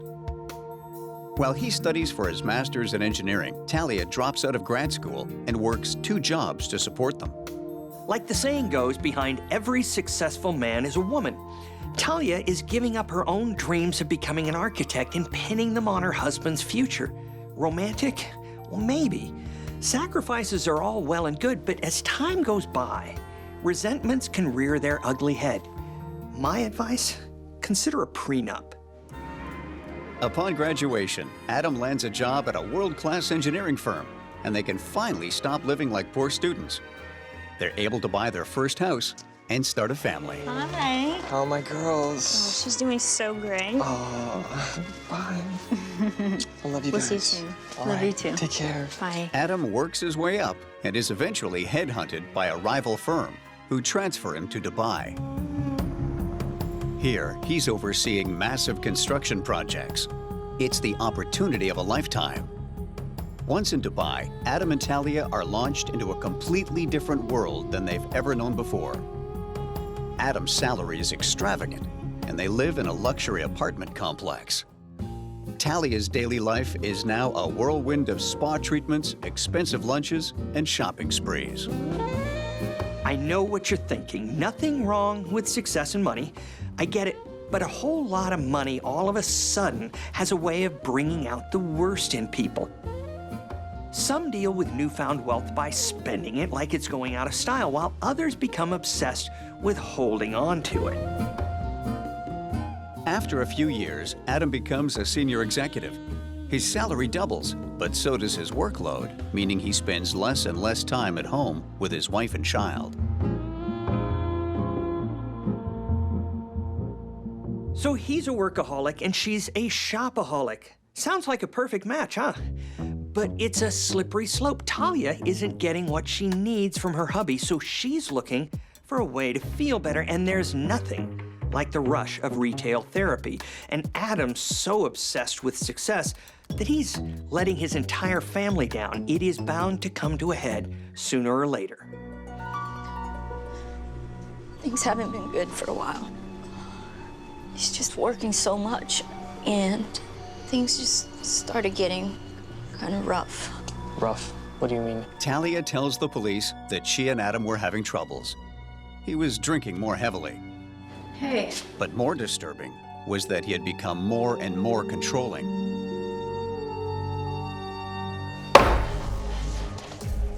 Talia, I warned you. What? Look at this credit card bill. It's atrocious. What am I supposed to do? You're gone all the time. Oh, I'm man. sick of it.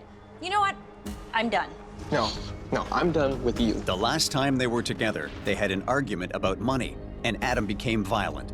Talia claims her husband left after he assaulted her. She thought he went out to cool off, but he never came home. Do you want to press charges? No. Just find him. Police look into Adam's disappearance. They find out that Adam hasn't been to work on site for 2 days. Colleagues are aware that he and Talia have been experiencing marital problems and wonder if Adam moved out. But when police check hotels, he's nowhere to be found. They check all the local hospitals, but there's no sign of Adam.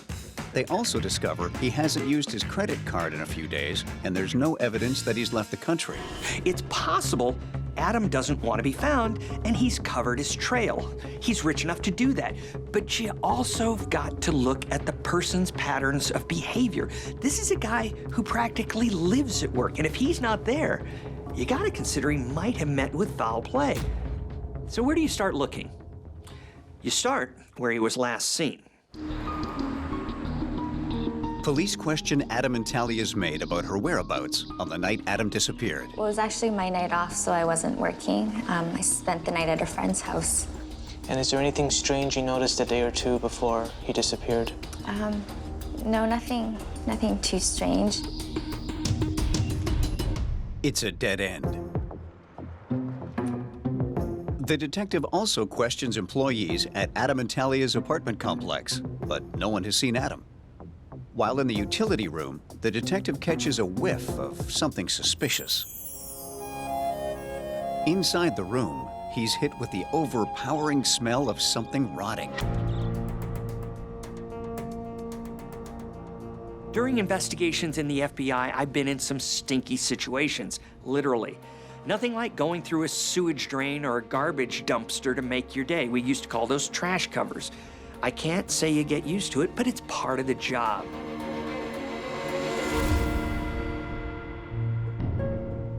Talk about following your nose. This could have been just rotting garbage. But as an investigator, when something's off, you check it out. And this was not a waste of time. From the decomposition, I'd say Adam has been dead for at least a few days. Right around the time his wife said she last saw him. Now the police have found Adam's body. They need to find out how it got in the utility room.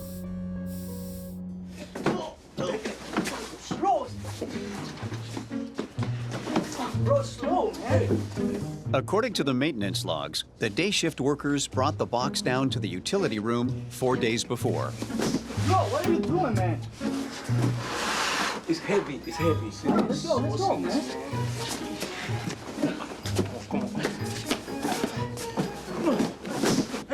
Detective Abdullah learns that Talia is the one who asked to store something in the utility room. Talia's claim that Adam assaulted her and disappeared after a fight is now in question. She goes from frantic wife to prime suspect in his death. When police search Talia and Adam's apartment, they find traces of blood in the bedroom. Hiding evidence in plain sight? Not very smart. Talia's had plenty of time to get rid of it and clean up. But what would she tell the hired help? And heaven forbid that she would clean up after herself. Money does change people, huh? It would appear that Talia was involved in Adam's death, but what exactly happened? That's the million-dollar question. I did it. Talia admits to killing Adam. He was hurting me all the time. You have to believe me. I was scared. But she claims it was in self-defense. I was scared to tell the police. She didn't tell police the entire story before. She says Adam had been abusing her for years. Domestic abuse has nothing to do with status. Rich or poor, it can happen in any relationship. An abused woman can be really great at covering up the state of their violent marriage, so even people close to them are unaware of it. Talia tells police that on the outside, their marriage looked happy. But in reality, it was all a sham. According to Talia, Adam was consumed with his job and never home. When he was around, he was abusing alcohol. I thought you stopped drinking. Really? This again? You need to stop. Or else what? You need to stop. It's for your own good. You can't tell me what to do. But I can tell you. He was getting worse, and she was worried sick for her kid and herself. Talia, what is this? Do you have any idea how much money you're spending? She says that he was fixated on money and monitored her spending to the cent. I warned you.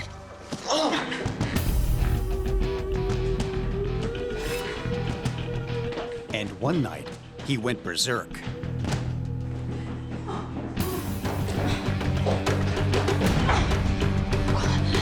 What are you doing? Adam, what are you doing?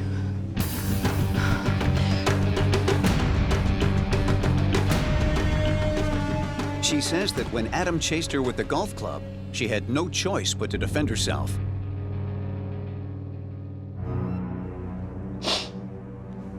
But the books. I don't remember the box. I don't remember.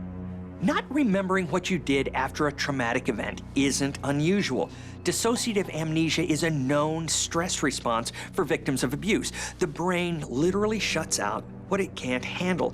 You always want to give the alleged victim of abuse the benefit of the doubt.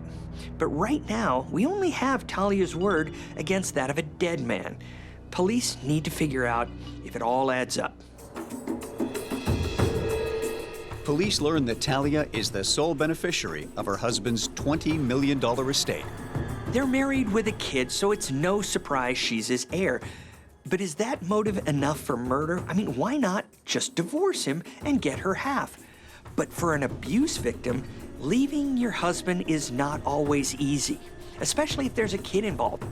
But if this is actually premeditated murder, all I can say is Talia, she's playing the long game. She has to convince everyone that she was the real victim. When they go through Adam's accounts, police learn that he'd installed spyware to track Talia's emails and spending, and hired a private investigator who's dug up some pretty damning evidence. A guy has to be pretty controlling and paranoid to spy on his wife and have her followed. So Talia's claim of being a victim, well, that's looking good.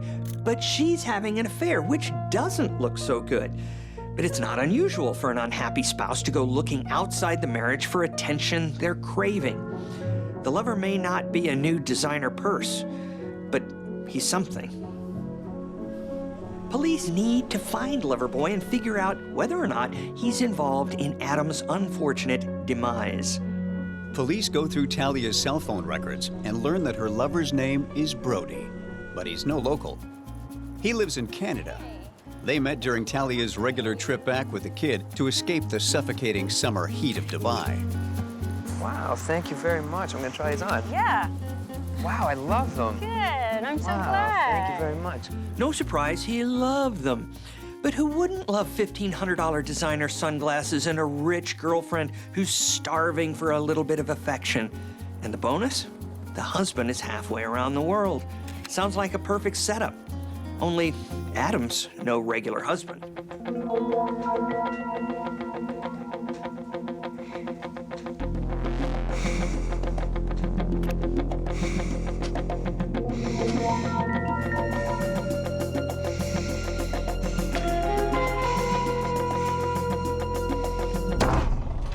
According to the PI, Adam was infuriated to find out his wife was having an affair and lavishing him with expensive gifts. He sets out to take care of the situation. Honey, please. We can fix this. We've tried. We've come so far. I'm a changed person. Please give us another shot. For the family.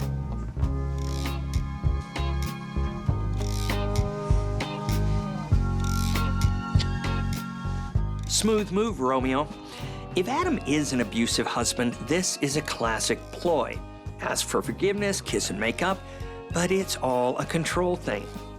Let's see how long the honeymoon period lasts. Adam and Talia go to counseling and work on their marriage. Adam promises to be a better husband and father, and Talia promises to cut ties with her lover.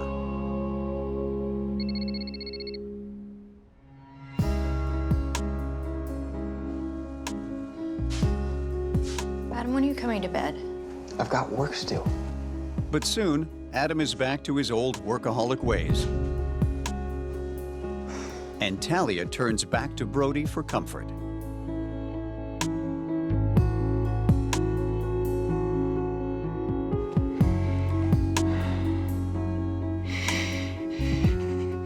So Adam never removed the spyware from his wife's devices, and she never severed ties with Brody. There is not a whole lot of trust going on here. And you know what they say, once you lose trust in a marriage, things are gonna get ugly. So was it murder for money and a new life with Brody? Or was it self-defense? We have two versions of events. So how do we cut through the secrets and lies and get to the truth? Well, there's this handy tool called science. The autopsy reveals that Adam was stabbed 8 times. Each wound was deep enough to kill him. It shows that he was lying down when attacked. The autopsy also reveals extremely high levels of sedatives in Adam's body when he died, and a green liquid in his stomach. Now this shoots Talia's claim that Adam attacked her right out of the water. The maid was out for the night, so Talia was alone with Adam. It's likely that she drugged him and bam, cleaned his clock for real. So while fingers point to Talia as her husband's killer, the cops still need to make it stick. And for that, they need to trace the drugs back to the loving wife. When forensics sweeps Talia's personal laptop, they find some suspicious internet searches.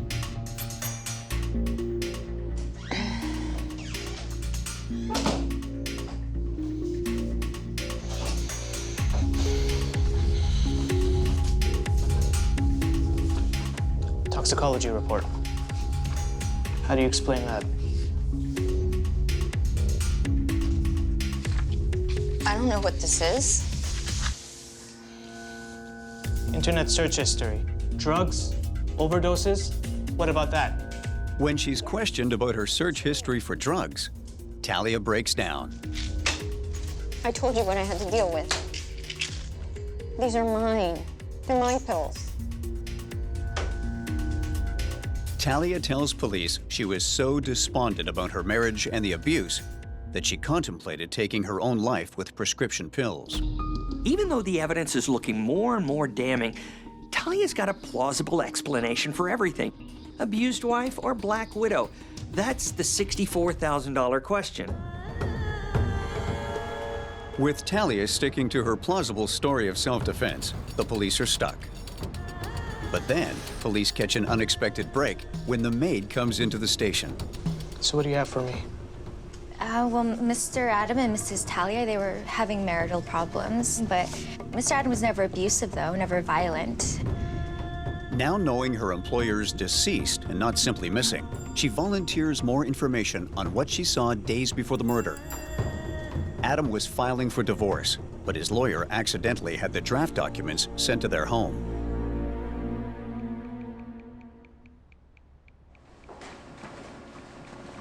This came for you.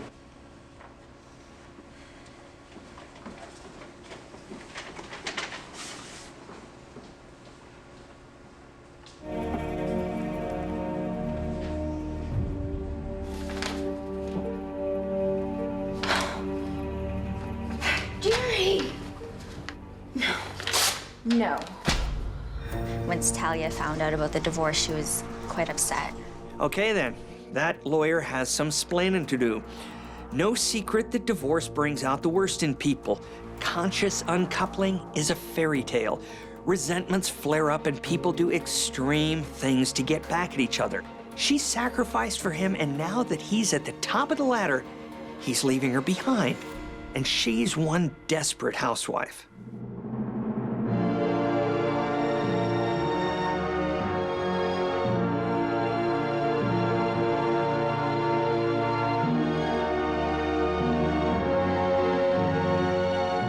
Shannon tells police that after drinking his regular kale chia seed smoothie that Talia insisted on preparing that day, Adam became so tired and woozy that he had to take a nap. Talia had Shannon serve her hubby a smoothie laced with enough drugs to fell an elephant. You ask what kind of person would poison their husband? Well, one that's dead set on winning the breakup, that's who. I did love you. Apparently, Talia called Loverboy 30 times the next day just to hear his voice. She might have used her time more productively and concocted a more foolproof alibi. Shannon tells the cops her employers had arguments, but Adam never abused anyone. Based on the maid's additional information, police arrest Talia. She's later convicted of murder and sentenced to 25 years in prison. According to his PI, Adam suspected that his wife might have been trying to poison him for months. But when the PI urged him to get tested, he said he felt guilty about his suspicions. He didn't think Talia was capable of such a thing. So what did we learn? Try not to take the people you love for granted, because you never know what someone is capable of, even your nearest and dearest. And kale chia smoothies aren't always as healthy as they look. Staten Island, New York, 2009. Aiutami, help me! Okay, ma'am, I need you to calm down. Sei pazzo! How can I calm down? A man just came into our house and threw something in my husband's face! Just stay calm, ma'am. Angelica makes a panicked call to police to report an attack on her husband, Manny. It's burning! His skin is falling off! Ma'am, please stay It's calm. gonna be okay, honey. Ma'am, paramedics will be on their way. Grazie, thank you.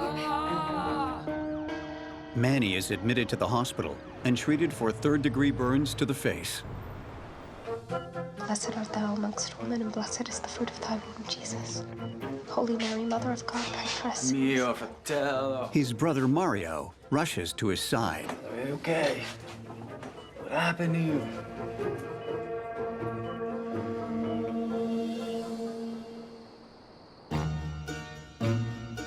Angelica and Manny have been happily married for 5 years. He works as a real estate agent, and she's a veterinary technician.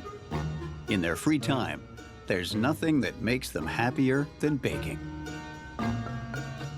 But as time goes on, Manny becomes more focused on work than his wife. Angelica begins to feel neglected and more than a little bit lonely. The day of the attack, Angelica once again tries to capture Manny's attention. Eccola qua. Bellissime. Grazie. She's prepared his favorite meal, spaghetti and meatballs. Perfetto, perfetto. Sì, grazie. Oh, scusa. Just as they're sitting down to dinner, a masked man breaks into their house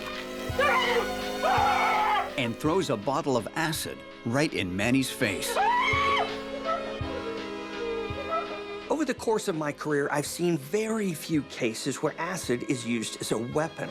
But when I do see it, it immediately tells me one thing. This was not a random attack. The likelihood that this has been done by a stranger is almost zero. Think about it. The perpetrator is not trying to kill the victim. He's trying to maim him for life, a permanent and painful injury that will last until the day he dies. And that tells us two things about the criminal. One, this attack is personal. And two, they could benefit from a few anger management classes. And blessed is the fruit of thy womb, Jesus. Holy Mary, Mother of God, pray for us. The prayers of an overwrought Angelica are suddenly interrupted. I'm Detective Simon. How are you? Hey. How you doing? Hello, Detective. He asks her to recount the previous night's events. You were there when the incident occurred? I was, yes. Can you tell me what happened? Yes. We were sitting at home. I hear a bang at the door. Someone walks in, throws acid in his face. Okay. Does Manny have any enemies you know of? No, none. Everyone loves Manny. Any business deals gone bad? Angelica can't think of a person in the world that would want to hurt Manny this way. Is that your husband? Oh, yes. That's my Manny. Handsome guy. Wasn't he? Thank you very much. But Manny's brother Mario has more to add to Angelica's story. Detective. Hey, yes. Mario. How are you? I'm no good, huh? What's wrong? Angelica, man, I don't trust her. He knows for a fact that Angelica has been two-timing Manny with some dude from Long Island. Something is not good. Something's going on. You have my card. All right. If I had $1 for every love triangle I've seen over my career, well, you know how that goes. A lover killing their rival is nothing new in my world. But what is new, and I really do appreciate the originality, is that he didn't kill the husband, he just maimed him. So it gets you wondering, what's going on in the mind of this jealous lover? Mark my words, where there's smoke, there's fire, and you smell that? There's definitely smoke here. Angelica, why don't you tell me what really happened? What do you mean, what really happened? Detective Simon confronts Angelica about her brother-in-law's accusation that she's been having an affair. It's not true. He tells me he's got evidence. But when the detective presses her, Okay, fine. Angelica spills the beans. Manny's been very distant lately. He's never around. I started having an affair with my masseuse, Lorenzo. She claims she's tried to break it off, but he's blackmailing her, threatening to reveal the affair to Manny by sending him lewd photos of her. Any more? At this point, Lorenzo the lover has jumped to the top of the suspect list. But the question is, what the heck is this guy thinking? Where can I find this Lorenzo? By maiming Manny and blackmailing Angelica, he's only succeeded in driving her back to her husband. Wild guess, but I don't think that's the result he was looking for. Detective Simon does a background check on Angelica's boyfriend, Lorenzo. He learns that this handsome 33-year-old masseuse is not all that he's cracked up to be. Lorenzo has falsified his documents for his massage therapy license, only completing the first year of a 3-year program. When you find out your #1 suspect has also committed fraud, it makes you feel like you've won the lottery. But I wouldn't go spending the money just yet, because it doesn't necessarily mean that Lorenzo is the culprit. It just means that we found ourselves a guy who's not willing to color within the lines. Hello, this is Detective Simon. I'm looking for your son. I know I shouldn't be judgmental, but frequently I am, so there you go. When do you expect him back in, sorry? When you see a 30-year-old man living with mommy and daddy, you start to form a profile of the guy. And by profile, I mean an opinion that goes something like this: fraudster, blackmailer, mama's boy. And that's a real winner in my book. And by winner, I mean that he's a good suspect. Could you just let him know that I called? Unable to track down their prime suspect, Lorenzo, who Detective Simon believes to be dangerous, they put out a bolo.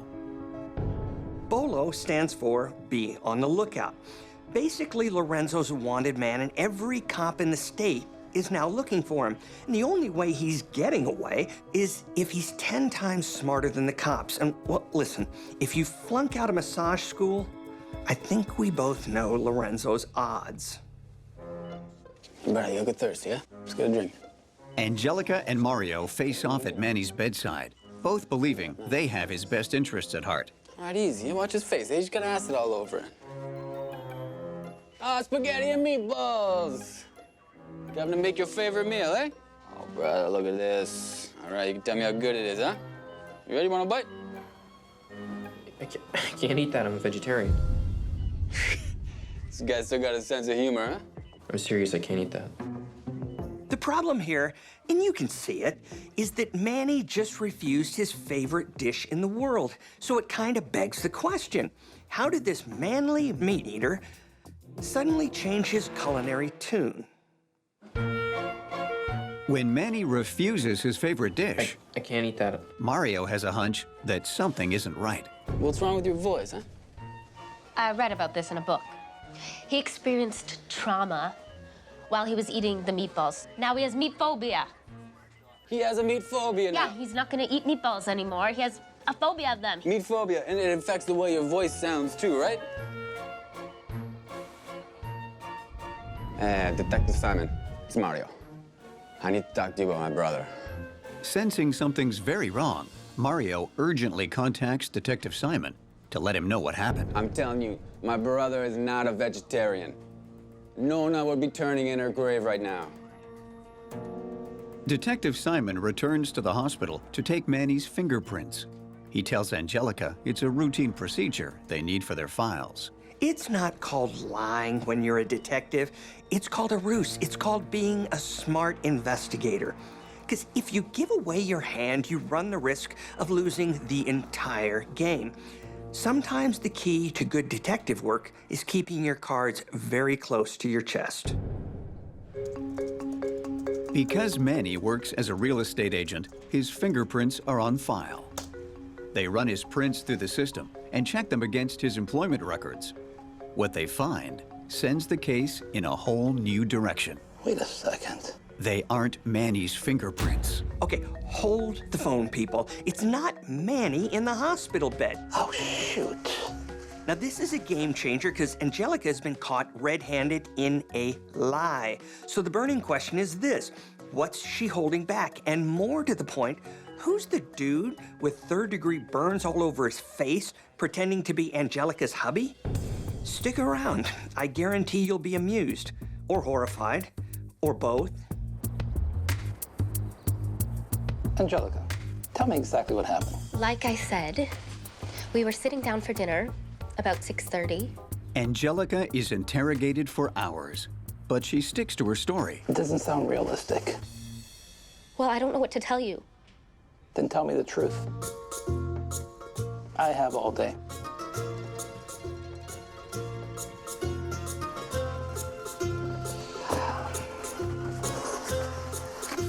Why don't we start from the top again? Okay. I made spaghetti and meatballs. His Nonna taught me how to make them just the way he likes them. So, when he gets home, he's excited. It's his favorite meal. When we sit down to dinner... After hours of intense grilling, she finally cracks. Okay. Okay, I'll tell you what really happened. After being married for almost 5 years, Angelica finds herself bored and lonely, while her husband works day and night. Enter Lorenzo, a young, handsome masseuse who finally gives her the hands-on attention she's been craving for years. Angelica continues to see her massage therapist regularly for maintenance, until one day, it turns into something more. For over a year, they stay in touch via text massages and regular massages. Because Manny works so many nights, To you, Lolo. To you, Mike. they have more and more chances to see each other, eventually meeting up regularly at Angelica's house. You have such perfect hands. But their reckless love makes them careless, and unbeknownst to them, Manny's brother Mario catches them in the act.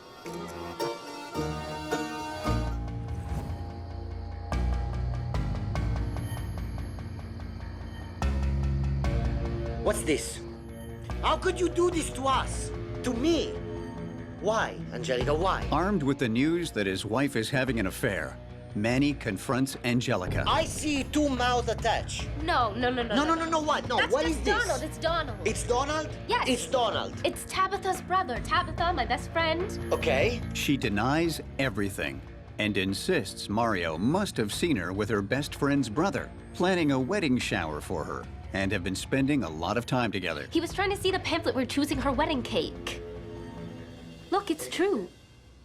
When they say love is blind, what they mean, really, is love is kind of stupid. Instead of believing his brother, who he's known all his life and who has always had his best interests at heart. You know I would never cheat on you. I love you. I love you. He chooses to believe his wife's lame excuse. But the thing about hiding behind a huge cloak of denial is that it can often come back to bite you in the ass, and hard. Manny knows about us. Oh, no. A worried Angelica tells her lover Lorenzo that her husband has found out about their affair. I managed to convince him that it wasn't true, but it's only a matter of time until he finds out. What should we do? Look. Look at me. Let's run away. Okay? We'll run away together. Run away? But while Angelica wants nothing more than to ditch her dull life and start over, No, we can't run away. My mom and my dad, my sisters. she can't leave her family. They'd be crushed if she disappeared. Unless, But unwilling to let her lover go, if I can't go away, Angelica has an idea. then Manny should go away. Permanently. Whoa. So we've gone from, I can't leave my parents, they would be crushed, to, let's kill my husband. What would Mommy and Daddy think if they knew their darling daughter was considering a new career as a killer? But here's the thing about criminals. They can compartmentalize. On one hand, they don't want to hurt their family's feelings, and on the other hand, they make a decision to kill their husband in cold blood. Look, I never said this stuff made sense. Angelica hatches a plan. There's a syringe and some medicine I can get from the veterinarian's office. If we inject Manny with it, he'll fall asleep for hours. Then, when he's passed out, they'll kill him, hide his body, and Lorenzo will assume the identity of her husband. How are people gonna believe I'm Manny? Finally, somebody asks a smart question. I'm interested to see what she has in mind. Whatever it is, I guarantee it will be foolproof. Or maybe not. Look, he's the same height as you. Basically the same stature. It's just acid. We'll throw acid in your face. My face? And then they'll have to rebuild it with plastic surgery and they can make you look just like Manny. Lorenzo can then assume Manny's identity. Ouch. And the two can live happily ever after. I don't know. You don't know? It sounds like Angelica has been watching too many true crime reenactment shows. I don't see a problem with this plan, do you? Never mind Lorenzo would have to learn all about Manny's background, family, work, likes and dislikes. He'd then have to speak and act like Manny. Even the best actor would have a problem doing all that, much less a fake massage therapist. I'd laugh at this plan if an innocent man's life wasn't at stake. I thought you said you wanted to be with me. Don't you want to be with me, Lolo? I know I do. You said you loved me. I do. As Angelica convinces Lorenzo of the merits of her plan, Then we can do this. Okay, we can do it.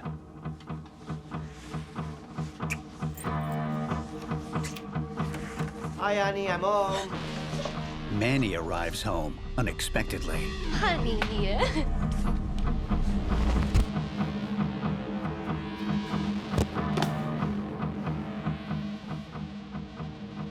Great instincts, buddy. Whack the guy on the back of the head. You never heard about crawling out a window or running out a back door? You know, the way most cheaters escape a close call? Well, what do we do? Lorenzo doesn't wait for an answer, leaving Angelica to deal with the mess. Angelica's really got herself in a pickle. Her husband has just been clobbered over the head in his own home, and her lover has left her high and dry. The walls are starting to close in for good old Angie. As Manny recovers on the couch, Angelica concocts a story. What happened? You were sleepwalking and you fell and you hit your head on the coffee table. But Manny, confused, doesn't even remember going to bed. I was sleepwalking? Yeah, you were sleepwalking. Angelica assures him that with head injuries, you often forget important details. Honey, don't touch it. Not knowing what to believe, Manny looks deep into Angelica's eyes, searching for the truth. Okay, I know there's a rule that you don't blame the victim, but if he truly believes that cockamamie story about how he hurt his head, then he's got bigger problems than just a cheating wife. Remember what I said about denial? Well, it's sharpening its teeth right about now. You'll be fine. Are you sure? I'll take care of you. Angelica has managed to convince her husband Manny that the bump on the back of his head was caused by sleepwalking. You sleepwalk all the time, honey. But Angelica's not out of the woods yet. What, I think we need to call the doctor. Honey, no, it's just a little bump. All you need is some ice and some rest. Unable to convince Angelica to take him to the hospital, You'll be fine. I think I'm gonna call Mario. Manny calls his brother Mario instead. After taking his brother to the doctor to be treated for his head injury, Mario insists on staying with Manny. A silent standoff ensues as both Mario and Angelica watch over Manny. After a few hours, Angelica receives a text from Lorenzo. Who's that? It's my mom. I have to go to work, so she's gonna come and watch him. You can go home. Your mom, eh? Yeah, it's my mom. She'll take care of him. Yeah, I should probably take off anyways.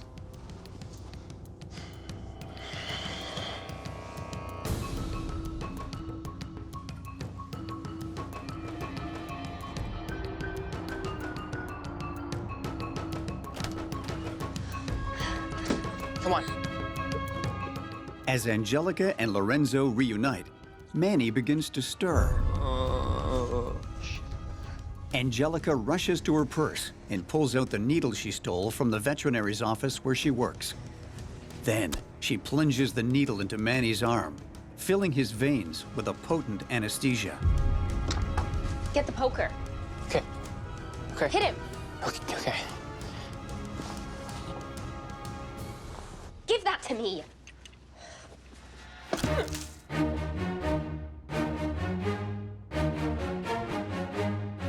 After a couple of blows to the noggin, she hands the poker to Lorenzo, Hit him. insisting he do some of the dirty work. Harder. The couple proceed to beat Manny to death Okay, give it to me. on his own living room couch. So here's the thing about Angelica. She's managed to convince her husband the affair didn't happen, get his doting brother out of the house, and convince her lover to help her bash her husband's brains in. She's a master manipulator who will stop at nothing to get what she wants. If nothing else, she's a force to be reckoned with, and I'd certainly think twice before meeting her in a dark alley. Angelica and Lorenzo roll Manny's body in a bedsheet and drive to an abandoned building.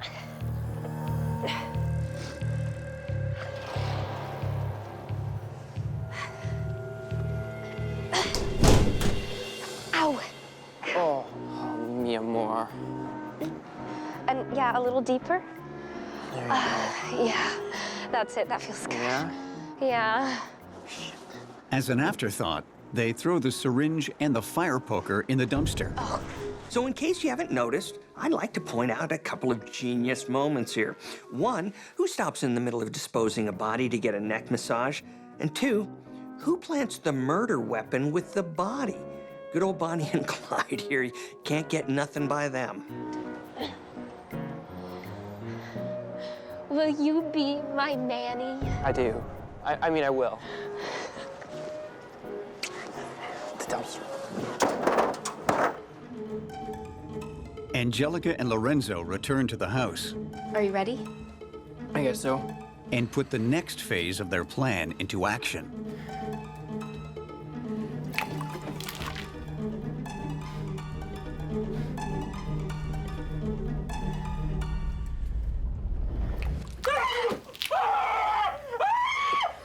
Hey, no, calm down. Calm down. Here's a question for you. What kind of man would allow his face to be permanently disfigured for a woman? It's okay. The burning will stop. Calm down. He's obviously a people pleaser with a self-esteem problem. And here's another question. What kind of woman would subject her lover to that kind of pain? Go into the washroom, wash your face off, and fix your hair. Make it look like Manny's. When you think about it, they're really perfect for each other in a twisted kind of way. He's kind of the yin to her really messed up yang. Angelica, you're under arrest for the murder of your husband, Manny. Well, good old Angie sang like a canary with little more than a nudge. It almost makes you yearn for the good old days when cops and killers were more evenly matched, you know? Detective Simon allows Angelica one last massage before he hauls her off to prison. I'm sorry, Lolo. Me too, Angel. A little harder. No, to the left a little bit. Lorenzo admits his part in the scheme and tells Detective Simon where they hid the body and the murder weapon. Okay, hid is a bit of a misnomer, but I'm not gonna split hairs. The point is, these guys crumbled like a bridge made of blue cheese. They're accused of criminal conspiracy, murder, and hiding evidence. I love you, Lolo. Love you too. These two somehow thought they could get away with killing a man and taking over his identity without anyone noticing. In my book, that's either pure ignorance or pure stupidity. It's probably both. Get this picture out of my room. And to think a bowl of pasta brought these two masterminds down. It's kind of fitting, isn't it? Lorenzo promised Angelica he would do anything for love. But eat meat? He wouldn't do that. Nope, he wouldn't do that.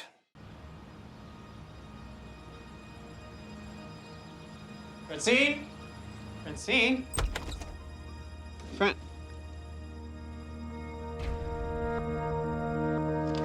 God, Francine. Francine. It's me, Ty. Francine, wake up. Not exactly the Monday morning Ty envisioned when he came to visit his good friend Francine. I need help, please. Hurry.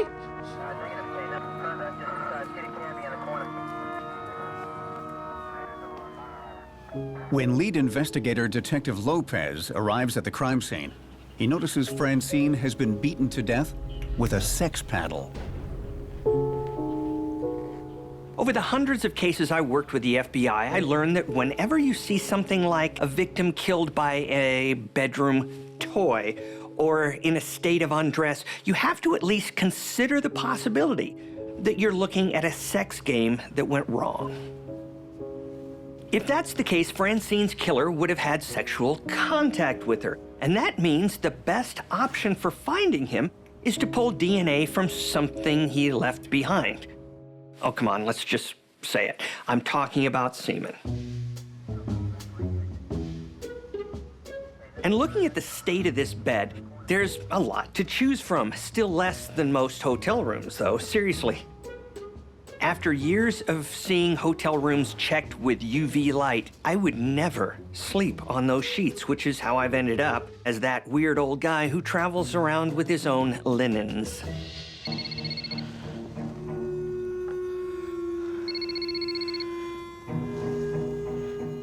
Hello? Who is this? And why answer my wife's phone? This is Detective Lopez, and if your wife is Francine, there's been an incident. Alistair, Francine's husband, is out of town on his annual hunting trip with his frat buddies. 10 years ago, that's how he and Francine first met. It would change Francine's life forever. Hey, he must be Alistair. Hi, yeah. Francine. Francine? Yeah, Tim invited me over for the weekend. You hunt? No. At first, Francine wants nothing to do with Alistair. But Alistair is more than a little intrigued by her.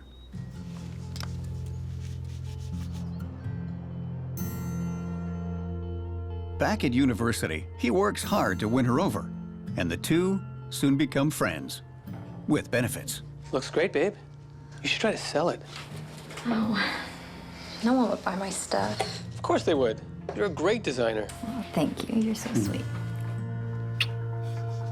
And before long, Francine and Alistair jump into a full-on relationship. They spend the rest of college joined at the hip.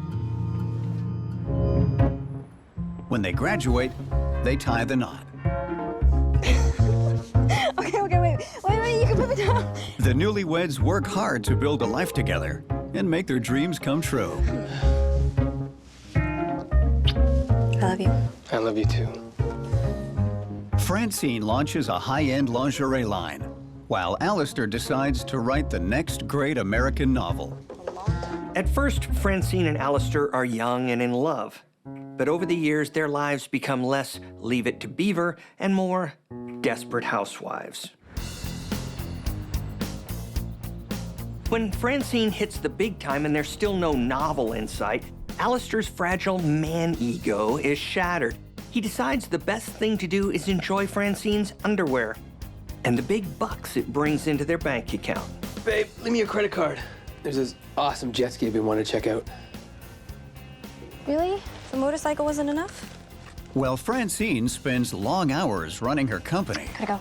Thanks, babe. You're the best. Yeah. Alistair lives like a king, sleeping until noon, regular spa days, and treating his frat buddies to scotch tastings and cigars.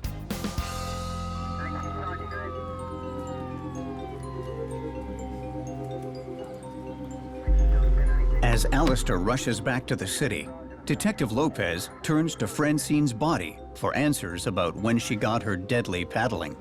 Getting a solid time of death is vital in a homicide case, because once you have that, you can start checking alibis and narrowing in on suspects. So when did Francine die? Her limbs are stiff but not rigid, so I'm thinking she's been dead maybe 24 to 48 hours, which means she would have been killed between late Friday night to midday on Sunday. Talk about your rough weekend. But when the DNA results come in, they show all traces of semen belong to Alistair. Well, those results don't help us get any more answers. Unless, of course, your question is how virile Alistair happens to be. My wife meant everything to me, Detective. You better find the guy that did this to her.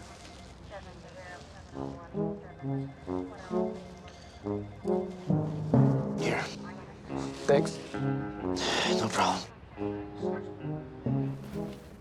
Alistair tells police the last time he saw Francine was right before he left on his annual frat reunion hunting trip. And everything was more than fine between them. Looking for this? Yes, I was.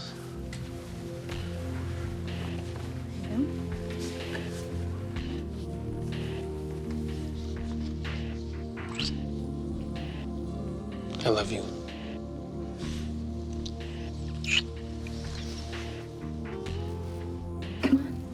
Woo!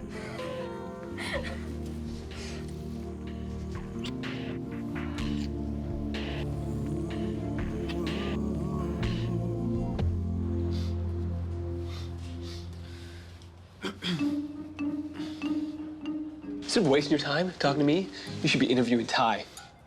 Excuse me? He was her lover, after all. Sorry, Ty?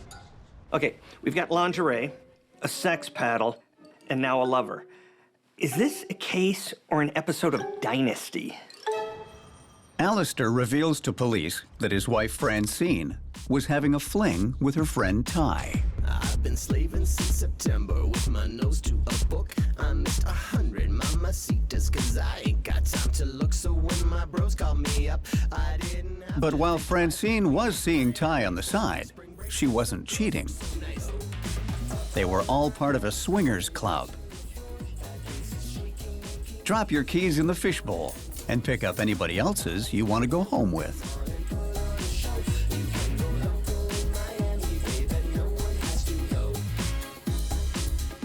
So it turns out that Alistair and Francine had an open marriage. Translation, they could see who they wanted to see on the side, but the deal was that any side relationships had to stay light and be focused only on sex, not on intimacy, because your spouse banging a stranger is cool, but cuddling afterwards? Oh, no. That is over the line.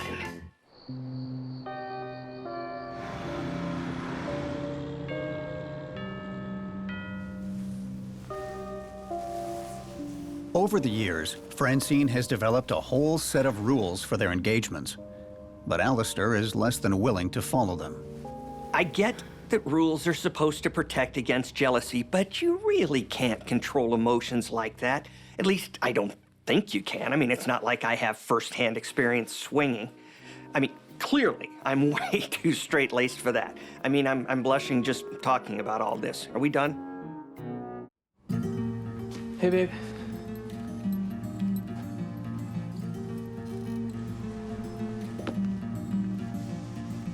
Babe. I don't want to do this anymore. I just want it to be just the two of us again. Francine decides it's time to trade swinging for a swing set. I want to try having a baby.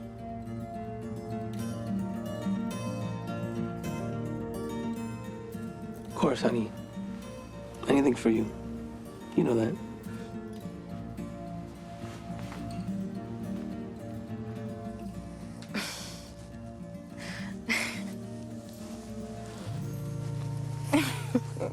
Yeah, my wife and I had an open relationship. It was an agreement we had. But when we closed the marriage, Ty got all weird about it. He didn't take it too well. Guys like Ty don't get a lot of women, so they get weirdly attached. You understand that, right, Detective? I'm not agreeing with Alistair's logic, but I am with him that Ty needs to be looked at as a suspect. Okay, let's face it. He found the body, which already makes him a person of interest. And he used to sleep with the victim, which makes him more interesting. All that is more than enough to interview him, no matter how good he is or isn't at picking up women. I would never hurt Francine. I adored her. Ty claims he took Francine out for Chinese food on Friday, but just as friends. Then he dropped her off at home around 1 and headed straight out to a weekend retreat. What is it that you do on the retreat? I LARP. Sorry, you LARP? Live action role play. Oh. I'm a swashbuckling pirate. You're a pirate. Drink up, mateys. Live-action role-play is like computer gaming, only more dorky.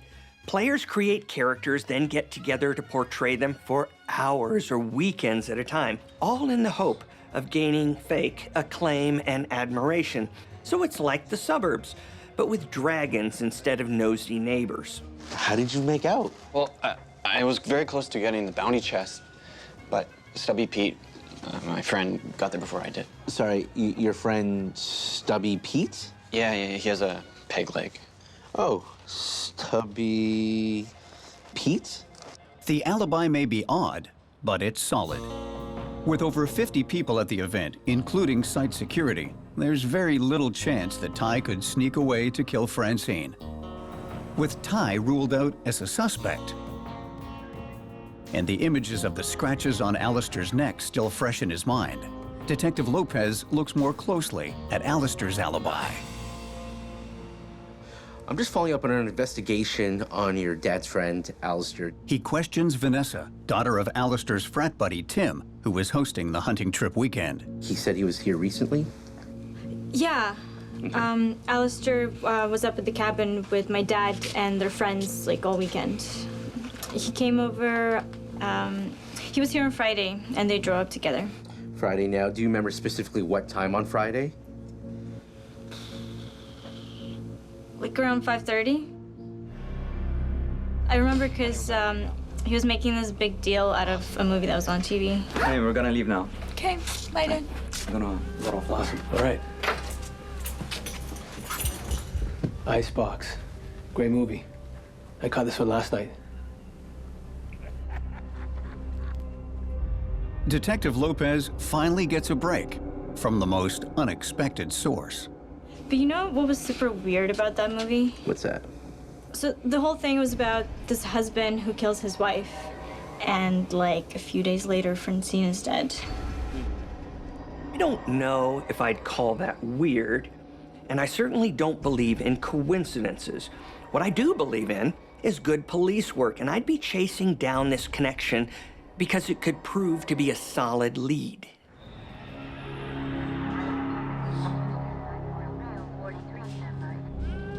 When Detective Lopez watches Icebox, the movie Alistair was raving about before leaving town, he discovers that the husband not only kills his wife, but gets away with the crime by blasting the air conditioning in the house, distorting his victim's supposed time of death. Thanks for coming back. Detective Lopez calls Ty down to the station for another interview, but he only has one question in mind. When you discovered the body, how cold was it? What was the temperature like? Well, when I got there, the bedroom door was closed. The air conditioner was on full blast, so it was freezing. And I turned the AC off. Time of death is usually calculated based on factors like rigor mortis. But when a body is in the cold, rigor mortis can be delayed by hours, or if the temperature is below freezing, even days. Police thought Francine was killed between late Friday and late Saturday.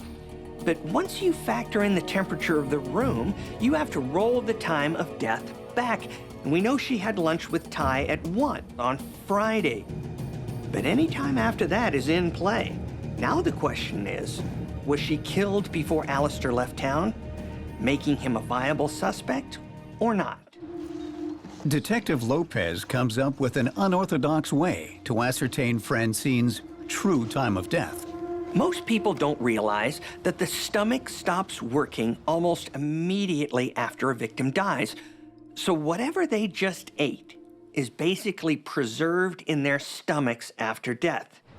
Francine still had Chinese food in her stomach from her 1 o'clock lunch with Ty. The stomach takes a maximum of 8 hours to digest food. So Francine's time of death must be somewhere between 1 and 9 p.m. on Friday. But the only way to prove that is to establish how many hours it takes for the same Chinese food to get as digested as the contents of Francine's stomach. And the only way to do that is to eat the same food as Francine and then throw it up at regular intervals until there's a match. And you know what that means? It means this case is about to get gross.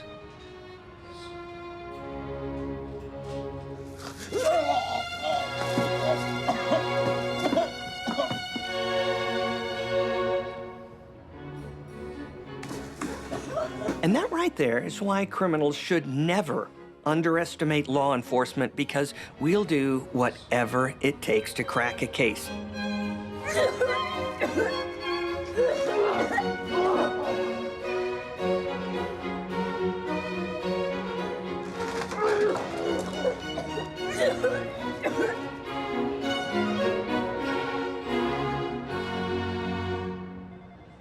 The whole situation may seem bizarre, but it works. The food matches at 4 hours, which means Francine was killed right around 5 p.m. That gives Alistair just enough time to have committed the murder, then driven over to Tim's house. I know it's rude to eat and run, but what about kill and run? That's gotta be worse. A year after Francine's death, Detective Lopez's case against Alistair has gone cold.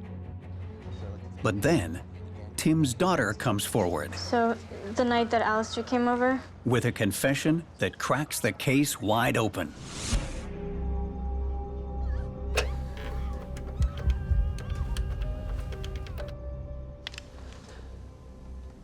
Hey, Francine. Yeah? Yeah, I'm gonna miss you too. She realized Alistair We'll talk first thing in the morning. was speaking to the dial tone. Okay? Yeah, I love you. Yeah, okay, bye. The only reason to fake a call like that is if you know someone's dead, but you want to make everyone else think they're still alive. And the only person who would want to do that is a killer trying to shore up his alibi. Alistair thinks he's smart enough to trick everyone around him, like he's so evil genius. But someone ought to tell him he's more Homer Simpson than Hannibal Lecter. Detective Lopez finally has all he needs to charge Alistair with Francine's murder. All the evidence points to you. You're under arrest for the murder of your wife. Right, I killed my wife, the woman I was happily married to, because that makes sense. All right, let's get going. Come on, Buttercup. Let's go. He's not wrong. The lack of obvious motive means the case isn't a slam dunk, and Alistair's now rich enough to lawyer up with the best team possible. At trial, the truth of Francine and Alistair's relationship comes pouring out. Wanna go again? Oh, yeah.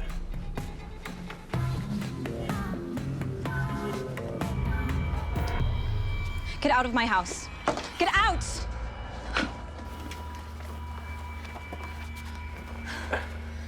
Are you... What is this? It was the same as before. I don't understand why it's a big... Because I want to change. Okay. I wanted things Why don't we calm differently. I left Ty and we talked about this. You said that was good. You said whatever you want. I said what I thought Then you what- wanted to hear, okay? Is that what you want? I don't want a baby. It's not about you. It's my life, too. I like my life the way it was. Francine designed lingerie, but Alistair's the one with a pattern. While he agreed to close his marriage, he continued seeing his girlfriends on the side. What is it about? I thought it was about us. It is about us. Then Why can't we do then both? Why does she have to be here? What do you want? What do you want from me? I give you everything. For you. You know what? This... When Francine confronted Alistair about his cheating, he became violent, and she decided it was time to leave. I don't want this. What do you want, then? I want a divorce. God damn it! Alistair knew that if Francine went, her money and his playboy lifestyle went with her. so he decided he couldn't afford to let her go, at least not alive.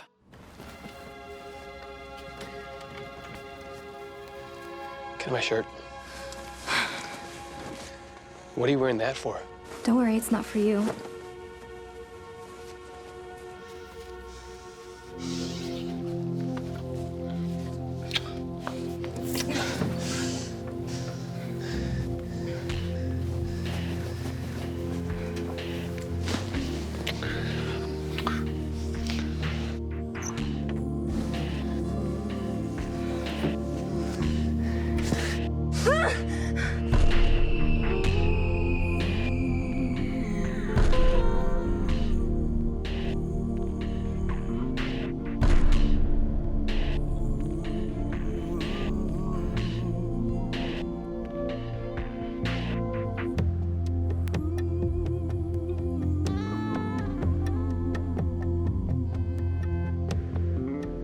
The air conditioning idea is actually a pretty good one, and it did confuse the police about Francine's time of death, at least for a while. But you know what isn't a good idea? Ripping your MO off from a movie that's playing on TV at the time. And then on top of that, blabbing about how you saw the film and you loved it. I'd say criminals should learn to zip it, but then it would make them harder to catch. So as far as I'm concerned, they can just keep on gabbing and keep on getting locked up. Alistair is convicted of first-degree murder and sentenced to life without parole. Like a little black dress, true love never goes out of style. But if you're with a man who treats women like fashion trends, picking them up and discarding them as he pleases, be careful. Because I promise you, no matter what he says, the only threesome he really cares about is me, myself, and I.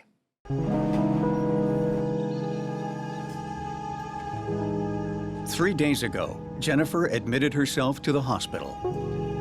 Just been having a lot of trouble breathing.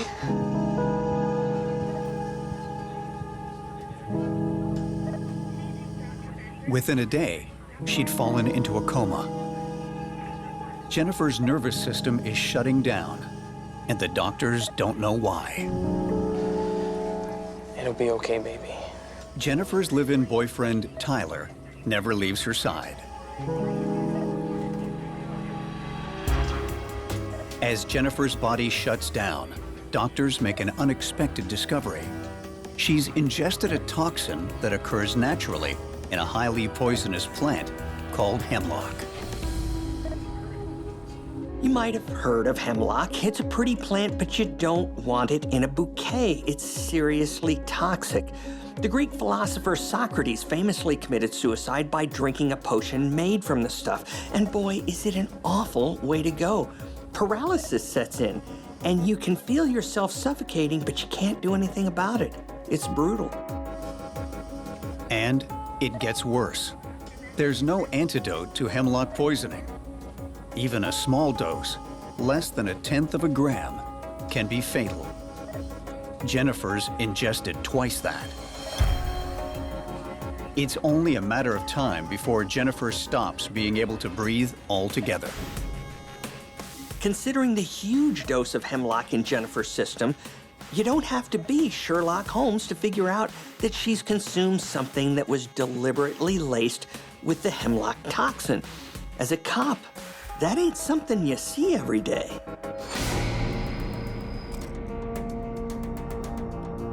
Lead Detective Findlay learns that Jennifer was at home the day before she went to the hospital. Since the effects of hemlock toxin usually take 24 hours to kick in, she most likely ate or drank something laced with the poison at her apartment.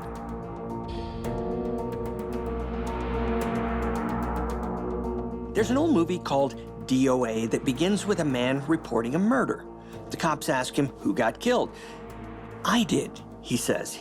He just found out someone had fatally poisoned him. And that's what we have here. But in this case, Jennifer can't give us any clues as to who might have done this to her or why. She's what we call a silent witness.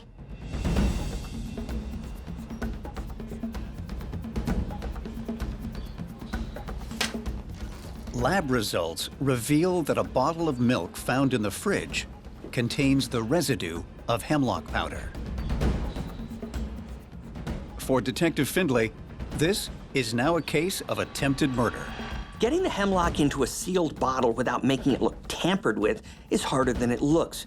It's like not leaving tracks in the mud. It's pretty tricky. But whoever did this knew what they were doing. 6 days after admitting herself to hospital, Jennifer dies. It's no longer attempted murder. It's now a homicide investigation. Whoever poisoned that milk must have known someone was in for a slow and painful death. But who done it and why done it are anyone's guess. A deadly prank at the bottling plant? Nah, it's not likely. Quality control would have caught that. A demented milkman? Maybe. But the first person we always talk to is the last person to have seen the victim. Tell me about you and Jenny. Were you having any issues? No, things were great. Really great, man. Okay, maybe we were arguing some about money. Jenny was paying the rent, but it didn't matter. We loved each other.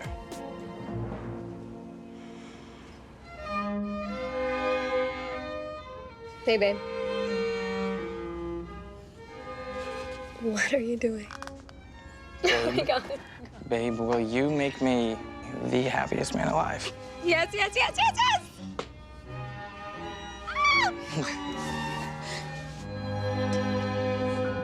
So according to Tyler, things were pretty hunky-dory between him and Jennifer.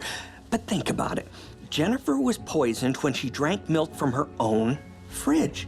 And milk has a shelf life, so the poisoning had to be timed properly. Tyler lived with her. He knew when the milk got delivered. In the murder game, that's what we call opportunity. And Tyler himself didn't get sick, which suggests he knew not to touch that milk.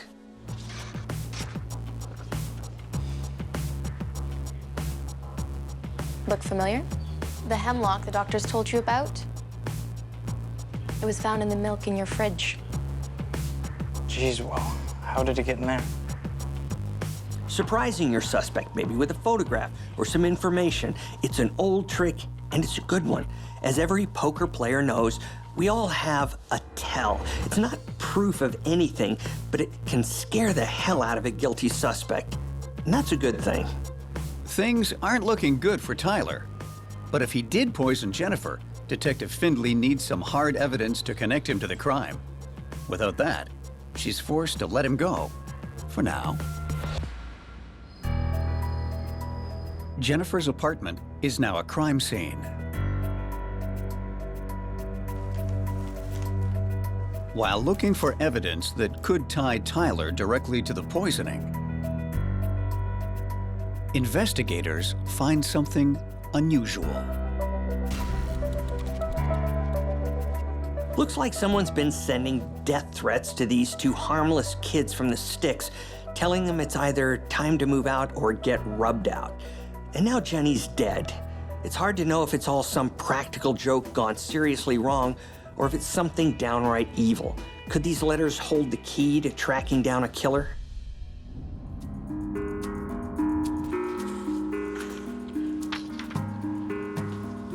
Recognize any of these? Yeah, those things. We got one every month for a year. Why didn't you mention the letters before now?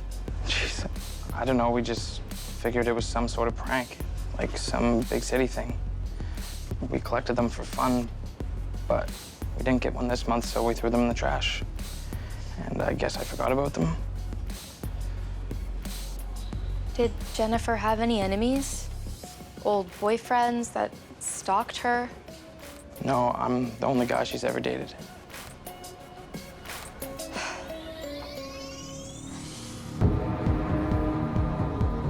The forensics lab finds something significant: trace amounts of hemlock and microscopic amounts of other toxins, all derived from plants: deadly nightshade, snakeroot, wolfsbane, The letters cast doubt on Tyler as a suspect. Sure, he had the opportunity, but whoever poisoned the milk and wrote those letters is someone with an education in botany, and Tyler isn't exactly the academic type. Then there's lack of motive. He just popped a question. And investigators also learned that they have no life insurance. After jealousy, that's the most common motive for murder among couples. As a suspect, Tyler's starting to take a back seat. The letters are addressed to Jennifer and Tyler, so whoever wrote them knew who they were. And they'd been hand-delivered, not mailed. That means it was someone who had access to the apartment building. Detective Findlay thinks the letter writer could be another tenant. Any issues with the neighbors? Noise complaints, that kind of thing? No, never. We said hi to people in the building, but mostly just kept to ourselves. It's an oldie but a goodie, perps returning to the scene of the crime. But what if they never left? If Jennifer's killer is a neighbor, chances are that person is right under Findlay's nose. In other words, it's time to start knocking on doors. There are over 100 tenants in the building. Yes, I'm Detective Findlay. I'm investigating an issue with contaminated milk in the building. To avoid causing a panic, Findlay says she's investigating contaminated milk deliveries, not murder. And she casually drops the word hemlock while she questions the tenants. Have you ever heard of the plant hemlock? Yeah, it's legal in California, I think, right? Detectives have canvassed the entire building, but so far haven't come up with any new leads. No one else has fallen sick, and most people in the building have never even heard of a poison plant called hemlock. But when Detective Findlay reviews her notes, she remembers something a tenant said to her that didn't seem significant at the time.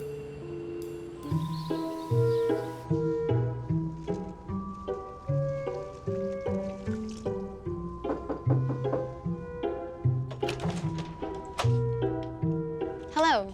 Hello? I'm investigating an issue with contaminated milk in the building. Okay. Have you ever heard of the plant hemlock? No, I have not heard of hemlock, but contaminated milk, that's no joke, Detective. Is there anything else I can do for you? No. Thank you. You're most welcome.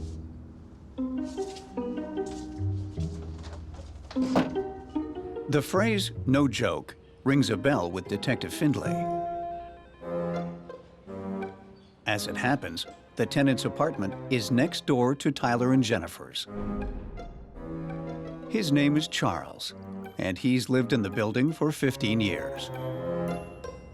Sure, it could be a coincidence that the guy right next door used the same words as the death threat. But if it isn't some fluke, talk about fearing thy neighbor. Detective Findlay runs a background check on Charles.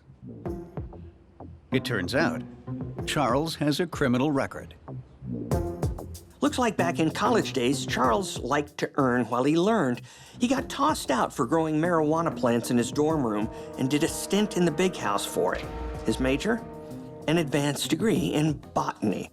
So chances are pretty doggone good that he knows what hemlock is. This Charles fella is looking like a mighty good suspect, if you ask me. After prison, Charles reinvented himself as a rare book dealer who also invented a role-playing game called Solution. Yes, yes, yes. Where players have to solve murder mystery scenarios that Charles writes. Scenario 21. The Beethoven solution. Bum, bum, bum, bum. A botany background, a criminal record, the no-joke phrase, not to mention that he lives right next door. It's all pretty fishy. The thing is, investigators don't have any evidence at all tying him to Jennifer's murder. If he is their guy, what they need is for Charles to incriminate himself, and that means staking him out.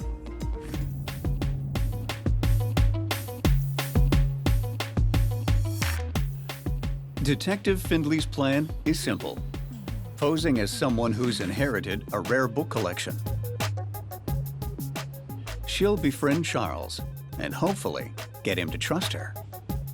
If this Charles character is the killer, Findley hopes he'll let something slip and she can nail him for Jennifer's murder. But right now, he's just a long-shot suspect. Is the detective on a wild goose chase? Or is she stepping into the lion's den?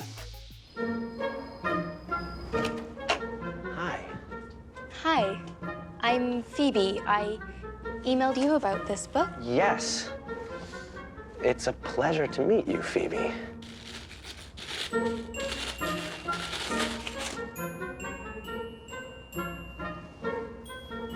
you know what you have here? This is a treasure. My father had an awful lot of books. Well, I'm impressed. It would be a great pleasure to see the rest of your collection. Now that Detective Findley's made initial contact with Charles, she can play out her undercover role and hopefully observe him up close. Cheers. Getting your foot in the door is certainly the toughest part of going undercover. If they don't trust you in the beginning, they never will. And if you do get in, believe me, you're usually not hanging out with a brain trust right away. But Charles is a different kind of target. He's smart, he's cultured. It's hard to put the whammy on a guy like Charles, and that could make things tricky for Detective Findley. What's that? Well, I present to you solution. It doesn't take long for Detective Findley to insert herself into Charles's life. A natural 20 on your first time. She even starts playing Charles's game Solution with him, all the while keeping her ears and eyes alert for anything suspicious. You know, it's so hard to find good company, Phoebe. I can't relate to riffraff, and I don't want to. I'm not afraid to admit it. I feel like I am, well, some people are just beneath us. I mean, wouldn't you agree that the world would just be better off without some people, without most people, really?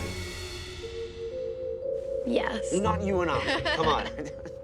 Charles ain't exactly a team player, is he? Turns out his brains have, well, gone to his head over the years. He's a total snob and proud of it, too. But having a superiority complex does not make you a murderer. And Findley has no idea if he even had Jennifer and Tyler on his radar. After all, people like them are, in his own words, just riffraff. People are just such ignorant apes. But to Findley, there's something hinky about Chuck. She can't put her finger on it, but that old detective's sixth sense starts working overtime. Weeks go by, but not once does Charles mention anything about Jennifer. Detective Findley starts to wonder if she's been investigating the wrong person all this time. And the brass is giving her the gears. If Findley doesn't come up with something concrete tying Charles to Jennifer's murder, her undercover operation will be shut down.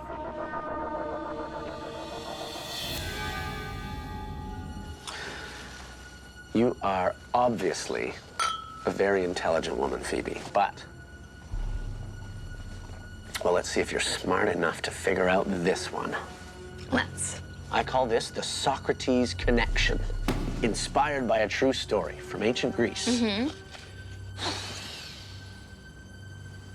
A man is found dead with a hemlock potion beside the body. Oh. Is it suicide or murder? Charles. How clever. If Charles's past as a failed botanist made Findley suspicious, this clinches it. Charles knows what hemlock is and what it can do. It can't be a coincidence. Detective Findley now has to wonder if her cover is blown. This is what you call a catch-22. If Chuck is on to Detective Findley, there's no way he'll incriminate himself now. But if she drops the undercover act, she won't have any evidence to connect him to Jennifer. And that Socrates reference could be one of those hints I like to call a not-so-veiled threat. Keep your powder dry, Detective. Charles has lied about knowing what hemlock is. But Detective Findlay has no motive and no evidence that either links him to Jennifer's murder or rules him out. Is it suicide or murder? With the plug about to be pulled on her undercover operation, Detective Findlay decides to try a different tactic. Hi, Tyler. Tomorrow night, 9 p.m. And remember, make it loud. This is remarkable. Your father must have really cared about his collection.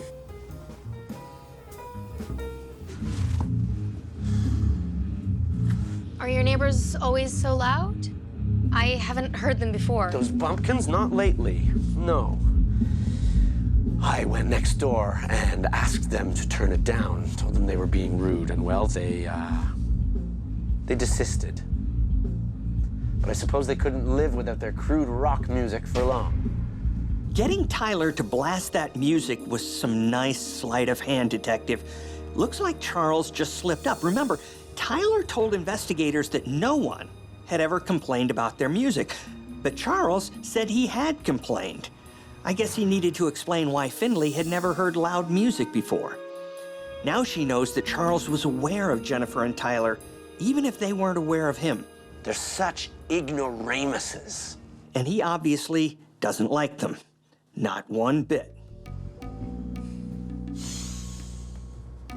Are you going someplace, Charles? Oh. Yes, I'm off to Italy. There's a book fair there. And besides, I need to get away from that, from them. If they would just leave me be and disappear so I could live my life in peace, that's all I ask. But I digress. Would you be so kind as to water my plants while I'm away? Of course. Anything. Thank you. Thank you so much.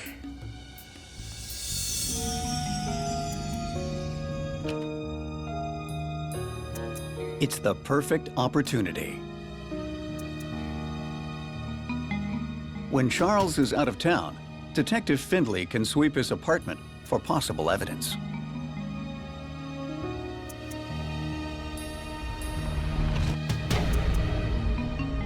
No pun intended, but that's one spine-chilling book collection. It may not be proof positive that Charles is a killer, but it doesn't have to be. For Detective Findlay, it's just one coincidence too many. When Detective Findlay searches Charles's storage locker, she finds dozens of toxic botanicals, including a huge stash of hemlock plants. Charles lied about not knowing what hemlock is. He lied about complaining to Tyler and Jennifer about the noise. His remark about contaminated milk being no joke. The Socrates game scenario that involved hemlock, his obvious contempt for Tyler and Jennifer, and now some bedtime reading that's guaranteed to put you to sleep permanently. Investigators now have hard evidence that connects Charles to the poison that killed Jennifer. But what they don't have is means and motive.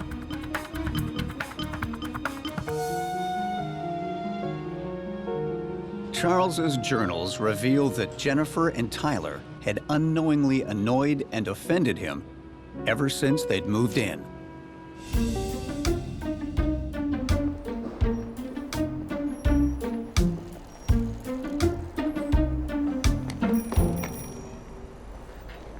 Imbecile.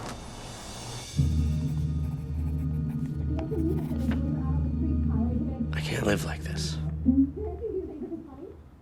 He spied on his new neighbors, listening to them through the wall. At first, he complains to himself about their music, their working-class jobs, their hayseed accents. As Charles grows more enraged and obsessed with Jennifer and Tyler, a plan forms in his mind. Charles thinks Jennifer and Tyler are way beneath him. The problem is, they're right next door. In Charlie's unhinged mind, the neighbors have to go, one way or another. Now, normally you'd just bang on the wall and tell him to shut up. But Charles ain't the confrontational type, and shut up probably isn't in his vocabulary. He has his own way of doing things. The journals reveal just how Charles got the hemlock into the milk.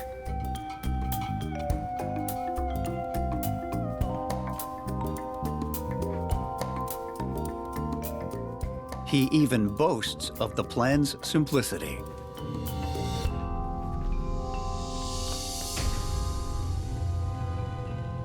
Who would suspect an innocent bottle of milk could be fatal?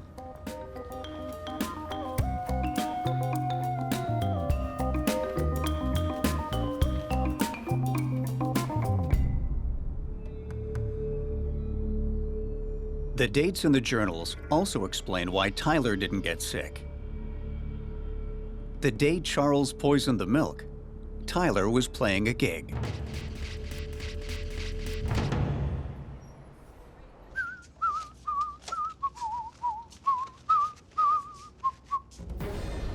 What are you doing here? Remember me? Charles is charged with premeditated murder. His lawyer tries to paint his client as a quiet, cultured man with an eccentric interest in dangerous botanicals.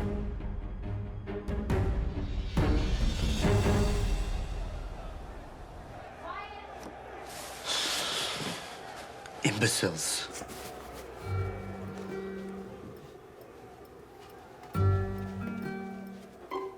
Charles gets life without parole. Some people are smarter than others, that's a fact. And some people think they're smarter than others. Then there are people who think they're smarter than the police.